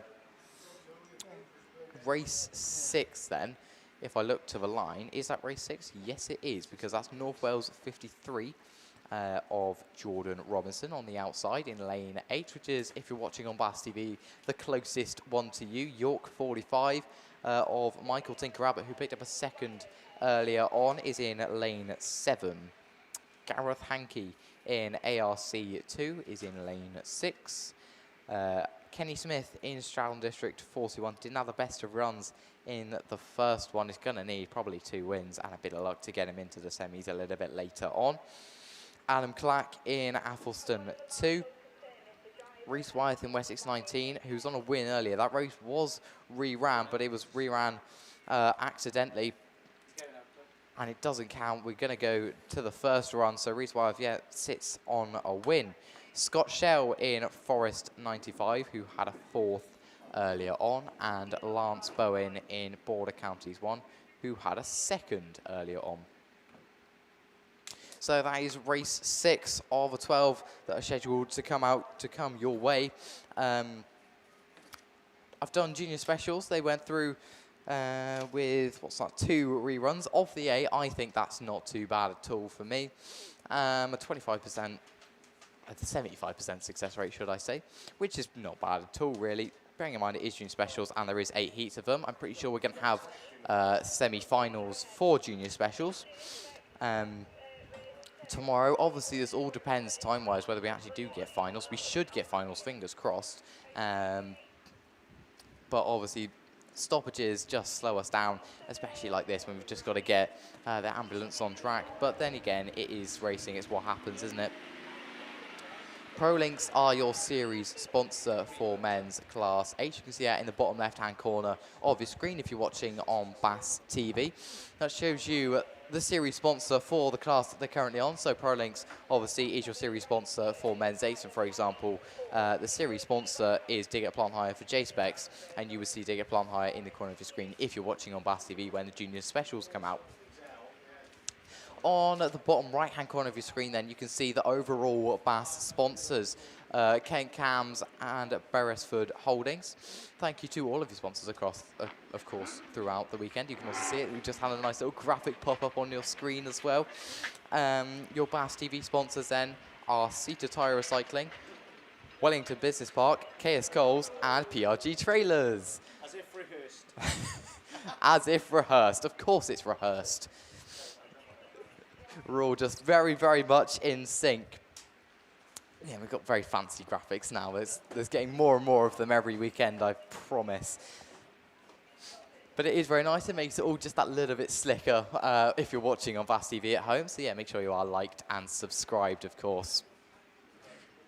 Your round 3 sponsors then for the men's Class 8s are RC Race Fab and Aaron Long Garage Services. Your best standout saloon and special are sponsored by Bodyworks Racing.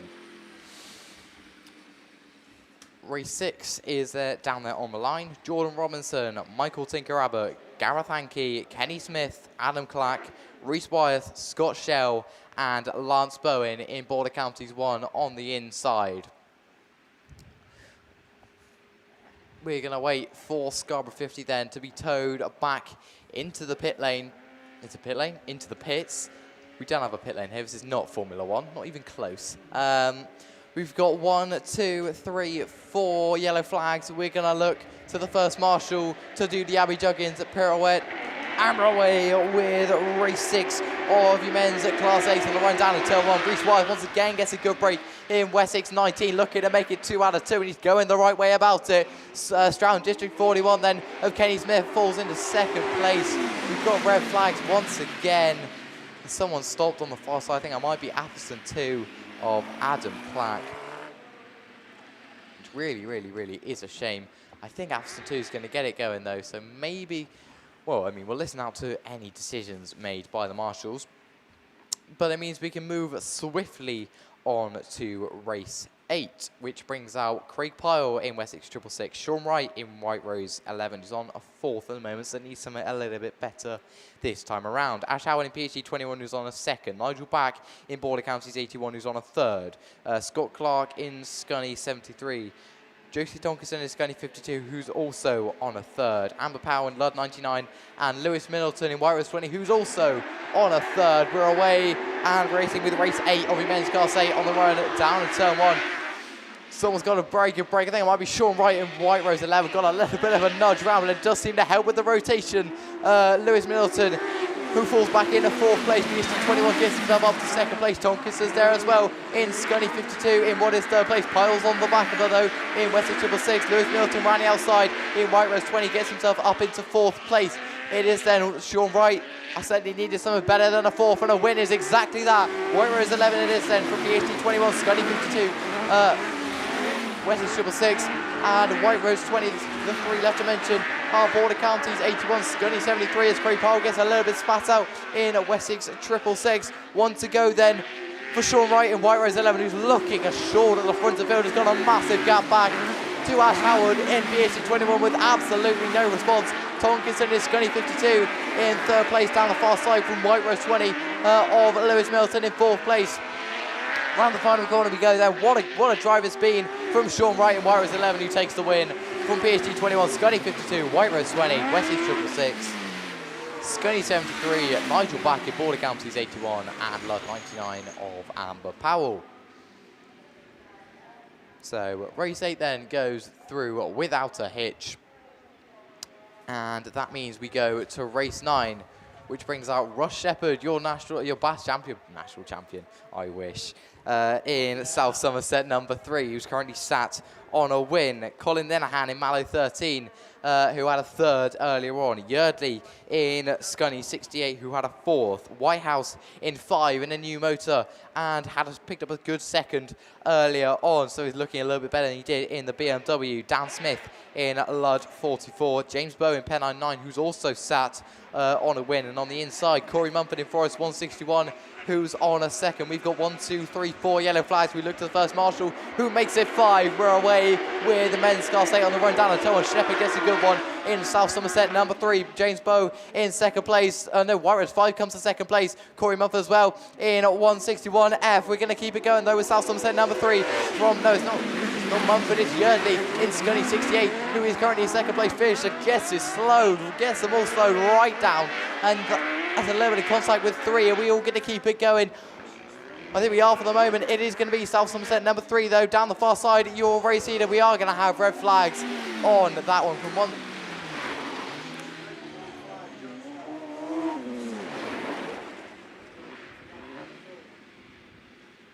So James Bow is stopped then in Pennine number 9.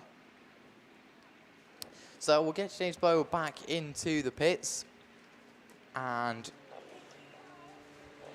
we will see if any decisions are made on that one. Race 10 brings out, no it doesn't, because that's a 7's rerun, and Lewis looks like he's going to take you through them. Yeah, Mickey B's had to just run off, and he's chucked the file in my hand, so it's a bit of a novelty to be able to commentate on the Class 7s. Those obviously they're straight out after the Class 5s normally, so this looks like it's going to be the rerun of race 6 of Class 7s. And in the original race, we had Sid Lomax in the North Wales 199, Yorkshire Dales 71. Oh, in the Yorkshire Dale 71, Graham Blackburn, sorry. Kerry Pope in the SP82, SP514, Ali Ashmore, Hugh Jones in the North Wales 35, WW133, Jamie Meehan, and IK116, Mark Weeks. And obviously your sponsors for this weekend in round 3, R&M Motorsport Panels and Kelly Recovery. And overall sponsors, Max Sport Tyres. Here we go then. They're about ready, I think. Here we go. The wind-up marshal lifts that yellow flag, and they are gone.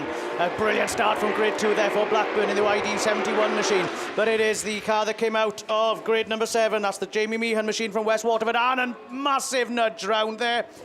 I think my stint on Class 7 for race number 6 is going to be very short-lived, unfortunately. I just hope those drivers are A-OK. There was quite a shunt there for one of them, I think. They need to slow it down there. So we've got the red flags out. Marshall's already out on track there. Just seeing to those stricken cars on the turns 1 and 2 there. I can see Graham Blackburn. I think it is the West Waterford 133 there, who's also facing the wrong direction. No, that's North Wales 159 coming past here.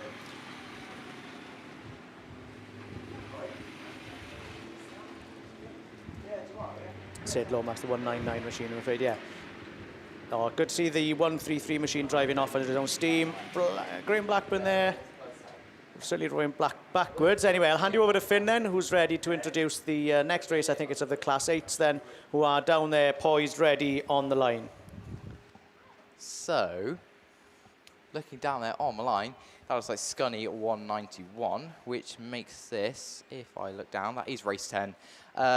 We are missing Simon Hawthorne though in Radford 76. So the one furthest to the outside is Kate Lockwood, who's currently sat on the win in Scunny 191. Part next to her is Matt Owen in Cumdy 115, who's also on a win.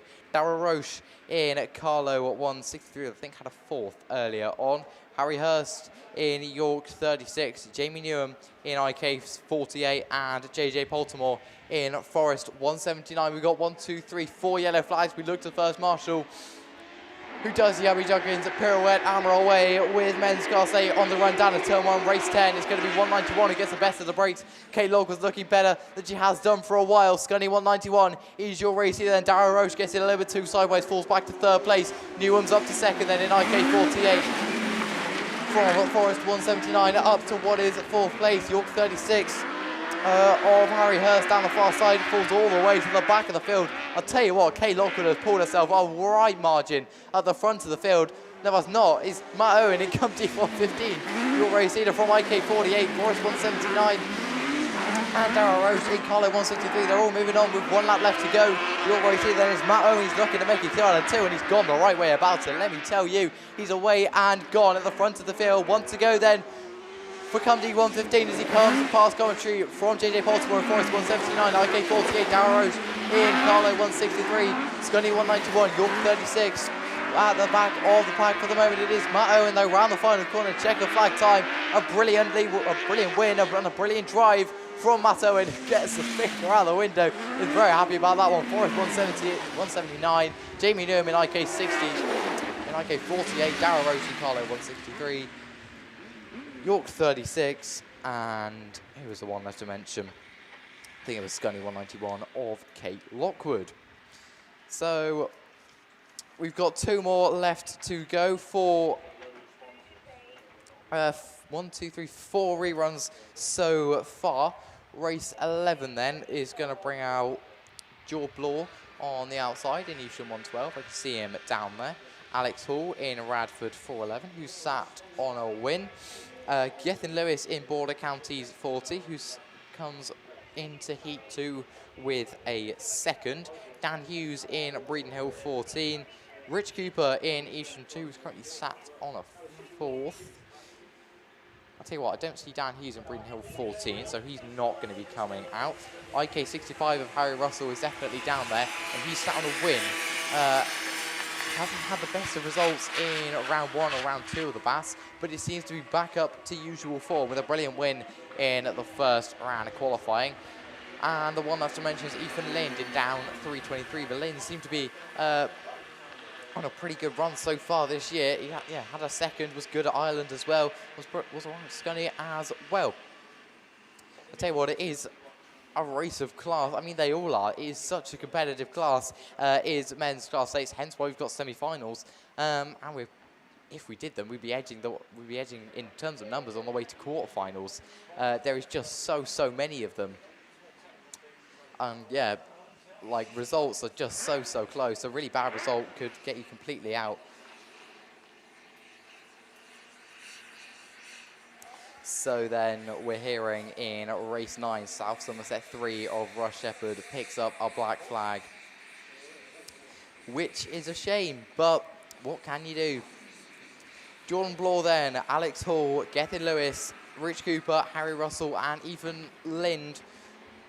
We've got a little bit of water coming down on the circuit. The Bowser then moves to the infield. We've got 1, 2, 3. We look to first marshal to get the final yellow flag up, and we're away with men's class 8. Race 11 on the line down in turn 1. 411 gets a good run. So does Border Counties 40 of Gethin Lewis. Evesham number 2 of Rich Cooper up in what is second place. It's Border Counties 40, Evesham 2, IK65. Jordan Bloor goes spinning in Evesham 112. Border Counties 40 is really sideways, but just about keeps it going in a straight line.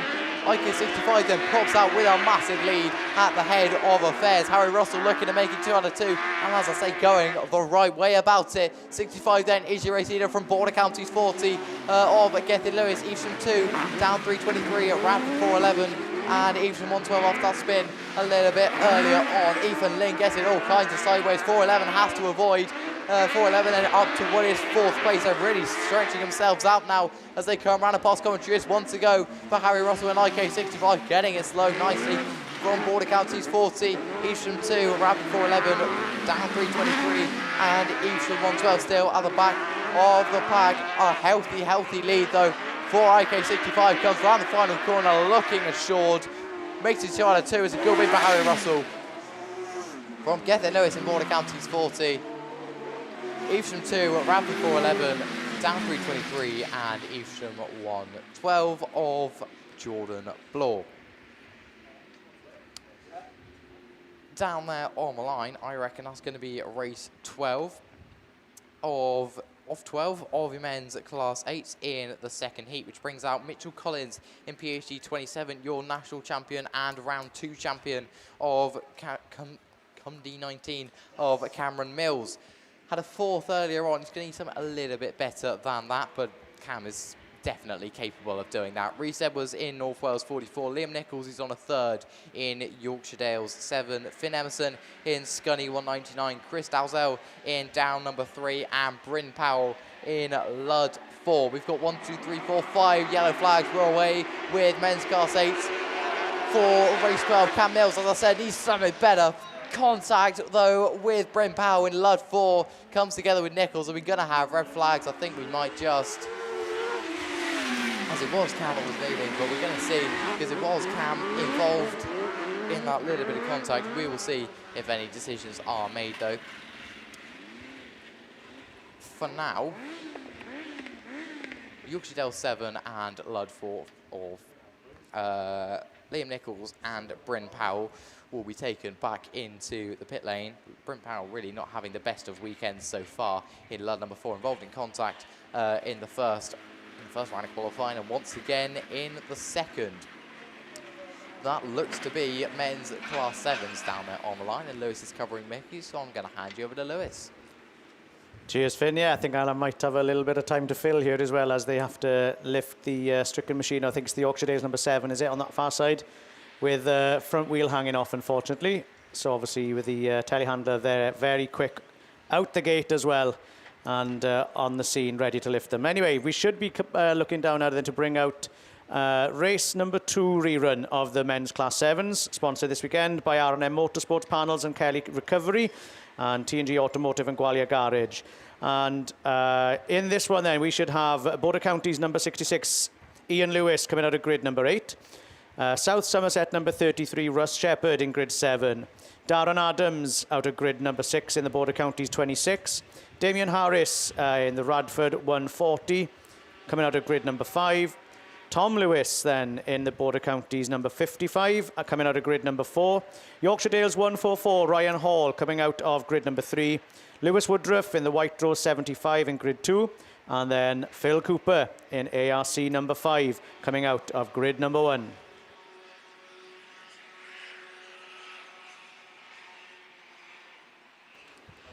By all accounts, it seems that the BC 26, unfortunately, 26 of Darren Adams received a black flag in the first attempt of this race. And out in this one, we have 2 heat winners in the form of ARC number 5, Phil Cooper, and the one of the home club cars, Damien Harris in Radford number 140. So it's all to play for there. We also have second place for Russ Shepherd this morning in their first heats in the South Somerset number 33. So we have some very, very competitive cars and drivers out in this one. We can hear their engines revving. They're obviously getting keen as they can see that Class 8 being carried off the track, just off the start line there.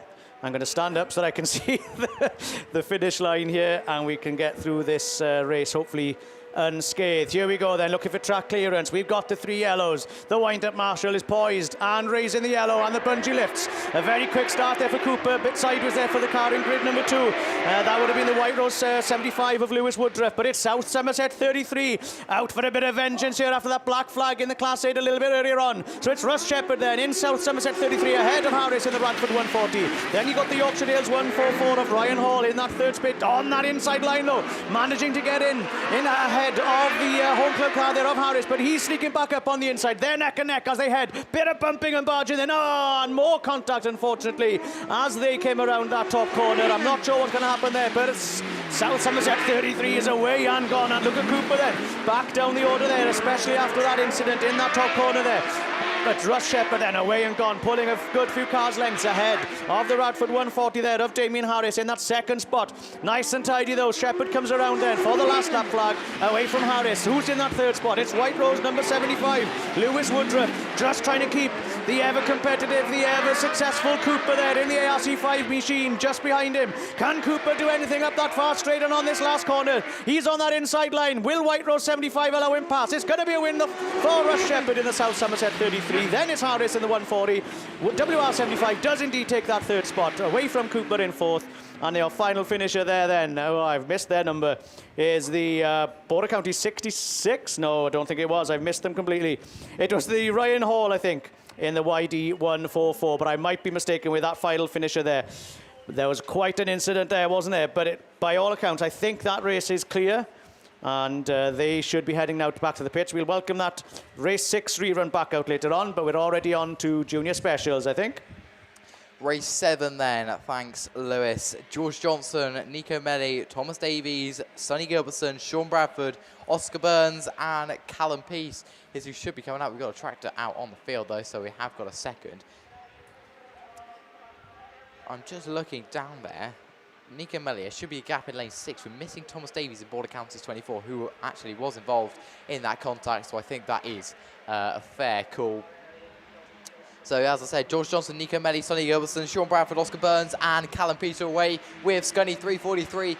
Your round 1 champion wasn't very good in round 2 though. He's looking to do a little bit better this time around. George Johnson didn't have the best of first runs either, but he's leading it this time in Scunny 343 from Sonny Gilbertson in lead with 3. Callum Peace in North Shropshire 35 in what is third place. Sean Bradford comes to the inside though in Border Counties 44 as he takes up third place down the far side. It is then George Johnson, Scunny 343 for Sonny Gilbertson in lead with number 3. Sean Bradford in Border Counties 44. Look to the inside of Gilbertson. Can't find it this time around though as we move on with Scunny 343 lead with 3. Border Counties 44.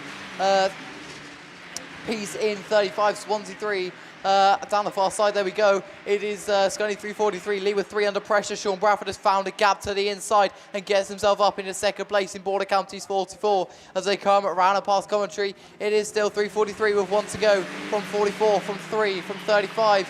As Sean Bradford closes up to the back of Scunny 343. He's going to have one corner to make a move though, and I think he's going to be too far back. So George Johnson is finally going to come round the final corner and take a win. It's been a couple of rounds waiting, but it is going to be 55 points well earned for George Johnson, from Sean Bradford, from Sonny Gilbertson, from Peace in 35, from Nico Melly in Swansea 3, and Oscar Burns in Breeden Hill 75. That's then the rerun of race 7.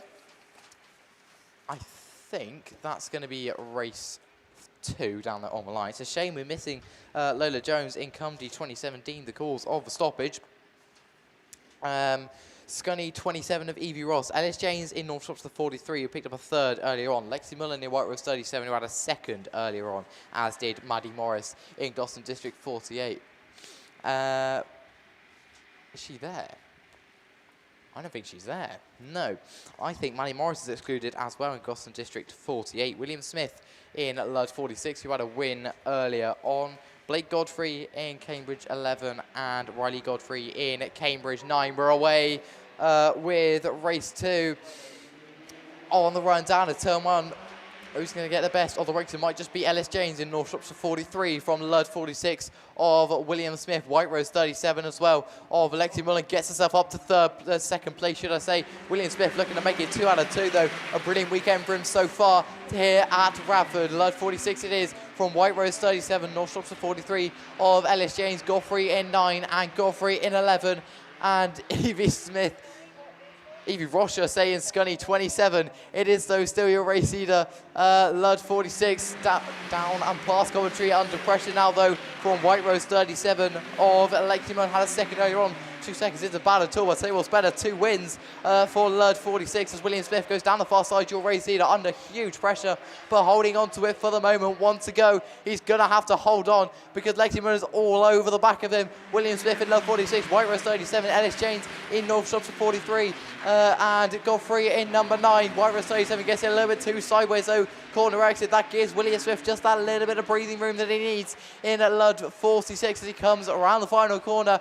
A well-earned win, defending all the way, but it is going to be 2 out of 2 for William Smith from Lexi Mullen in a White Rose at 37, Ellis James in North Shropshire 43, Cambridge number 9 of Riley Godfrey, Blake Godfrey in Cambridge 11, and Evie Ross in Scunny 27. That means your junior specials are complete for Heat 2. And for the most part, went through without too many reruns. Men's class 10s then down there on the line, so I'm going to hand you over to Graham. Thank you, and we're just all trying to get over the motion sickness because whenever Russ is out or Finn's commentating, Finn's feet are doing like 900 mile an hour underneath the desk. We're literally seasick at the top of here. Bless him. Good job though, Finn. Well done, mate. Well done. Right then, your men's class 10 down there on the start line. We can see the big Chevy down there. This brings out a heat winner, a 2nd place, 2 thirds and a 4th.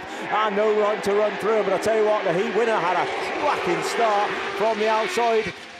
Gets into the first corner then. It is Liam Evans then in the inside. Oh, we got cars climbing. Grasby just went in a little bit hot.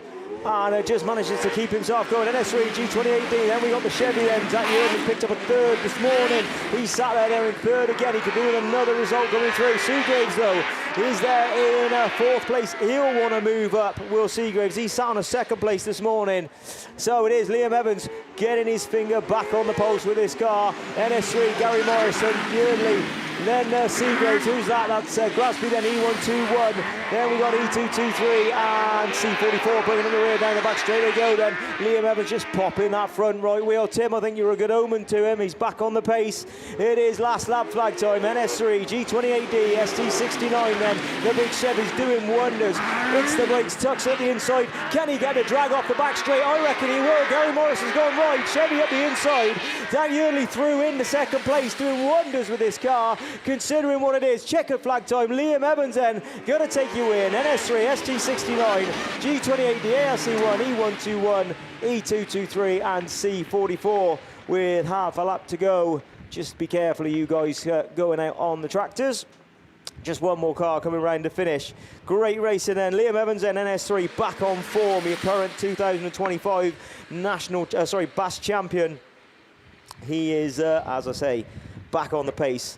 Right, and who have we got in this one? Is Tyrone in this one? So we've got to give him a shout. I don't think he is in this one, but we'll give him a shout anyway then. Tyrone Cusack, 25, MA25, sorry. Happy 21st birthday. So, he's older than that, surely. He looks older than 21.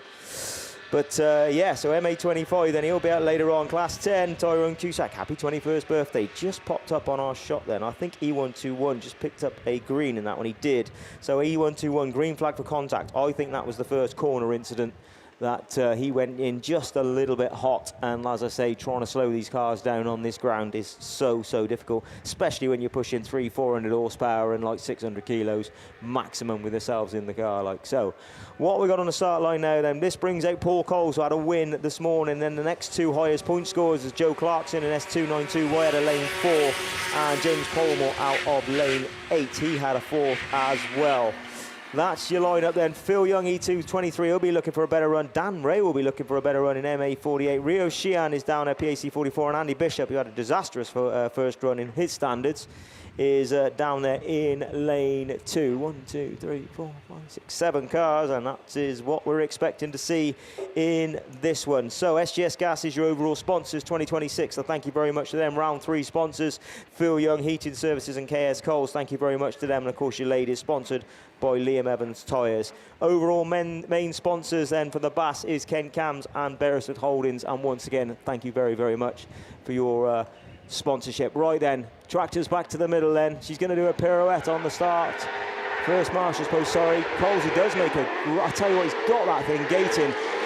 Polmore went right, hit into Dan Ray. Dan Ray went over and pushed Sheehan out. Red flags. I'm pretty certain that's how it went down. But I've been wrong before, many, well, maybe once. We will see. I think Polmore could be in a lot of trouble here, but we'll have to wait and see then. So off they go. We're going to move swiftly on to the birthday boy then. Race 3, or birthday week boy then. So Eddie Milner's coming out of lane 8 in C99. Tyrone Cusack had a third this morning in MA25. Luke Bennett, who we interviewed in a 7 down there on the after he finished his race, he was mightily happy with his second place, knowing his way around this track the way he does. Expect to see him near the front. Had a win this morning. ST40, Sam Burbridge with the twin booster car, he's there. Andy Hornshaw with the big Millington, 2.4, 2.5 maybe. Y7, and then Wes Tinker sat there in lane 2, who had a second this morning. So we've got 2 people sat on seconds and 1 sat on a win. Let's see who makes the start. From the outside, Tyrone gets a good one, but I tell you what, Luke Bennett gets the power down. They put a bit of length in that car, I reckon, over winter, and it's absolutely transformed it. It's, Tyre cone gone. Did anybody pass? Don't think so. Tyran trying to come at the inside. It is 162 from 25, Y40, Y7. Then we got the Burbridge machine and Eddie Milner just bringing up the rear as we speak. Who's that Tinker trying to go to the inside, leans on him a little bit and just gets up through. You don't argue with Wes Tinker, let's be honest. Y40, if he says he's coming through, you say yes sir, you come on through, no problem at all. But it is Bennett then, NW162, Y40, LA25, ST40, Y7, C99. Now Tinker's gone out a little bit wide. That made Cusack go wide and allowed Burbridge through. So Burbridge is through, up into third place. Tricky conditions out here, and Andy Hornshaw, in all the experience that man has as multiple British and national titles, is struggling. Last lap flag time, NW162, Y40, ST40, MA25. Wow, Tyrone, that was a scary move. Got a big time sideways. Eddie Milne had to take evasive action and ended up going backwards into the top end, and that's allowed Hornshaw through into that 4th place. And I tell you what a fantastic drive for Luke Bennett. NW162 on Y40, another second then. ST40 third, Y7 in 4th. MA25 is over in 3rd. And Eddie Milner, poor Eddie Milner, just did his best to get out of the traffic there. And keep himself out of trouble. So race 4 down on the start line. We see Carl Best coming out of grid 1. Craig Beaumont out of lane 2. Carl Morgan had a second this morning, and a good drive too it was. Is BC 666 in lane 3. Mark Pascal H250 in lane 3, had a third, in lane 4. Lance Bowen had a win this morning. He sat there in BC 22 in lane 7, and Kelly Bishop right there on the outside in lane 8. So what are we waiting for? Not a lot. Pirouette about to be done. Who makes a start? Lance had a bit of a start on the outside, dipped and then went again. And I'll tell you what, he's 3 car lengths through, clear. Who's out at the inside of him? Oh, we've got Mark Pascal being driven all over by C666. I reckon is that a red flag on the shore? No, Mark does. No, it's got to be a red flag. We got wheels off cars, so again another red flag. I'm going to have to love you and leave you and shoot back down to the Class 8 rerun down there on the line. Hopefully one of the guys here would be kind enough to pick up any reruns if I don't get back in time. But meanwhile, is this you, Lewis? These F600s coming up to the line? Fair play, have a good run. It looks like it, yeah. Hopefully we can get through these F600s a little bit cleaner than we have the last few races here. And yeah, we'll have to see what happens with that. Before I carry on then, there's just a message for Norman Mason out there from Ben Williams. He was just asking for confirmation as to whether the meeting, the F600 meeting that included a Class 5 in Radford a few weeks back was going to be shown at that special screening of the match later on this evening. So if you could just let him know for confirmation either way, that would be great. Thank you very much. Anyway, onwards we go then to... What are you talking about? I've had a request from Ben Williams. Right. He's asked me to check with Norman Mason if the F600 race from Radford a few weeks back, which included a Class 5, a.k.a. Norman Mason, will be shown at the screening of the match that they're putting on this evening, of the Welsh game, apparently, that's meant to be on this evening. So yeah. That's not going to be very busy at that game, though, is it? It'll be heaving. You watch. Heaving? We'll see what pans out later on. Anyway, we should have our first race coming up. Well, they were, I'm sure. I can see them down there in the holding lanes for sure, so it should be them that's coming out next. So I'll waffle on a little bit and see who actually does come up onto the line. But yeah, hopefully it's our F600s. And in that race, our first race of F600s for Heat 2, we should have Iwan Twig in the Tyre 202, Graham Foster-Vickers in Yorkshire Dale 66, Adrian Hathaway in Breeden Hill number 4, Bill Bradford, your reigning BASt champion in the Border Counties number 15, Darren Grasby in Easham 202, Adam Robinson in the North Shropshire 20, Paul Sharp SL80, and Andy Warner in the North Shropshire 225. I have real trouble saying North Shropshire. I don't know why. It's just North Shropshire. It always comes out with an L instead of an R, I think. Yeah. Anyway, North Shropshire. There we go. So who do we have then? Yeah, we've got your men's round 1 champion was Lee Deegan. And I think he might have been your round 2 champion also. And your overall sponsors for the F600s will be Pickering Tyres. And your round 3 sponsors for the men's F600s are Pete Robertson Vehicle Repairs and Carl Morgan Construction. Thank you very much to those. And we got Hugh Jones Contracting then also on the sponsorship for the F600s for the ladies' F600s a little bit later on. So who do we have out in this one then? Oh, just checking. They've jumbled them up a little bit, so it looks like we've got race 3 coming out with one of your race winners from the first heat, which is Patrick Daly in the Carlo number 188. So I spent all that time introducing that first race, look, and they've mixed me up already. Anyway, we should have our fellow commentator then, Mickey B, down there in Scarborough, number 31, coming out of grid number 7. I'll try and give him a bit of a mention this time. I was gutted I missed that opportunity last time, so hopefully he can get in the mix, you know, and we can get yapping on about him as well. Then we should have Lee Deegan, as I said, round 1 winner, I'm sure, round 2 as well, and your overall leader in the BASt points so far. Paul Glover, another former commentator, maybe still does a bit as well. I haven't seen Paul for a while. White Rose number 2, Oshan Hughes in the Tyve 22, Tony Wilson in Scunthorpe number 10, and Horace Jones in the Tyve number 8, coming out of grid number 1. The engines are revving.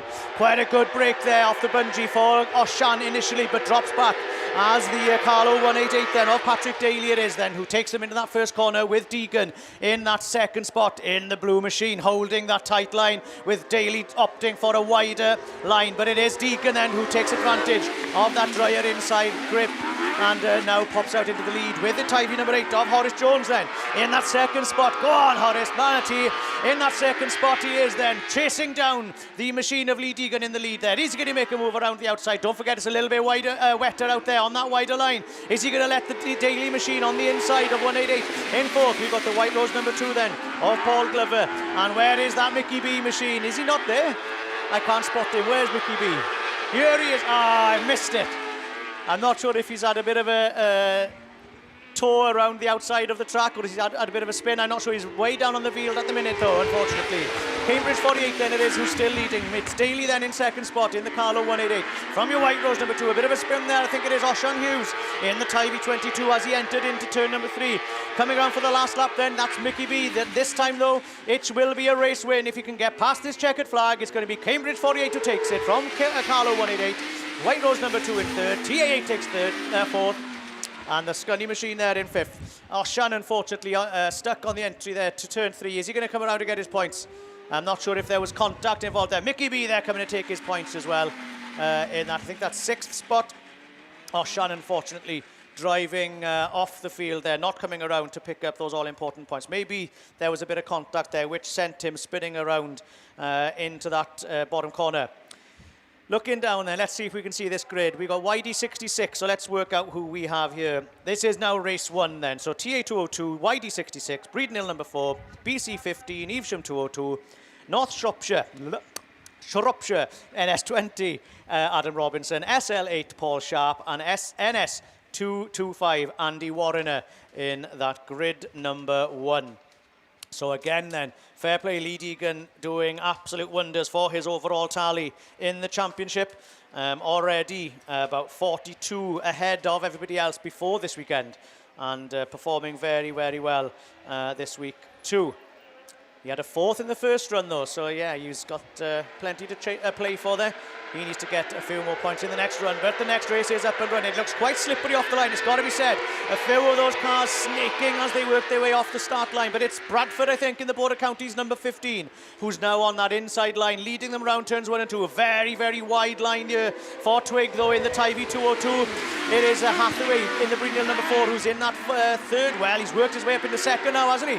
He found that drier line on the entrance into turn number 3 and 4, but Twig it is then. He won Twig in the Tyvie 202, though, who's worked his way now into that second spot, holding a much tighter line this time as they come around then for the second time of asking. It's BC15 from 202 from Breeden Hill 4. Then we got the North Shropshire number 20 of Adam Robinson in that 4th spot. But as I said, that was it him who went spinning out, or was it he went Twig? It might have been Twig in the 202 from Tyvie.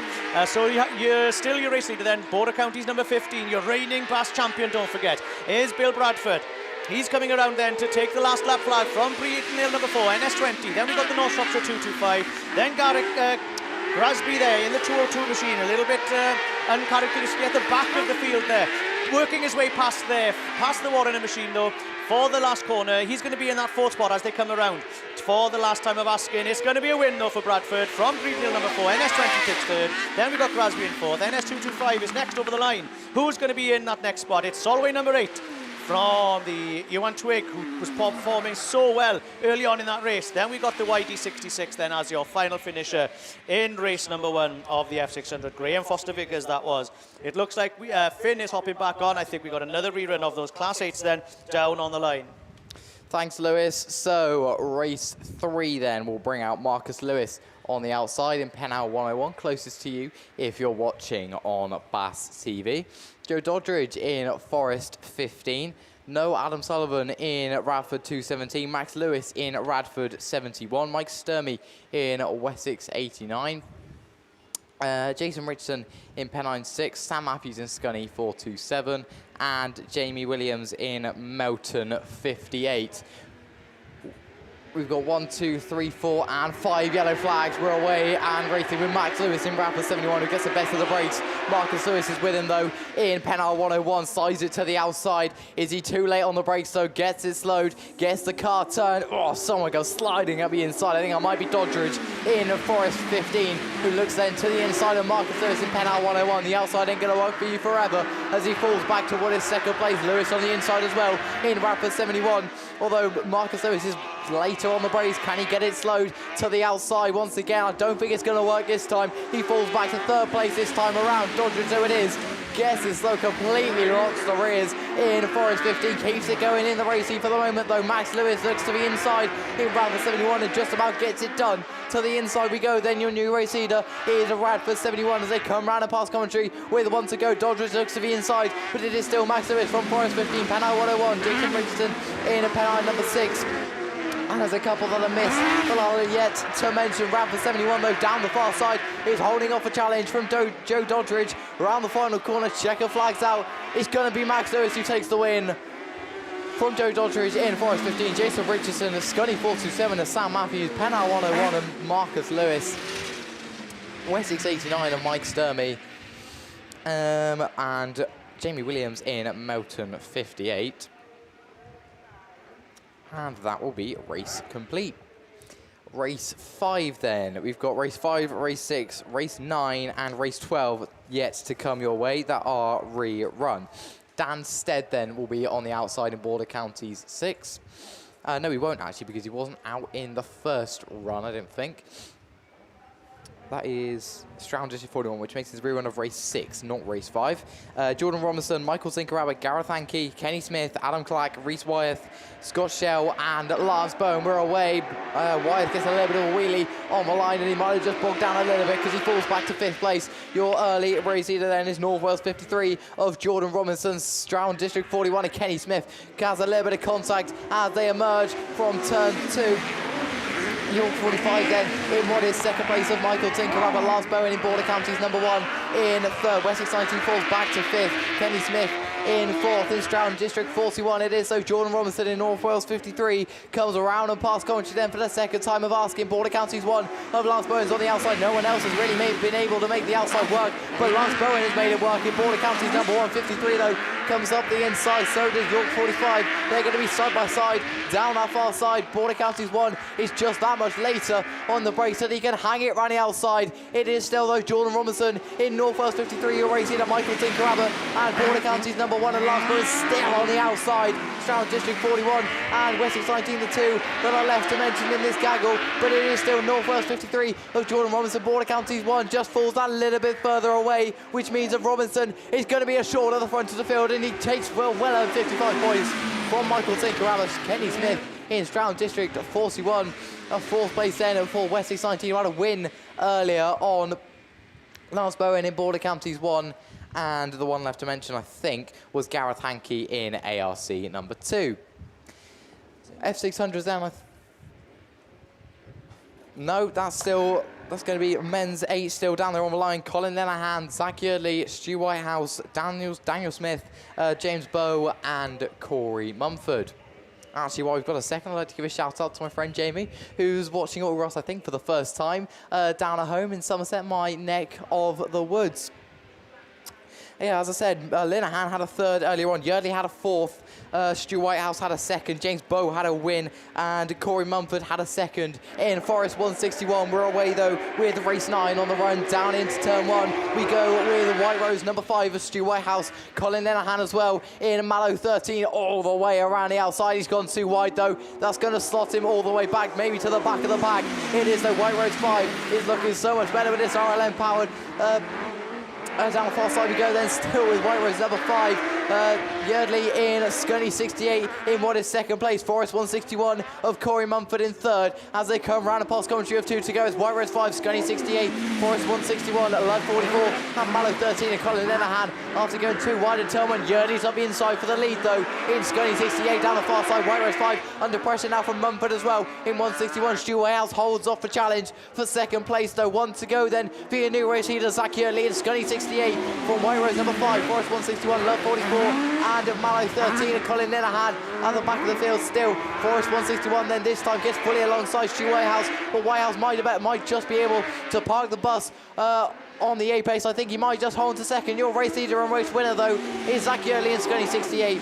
Oh, White Rose 5, that was so close over the line between him and Corey Mumford. That was so close to contact. Mallow 13 and the one left to mention is Daniel Smith in Love 44. We didn't see James Bowe actually. I do remember him being parked up actually on that far side. Lewis is getting himself ready, so I think it's going to be a rerun of F600s. Well, yes, our second heats. Here we go then. I haven't got much time to introduce them. A very quick start there from grid number 5, I think it was. Tom Herbert in the S31D, a little bit too eager possibly. We'll have to see later on what the marshals have to say. But it is him who leads them round then. Brian Neal then on that inside line. I think Brian on the win from this morning. Yes, indeed. He's in that second spot with H150 there in third of Mark Pascal, just slowing everybody down behind him. So it's S31D from PAC 16. Then he got a H150 in that third spot, and there's a battle on there for the lead. And for that third, fourth and fifth, there's a group of them coming around together. Then at the back of the pack, we can see the Sue Herdman in the Cumdy number 56. There's a battle on for the lead. Brian Neal on that inside line manages to sneak up through the inside of S31D, but does drift out a little bit, forcing the Stroud machine back on the very, very tight line. He had to ease off to lead and hit all those cones around that bottom corner. So Brian Neal it is then coming around in the lead this time. Is he going to take 2 wins this weekend? On the first day of the BAST, it's 31D in second. H150 under, very, very strong challenge from Evesham number 1 just behind. With the, Breeden Hill, I think, on the outside of him. We'll have to get that number as they come past. I did just miss them. Unfortunately, looks like there's problems on board for Sue Herdman, and I think it's the Tyre 6 of Will Evans there. Race winner. Oh, we got a roll. I completely missed that. I hope they're okay. Watching what was happening at the back of the pack there, unfortunately we got a roll over there on that top corner, and I can see the Grasby machine, Evesham number 1, just driving off. That's Dylan at the wheel of that one. The ambulance on their way down, and as usual, then we'll just give them a little bit of time just to check on that driver and make sure everything's okay, and we'll get back to you as soon as we know that everything's okay.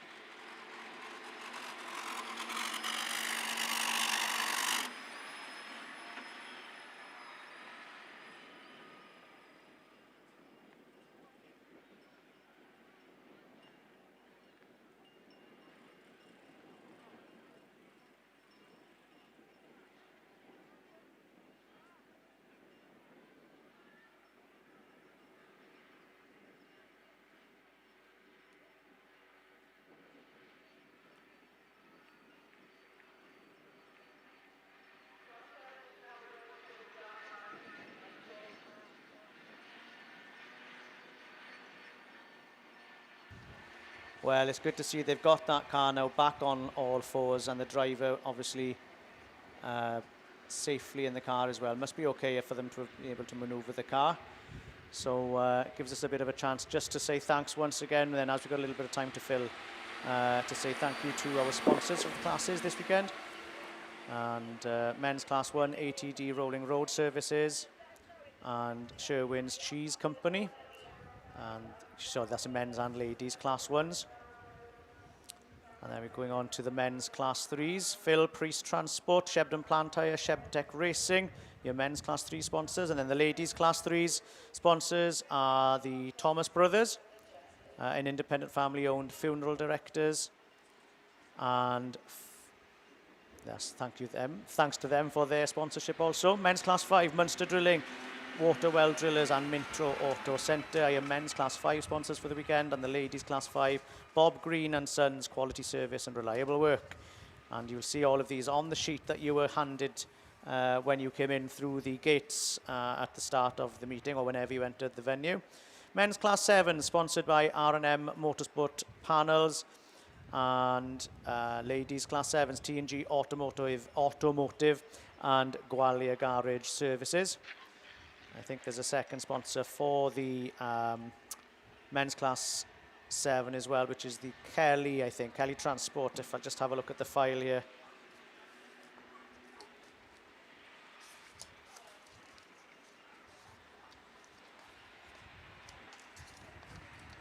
Yeah, R&M Transport Panels and Kelly Recovery, sorry, your men's class 7 sponsors, and T&G Automotive and Gwalia Garage, your ladies class 7 sponsors. Your men's class 9 sponsors, MJA Race Engines, and ladies class 9s, SJ Lewis and Sons, the complete roofing specialists. Then we move on to our junior saloon sponsors for the weekend. I'll get these out quickly before we move on. Sponsored by K2 Recovery, and our Radford Autograss Club then seem to be sponsoring the junior saloons also. And we'll go through a few more of those. We're on to the junior specials, though, junior saloons as we speak, actually, looking at things down there. So I'll just grab the correct file, and we can go through more of those sponsors during the rest of today and tomorrow, obviously. Thanks once again to everybody who does generously sponsor to support any of the meetings. It's so essential so that clubs and venues can put on these big meetings, to have the support of the kind sponsorship of everybody who does support in that way. So thanks once again to those. Our junior saloons then should be down on the line, and I'm hoping we've got our race 1 out. I can see SV29 William Hall there coming out of grid number 7. So yes, indeed, it is race number 1, and this should bring out 2 of our winners from this morning in the first heats, which should be C171 Frankie Taylor and SS50 Zach Southgate. It should also have Ella Powell in Cwmdi 182, SV29 William Hall, TA4 Gwawr Owens, WR12 Leila Marie Chadburn, had a bit of bad luck, I think it was, earlier this morning. Y63 Harrison Hurst and Amy Draper in the YD126, and we are up and running already.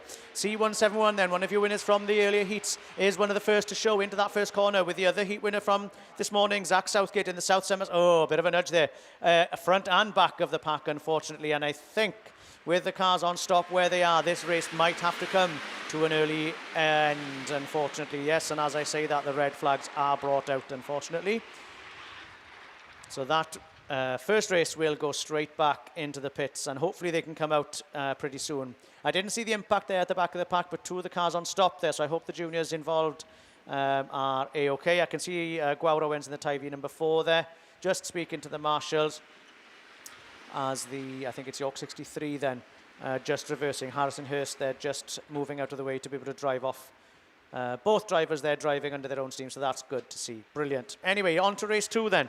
We should have the Carlo 175 of Rory Power Sinnott, then the 405F of Findlay Rowe, St Neots 18 Betty Tilson, Evesham 48 Adam Turkington. One to look out for, a race winner from this morning and currently leading the BAS overall in the Evesham 48. Then we've got Cerys Barnett in the Cwmdi 515, Blake Crowther in White Rose 18, Darcy Phillips in St Neots 17, and Kai Rees, unfortunately, on a black flag from this morning in the PAC number 55. So let's have a look then. As those 2 remaining cars make their way off the track, let's see and look to see if we can get track clearance, for this race to commence. And we can get on with our second race of the junior saloons. Let's have a look then. The wind-up marshal is turning and lifting the yellow flag, and the bungee lifts. Yes, all a nice level break there. All cars moving with the bungee. Look at that car in the middle though, Evesham 48. Race winner from this morning and currently leading the BAS overall, and as it stands at the minute, leading this race into the first corner. But SN number 18, St Neots 18 it is, those just managed to nip on the inside. That's the St Neots 18s of Tilson there, Betty Tilson, who's just on the inside of the Evesham 48 of Adam Turkington then, and leading them now then onto that bottom straight for the second time, with 408F Findlay Rowe there, just nudging on the inside as well, pushing that Turkington machine down into that third spot as they come around the first and second turns here, onto the finish straight for the second time. 408F in second, just on the bumper of the St Neots 18. We got then, Kai Rees in the PAC 55 is in that 4th spot, with the cars in front making a bit of a mistake. He's having to take avoiding action there so that he doesn't get into contact there. Doesn't want another flag as he did this morning, unfortunately. But the 408F has now dropped back into that 3rd spot, allowing the 18 of Tilson and the 48 of Turkington just to pull away even further. Then Kai it is, though, still in that 4th spot. Then we've got a battle on with the White Rose number 18 and the Causeway 175 there in the 5th and 6th, giving chase, trying to chase down Kai Rees. He's having a bit of problems there going up that far straight, losing a bit of control, but managing to keep the car facing the right direction. It is a win though for SN18 from Evesham 48, 408F in 3rd, PAC 55. Then White Rose 18 is next over from Carlo number 175. Then we got the St Neots number 17 and the Cwmdi 515 then at the back of the pack. Your final finisher as they came over the line there, that's Cerys Barnett at the wheel of that one. Looking down then, we should have our race number 3.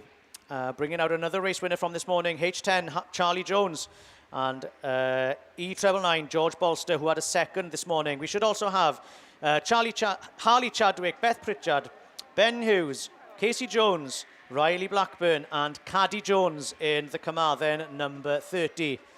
And hopefully we can get this race underway. I'm not sure if we're on a very tight schedule here time-wise, so maybe we can get racing a little bit later than we could up in Scunthorpe with that 6 p.m. curfew. So hopefully we can get as many races done today as possible. But we are up and running then. Let's see who's getting the best of the breaks. E999, I think, from about grid number 3 seems to be one of the early leaders. But H10 then, an early winner from this morning, is the one leading them into turn number 1. With Caddy Jones in the Carmarthen number 30 then just behind. But both of them drifting out a little bit wide. Coming out, Treble 9 is in that third with 33. Then we got the White Rose 720 then. Just giving chase to see if he can get back in. That's Harley Chadwick in the White Rose 720 there, just dropping back from that main chasing pack at the head of affairs there. Caddy stuck on that outside line now though. H10 it is then, who's pulling away from everybody else behind with a couple of cars lengths ahead of the Evesham Treble 9. Cambridge number 33 then is up into that third spot. At the wheel of that one is Casey Jones, right on the bumper of Evesham Treble 9 though. Caddy Jones now, they're managing to get back on that inside line. Can she get up into the inside of those two cars just in front? Having to ease off then as they go into turn number 1 and 2. But it's bumper to bumper with second, third and fourth so close together as they come around past us for another time of asking. Last lap flag it is. Then we've got Scunthorpe 106 just behind the main chasing pack. 106 there, just on that bottom corner, trying to keep in nice and tight. Around that bottom corner is the Blackburn machine. Evesham 127 then it is, just behind them. Ben Hughes just on the inside then as they come around that last corner. But it's going to be a win for Hereford number 10. Evesham Treble 9 in second, Cambridge 33, CM 30, White Rose 720, SC 106 and Evesham 127. And your final finisher there then is the Cumdy 105 machine of Beth Pritchard there. Was our last car over the line. I think that's another one of the junior races done, thank goodness. Just that one rerun so far. We should now then have race 4 down on the line, which should be York 81, Jacob Farrow, White Rose 114, Keaton Bridges, IK 273, Charlie Rayfield, White Rose number 13, Lottie Marie Chadburn, TA Treble 2, Corey Reid, P88 EM, Oakley Stokes, and SS Treble 4, Freddie Atkins. What were their results like this morning then? Well, Jacob Farrow on a second, Charlie Rayfield on a second, Corey Reid on a second. So those three will be going for the spoils now in this one to see who can get ahead. But don't count any of the others out after. We've got Keaton Bridges, who had a fourth also this morning. And the other two drivers then, Lottie Marie Chadburn and Oakley Stokes, unfortunately on no finishes from this morning. A good start for Farrow though on the outside, but Corey Reid is the lucky guy with that inside line, and they all came together as Farrow was trying to cut across the front of them, I think then, as they came into turn number 1. Unfortunately, contact was made and he's facing the wrong direction. And I did speak too soon. That car, unfortunately then, that race, sorry, comes to a stop as well. Bit of puncture there for Corey Reid in the Tyre treble 2, and Farrow driving off there in the York 81 then also. But we're on back to Class 7 rerun. It's your race number 6, I think, Mickey. Mickey B's back with us here to take you through then the rerun of the men's Class 7s. Look, the Italian stallion. I gave you one job when I went down to get me squeeze into my F600. Finish off my Class 7 reruns. Now, as a teacher, you've got to set a clear lesson objective. And I've come back up, and I've got race 6, third time lucky. Yeah. So who's left in then? Well, not many. Looking at this, have we got Sid Lomax out there? Graham Blackburn, yeah, the pin-up boy. Then I think it's Ali Ashmore, and then Hugh Jones. Come on, Hugh, do it for Katrina. Hey, he's listened to me. Look at him. Come on, Hugh, get your nose in front now. Put on the brakes and stop yourself going out so far. Come on, you can do it. Oh, here we go then. Sid Lomax in from Hugh Jones, Ali Ashmore, and the pin-up boy from Yorkshire Dales, Graham Blackburn, Yorkshire Dales 71 in that 4th place. 4 cars running in this one, and it is Sid Lomax then. North Wales 199 around that turn 2, and down the hill he goes. Whee! Ali Ashmore into that 2nd place, but Hugh Jones, he knows that if he gets big points, Katrina's going to look after him, so is that going to put extra pressure on his shoulders? Oh, Graham Blackburn's trying to spoil the party, looking to come up the inside. Hugh Jones closes the door. One more lap to go on this one then, and it is Sid Lomax, North Wales 199 into turn 3, right over where all that track is, right, rock hard, and keeps a nice tight line. Ali Ashmore, Spalding 5 by more. Second, look at her. I don't think anyone's going to give anything at all here. And this is how it's going to finish then. Sid Lomax takes the win. Ali Ashmore, Hugh Jones, and Yorkshire Dales 71. Graham Blackburn. So third time lucky. See, Italian Stallion. That's how you do it. Yeah, that's how you do it, mate. There you go. I should have done it first time round. Right, up and line, Class 8. I think this is rerun of race 5. Indeed it is. Before then, though, Cat Cox is after a Webcon crank sensor for a 5. If anyone has got one of those, please pop over and see Cat and deliver. That would be very, very nice of you. Race 5 then down there on the line. Who we got? Callum Barker in Scarborough 50, Jamie Little in Solway 46, Harry J. Bennett in Forest 8, who was leading it before it got stopped and is on a third at the moment in Heat 1. Oliver Ball in White Rose 44, Steve Mills and Jack Hodgson, who are both on a win, and Emily Jefferson in Scunny 20. Those are your runners and riders for Heat 2, or Race 5 of your men's at Class 8. 1, 2, 3, 4. We look to the first marshal to put up the 5th yellow flag. We're away with the men's Class 8. Race 5 on the run down in turn 1. Come D10 then of Steve Mills and Solway 46 of Jamie Little go side by side out of turn 1. Callum Barker comes up the inside then in Scarborough number 50. Little still on the outside in Solway 46. There's no way he makes that work. Come D10 comes up the inside then up to second place. Scarborough 50 it is from Come D10 from Solway 46 from Forest 8. There you 1, 2, 3, and you thought there's someone hanging it right on the outside, but your race leader still is Scarborough 50 from Come D10 from Solway 46, Forest 8 and Yorkshire Dales at 104. Jack Hodgson, Millsy got it round in Come D10, collected by Jack Hodgson. Are we going to keep it going? We weren't on the last lap, I don't think. We are on red flag, so I think that was going to have to go back to the rerun lane once again, which is a shame. It's going to be a rerun of a rerun then. So the other one that needs to still be done is race 12, rerun of race 12. Mitchell Collins is on the outside in a PhD 27 of your ProLinks Series sponsor men's Class 8. Cam Mills in Come D19 is on a 4th at the moment. He's going to want something a little bit better, seeing as he is your round 2 champion. I can't remember where he is in the balance at the moment. I think he might be leading if my memory serves me correctly. A 4th does change that though, just that little bit. Reese Edwards in North Wales 44. Liam Nichols in Yorkshire Dales 7, who sat on a 3rd coming into Heat 2. Finn Emerson in Scunny 199. Chris Dalzell in Down Autograss number 3, and Bryn Powell in Ludd number 9. We're going to get then the stricken car that is Jack Hodgson in Yorkshire Dales 104 back into the pits. And then we'll carry on with your ProLink Series sponsor, men's Class 8s. So yeah, thank you to all of your sponsors across the British Autograss Series. Obviously, it couldn't be done without them. Your round 3 sponsors for men's Class 8s are RC Race Fab and Aaron Long Garage Services. Your BAStv sponsors, which are the people that make the live stream happen that you're watching from home if you're watching on BAStv. SITR Tyre Recycling, Wellington Business Park, KS Coles, and PRG Trailers. As you can see, if you're watching on BAStv, a nice little graphic comes up with all of the sponsors. And your main BAS sponsors are Kent Cams and Beresford Holdings. Your associate sponsors then, across the weekend, are Source Security Services Limited, SE Davison Sun Limited, Cotswold Coffee Company, Hawthorne Spray Works, OD Fernio, Fireman, and Simply Fresh. So yeah, thank you to sponsors all the way through the weekend. Obviously, it couldn't be done without them. We've got 1, 2, 3, 4. We look to the first marshal to pull up the final yellow flag. We're away with race number 12 on the run down to turn 1. Millsy gets a good one in Come D19.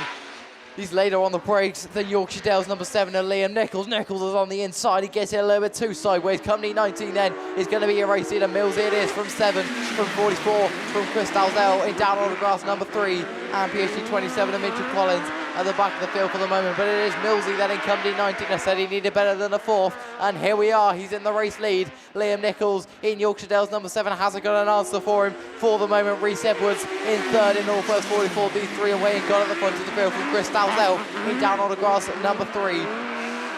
And the one I've mentioned still is Mitchell Collins in PhD at 27. Round the final corner, there we go. 1 to go for Cumberland 19 at Cameron Mills before he can claim a well-earned 55 points. He's stretching away from Liam Nichols in Yorkshire Dales number 7 and Reece Edwards in Northwest 44. Chris Dalzell still falling away from these top 3. It is Cumberland 19 that looks assured at the front of the field with a healthy margin back to Liam Nichols in Yorkshire Dales number 7. It's a good win then for Cumberland 19 at Cameron Mills. From Liam Nichols in Yorkshire Dales 7 at North Wales 44. Of Reece Edwards and Chris Dalzell in Down Autograss number 3. So down there on the line, that is a Class 10 rerun, so I'm going to hand you over to Graham. Thank you, buddy. Yeah, so this is the Class 10 race 2. Now, James Baltimore's missing out of this one. Black flag, dangerous driving off the start line. Paul Cole's coming out of grid 1. Andy Bishop out of grid 2. Joe Clarkson out of 4. Rio Sheehan out of 5. Dan Ray out of 7. And Phil Young out of... Sorry, Dan Ray out of 6 and Phil Young out of 7. So, let's see what happens this time around. Flags are going up, so yellows are going up.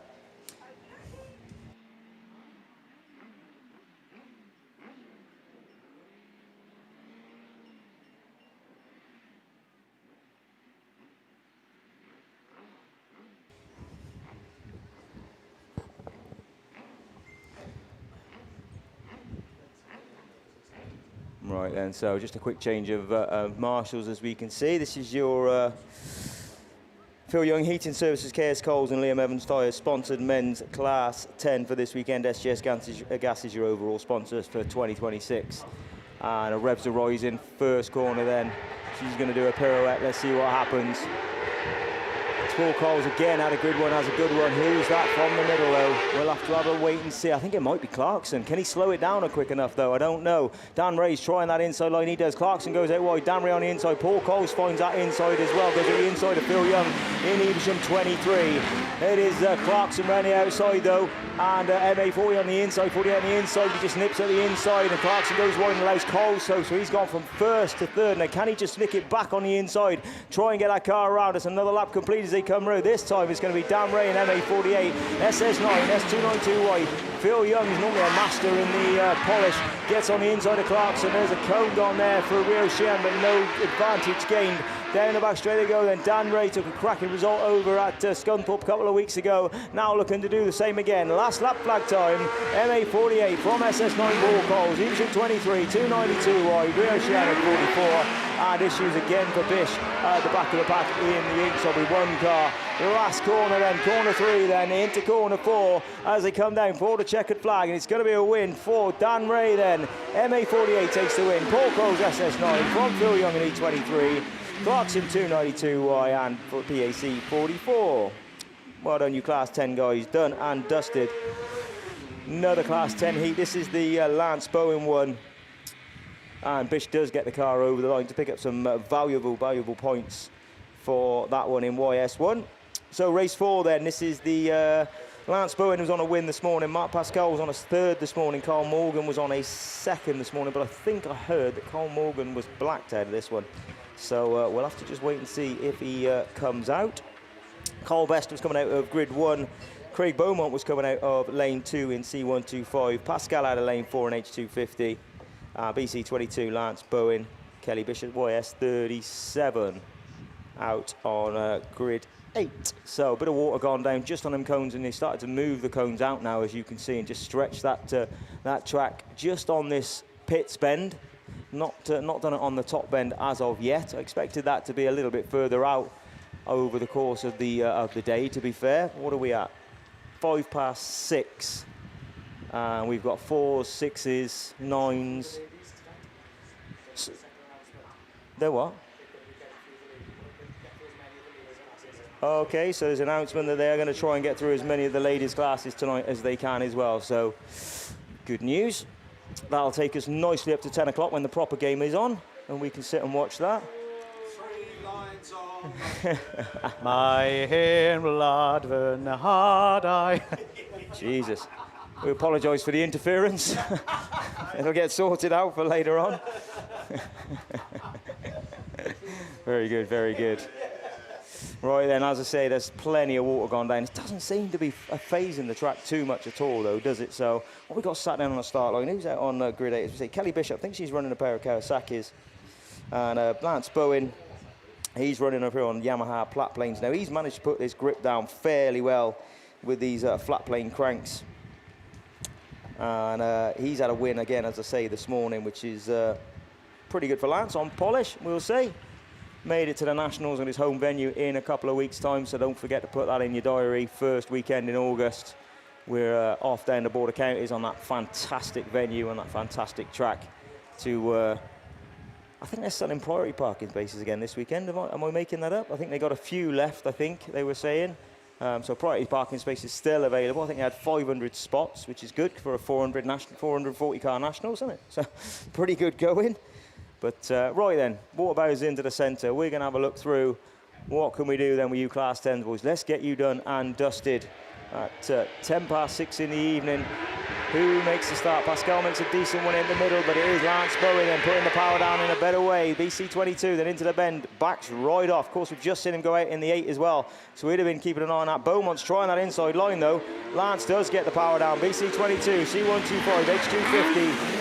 Then we got West 37 in front of BC3, Carl Best. He's gone right out wide, and Kelly Bishop's got it round in a big heap as well. Pascal's nipped through. These two have been battling through in qualifying in the Westmoreland League this year. And I don't know who got the first place through to the Nationals, but they have been battling through. It's H250 then, he'll slow it right down. Lance is going to slow it down. Can he nick on the inside of him? Pascal's just put that left wheel on that bit of a dry line, gets the drive off the corner, and the twin Blackbird car, twin Fireblade car down the back straight, doing the business. Away from Lance Bowen with the Yamahas. Let's see what happens if they come into this track. I'll tell you what, he's doing a sterling job, is Mark Pascal. Sana 30, and love to go in with a win. Oh, I genuinely thought Lance was going to dive bomb him then, but he managed to hit the brakes hard enough. For first and a second's pretty good, Lance. You're running second in the BASS, you don't need a flag. He's trying the outside line, he's trying to make Mark Pascal make a mistake, but I tell you what, I don't think he's going to. It's going to be a win. Mark Pascal, H250, a good win. He's happy with that one. BC22, BC3, C125, I think is going to come over and take that fourth place. Carl Best moved up to third place then. Then Kelly Bishop with loads of problems on the front of that car, just struggling to get the thing round at the moment. She's a talented girl as well, is Kelly, but just having loads of problems along with her dad this weekend. So that's all your 10s done and dusted. I'm going to shoot back down. Thank you very much, guys, and I'll see you in a little bit. Cheers, Graham. Yeah, so we got the men's Class 4s next down there on the line then. And just a reminder that they are going to be trying to get through as many of the ladies' races as possible this evening. So ladies, don't go too far from your cars. Make sure you are ready to go as soon as you are called for us to get through as many of the heats and classes as possible this evening. So yes, we've got our Class 4s down there on the line then, and your reigning champion, not here this weekend unfortunately, is Dalt Thomas in the Scarborough number 4. But your round 2 champion is, and that's Paul Birrell in the SN261, and he's going to be coming out in race number 2, and he had a race win from this morning alongside Ben Gould in the North Shropshire 434 as well. So they'll be out facing each other in race number 2 a little bit later on. Your 2026 overall sponsors for the Class 4s are Yorkshire Flapjacks, and then your round 3 sponsors are Potter Plant Tyre and KP Thomas and Son.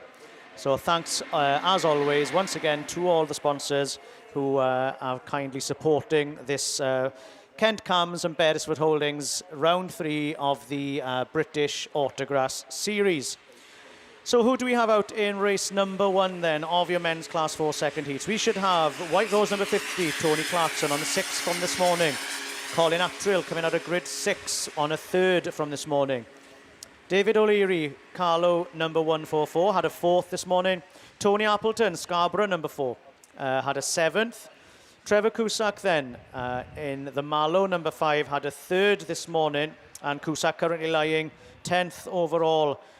So he's going to want to get a few more points under his hat to try and boost himself up that leaderboard a little bit by the end of this weekend. Then we should have the Andy Whittingham in star 50 from lane 2. Border County 25, Richard Williams in lane 1. It's 272 though, who's had the better of the starts, with Cusack in the Mallow number 5 then in that second spot, with Scarborough number 4 of Tony Appleton in that third. I'm pretty sure that all of these cars are going to be hugging those cones as they come around down through the bottom corner here once again. It is then the 272 machine, South Somerset. Colin Attrill it is in the mini pickup then, leading the way down that far straight, but Cusack on that inside line then tried to get that grip to work, but for some reason Colin Attrill has stayed out very wide coming into turn 1, and it's allowed the Mallow number 5 machine to get out into the lead. I'm sure there's a problem on board there for the 272 because he was very wide going into the corner and then cut right in and actually took the cones out. Raced a little bit on the infield as it happens, but Mallow it is then. Mallow number 5, who's now your race winner then, coming around for the last lap flag this time with a star number 50 just behind there. In that second spot in the mini pickup, and then we got the Scarborough number 4 demoted down into that third spot. White Rose 50 it is in fourth at the moment, and as I say, it's star number 50 losing it as he went round into turn number 3, allowing the Scarborough number 4 up on that inside line, but who's going to make it work across the top corners for the final time? Cusack it is who's in the lead. He's staying in nice and tight, coming around that final bend. He's on the straight and he's going to take the win. Second goes to Scarborough 4, star 50 in third. South Somerset 272 in that fourth spot. White Rose 50 next over the line. Then we've got the Carlow 144 machine just tootling over, unfortunately. And then the Border Counties number 25 of Richard Williams at the back of the pack after a good fourth this morning in the first heats. Race number 2 then is already down there. They're raring to go already. We should have PSC number 4, Dan Jones. Charlie Steele in SN 626. Ben Gould, a race winner from this morning. Gary Wickham in the IK13. Paul Birrell in SN 261. Another one of your winners from this morning. Nigel Bache in the BC80 and had a 7th this morning. And Nick Williams on a 2nd from this morning. Gould is your overall leader in the championship. As we speak, after the first 2 rounds and after a win this morning, that will have helped him no end as well. Here we go then, the bungee's lifted. Dan Jones, seemed to have a pretty good start out from number 8, but there's 3 of them neck to neck as they came onto the main straight. Gould it is though, who just managed to sneak up onto that inside line then with the Melton number 60 machine of Nick Williams just tucking in tightly behind him. Look at this move from the Mini though, around the outside. SN 626 it is on a win from this morning. No, I got the number wrong. SN 626 though, it is in that second spot, just working away and getting ahead of the Melton number 60, and he's managed to get on that inside line. SN 261 it is though, who's on a win from this morning, and he's down in that fourth spot, but manages to get a very tight line around that top corner. PAC4 then, after that initial good start, is demoted down into that 5th spot. That's Dan Jones at the wheel of that one. Then we got Gary Wickham just losing it as he comes around that bottom corner, very sideways across turns 3 and 4 there. But Gould it is then, stretching his legs, pulling away then for the last lap flag then. Melton number 60s works his way up into second. 626 from 261, and then PAC number 4 is still in that 5th spot. Nigel Bache it is then in Border Counties number 80, and unfortunately then Wickham just finding himself at the back of the pack. I think he might have a puncture on the outside rear of that car, but it is Gould then onto the final straight for the final time to take the checkered flag. 434 takes the win from 261, who's got up into that second spot. 626 from 60, then PAC number 4. Nigel Bache in the BC 80, and your final finisher, IK number 13. Now, no puncture on board there for Wickham, which I thought he might have had as he led into that bottom corner on the last lap. But as it happens, then it looks like we're looking down to see the line. We've got Class 6s there, and it's a welcome back onto the mic once again then to Timothy Jones.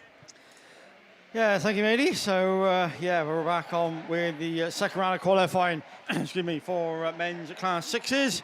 And race 1 then brings out Hugh Thompson, Jack Brown, Jack Parker, James Sinnott, A.D. Lewis, Martin Phillips, and Charlie Williams. And away we go as they lead them into the top turn for the first time of asking. Is James Sinnott in CW174. Didn't have the best run this morning, but looking to make up for that. He leads and passes. Once again, Jack Parker right on that outside line, just ahead of C47, Martin Phillips. Looking to come through as they go down that far side and back round towards us, but it's James Sinnott in CW174 that leads away from 47. That Parker, Tomo in Scarborough to 130, and the first round heat winner is right towards the tail of the field. That's going to be Jack Brown in Mallow 182 with some work to do, but on song with one to go then. James Sinnott with C at 47. There we go, Jack Parker and Scunny 65. Then Stuart Thompson, Jack Brownie, Mallow 182. Just looking to gain valuable places as he goes down that far side. But he's back to the front. Had a good win. Here's James Sinner. CW174 takes it. C47 from Tomo. Jack Brownie, Mallow 182. Jack Parker. And finishing off Cambridge, number 1. And picking up a few points, that's Charlie Williams. Wow, good stuff for men's at Class 6s. And as they Andy Russell Landscapes and Brown's Motorhomes, your very, very kind sponsor. And the overall sponsor, of course, Total Civil Solutions. So away we go then. We're going on to straight on with race 2. Race 2 then brings out Darren Bryan in Scarborough, 41 and a third this morning. Mickey Manning in Evesham 5. Not the best run, Mickey, but he'll be there or thereabouts, I am sure. Then we go to Jordan Tinker in York 35. Alan Bolger in Dan Autograss 243. Jay Colgate picked up the third this morning. Unfortunately, picked up the green flag, so back to 5th. Then Jay will go. But Heath Clark's from lane 6. From Rob Lancaster. Well, nice to see Rob out in the Radford 471 with the supercharged machine, and picks up a third this morning. And you're looking to do the same or better. And not forgetting Radford 44 of Josh Griffiths, the last of the runners and riders. Right, that's race 2. That's who's down there on the line. The Bowser in the centre of the raceway. Bungie goes down. Let's go racing once again. Men's Class 6s away from the line. Darren Bryan is who's quick, so's from the middle of the pack with Josh Morgan. But through the middle of the pack, that's North Wales number 1. That's going to be Colgate, who looks to take up the running passes for the first time. Asking down the hill, running start gate 2, and we go with Radford at 44. Just holding up to second place slot then, Josh Griffiths. But just getting his nose in front, just slowing it down, hugging them tyres.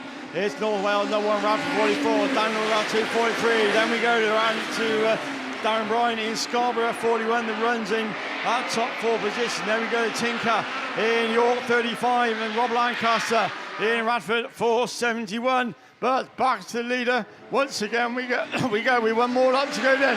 North Wales 144, 243. Then it's Darren Bryan in Scarborough 241 as they go down that far side and climb the bank for the final time. A checkered flag. This will do his chances. No harm whatsoever. 55 points and a race win. Colgate takes it. Griffiths second. Bolger. Then we go to Darren Bryan. York 35 of Tinker from the Lancaster machine. And not forgetting Mickey Manning in Evesham number 5. Wow, it's just starting to hot up and getting exciting, isn't it? And talking of that then, race 3 then. This brings out 2 race winners going side by side. That's going to be Tristan Daniels in Tyre 36 and your current champion. And also took a win this morning of Matthew Manning in Evesham 152. Joined by Dave Houghton in Radford at 27. Adrian Brown in PAC 37. Field of Prayers in North Wales 251, and Ian Lewis, the second round winner, of course, up there in Scunthorpe a few weeks ago. And he comes out of lane 7 in PAC 70. So that's your lineup for race 3. And we look towards the line, just the Bolger machine to get moved out of harm's way, which it does. And we look round the raceway. And we look for the bungee lifts down. Let's go once again. Bungee lifts. And away we go. Daniels here's who's quick once again from the inside. But so's Manning in 152 as he hits the front. Just gets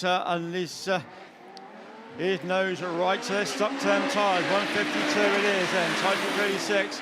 Then we go to Dave Houghton, just slotted into that third place slot. Field of Prayers gets it all wrong in North Wales 251. But hopefully well out of harm's way. And Matthew Manning looking to make this 2 wins from 2. And that won't be a bad day's work as he comes past us once again with Daniels in Type 36. Dave Houghton just sticking there in that third place slot. ahead of Adrian Brown in PAC at 37 and Ian Lewis in PAC number 70. But one more lap to go then for young Masterman in Eastern 152. Type 36 just really controlling the pace, isn't he? Just hooking them tied up, keeping it nice and tidy, gives it plenty down the straight. Into the up the bank he goes and back round towards us he goes. Another Lou nicely, 2 from Tins. Well done, mate. Well done, boy. Eastern 152, Type 36, Radford 27, PAC 70, and completing at PAC 37. That will be Adrian Brown, and keeping it going. And he will pick up a few valuable points, I'm sure. Field of Prez in North Wales 251. So good stuff from race 3, and of course the Bowsers come on to onto Raceway, and we're still sticking with loads of money Class 6 as by Mr. Ray Wyeth, and I've actually been told I can use it and copyright it. So there you go. And so it's nice. It's it was nice to hear him at Scunny on the Class 6, to be honest, and certainly one of the voices I used to listen to a few years ago.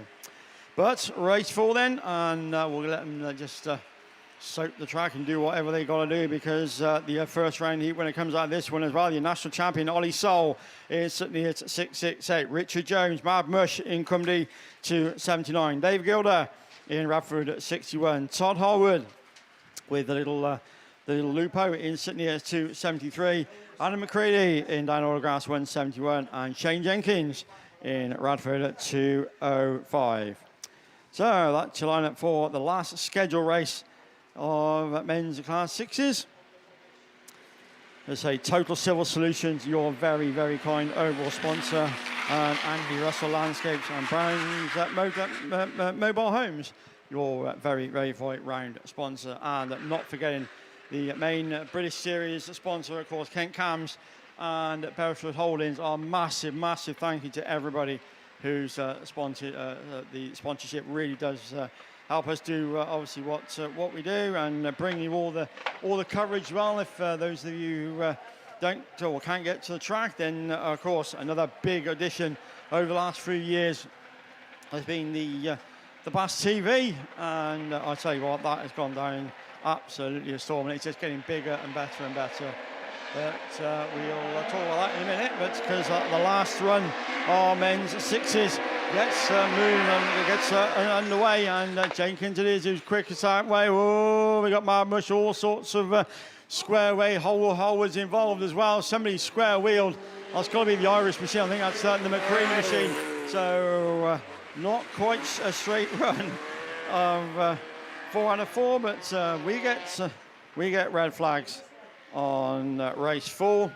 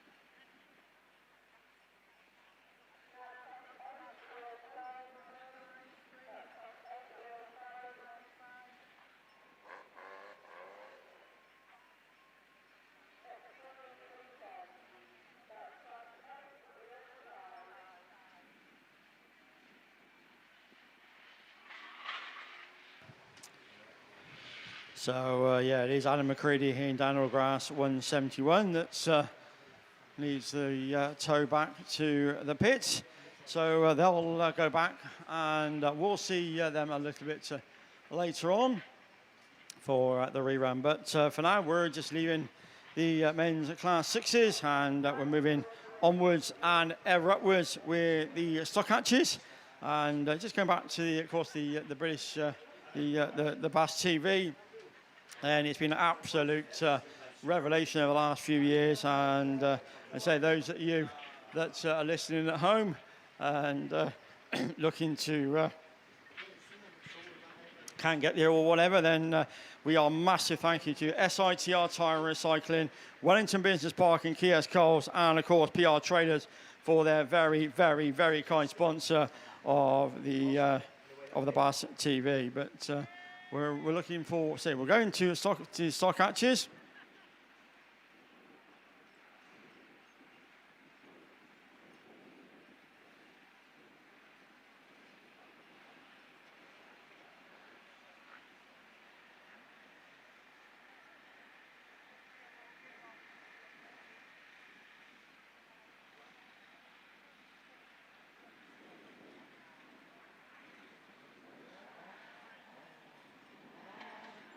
So it looks like everything's coming back off the track, and we're staying with obviously the stock hatches and D&D Transport, of course, your very kind sponsor, and of course the Wheels Scrap Metal and Recycling and Sons are very kind round sponsor. Once again, massive thank you to everybody. Of course, your 25 champion Josh Holden not here this weekend. But I'm sure he will be a little bit busy on because he's running the UK meeting, not too far away. So, but I'm sure he'll be back to try and grab some more points back. But we'll let's see what the rest of the fun of the racing can do. As away from the line, then we go. We're racing number one. No time to tell who's in it either, but we know Ollie Stevens it is. A first round heat winner as well. And round 1 and 2 winner, the man absolutely on a charge, isn't he? In Ludlow at 64. He's your race leader from Severn Valley 22. Just slotted into that second place. Took a second this morning. Did Alan Hawkins. And another second. That'll do very nicely. Third then just holds the Breen Hill number 1 car. Oh, Dan Hughes, another one. Had a win this morning. So it's all fast and furious in men's stock hatches. But it's all going down to the wire for Breen Hill 1. Look up that inside line. And North Shropshire 19 also looking to gain ground as well. That's going to be one of the Ikin machines. Yeah, Dan Ikin also. Another one had a good second this morning. As the last lap fight already goes out, we got problems with the Hawkins machine in Severn Valley 22, and Ikin was their contact. But the checker flag goes out. We'll have to wait and see what the marshals say. But it's another win, 2 from 2 then from Ollie Stevens. Greenhill number 1 takes second, PAC 9. Solway at 91 then goes through. That's going to be Jack Schaefer of Radford 247, North Shropshire 19 of Darren Ikin. And last of the finishers will be Travis Markley in PAC number 9.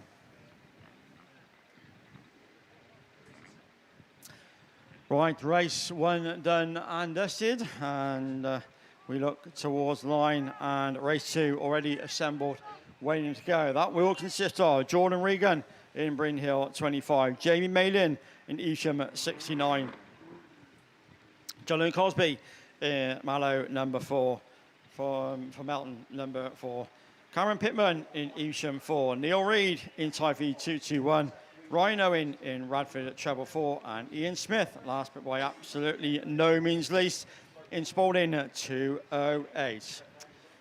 So Neil Reid picked up a third this morning, so looking to gain ground and get some points, but low, plenty of points, plenty of points to play for as we look down towards the line. And the bungee breaks then. We get the wind-up signal, and away we go. And Cosby it is who's quick in Mallow number 4, but Mountain number 4, but it's the Reid machine, Tyre 221 on the top. Neil Reid that takes up the running from Mountain number 4. He's in 69, he's in 4. That's 1, 2, 3, 4. As they all just slow it down around the start gate turn, but it's the Reid machine, Tyre 221. That leads the way from Mountain 4, John and Cosby. These two are just broken, though, slightly away from the top third place machine that goes across the line. That's Ryan Owen in Radford at treble 4. Then we go to the Spalding car of Ian Smith. in Spalding at 208. But eyes to the back to the front. It's still Nigel Reid in Tyre at 221. That's going to bring around once again. One more to go. Reid it is from Mountain number 4. Radford 44, Spalding 208, Greenhill 25. Looking to challenge as well as they go down past commentary once again. And for the final time, but we're switching our eyes back to the front. Neil Reid, Tyre 221. A win to pick up for that with his third this morning. That'll do nicely. Tyre 221, Mountain 4, Radford treble 4, Spalding 208. Farm Greenhill 25 and Isham number 4 was the last of the finishers, and that will be Cameron Pittman.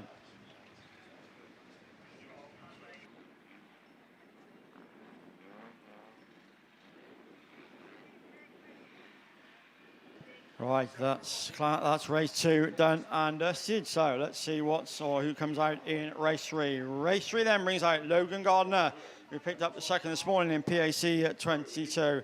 Ben Doyle in York at 775. Tommy Harrington in Solway at 92. Paul Harrington in Solway 90. Darren Munford in IK 505. Cameron Phillips in Crimdy 48. And starting from the inside line in lane 1, Jacob Leake in Cambridge 201. So that's your lineup for race 3. As I say, D&D Transport once again are very, very kind overall sponsor, and Will Scrap Metal Recycling and Sons, your very kind meeting sponsor. And again, big, massive thanks to them. So those of you are on track, then I hope you're enjoying the day, and you're keeping suitably refreshed, and the sun cream on. It's still pretty warm out there. And those of you who are listening to BAStv, I hope you're all well and enjoying the commentary. And say should be here really, but if you can't, it's a good second best, isn't it? Right, away we go then with we got all sorts of mess going into turn 1 and 2. Somebody parked against the barrier, so I got a feeling that's not going to go very far. And as soon as said, I come the red flags.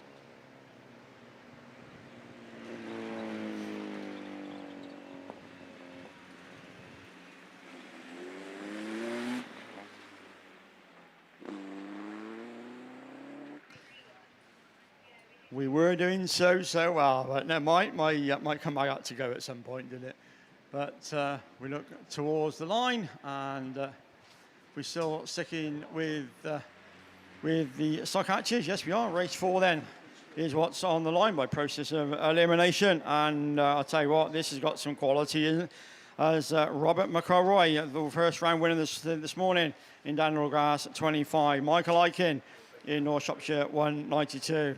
Another heat winner this morning, and Dean Smith in Radford at 248. Stewie Gardner in Breenhill 125. Cody Phillips in C49. Stock Atkins in South Somerset 44. And Mark McAvoy in CW 903. And no sooner said bungee lifts then let's go racing in the stock hatches once again as they all dive into that turn 1 and turn 2, paint swapping going on. Once again, it's 3 abreast from the 2 orange machines, then CW 903 and down Autograss 205. So it's a battle on the fares then. Mark McElroy in CW 903 and Robert McElroy in down Autograss 25 as they come back round towards us once again. But it's the 25 car lead, Radford 48, got his nose into that second place slot, and they go down the far side back round towards Dean Smith, of course, in Radford at 248. Just splitting the 2 orange machines at the minute, but another lap gone, one more lap to go already. Daniel Grass 25, 248, 903 in Big Atkins. This host Sunset 44 just been shoved out to dry a little bit from one of the Aiken machines. Yeah, that's Michael Aiken in North Shropshire 192. But eyes back to the front, and he's led right from the word go, isn't he? And it's going to be a win for Autograss 25, 248, CW 903 from Michael Aiken. And then the Somerset 44, Breenhill 125 with Stewie Gardner. And last, but by absolutely no means, least, Cody Phillips in C49. Right, so one rerun in Stockhatch and one rerun in Class 6s. Well, that'll do. I'll take that for the first time back for a while. Not bad at all. Yeah, but looking towards the line, we're definitely not going Stockhatches. We're definitely not going Class 1. That looks like the Junior juniors, saloons. and it definitely looks like Lewis Richards. I hope so. Yeah, it's the race one of your junior saloons that are down there on the line. And there's a lot of carnage. I was going to say a bit, but it was quite chaotic into that first corner, around the first corners there. But here we go then. We're going to be looking for track clearance. We've got it. The marshals turned and lifted. Grid 7, a very good start initially, but drops right back, maybe too good. SV29 maybe was too eager and is allowing the rest of the pack then just to get away from them so that they're not penalised. But it's C171 then, Frankie Taylor on a win from this morning, who led them around initially but went out a little bit wide. And it's your other race leader from this morning, the South Somerset number 50 of Zach Southgate, who's there now, who takes up the running around turn 3 and 4 and onto that far straight for the first time. On the first complete lap then, I should say. It's SS50 then from C171. Then we got the York 63 machine in that third spot of Harrison Hurst there, just behind. But we've got two cars on stop on that far straight. White Rose 12, unfortunately, and Tyre number 4. Can we put the red flags back down? They both go in now. Unfortunately not, of course. Once the red flag is up, then that is it. That race is done. And that rerun will go back into the pits. I'm going to say I'll hope to see them out again this evening, but obviously with the ladies racing due to come out as well, and maybe some of those cars being shared in the ladies class 1s possibly, then we might not see them out until tomorrow. But that's not my decision. Don't take that as read. Wait to hear the official announcements over the tar noise or on that WhatsApp group. Over to Graham. Thank you, buddy. Yeah, we're going to move on with you. Men's Class 9 overall sponsor, X-Track Shocks. Thank you very much to them. Your meeting sponsors, round 3 sponsors, MJA Engineering and SJ Lewis and Sons. So again, once again, thank you very much to them, guys. This is race 1. Lewis Farrer's out there on lane 7. Dave Palmer on 6. Hornshaw on 5. Llewellyn, who sat on a 2nd this morning, I think. PhD 9 is in lane 4. Sam Pinches had a win this morning, R35s. Henry Deprez in North Wales 252. And Miho Keogh in C 333 out of grid 1. Few yellows just starting to go up then. Turn 3 is yellow. 1s and 2 is now. So let's see what happens and who makes the start from this one. Keep your eye out for Llewellyn then, and Sam Pinches from around about the centre. But it is, who's that gets the go? Let's have a look as they get in. I think Dave Palmer had a stormer. Did he manage to slow it down enough? I think he did. And he comes out in the lead. So it is Dave Palmer, NW31. Oh, Y78. Cut straight across in front of Llewellyn there. In a PhD car, but manages just no damage. Pinches up there into 4th. Farrer, after disaster run this morning, is dropped back to, oh no, I've seen them go so wrong before Henry Deprez, but he managed to keep that on all 4 wheels. NW31, Y78, PhD9, R35. So your winner and your second place car back in 3rd and 4th at the moment. Hornshaw's through in the Millington powered car up in the 2nd place. Dave Palmer driving an absolute Brahma, to be fair to him. A former national champion, of course, is Dave Palmer in North Wales 31. Last lap flag time. Tight and tidy wins the day, hits the brake, blocks it in, 300 horsepower around, give or take in this Shebtech Shebtech, I think it is. Duratec down the back straight he goes then, and Llewellyn there and behind him with the Honda Power, who's just trying to make way, tries to sell him the dummy, snick back at the inside, but I don't think he's going to make it. Palmer's going to have the drag, so it's Palmer then from PhD9, from 78, from 35. Then we got Miho Keogh come through, and I never hit a cone, honestly. C333 is there. And then we have got one more car finishing, so just be careful on that, Mr. Quad, if you can hear me. And N Nottingham 42 is just finishing. Right, we're going to just leave you for a second and put you back over to the Italian Stallion. Thank you very much, Rid. Yeah, it's our second rerun of the juniors, which should be race number 4. And I can see the York 81 there of Jacob Farrow out in grid number 8. White Rose 114 should also be there in grid 7. Next in line then, IK273 Charlie Rayfield coming out of grid number 6. Then we should have the Lottie Marie Chadburn machine, who unfortunately had a DNF this morning, coming out of grid number 5. Corey Reed, I can see, I think, is in grid number 3. Lane 4 is empty there. P88EM, Oakley Stokes on no finish from this morning, unfortunately, as well. And then the SS Treble 4 of Freddie Atkins coming out of grid number 1. So this is your SPD Electrical Contractors, your overall sponsors for 2026. And K2 Recovery and FJR Racing sponsored for this weekend Junior Saloons. A few cones just to reset there, out on turns 1 and 2, then up the far straight, I think, before we can get this race underway. And just to reiterate, if anybody's listening, ladies out there, I know the club are very keen to get through as much of the second heats as possible. So ladies, keep listening out for the tannoys on that WhatsApp group to see if you're going to be out a little bit later. But I can see the ladies' ones just coming down in the distance, I'm sure. But this race is now up and running. Farrow is out in grid 8 then. He's stuck on that outside line though, isn't he? Unfortunately, I think the White Rose 114, unfortunately, just didn't give an inch there as they were coming into turn number 1 and set Farrow a little bit down the field there. But it is a close race there for the top 3. I think it's pen 9, number 88 though, on that very wide line, allowing Corey Reid in the Tyre treble 2 then to take up the running, up that fast straight, and look at Farrow going then, the York 81, then up into that second spot. Is he going to be able to work his way past the Reid machine? These two compete very well at very high level here, and it'll be interesting to see how they get on here. They're in this race against each other there. Treble 2 it is though at the moment, ahead of 81, with the IK 273 now then, up into that third spot. The Pen 988 still opting for that very wide line across this bottom corner and up that far straight, just ahead of the White Rose 114 then in that 5th spot. It is still Treble 2 then who takes the last lap flag. York 81 just ahead of the IK 273. Then we got the Pen 988, White Rose 114 next over the line, with the White Rose 13 there just lagging behind the rest of the field as these race leaders then just come up behind them to come up to take the checkered flag. It's last lap flag for White Rose number 13, but checkered flag time for Corey Reid in the Treble 2 machine. Farrow takes second in York 81. Then you got IK 273 of Charlie Rayfield, P88EM, followed by White Rose 114 over the line. And then we've got the White Rose number 30, and then on the far side of Lottie Marie Chadburn, unfortunately with a no finish this morning. Keep on going, Lottie, don't stop. Oh, get it going, get it going. Unfortunately, just came across, but on that bottom straight there into turn number 1 and has come to a stop. But there's got the car going. The checkered flag is still up technically. I know we've got the quads are already out on the line, so she's going to come around. I can see the checkered flag marshal here just waving the flag a lot for her to come around then. Whether she'll be awarded the points, obviously, with marshals already on the mood, I'm not sure. But, yeah, here she comes then. Give her a big round of applause. Lottie May there in the White Rose number 13 has come over the line then to take that final position in the Junior Saloons. South Somerset Treble 4 there, I think, is stuck down on the start line. That's Freddie Atkins. Only on a 5th from this morning, so that's not going to help Freddie at all with getting into the finals. But hopefully not too many problems on board and can get out again anyway for the third heats. Talking about the third heats, everybody who's done their second heats today, don't forget you have to sign on today. So once you're done with your second heats today, get down to pits control just behind the start line there and make sure you are signed on then to race in the third heats. Or indeed just tomorrow's racing if you're unable to get through your second heats.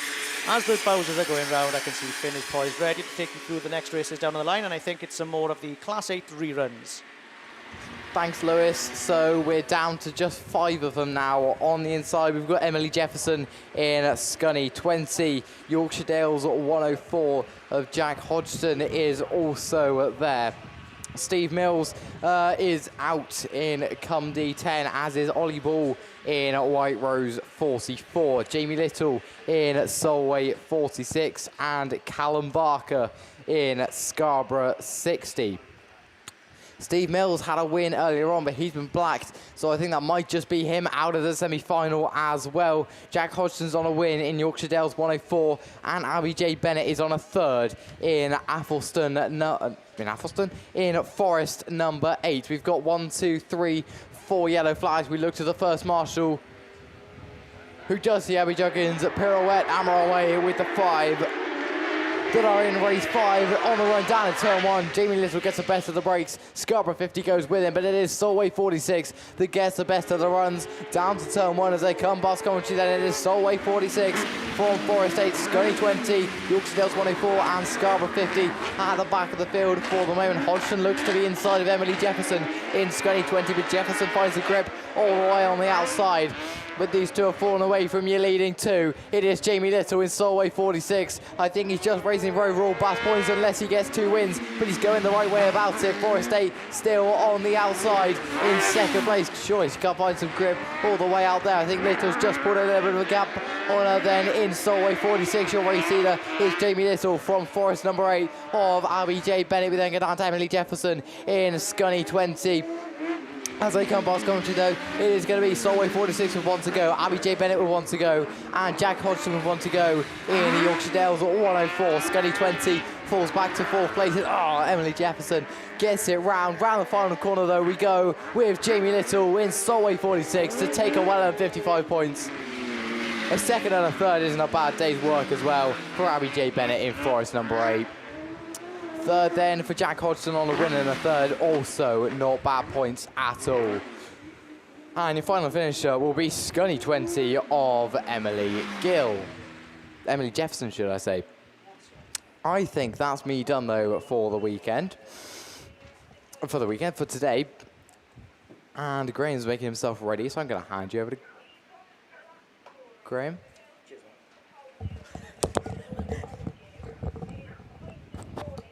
Cheers, Finn. Great job, as always. Right, men's class 9 down on the line. We know that because we can see the Evesham 26 car of Mark Brock down there, the bright yellow with the red chassis, coming out of about grid 4. Next to him, Maxton Young in lane 3. Took a win this morning, I think. Oh, did he? I haven't got it wrote down, so I'll have to have a look. Where's my sheet?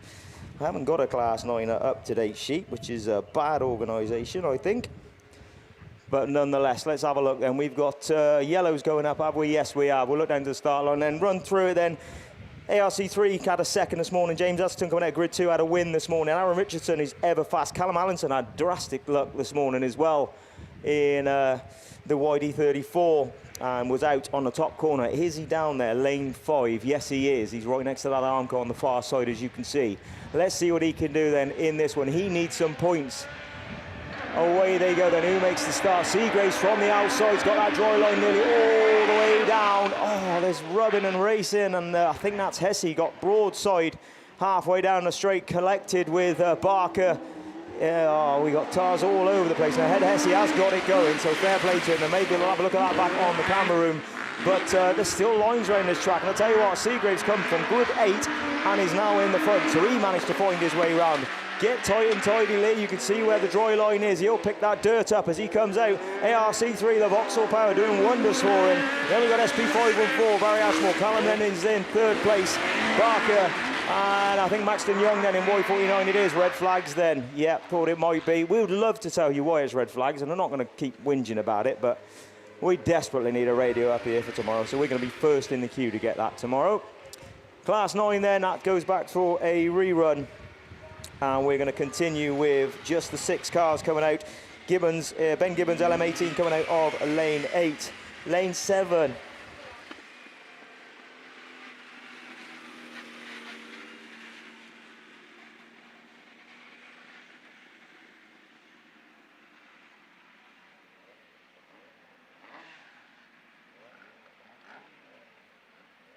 Thanks. Charlie's been in, and I owe him £1. So anybody out there, if I haven't given Charlie his £1, remind me later. Right, men's class 9 then.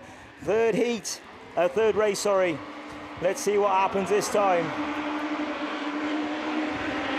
As they go out then, good start then from the outside grids again. It is WS2 then, who could do with a good run through. Jack Joyce, oh, his commentator's curse. I'll tell you what, boys, big congratulations for missing that. But he's going to the lead then. It's going to be Ben Gibbons then, LM18. Currently, I think, was it 8th, I think, overall in the BAStv C50 though. I'll tell you what, he's having a good run through Nick Fletcher. I think he had a 4th this morning, 3rd or 4th this morning. And he's out there, but Ben Gibbons it is. It's finding his way round this track in the LM18 car. And he's finding the best grip, hasn't he? Gets it on the inside. Rolls it around. C50 having another good run. Then we've got a Kieran Smith car. Ben is there in 4th place, and Ludlow 12. Zach Mills towards the back of the field. I tell you what, desperately bad luck for Joyce there. No reverse on these cars, of course, so can't get out of there. But LM18 won't give a hoot, will he? He's on to his last lap flag. Just gets a little bit of push, but manages to square it back up. He won't know, but he's a good straight in front. Kieran Smith will know though, because he's gone wide and allowed C50 to go to the inside. And Ben Wilson, WR143, who I think was a superstar at the first meeting of the year at Ireland, but it is a win for Ben Gibbons then. C50 takes a good result in 2nd. Wow, Ben 3rd.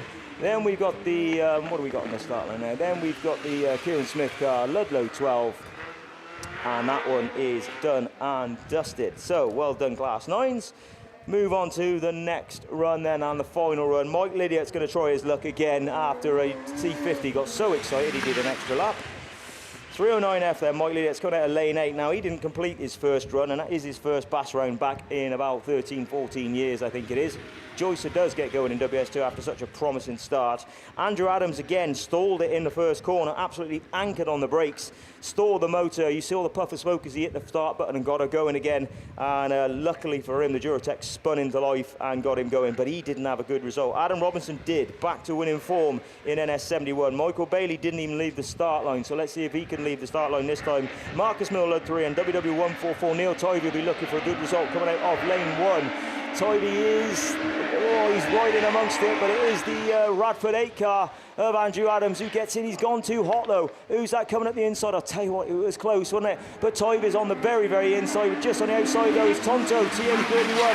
And Tivey's just ripped the back wheel straight off Tonto's car. That will be a red flag without a shadow of a doubt, because you can't move a car on 3 wheels.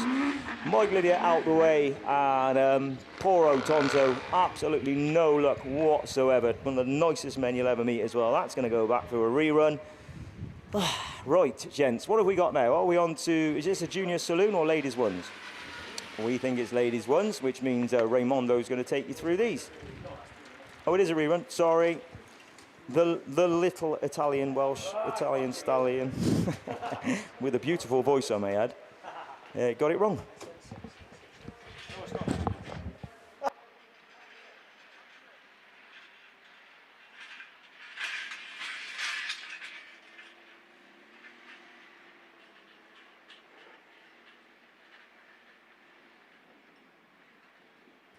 Sorry, it's not me. It's over to Ray to take you through the ladies' class ones. Yeah, just very quickly though, Charlie has just come in and bought me my lovely little band. I'm very pleased with it, black and pink, so I've got to go and find him and give him his £1. So thank you very much for coming up here, Charlie. It's been have you paid him? Oh, Ray's paid it for me. That's going to cost me £2 later, I would guess. But thank you, Charlie. If you're out there, I'll come and find you later on. Really appreciate it. Good to see you, mate.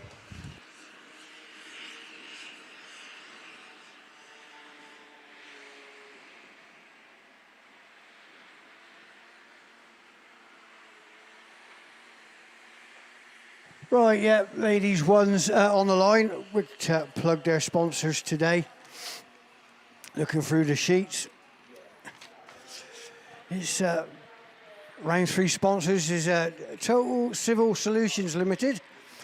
So many thanks to them. Overall sponsors BB Gem. Also BAStv sponsors. How do you say that? SITR, is it? Yeah, SITR, Tyre Recycling, Wellington Business Park and KS Coles, and PRG Trailers. So look at on the line, we should have, which we've noticed, in lane 8 should be Laura Henry, in SR19, BC35, Katie Tippins, Jill Hughes in Eastern 327, Lily Chapman in 10F, Jay Pole in Radford 121, Maddie Tilson in St Neots 16, and Jessica Farah in York 72. So while they've cleared all the debris off the track, it's still quite wet coming into this bottom pits corner, and also on the wide line is wet as well. So I hope these ladies have actually seen where this water is. They did give it a bit of a bladder in just before the Class 8 rerun. So it's soaking in a bit while we've got this bit of downtime, which is good for it. But looks like we're under Marshall starters orders, and away we go. So then, off we go. Very good start by York 72, which is Jessica Farah. She comes into this bottom corner. 10F's there as well. Also BC 35 in that 3rd place, but tucked in tight there, sitting there at 16 from Eastern 327 and Radford 121. So it's York 72, Jessica Farrow then. Your race leader at this time from 10F, which is Lily Chapman, sitting there at 16, Maddie Tilson. Then Border Counties 15, 35, sorry, which is Katie Tippins. Then Eastern 327. Which is Jill Hughes, and I really feel there's a bit of work to do. Radford 121, to get herself out of J pole. So they've all had a mention. They've spread themselves out now up on that far side. Around they come again. Last lap flag this time out and flying is York 72 from 10F. St Neots 16, BC 35, E2 327, and at the rear of the field still is Radford 121. So fighting with the steering wheel then on that bottom corner, but no places have changed, no gain in the places either. So it's checker flag at the ready then for York 72, Jessica Farrow, then it's 10F, Lily Chapman, then St Neots 16, then as Maddie Tilson comes through from Border Counties 35, Evesham 327, and at the rear of the field there was Radford 121.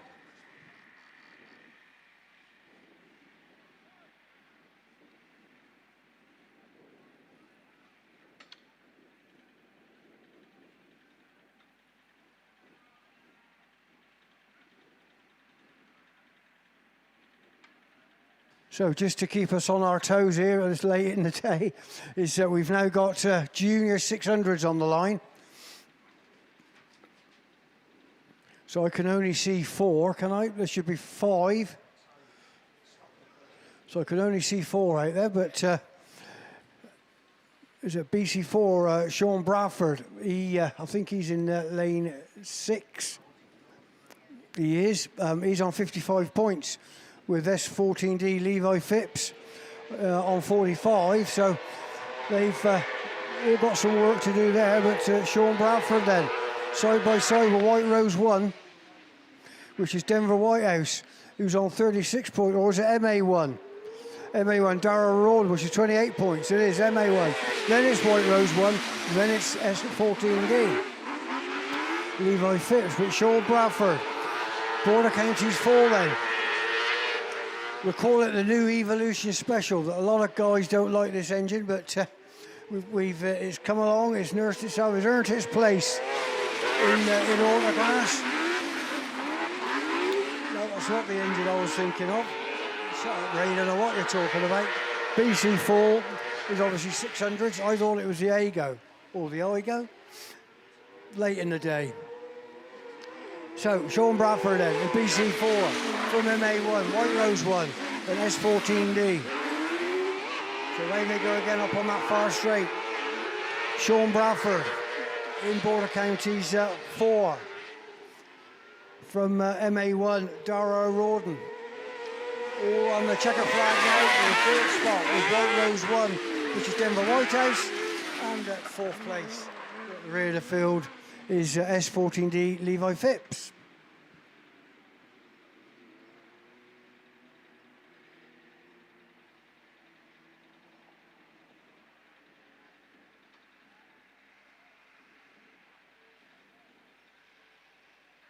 So back to ladies ones, just to mess us about.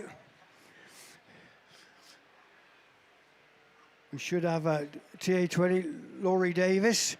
We should have Victoria Tilson in St Neots 296. Catherine Hardman in North Wales 326. Missy Fowler in North Shropshire 2. So we haven't got time to finish off. We've got TA. So TA2 then on the outside, but there's North Shropshire 2 is Missy Fowler then. Into the first corner first. Oh, sideways, bit of collections going on there. One square wheel, so we'll see what the marshals are going to do. SC 59 also, Frankie Dunmo is not making any attempt to move at the minute, but North Shropshire 2 then from TA2. But yeah, I thought so. Is red flags on that one.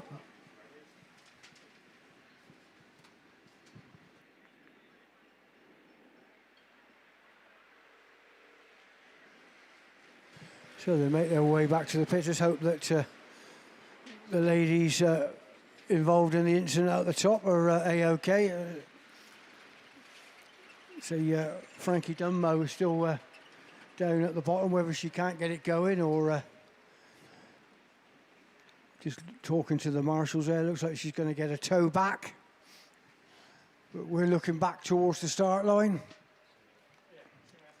We've got race 3 underway, or ready to go, not underway, but we say we should have IK37, Sarah Lovett, NS89, Faye Stevenson, CA142, Grace Williams, NS951 Claire Compton, North Wales 52 Amber Powell, North Wales 397 Rebecca Owen, and DA 917 Kathleen McCready.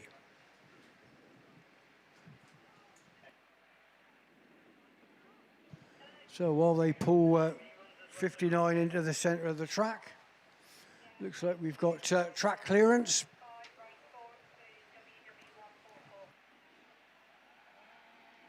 So we're under starters orders. Bungee's up and away we go. Someone was late off the line there. I think that was the DA car, D917. Kathleen McCready. That's a very slow start, but it's WS36. Oh, gets encouraged round, shall we call it, up on this top corner, as North Wales 97 E24 are unaware of what's going on behind them. So they all get themselves going, but yeah, red flags on that one. I thought I've seen that one coming, Lewis.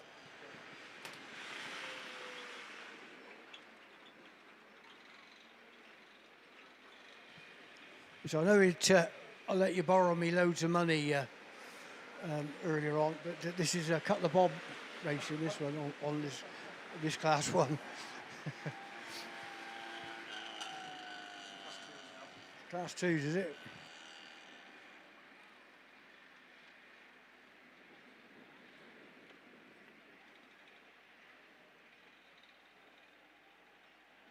So while those ladies get themselves sorted out, ready for a rerun later on this evening, Class 2 have turned up on the line. There's 3 races of Class 2. So as we look to the lineup, 6 are on the line. I got 6 on my sheet, so they're all runners, and away we go. So it looks like Linda Thomas up on that gate 8. There she is, PAC 91. But it's YD 295 Rebecca Starbuck then has got the inside line. But Linda, oh, bit of a coming together. No harm done there. Y16 comes through B10H A212. And at the rear of the field there is Radford 318. So they're all spread out a little bit now as Linda Thomason in PAC 91 comes round again, holding off their YD 295, which is Rebecca Starbuck. So, there's a roll lead, so we'll, hopefully everything will be all right there. So we've got the red flags on that one. So while they just attend that one, we just go quiet for a bit while they just attend this one.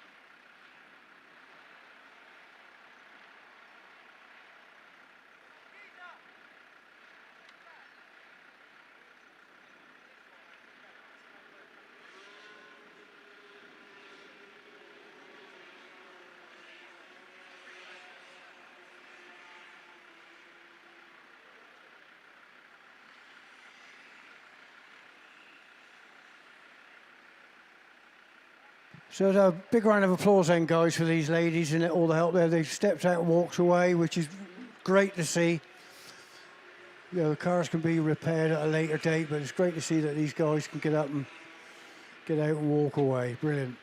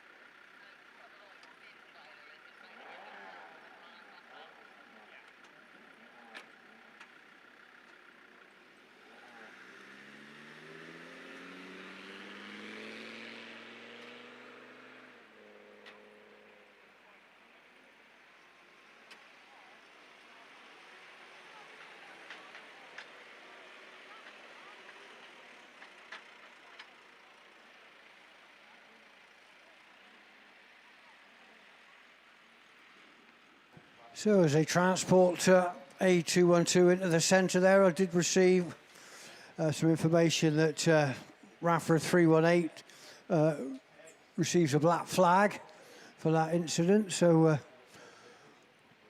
we'll leave that one there, but we've got race 2 on the line. So conscious the fact that it's 7:10. Like I say, we want to plod on. I don't know how much longer we're going to plod on, but we'll get the nod. Ladies 1s and 2s and all the reruns. So that's what we're hoping to achieve this evening tonight, receive tonight, hopefully. So we've got the second race of ladies 2s on the line, as I've said. We should have SN34 Vicky Robbins in gate 8, M62 Claire Horner Williams, Y181 Maisie Farah, NW151 Jess Owen, Radford 22 Natalie Green, and 515F Sally Doddridge.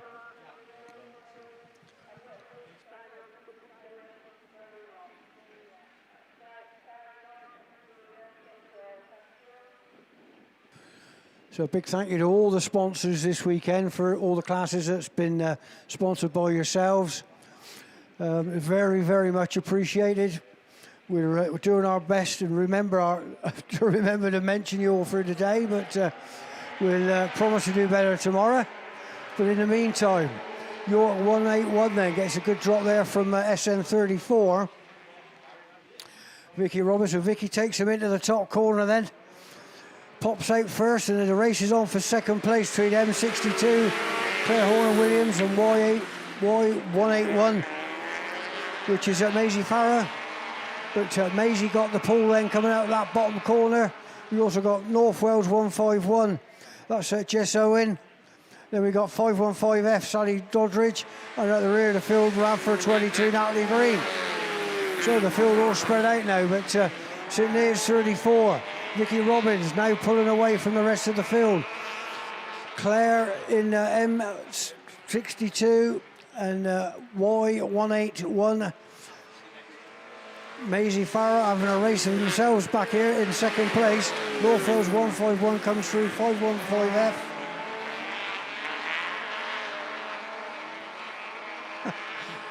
And then Radford 22 He's like a school teacher, isn't he? Isn't he? Natalie Green, you're trying to be out for you are, mate. Checker flag, Sydney it's 34. Vicky Robbins, second spot was M62 Claire Horner Williams. Then it was Y181 Maisie Farah, 515F, which is Sally Doddridge. NW151 Jess Owen, and at the rear of the field, Radford 22.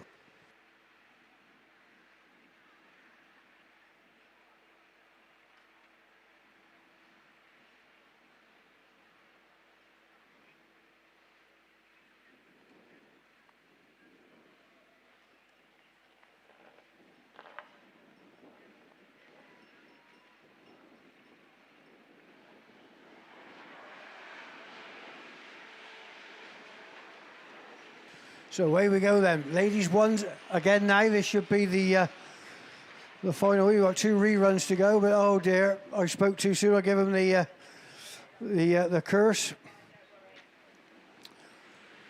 So as they come through, so what, looking at the red flags are up, aren't they? Yeah. So I got the wrong rerun.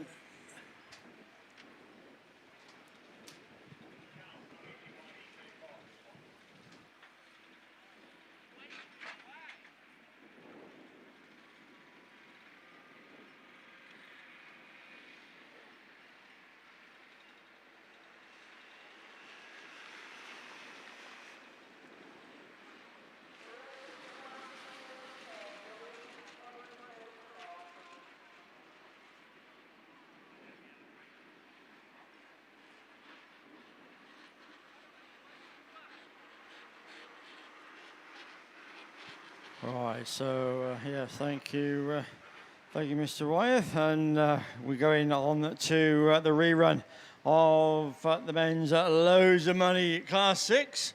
So another bit more for the copyright, but so the one outstanding rerun that we have got Ollie Soul, who took a win this morning in Sydney at 668. Richard Jones in Cumdy at 279. Dave Gilder in Radford at 61, Todd Harwood in Sydney at 273, Adam McCready in Autograss 171, which I think may not be there, and Shane Jenkins in Radford 205. Then away we go. We've got a bit of a depleted grid as they leave the line. We've certainly got Ollie Soul though in Sydney at 668.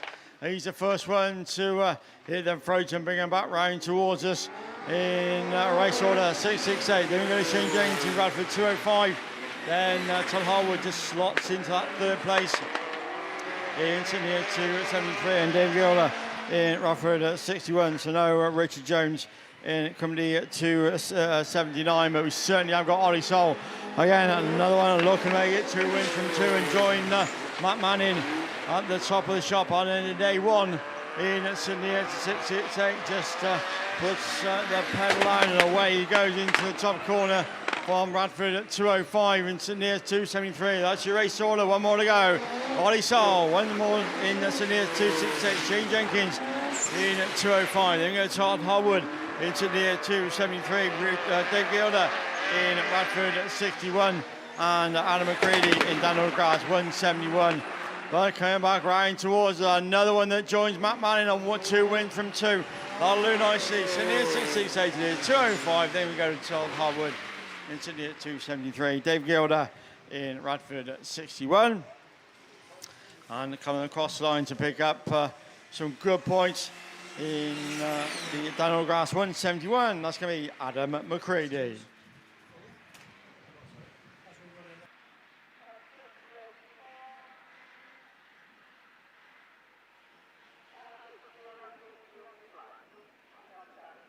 So that's Class 6 all done and dusted. So a big thanks to their sponsor, Total Civil Solutions, of course, your very kind sponsor, and round 3 sponsor. That's going to be Andy Russell Landscapes and Brown Mobile Homes, your kind sponsor. We'll see them tomorrow then for their 3rd and final heat. But for now, we're still sticking with Class 2. So back over to Mr. Ray Wyeth. Thank you, Tim. Here we go then, Class 2, looking down at it, Y2, S2, yeah, no, we're on the right ones. We got Y2 then, that's Jessica Farah then. leading them round at this time. We got SC40, is it? Out there as well, which is Abby Juggins. TA211, that's Alexi Owen. Then we got S2, Courtney Lewis. Looking at the rear of the field there, we got Radford 92 and S249Y, which is Gabby Smith. But away we go then, York 2 then. Romping away with this one, down at the far straight there in York 2. So round she goes again then, last lap flag out this time as she comes past commentary. Then we've got the rest of the field, it's SC40, S2 and Radford 92. Having a battle of their own back there, but TA211, they're just waiting for it to open the door, and there it is, the door's open. SC40 took it a bit too wide, which has let Radford 92 through, which is Nicola Bettany, but it's checker flag time for Jessica Farrer in York 2. Radford 92, TA211. Then it was SC40, and then I can't see that with the rear of the field there, S249Y, and at the rear of the field there. And usually there was S2, which is Courtney Lewis.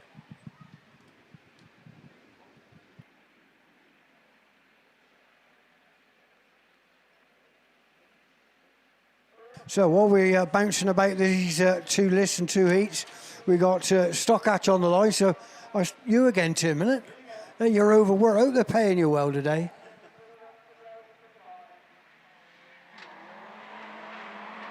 I hope so, mate. I got the loads of money Class 6 copyright to pay for. But away we go then. Yeah, we're moving to the one outstanding rerun of Stockhatch. Of course, D&D Transport, your very kind sponsor.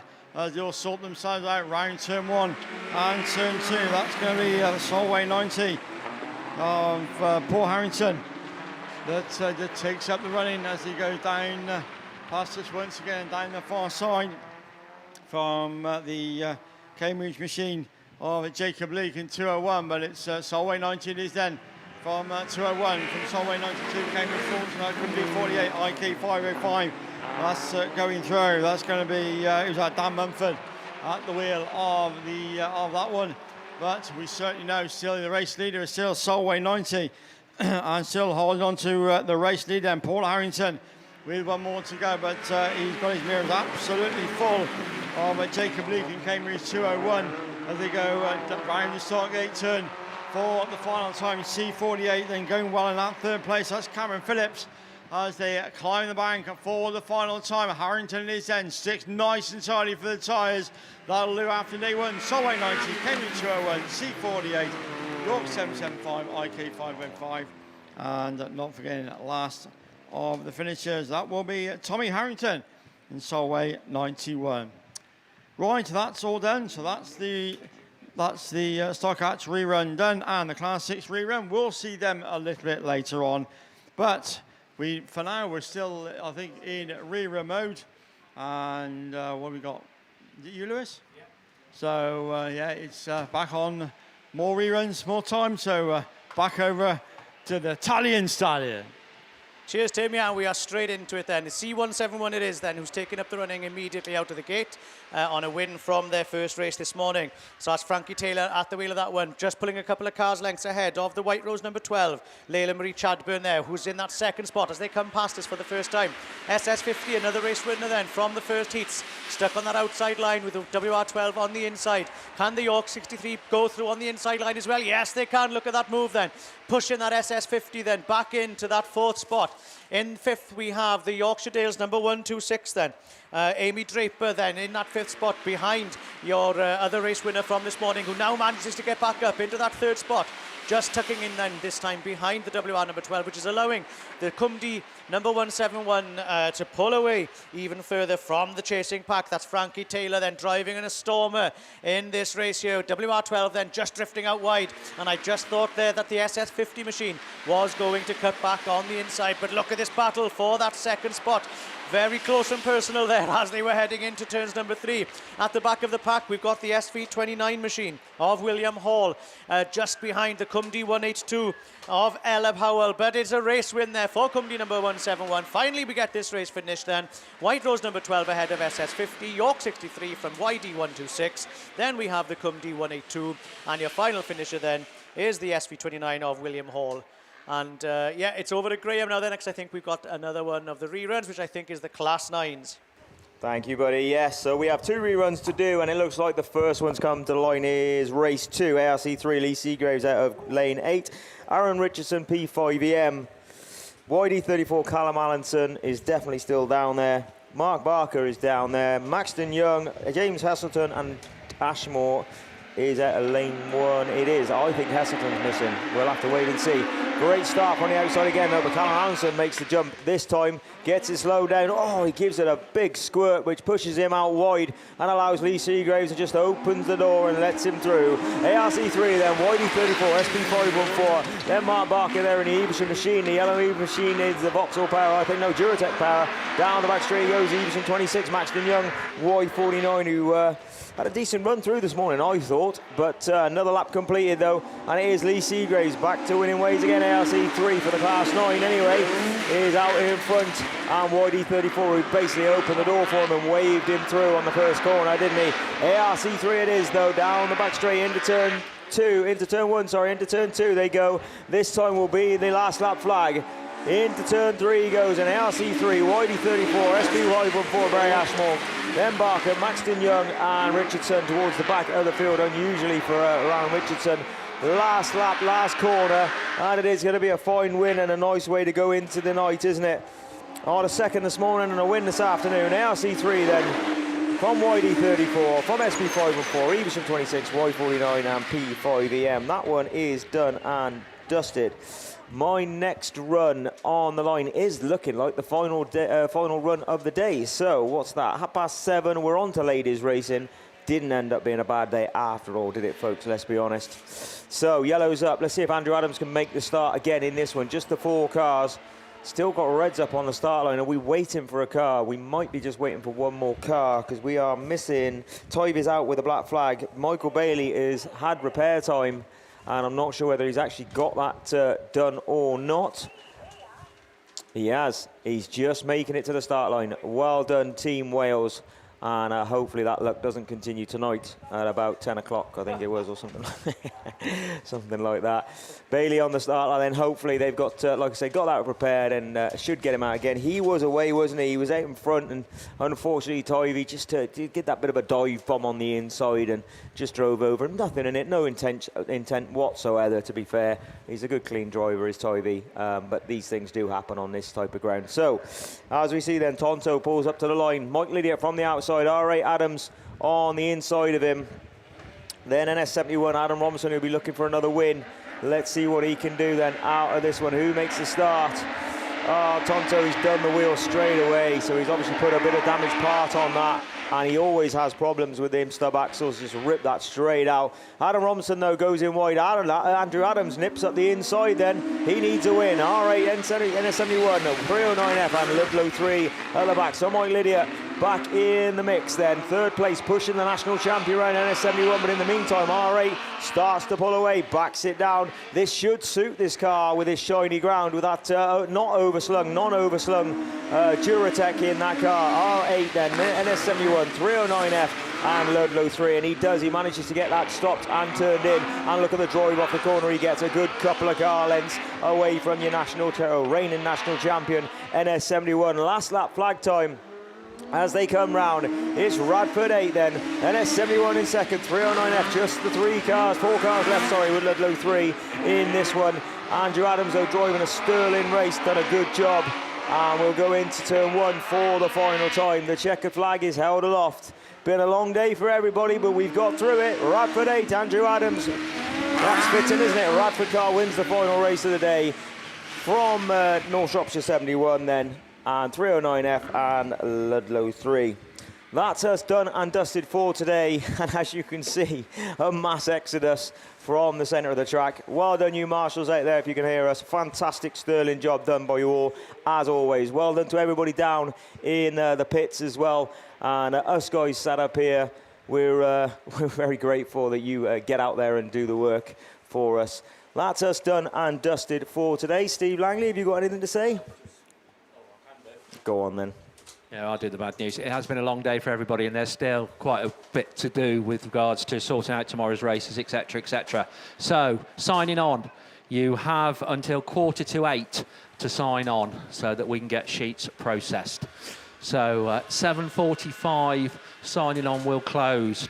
You should have had plenty of time if you've already raced. We appreciate cars that have just come off the track, but 15 minutes, ample time. So get yourself it's a long signed walk, on. Steve. We could stretch it for 5 minutes, surely. People will know it's so it's people just come off the track. So 7:45 signing on will close. Thank you very much. Cheers, Have a Steve. good evening. Yeah, thank you, everybody, and thanks for tuning in on BAStv.